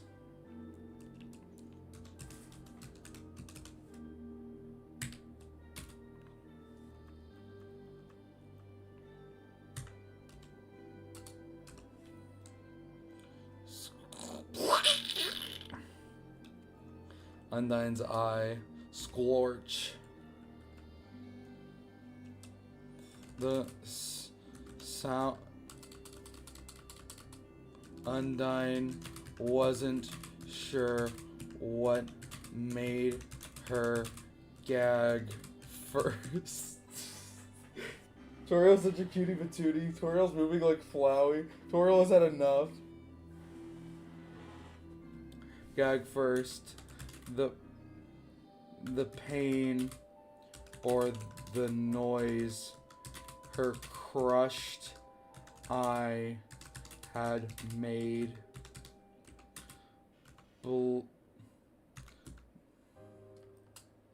Bloody tears rolled. Bloody tears and chunks of her eye rolled down her face. And it's basically now Springtrap. Regenerates her eye by channeling her inner anime protagonist. Nah, dude. She's cooked.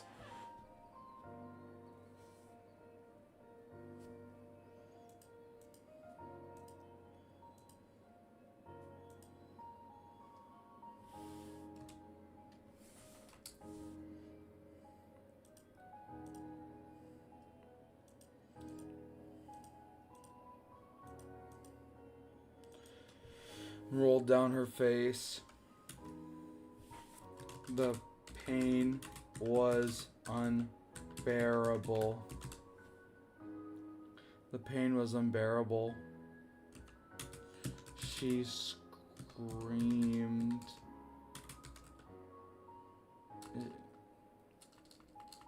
A blood-curdling scream echoed through hometown.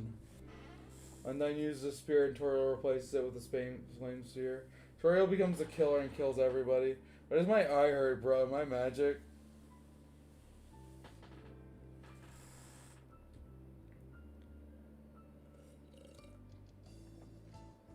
Literally cooks with that fire magic. The flame has fish for dinner tonight. Which eye? Her right eye. Sorry.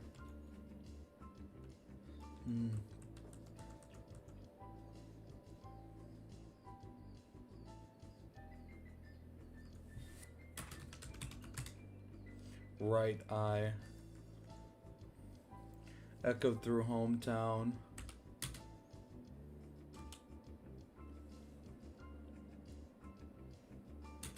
This is gonna get gross.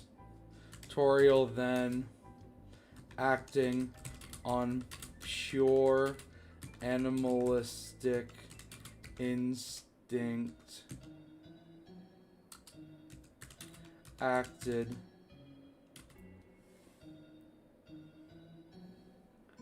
and sunk her jagged, broken teeth into the side of Undyne's neck.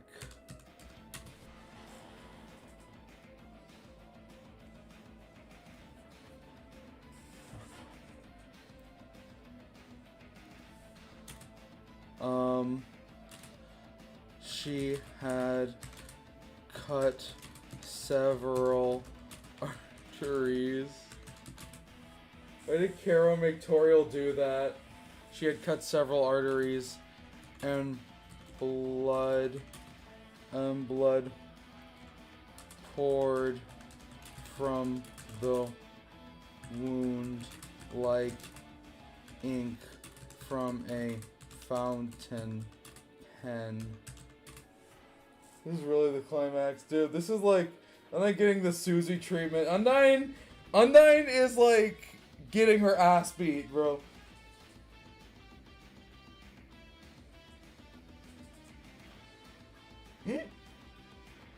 I'm glad you guys like how like gory this is getting. Like a fountain pen. A roar. Pain. Floated from Undyne's chest. With all her might, she attempted to snap Toriel's neck with raw strength alone. Undyne, the second wind is coming, bro.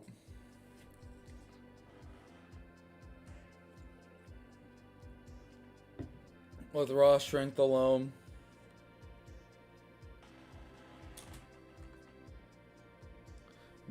But Toriel was too quick. She moved her fist to Undyne's torso. Can Undyne just spawn a Dark Fountain as a plot twist or not, dude? Bro, dude. Undyne is lucky to be alive right now, dude.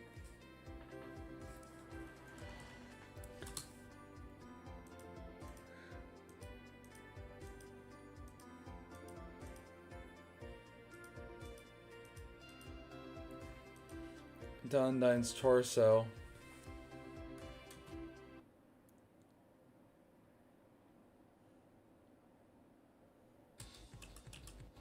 One inch punch. Toriel starts spamming flames. Yeah, no, this is when they start spamming magic. And with that, Undyne flew off of Toriel.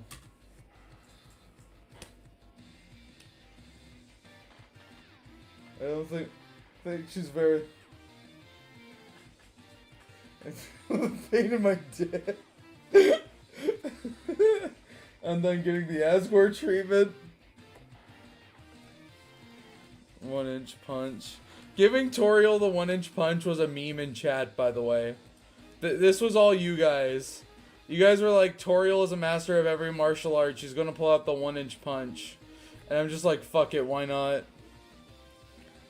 Flew off Toriel. A blinding speed.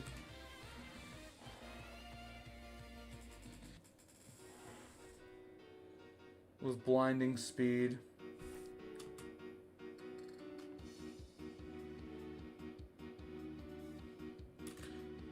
She crashed hard into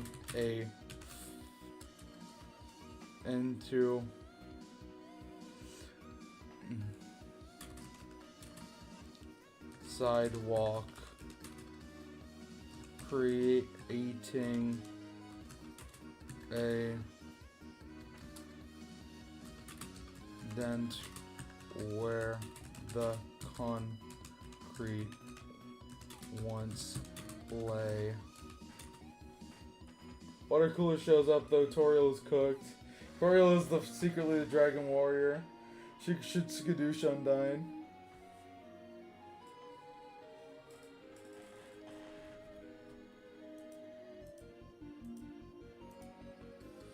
An indent. Okay, well I have to close the window now because that's just... Stop committing crimes! Anyway, where the concrete once lay.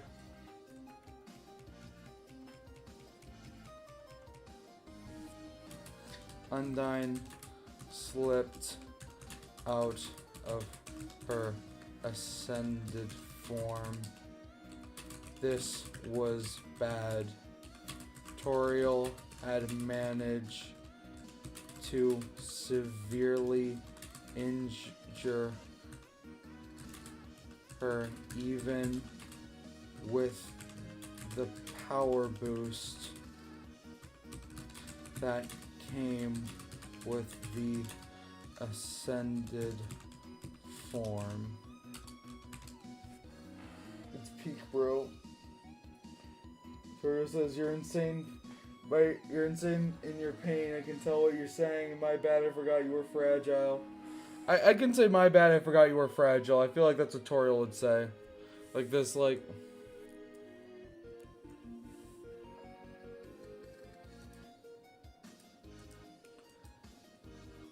Boost that came with the ascended form.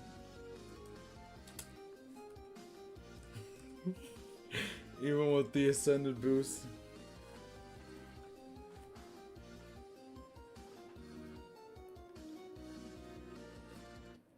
Why would Toriel plunge the world into darkness, though? What would be in it for her? Ascended form. She knew it. She was really no match for her. But that's what losers think. Undyne jumped to her feet, ignoring the massive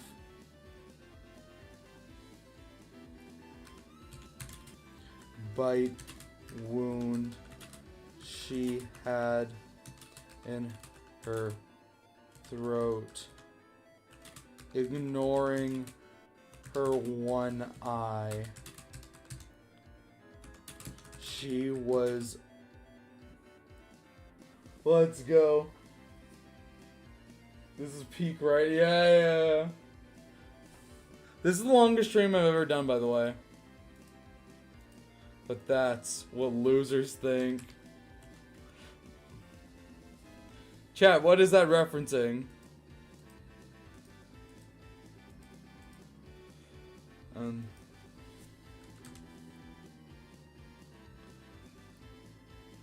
One eye. She would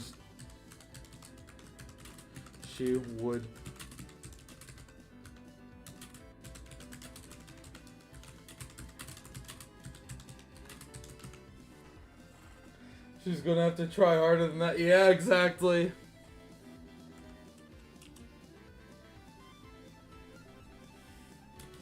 Undyne took a southpaw style boxing stance.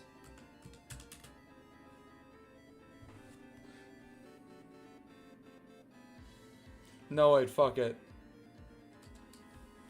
Undyne roared with all her might, summoning as many spears as she could.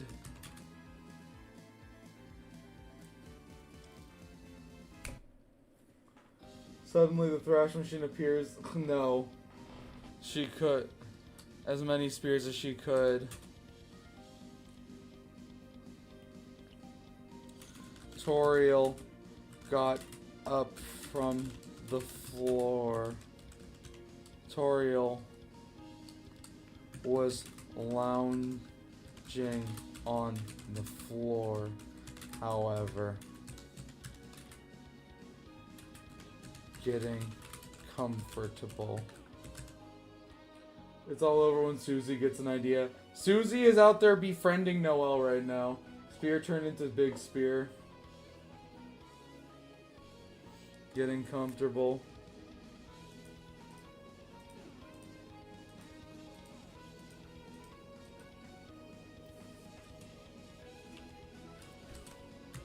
Damn you.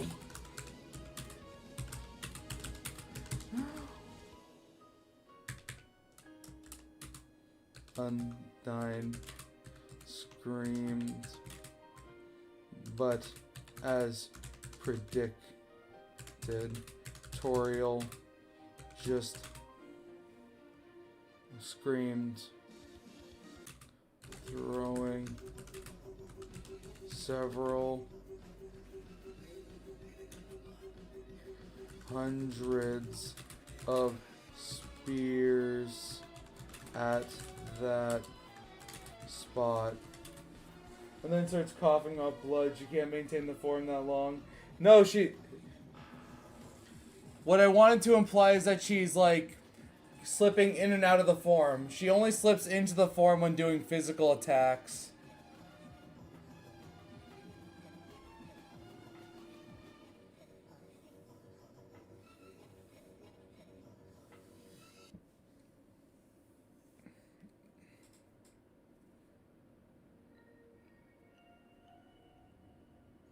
Is this seriously still going on? Yes!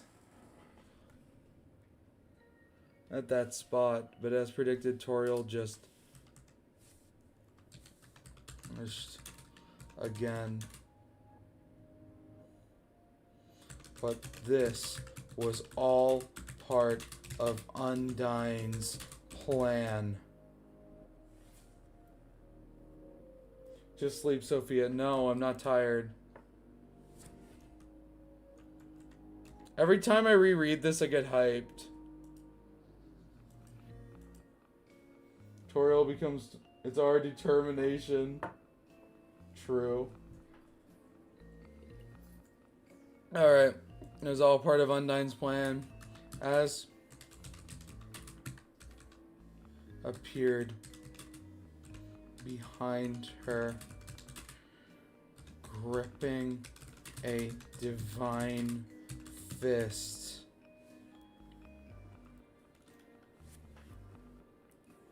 And fist.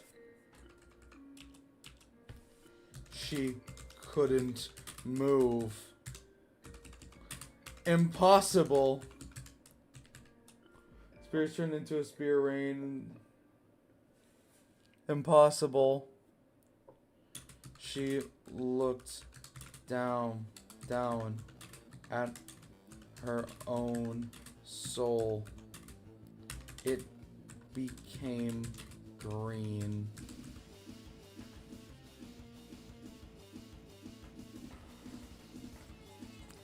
It became green. Her eyes widened.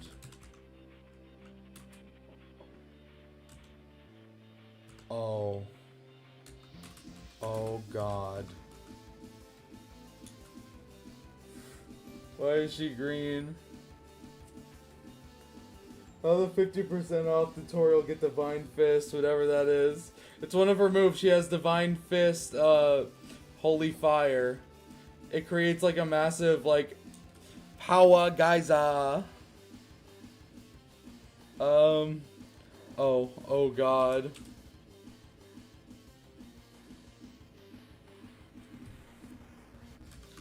Like I said, go to hell.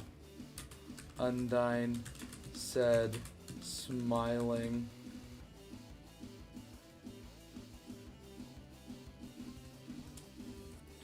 Oh, the 50%. She snapped her fingers.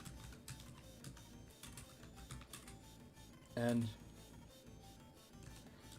every other spear she had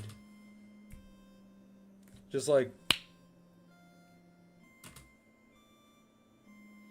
rushed toward Toriel with near light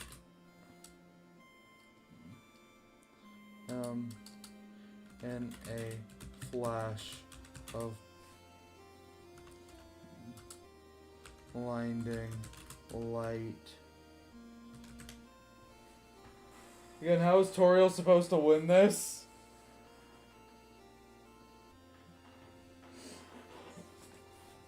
According to the Big Chromer, Goat Mom is not a big shot.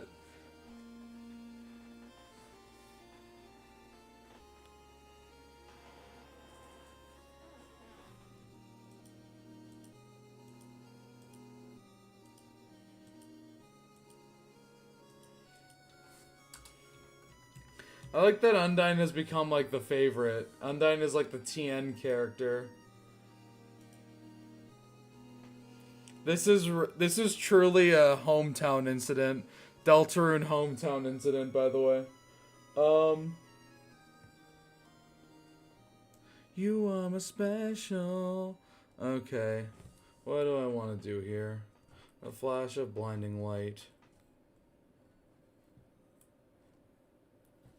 What did Toriel call that attack?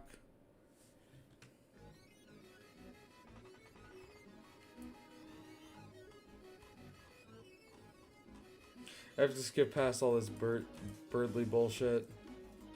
Okay. Yeah, clap. Whirling fire of hell. Shirley survives and says, "Nah, machine son."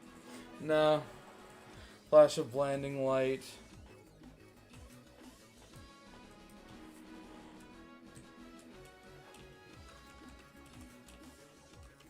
Once the dust had cleared, the entire block was reduced to rubble. There were stray, shattered spear pieces everywhere. Okay, I'm putting the tape back on.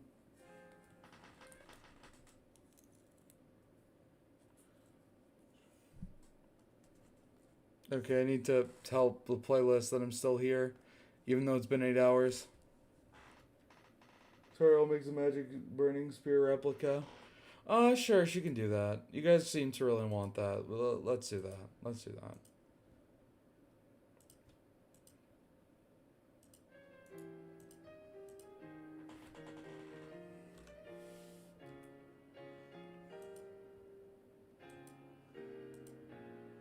Everywhere. This will not affect the population. Yep. Everywhere.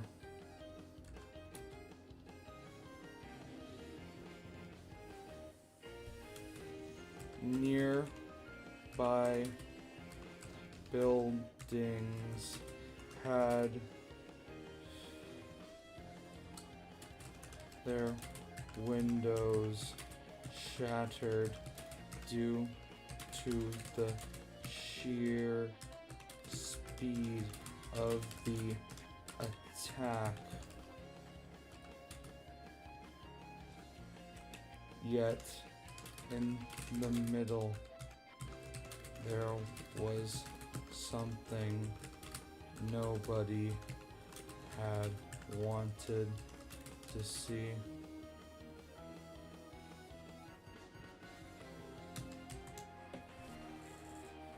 I'm asleep, chat. Mouse chat.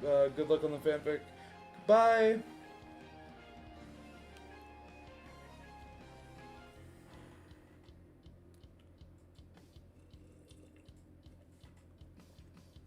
It was something nobody had wanted to see. A fiery spinning at Mach speeds.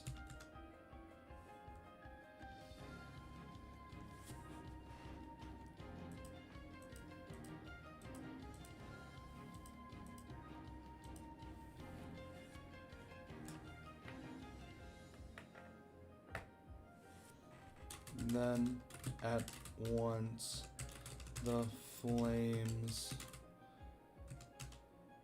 ceased.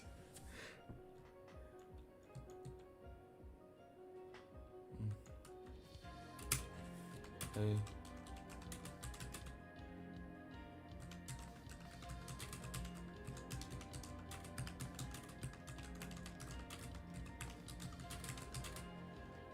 No.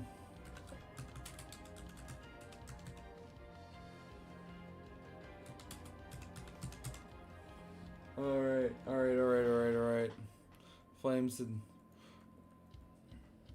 And then once the flames had ceased... How's the culmination of celestial literature progressing?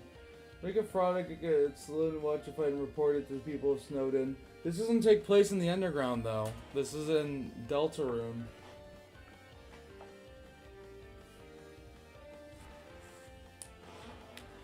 This is progressing pretty well.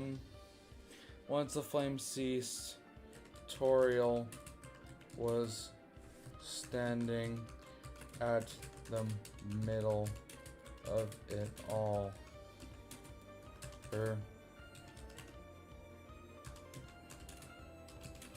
flame had simply deflected all of the spears. I'm gonna go buy it gang now.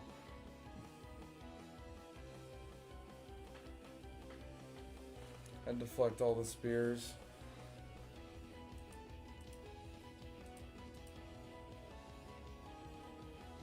Gangeth.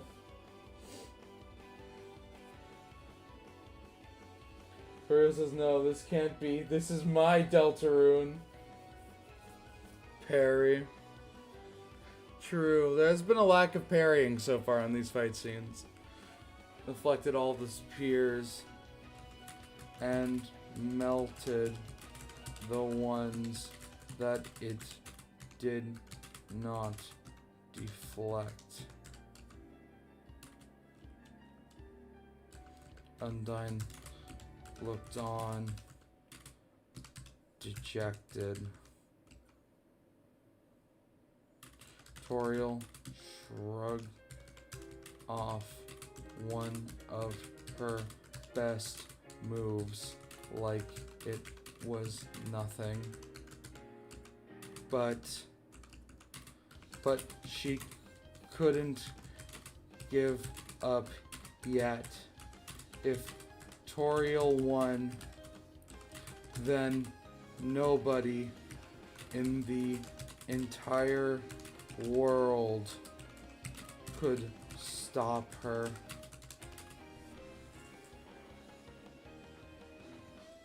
Well, Toriel and your...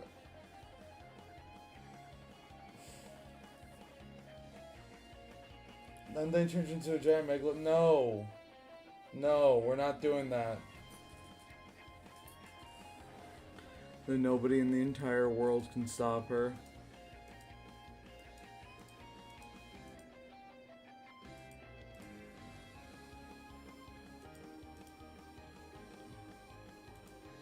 And the entire world could stop her. Undyne stomped her boot in frustration. We had Gojo versus Sukuna. Chris stops the fight with plot armor. Trust. Chris will get involved in this fight. Fish versus Bit. This is the Kashimo versus Gojo versus Sukuna. The Kashimo versus Sukuna. True. Boot in frustration.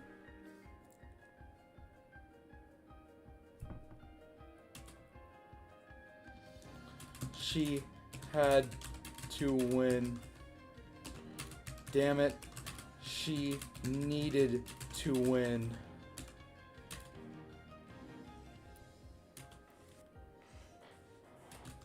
She ran up to Toriel, who was still frozen in place.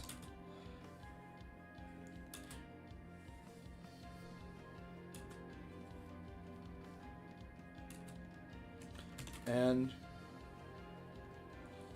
took a spear head from the ground and slashed her across the chest.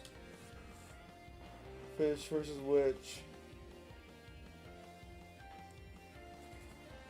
Turo says you are weak and then crushes Undyne between two fire spheres.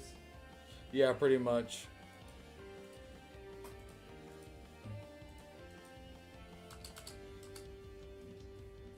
Slashed her across the chest.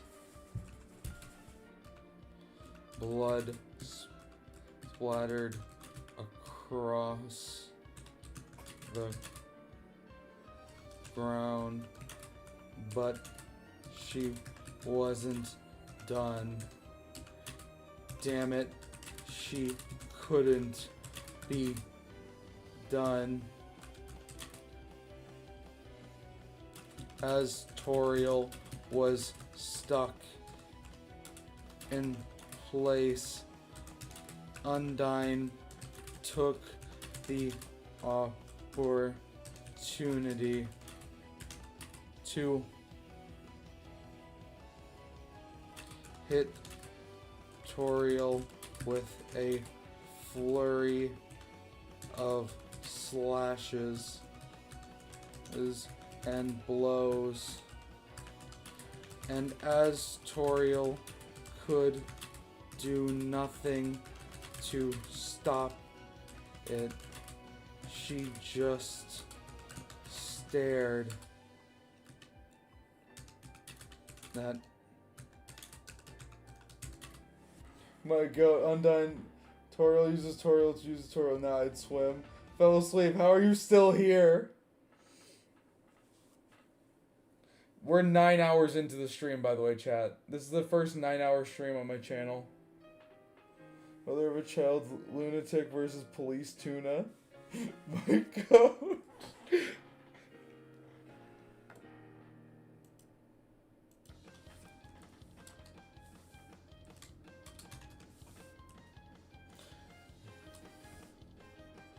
This is more fun than making videos, by the way. This is more fun. This is more fun than playing games, by the way. She just...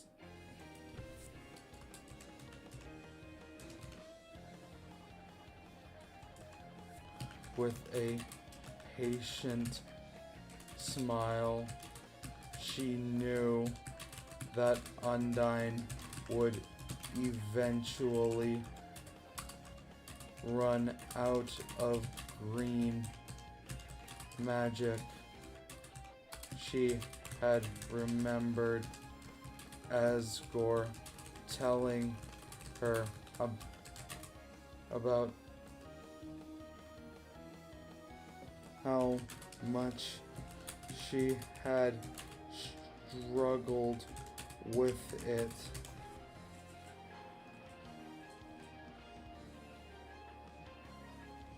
Chris and Susie versus Toriel. I kind of want to see those fight. I want to see Susie's idea, please. Can we short? Guys, Susie isn't going to show up for this arc. She's off befriending Noelle. It hurts me too, because writing Susie dialogue is really easy. Pyrus appears and his face becomes realistic. Hyper-realistic blood coming out of his bones. That's a terrible idea.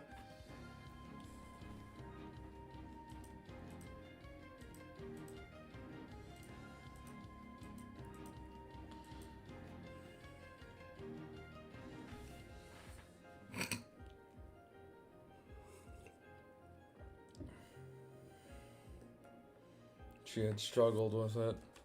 All she had to do was wait. Alright. Undyne threw the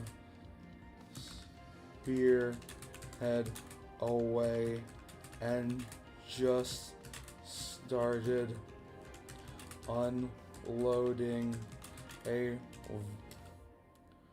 volley of strikes into Toriel's face.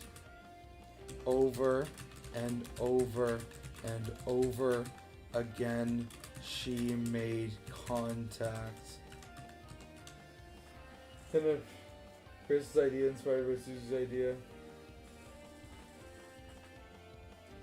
Of course, Toriel could just use the vortex again, but that's a lame end to the fight. Also, that would probably kill Undyne. I want it to be like some Broly shit. I want her to like pick up Undyne's face and smear, like throw it through a building. I want Toriel to fuck Undyne up. Tenna makes out with Toriel. Hell no.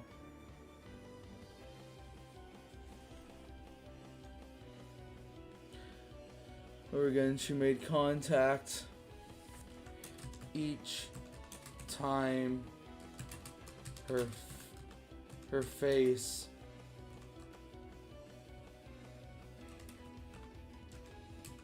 became a little more roughed up. Facial bones cracked.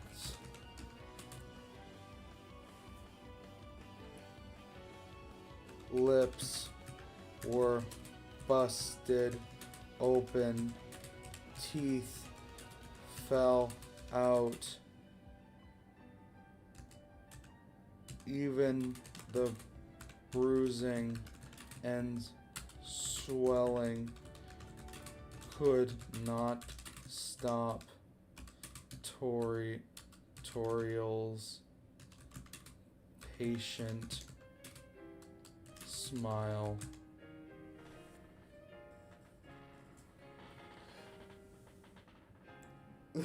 This is close as shit, bro. Toriel pulls Alphys as a hostage. Did Undyne win yet? No, dude. She's about to lose.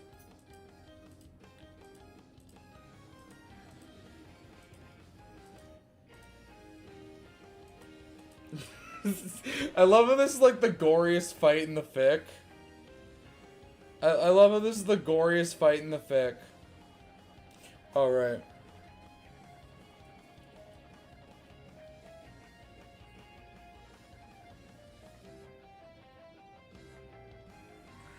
Tutorial. And slash her across her chest.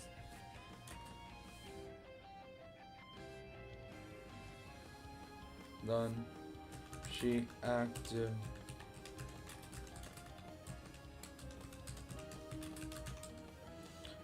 By the way, Toriel held off 2 Ascended Form monsters in the same day.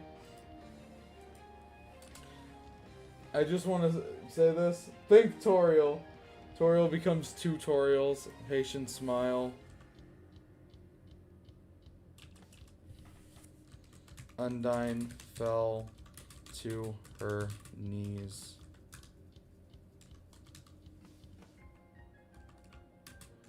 She had finally accepted that there was nothing she could do to win.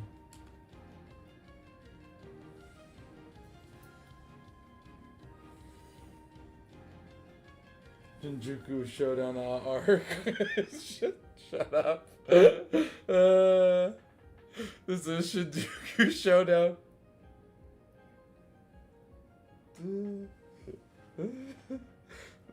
She had finally accepted that there was nothing she could do to win.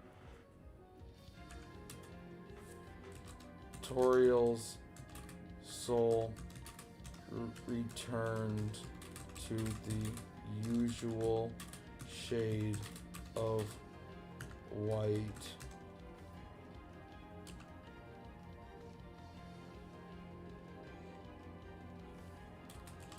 Toriel did not move, however. She simply stood over her opponent.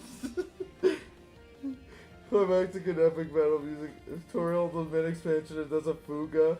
Kara appears and becomes a roaring knight too. No. No.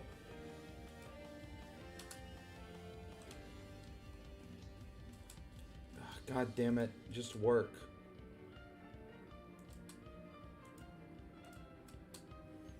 There was nothing she could do to win. Storiel. This is so fucking stupid. I can't get over how dumb this is. This is the dumbest fucking thing ever. This is the dumbest fucking fanfiction ever. She should do a fuga.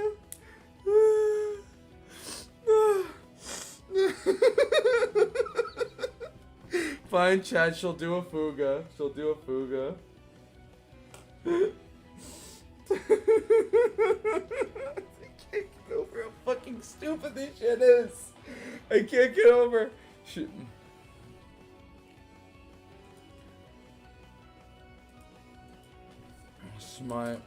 Smiling over her. And she knew she had won. Undyne returned to her base form, coughing up blood as she did. She was at her limit.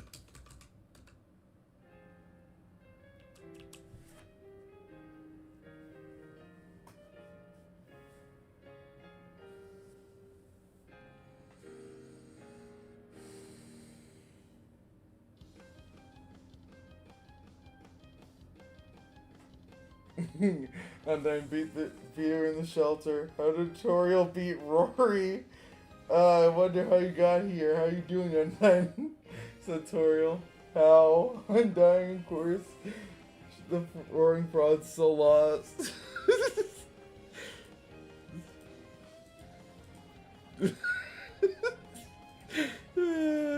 I can't do this anymore. This is so dumb. She was at her limit.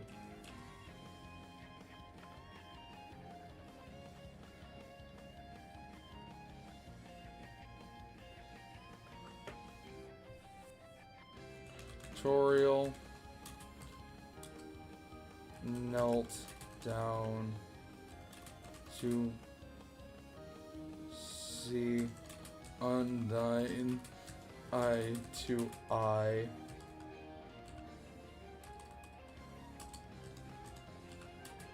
On her face was a look of complete and utter defeat.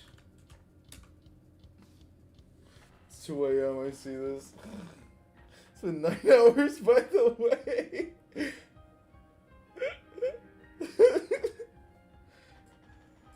Undyne's eye unwavered. See, Undyne, I die. Of utter defeat.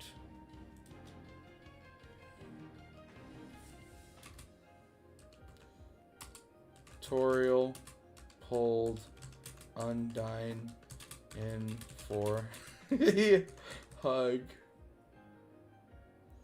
and patted her on the back. Now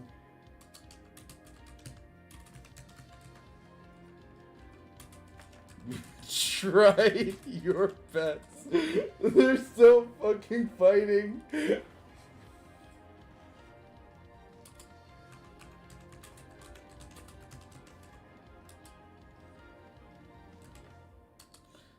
Now, dear, you tried your best. Before your face grotesquely deformed itself into a hideous smile. Toriel slam dunks Undyne. Toriel has a mental illness. Undyne and Toriel are doomed to fight till the end of time.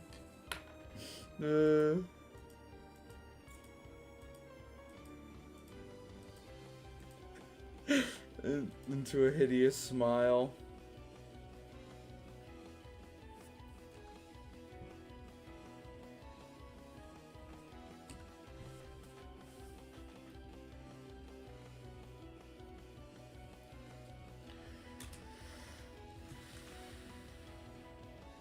With her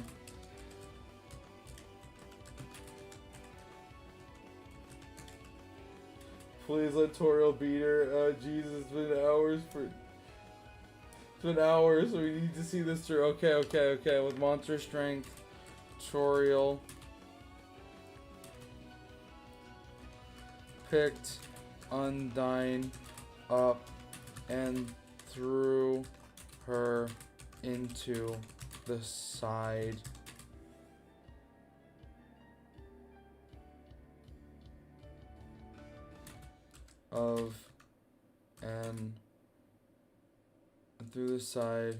of a suburban home. No. With her monster strength, Toriel picked up Undyne and choke slammed her on the ground. The shards of the broken spears digging deep into her back.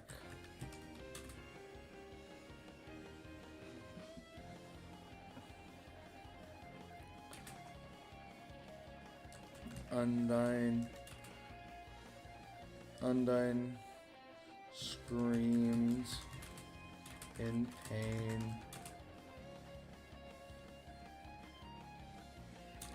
but that was nothing to what came next. Shinzuo Sasageo. Is Tori still beating the shit out of Bertley? No, that was hours ago. Stand proud, you were fucking tuna. Don't cry, dearie. If no one else comes to support, Undyne or provide support. They were aiding the fucking town and it had been destroyed. There's only like 3 fucking police officers in town, dude. Choke slammed her. Nothing that came next. Toriel raised her bloody foot and and began to stomp over and over and over again onto Undyne's head,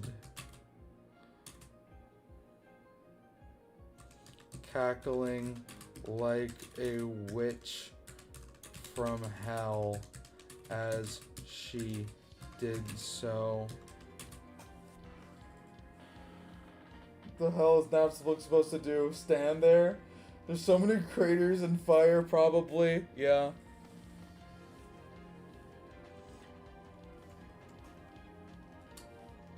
Hell, she did. This is so fucked up, bro.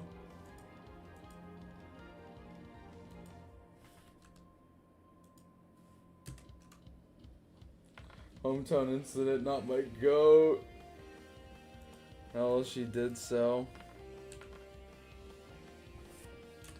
There was no hope left in hometown. You are my special. There was no hope left in hometown. Maybe Naps looks starts. No. Chris is about to edgy. This is rating off my screen.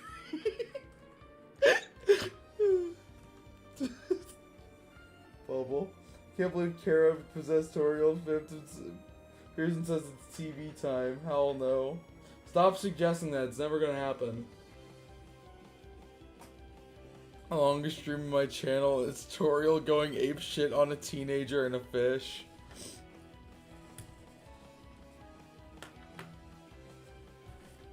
Once she had her fill,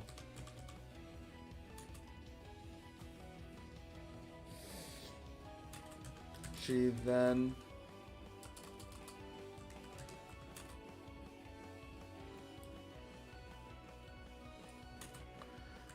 brought out her hand in front of her. Neo never loses. In a one-on-one fight, Neo never loses. Bro, it's all over. It's all over. There's no one who could stand to her except for like maybe Carol left in hometown. Get the fuck out of my hospital. Same fic, by the way. Oh my god. In front of her.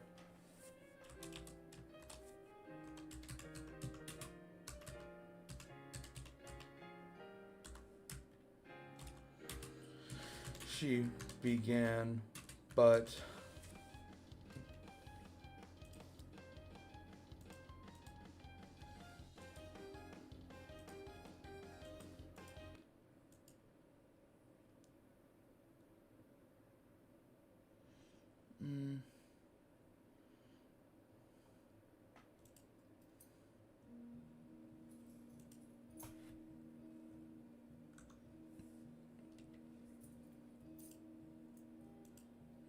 this is so dumb. She began, but stopped. Escort, we need you more than ever. Grab your beer and keys. Escort got murked. Escort isn't dead. He's not dead, he's just knocked out. Spampton has to say it's TV time. He will never say that. That's slight. Will she fight any darkness or just kill everyone in hometown like it's Sonic.exe? Monster kind is dead. The dust is fuel. Hometown is fuel. Is full. Bro. You stopped. She felt familiar arms wrap around her.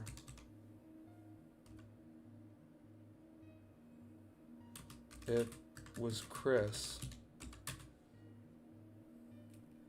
He got stabbed. How was he? He didn't get stabbed. He got fucking punched in the fucking chest. He got fucking like, ooh.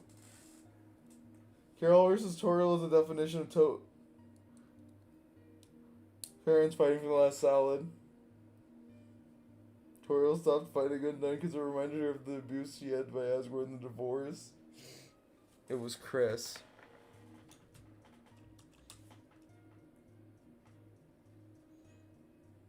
They were sobbing.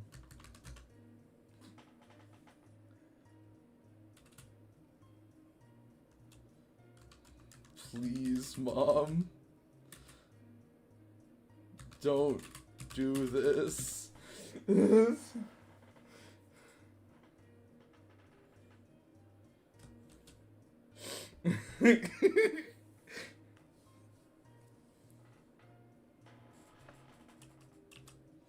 Tutorial.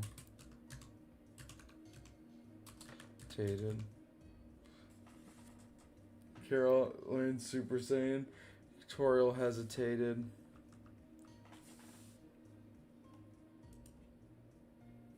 Please, Mom, I need this. Please, Mom, don't do this. Tutorial hesitated. My dad's kinda home. My bird is kinda homeless. My Susie's kinda homeless. Israel arrives home from college to see Toriel stretching the whole town.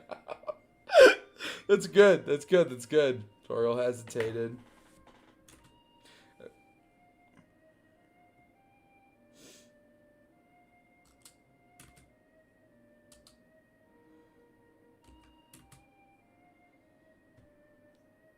Hearing their voice, she remembered everything. She remembered the day she had adopted them. Needs help. Undyne has a home and she's help herself out. Please, Mom, I need this. My dreams are kind of dark world. My Susie's very poor. I'm trying to help her out.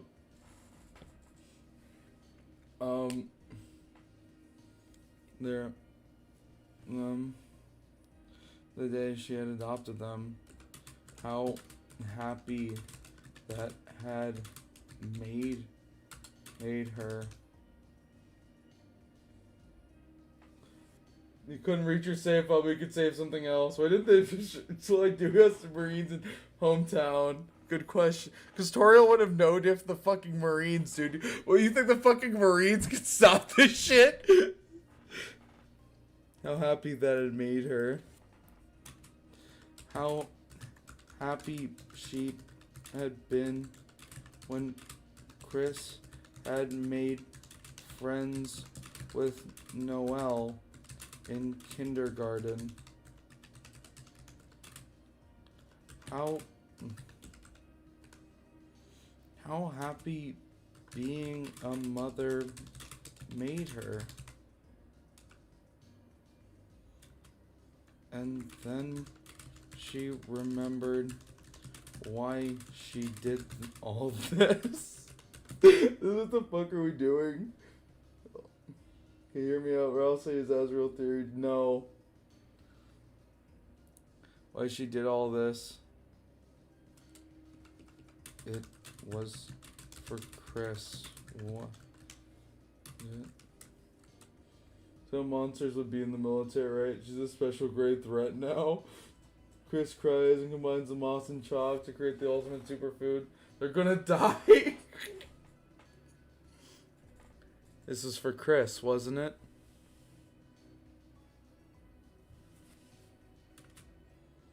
Yes. She was doing this to protect her precious child. The child she loved so much. Chris is gonna die, I'm calling it.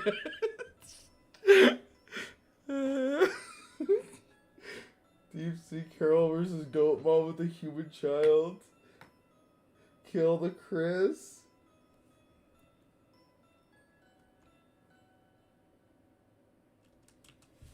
Chris was crossing their fingers for whatever reason. The soul had made them check out the bunker for 4 hours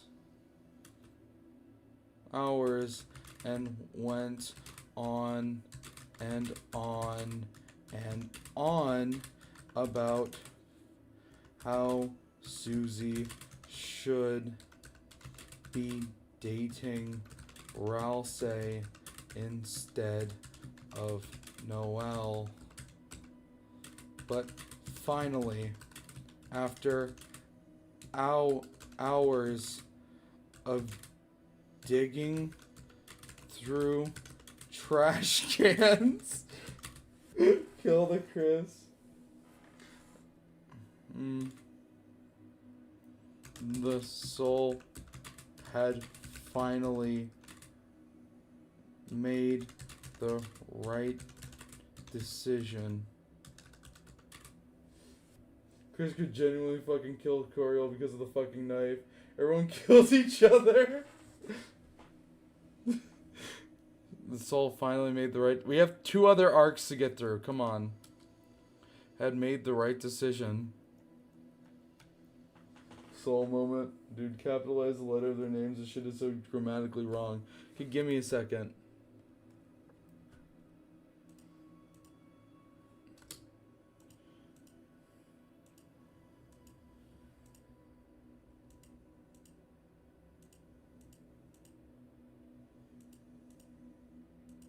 This is kind of like the perfect music.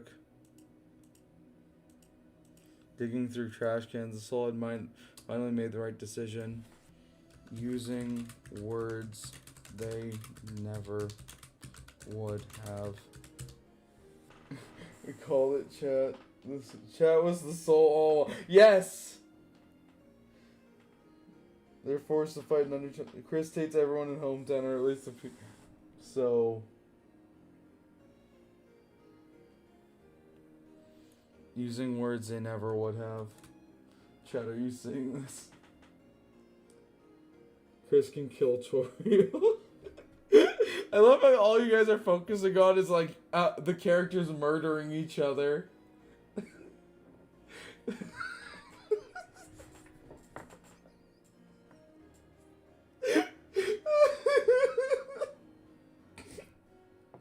I love that. I love that. I love that. I am seeing this. Okay. Using words they never would have.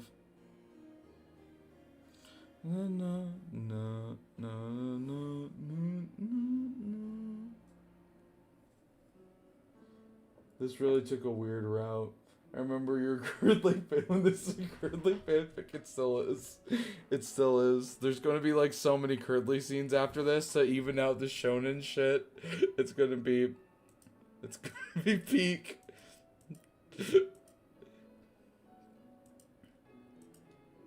Alright. They never would have. Perhaps the soul had its uses.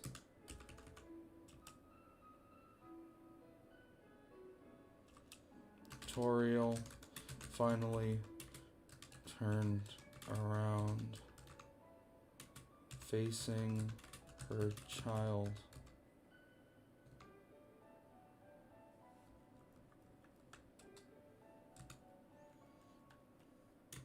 And fell to her knees in exhaustion.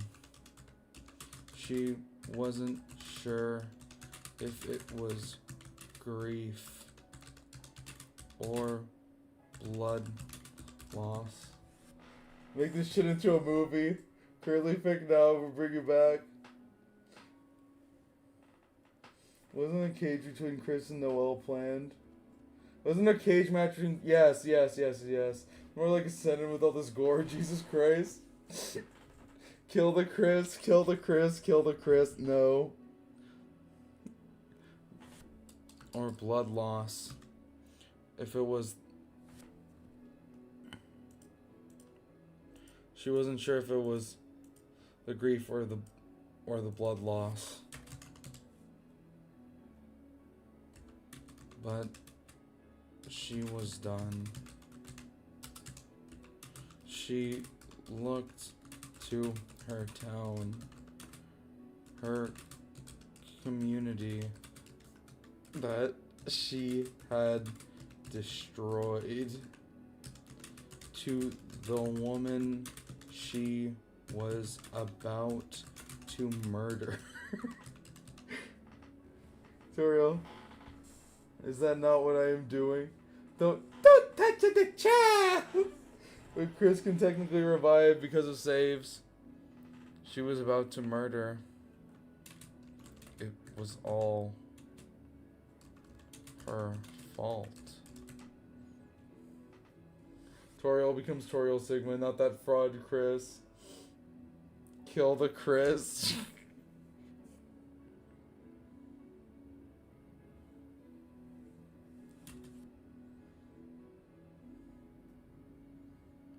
Her began to shut down, and genuine tears rolled from her face. Chris revives and dives. Live the Chris. Kill the Chris. Kill.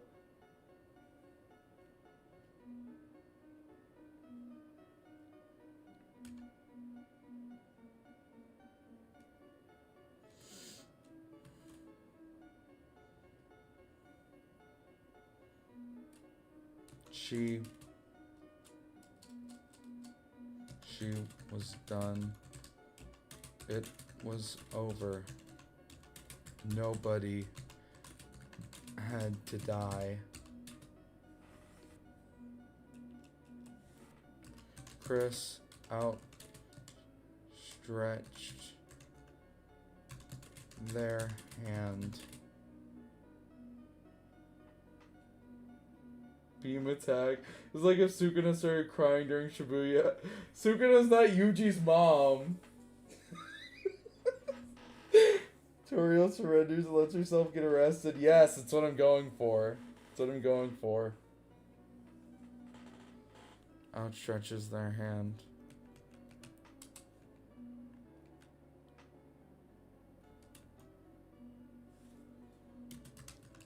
The soul selected the option. Let's go home.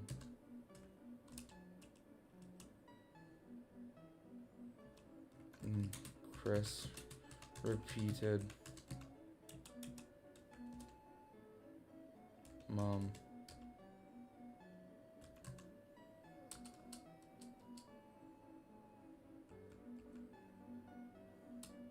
And Chris repeated it word for word. In the cage match in Fuga. It's happening later.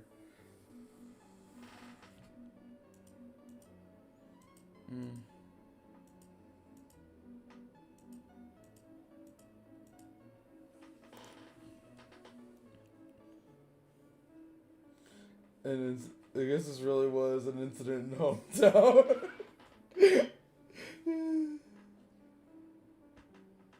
It's like a tale of under. Chris lives. Okay. You liar. What do you mean, you liar? Dude, it's gonna happen later. This truly was Bertley's awful, no good, very bad day. Chris repeated it word for word. Toriel got to her feet.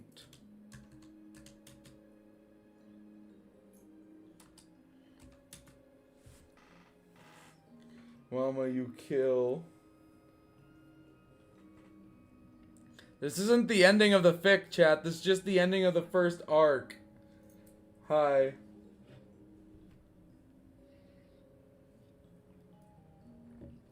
Chat, you have no idea how much more of this shit I can write. I'm crying from PEAK. Good. Got to her feet.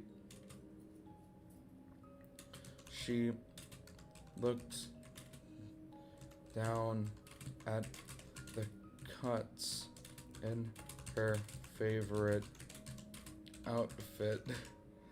Why did Toriel beat up Berkeley? Because he's Birdly. How many people died from this? This had to have killed at least 10 people. Nobody died. Bro's writing a novel series. It's gonna have a crossover with other indie games? No. Because he was annoying. This is like the best shit post of all time. At her favorite outfit. Drenched and in her own blood and ripped to ribbons. She really had let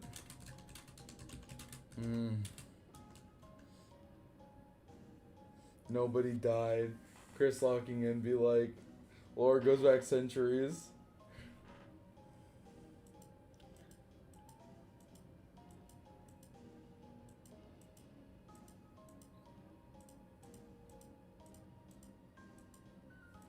She really let herself go, huh? Chris, next arc be like spam. No, next arc is the cage match arc. It's gonna be like more like, it's gonna be like Chris and Birdly actually like go on dates and stuff. Meanwhile, Noelle becomes more and more of like a, like she becomes like more confident, but it's like, you know, it's like kind of fuck ass. That comment about her becoming a heel is like genuine. And this like all culminates with like a Hell in a Cell match they have at like lunch. The vision is bright. Well, jockey is the legend of Deltarune. Next arc, Spamton must say it's TV time. Spamton can go suck a fat dick. No, no, Curdly, why? Bro, this is a Curdly fic. 10 hours. I've been streaming for 10 hours.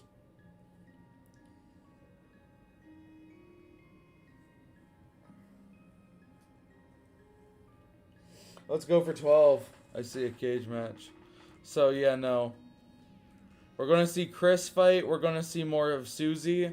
Susie's probably gonna be the funniest character. But whatever. This shit was the final prophecy Susie saw. Hell yeah. She had really let her self go, huh? And with that, she took Chris's hand and they began to walk home. Sleep deprived fanfic writing. That was probably Revive the Night, no.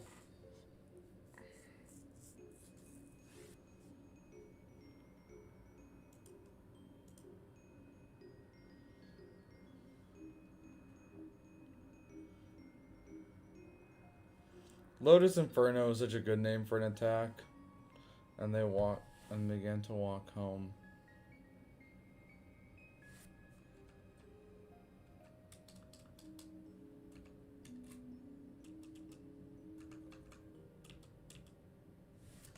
The two arrived at the road where that used to lead to their home, now leading to a crater of gray ash and burned trees. Chris sat down on the pavement.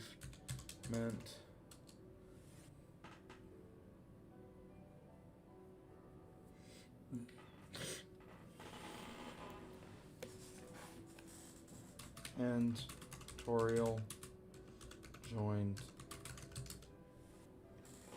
This is the angel's heaven.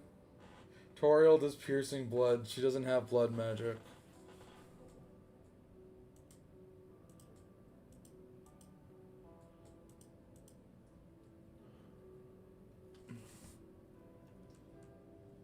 Gray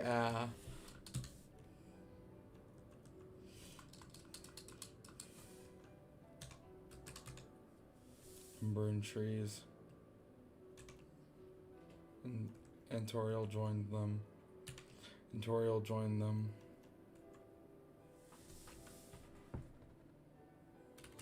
They both knew, of course, that there was no home to return to. It's 2 a.m. by the way. It's Merry Christmas Eve. I'm going to sleep. I wasted 10 hours of my life watching this.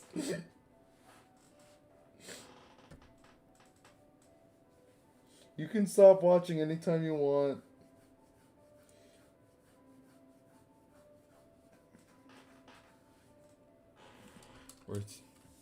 There was no home to return to.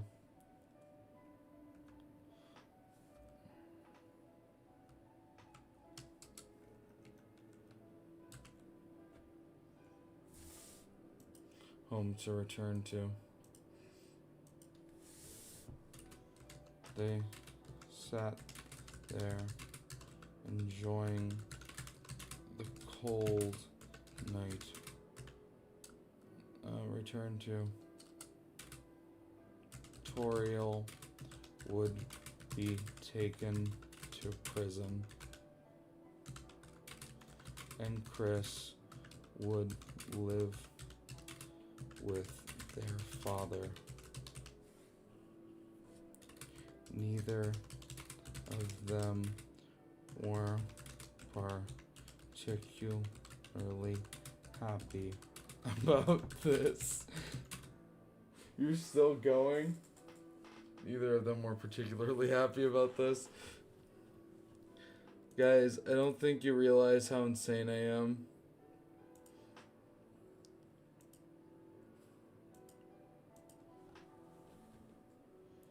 I don't think you guys realize how insane I am. I'm gonna keep going until I reach 40 fucking pages. 10 hours of writing Deltarune fanfiction. Yeah.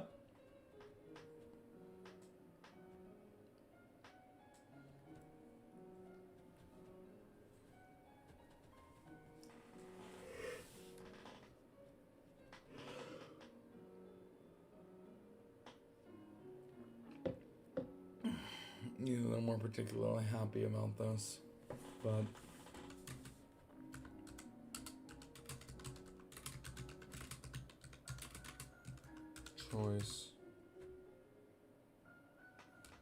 some choices did matter, it seems.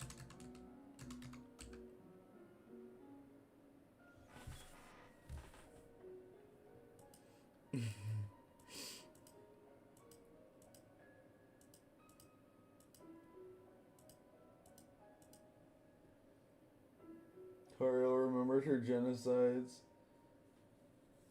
Let's see the word count. Okay. Those are rookie numbers, chat. Toriel, I remember things took a weird route back there. It seemed.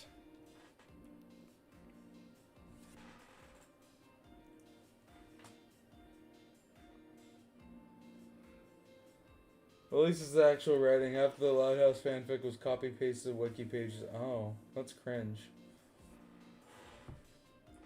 Hopefully you're hydrating. I'm gonna need to get more water. I wonder if I can see you're exhausted, slowly growing with the grammar, and you're deteriorating.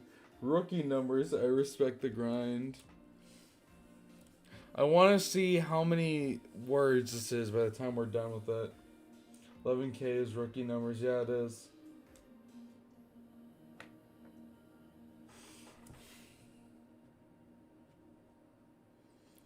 Some choices did matter, it seems.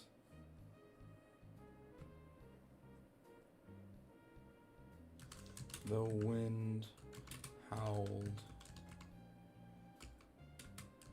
The cold night air was refreshing after the day both of them had. So what made you decide to do this? I saw Andrew Cunningham's election chucking streams 2 years ago, and I was really inspired by those, and I've always wanted to do something like that. That's why I did it. Eventually it got so big and then they swallowed up the opera themselves. You should try writing something original at some point. I did. I left YouTube for 2 years to try to become a comic artist. That's why I'm so good at writing fight scenes.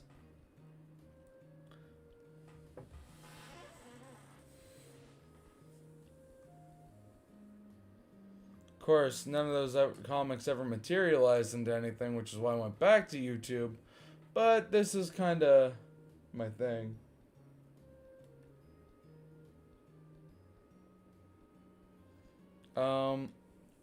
Both of them had.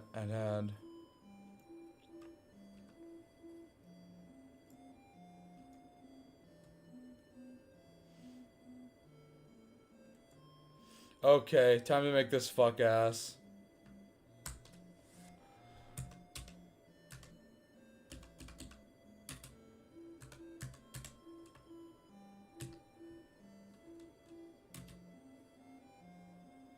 A familiar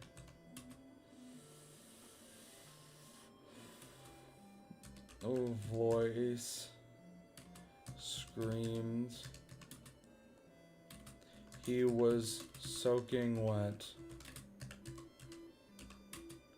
He was covered in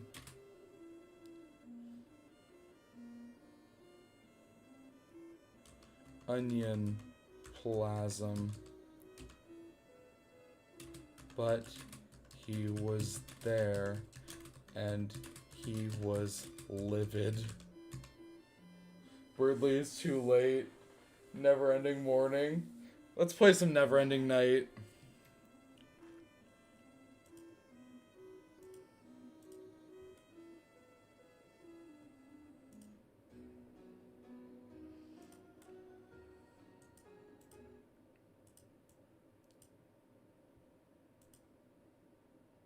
Actually, I kind of hate Birdly now. Come on, Birdly. Birdly hasn't been there. He hasn't seen Toriel's redemption. He didn't see it. In his mind, Toriel fucked him up. It's all a misunderstanding.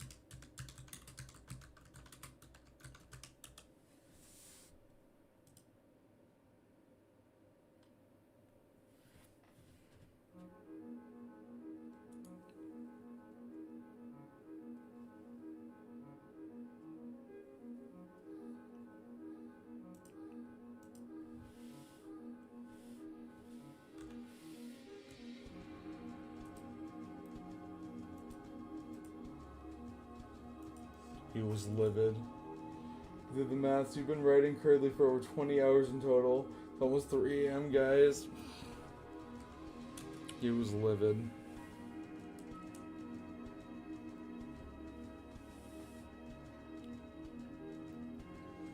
Birdly huffed and puffed. He had ran across town, and the sight before him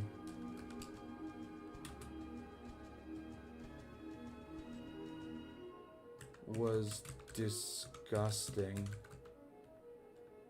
Redemption after brutalizing Undyne, beating a kid with a ninja and dies. Yeah, exactly.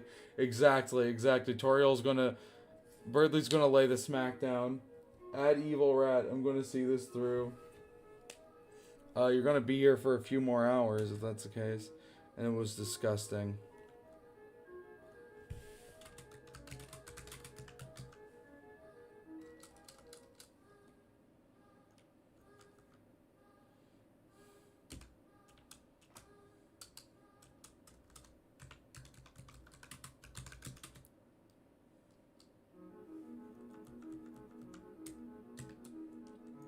So Undyne is dead? No, she's not dead. She's beaten within an inch of her life, though. Birdly.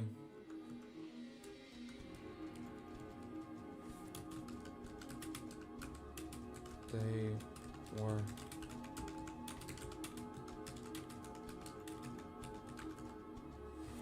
So, Birdly would take Chris and kiss him because he thinks it's a valiant night. I feel like I missed a lot of important plot developments. Someone catch me up. This is peak music. How?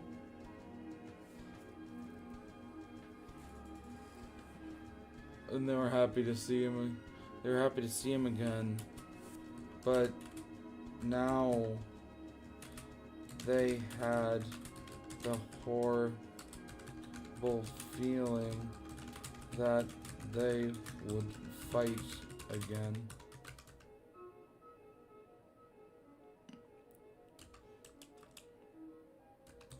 Chris intervened,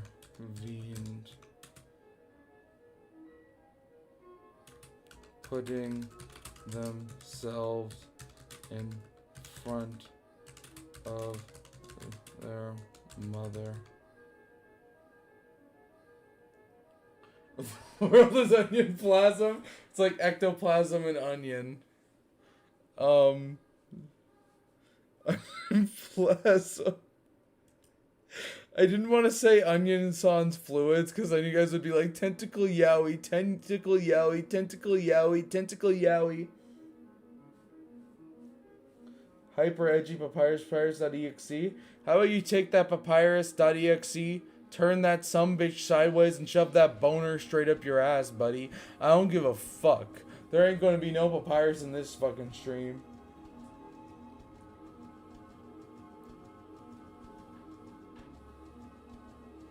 Son Birdly got some devious acts. In front of their mother. Bradley, wait. There's no need for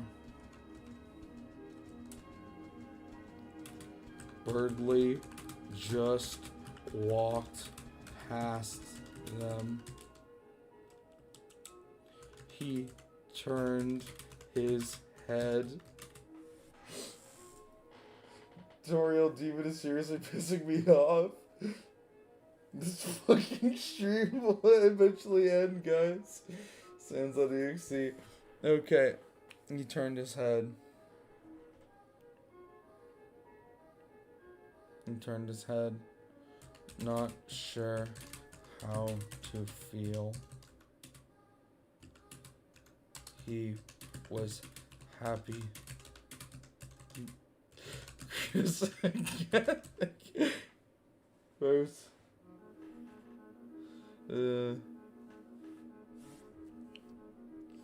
He was happy to see Chris again.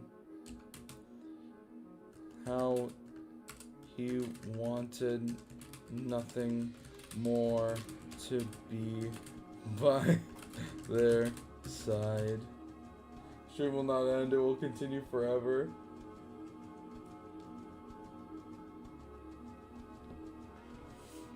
Never ending stream.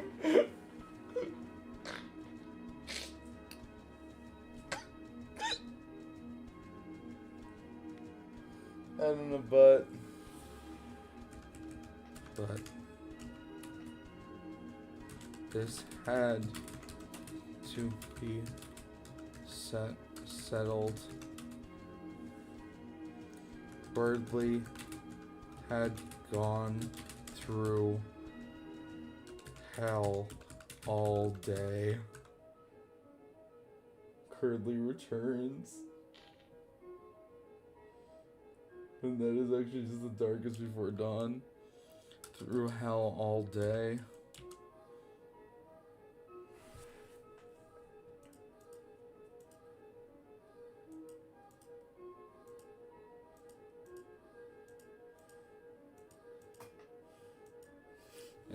All day.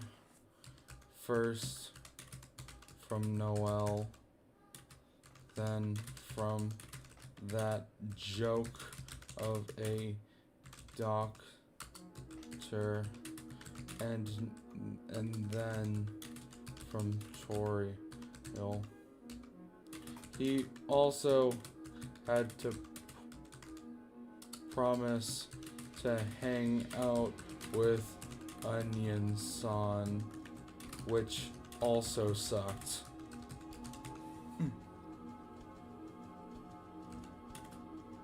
Birdly had an awful, no good, very bad day.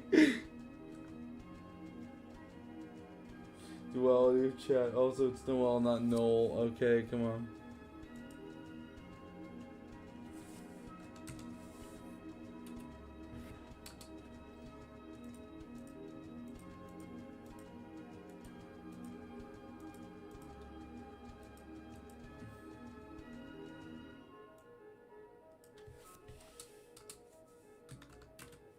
Which also sucked. Birdly had an awful, no good, very bad day.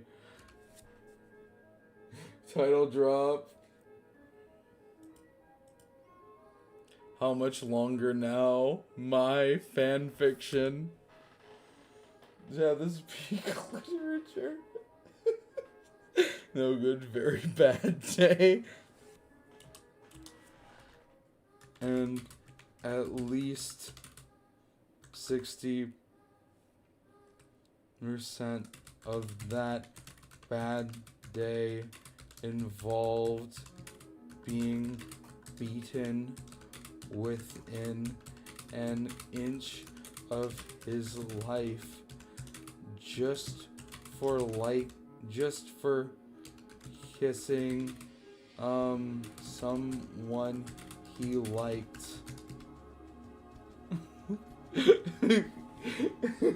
Peak literature. Yowie, my fave.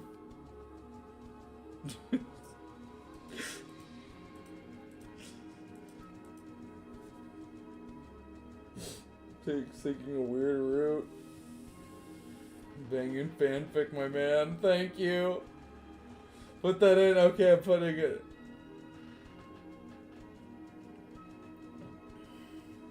For kissing someone he liked.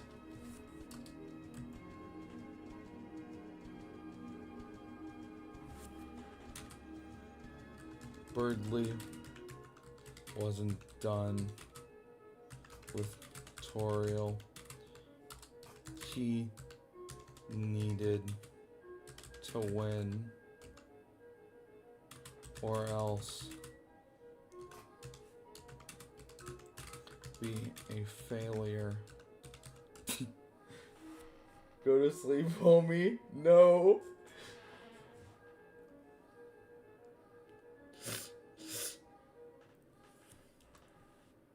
No sleep. You sound absolutely exhausted. I am exhausted.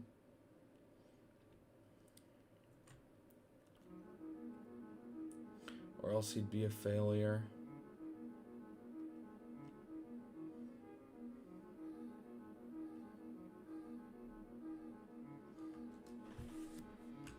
I'm sorry,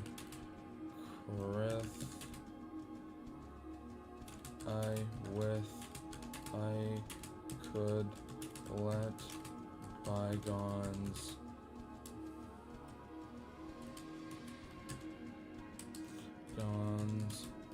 be bygones. And I know how much she means to you, but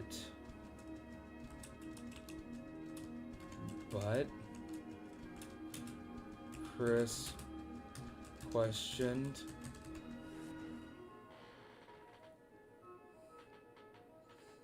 Okay, this is, which also sucked. Okay. I'm cold. Birdly cringed.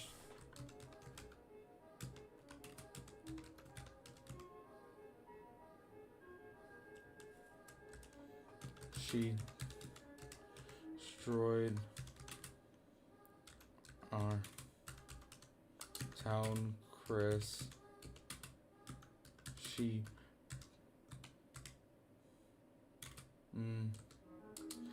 she beat me up. She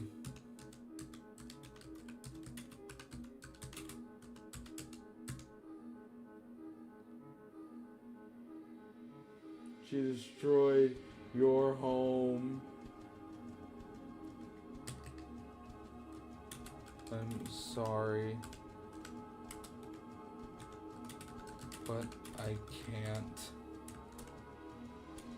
Banana.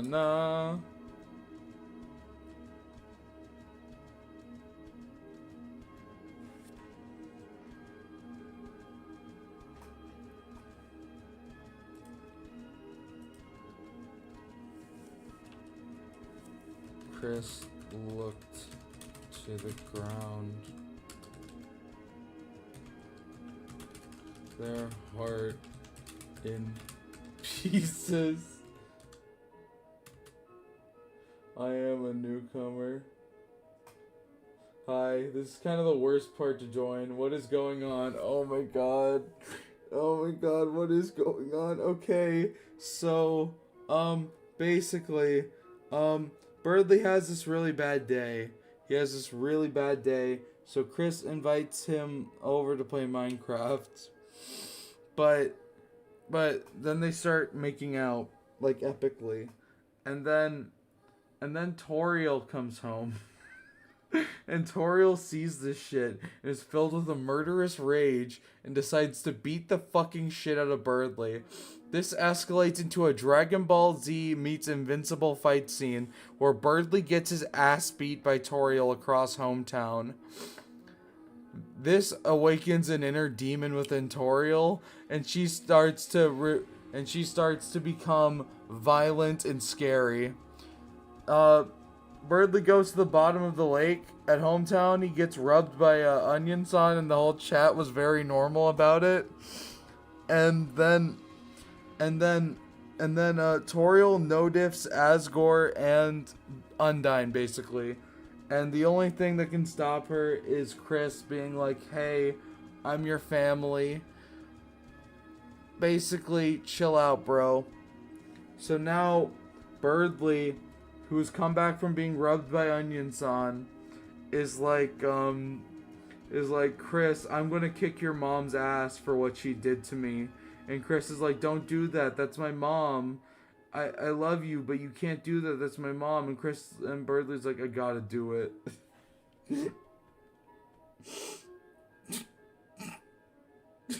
This is so stupid.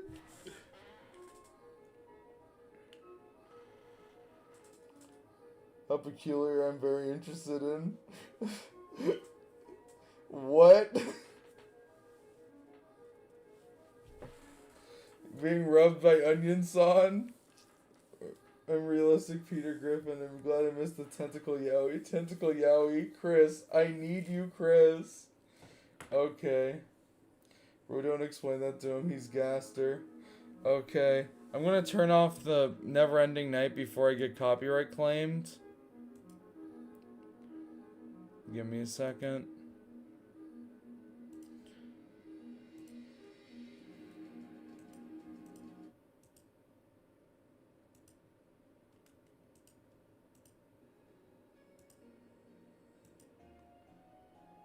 Actually,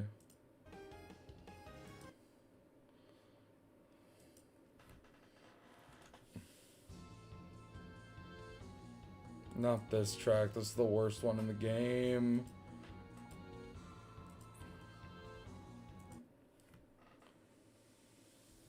PEAK Deltarune. Where can I read this? It's not out yet. Is this an epic final battle? More like a pathetic one. This does not fit the vibes I'm going for at all.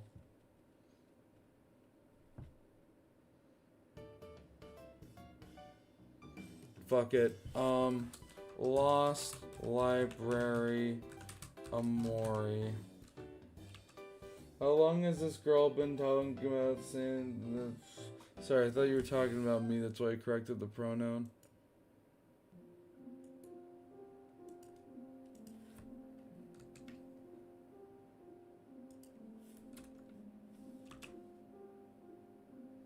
There. That's the music.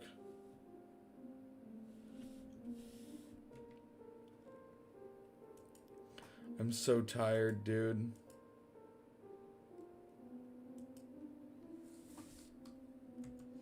Around their heart in pieces.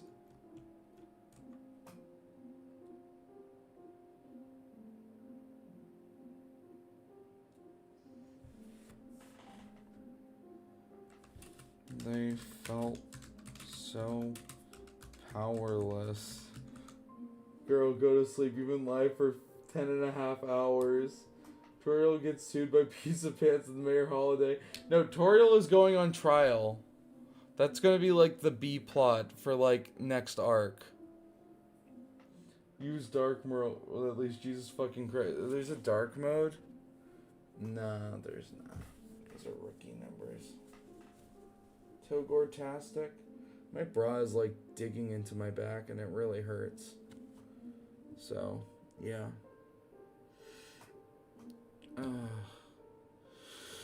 They felt so powerless. 10 hours is insane.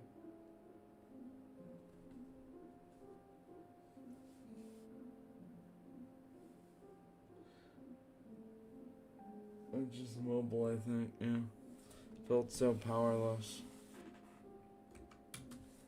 Birdly walked. Toriel, who moved an inch. Brother, please, I need this. Where can I read this? I believe you mean sister, please. Where can I read this? I told you it's not publicly released yet. I'm working on it right now. You can rewind the stream to see me read it in full.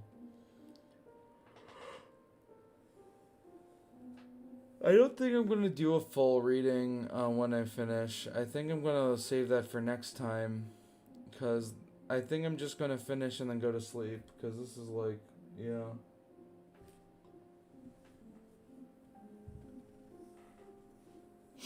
Oh yeah, Asgore killed 6 or 7 children with his Ford.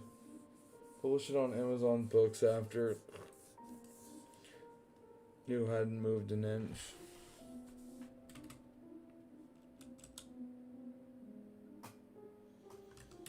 He looked at her with pure malice.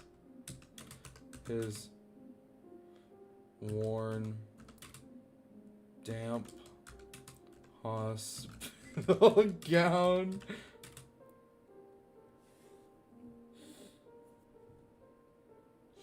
waving in the wind. Dark moon 6-7. Oh, I'm so fucking tired.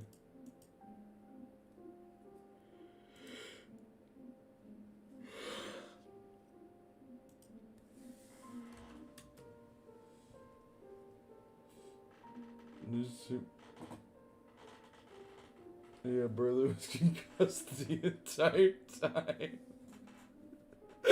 I forgot.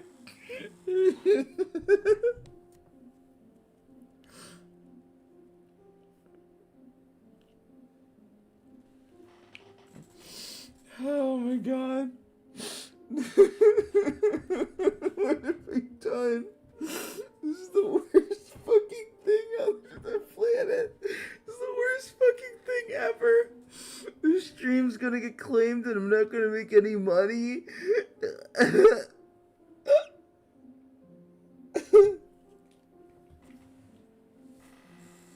Wait, are there like extensions to make Dark World? Sans exe of Hypergory. If you say that one more time, I'm fucking banning you. Wait.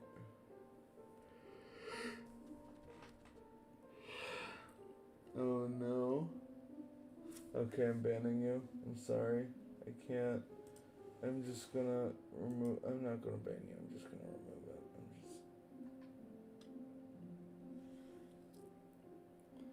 Yes. Deltarune, he has no copyright. Think again. Waving in the wind.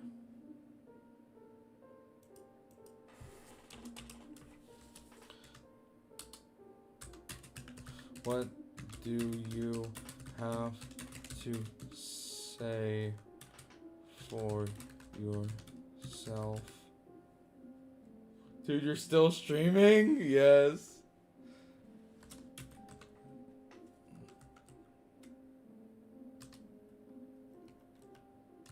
Birdly yelled at the top of his lungs. It was only then that Toriel probably like 2 a.m. for you, girl. It's 1 a.m. Yeah. They've been streaming for almost 11 hours. Not almost. And then the Toriel turned around to address the blue bird.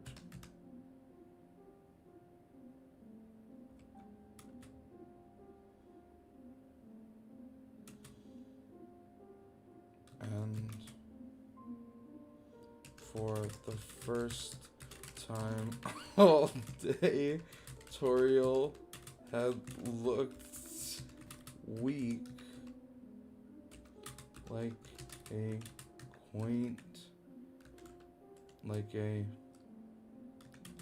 tired old woman.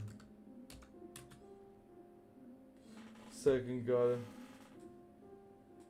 been 10 hours, Sophia.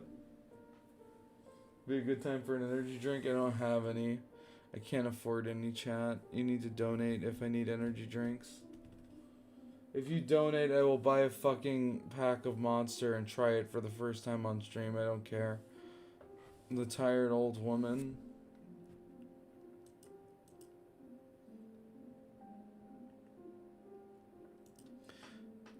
Tori looked weak, like a tired old woman. She sniffled.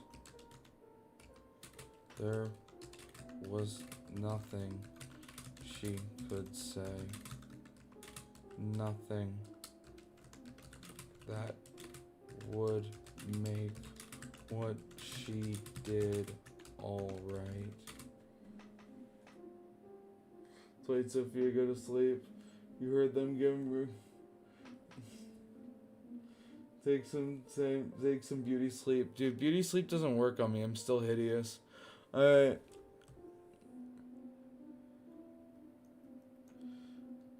Nothing that would make what she did alright. She bowed her head. I'm sorry. It starts with sorry. Oh, it's 11 hours or 11 years. Bradley's awful, don't forget. It's a very bad day, we'll be waiting.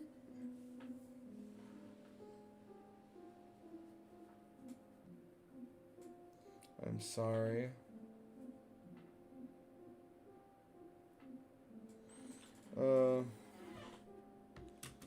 She said,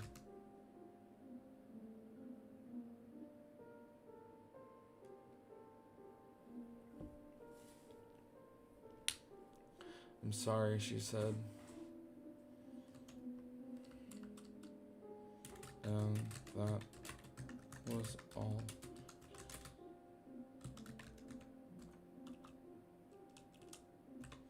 Birdley sat back.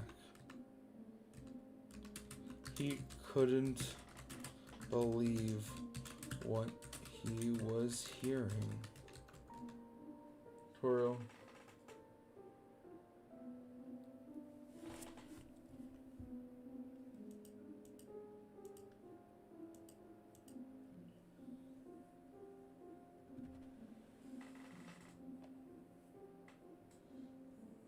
He couldn't. Birdley sat back.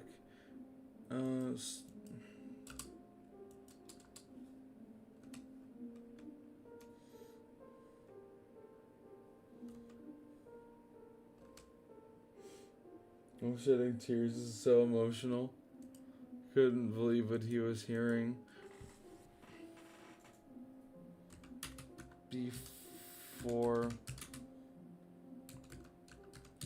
putting his hand into a fist.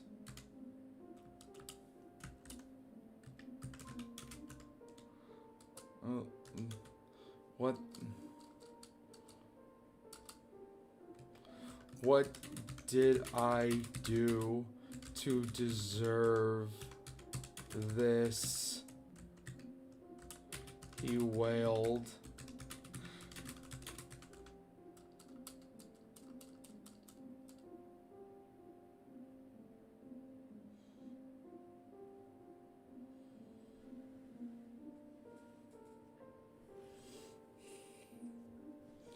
What did I do to deserve this?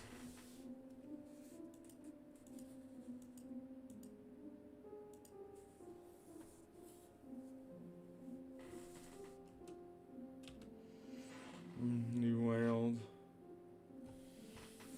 Birdley couldn't fathom being beaten all day.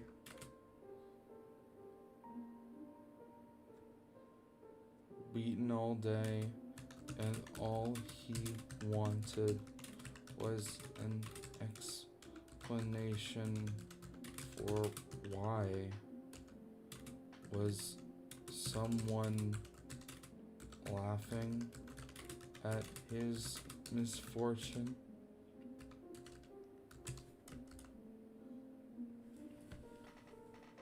Birdley,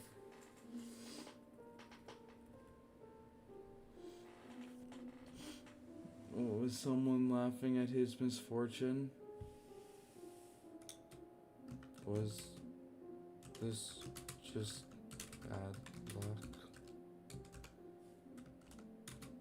Did people really hate him that much? I'm gonna go now. It's time for me to touch grass. Time to ascend.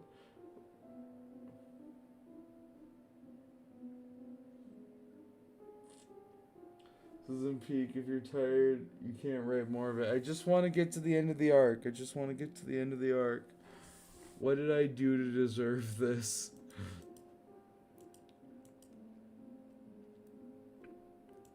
Did people really hate him that much? Toriel didn't have an answer for him. So she just shook her head.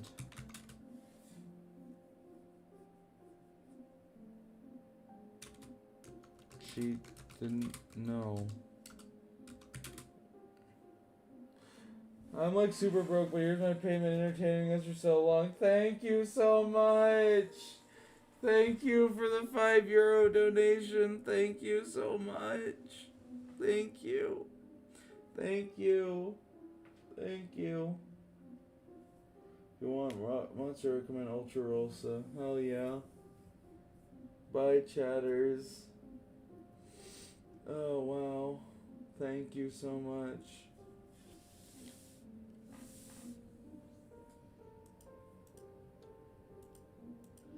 She didn't know.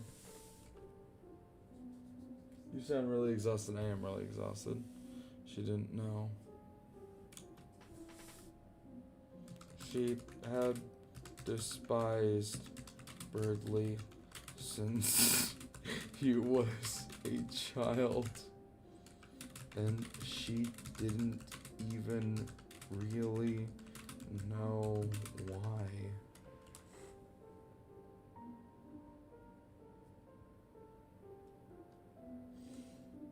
I'm gonna leave too. Okay, this is our Deltarune. Okay, I'll try monster. Okay. And didn't even really know why. Okay, page 35. This will probably be the last page we write for today. Bye.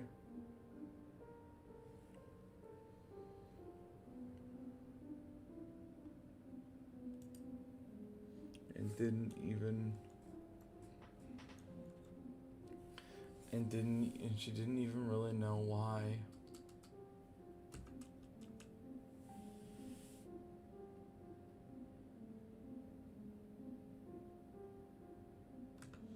Birdley recalled back to when he was a child, back to the feeling of being forgotten by everyone.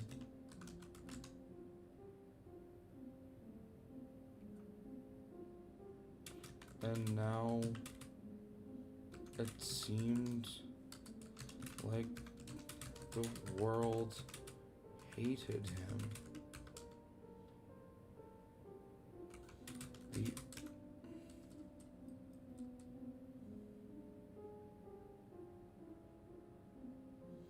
He turned to Chris. There was one exception.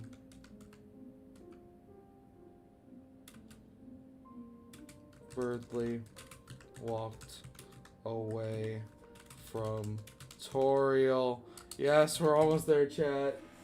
Why is a fanfic peak? Yes.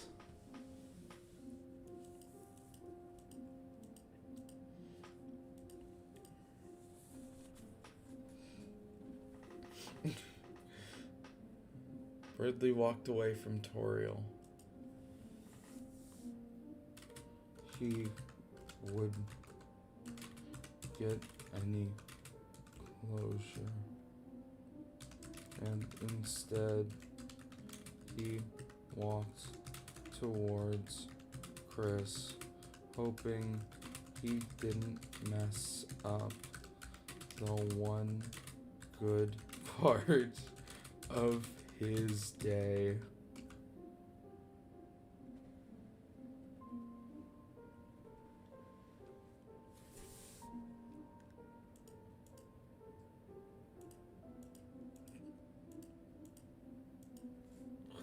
This is so dumb. This is literally so dumb, chat. I can't.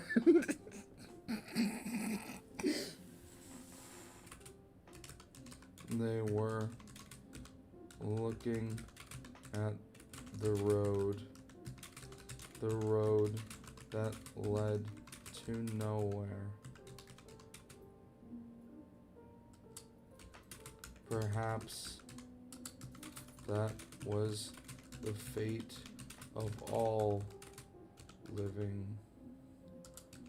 things, to be on a road that led to nowhere.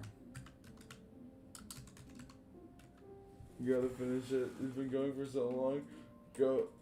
It was streaming for so long. Go. Okay. I feel like the fact that this is genuinely emotional makes it even funnier that there's like dumb shitpost shit.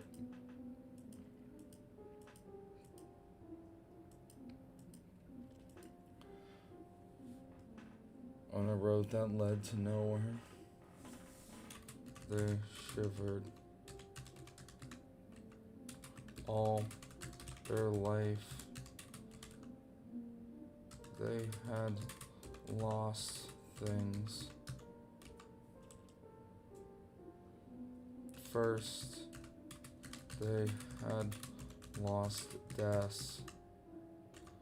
Then they lost their friend friendship with Noel.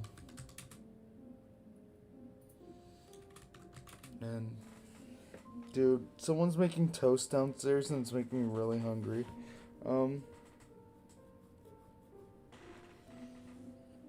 Friendship with Noel.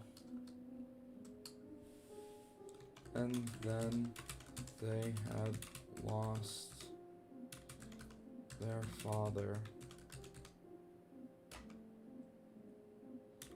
They didn't want to lose Birdley too.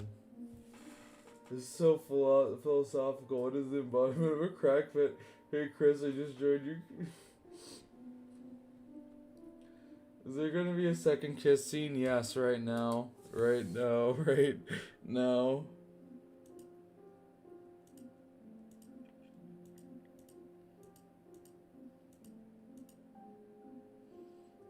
No, father. They didn't want to lose Birdley too.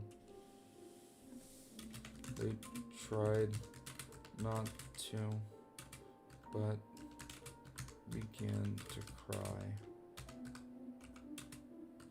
Birdley walked up to Chris and wrapped his wings around them. Noelle, that's me. Hi, holiday girl. Oh, this is kind of emotional. This is very emotional. And wrapped his wings around them.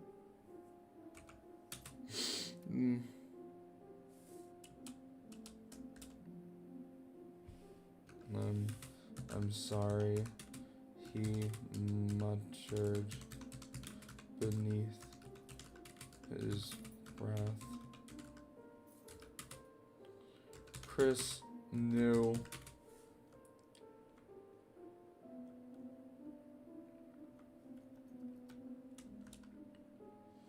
Chris knew he was, but it still stung.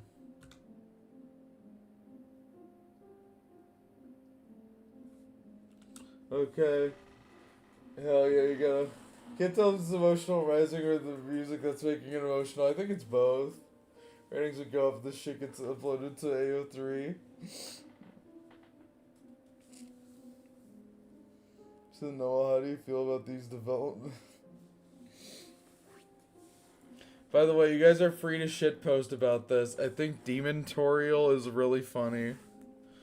And it still stung. It was, but it still stung. He didn't want... Oh, I misgendered Chris on my stream. Wow. Wow, I'm so fucking tired. I fucked up. There we go, chat. Draw and quarter me. Do it. Do it, chat. Sorry. They didn't want... I might have to make fan art. What chapter does Birdley get hanged? He's not gonna get hanged. No. They didn't want the family to fight anymore. Can't believe this. Yeah. Lime Cube. They didn't want the family to fight anymore.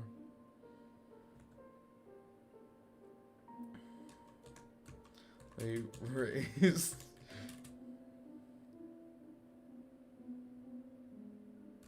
Chris's head from... This is so dumb. I keep remembering that he's in a hospital gown and it keeps making me laugh.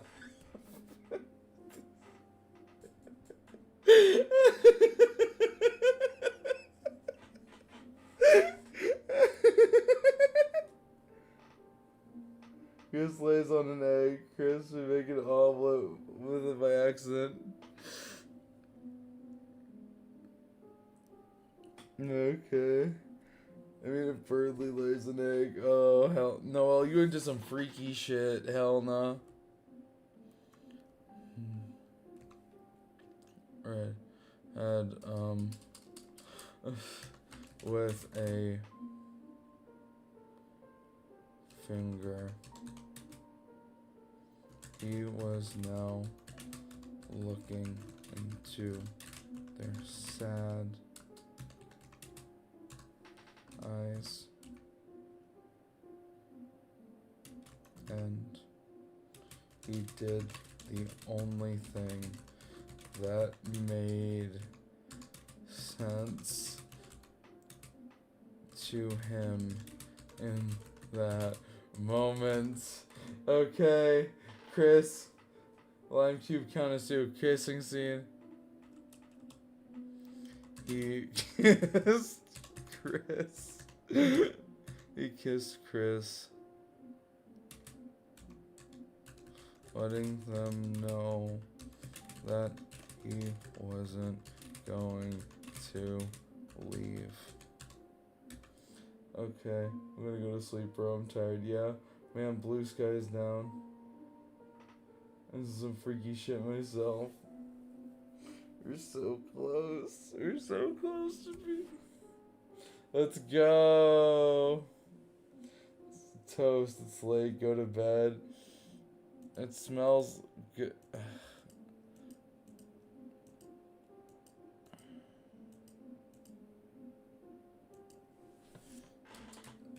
Das.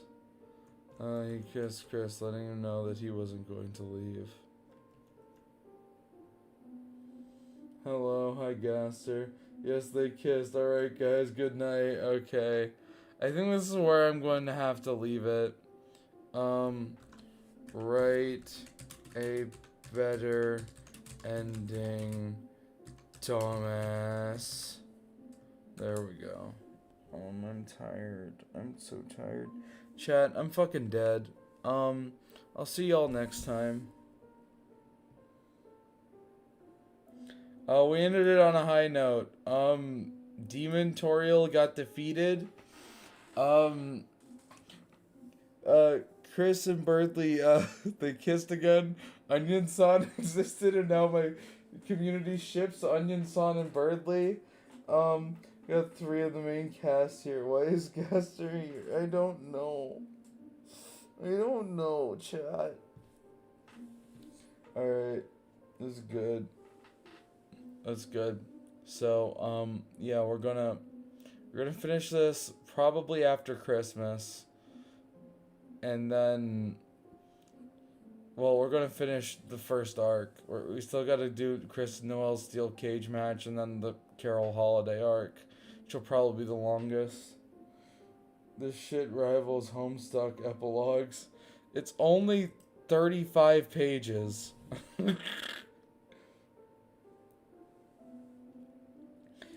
Okay, come on.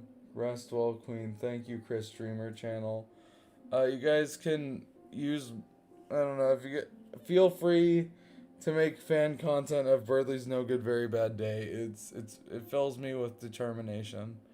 Anyway, see y'all. Good night. I'm tired.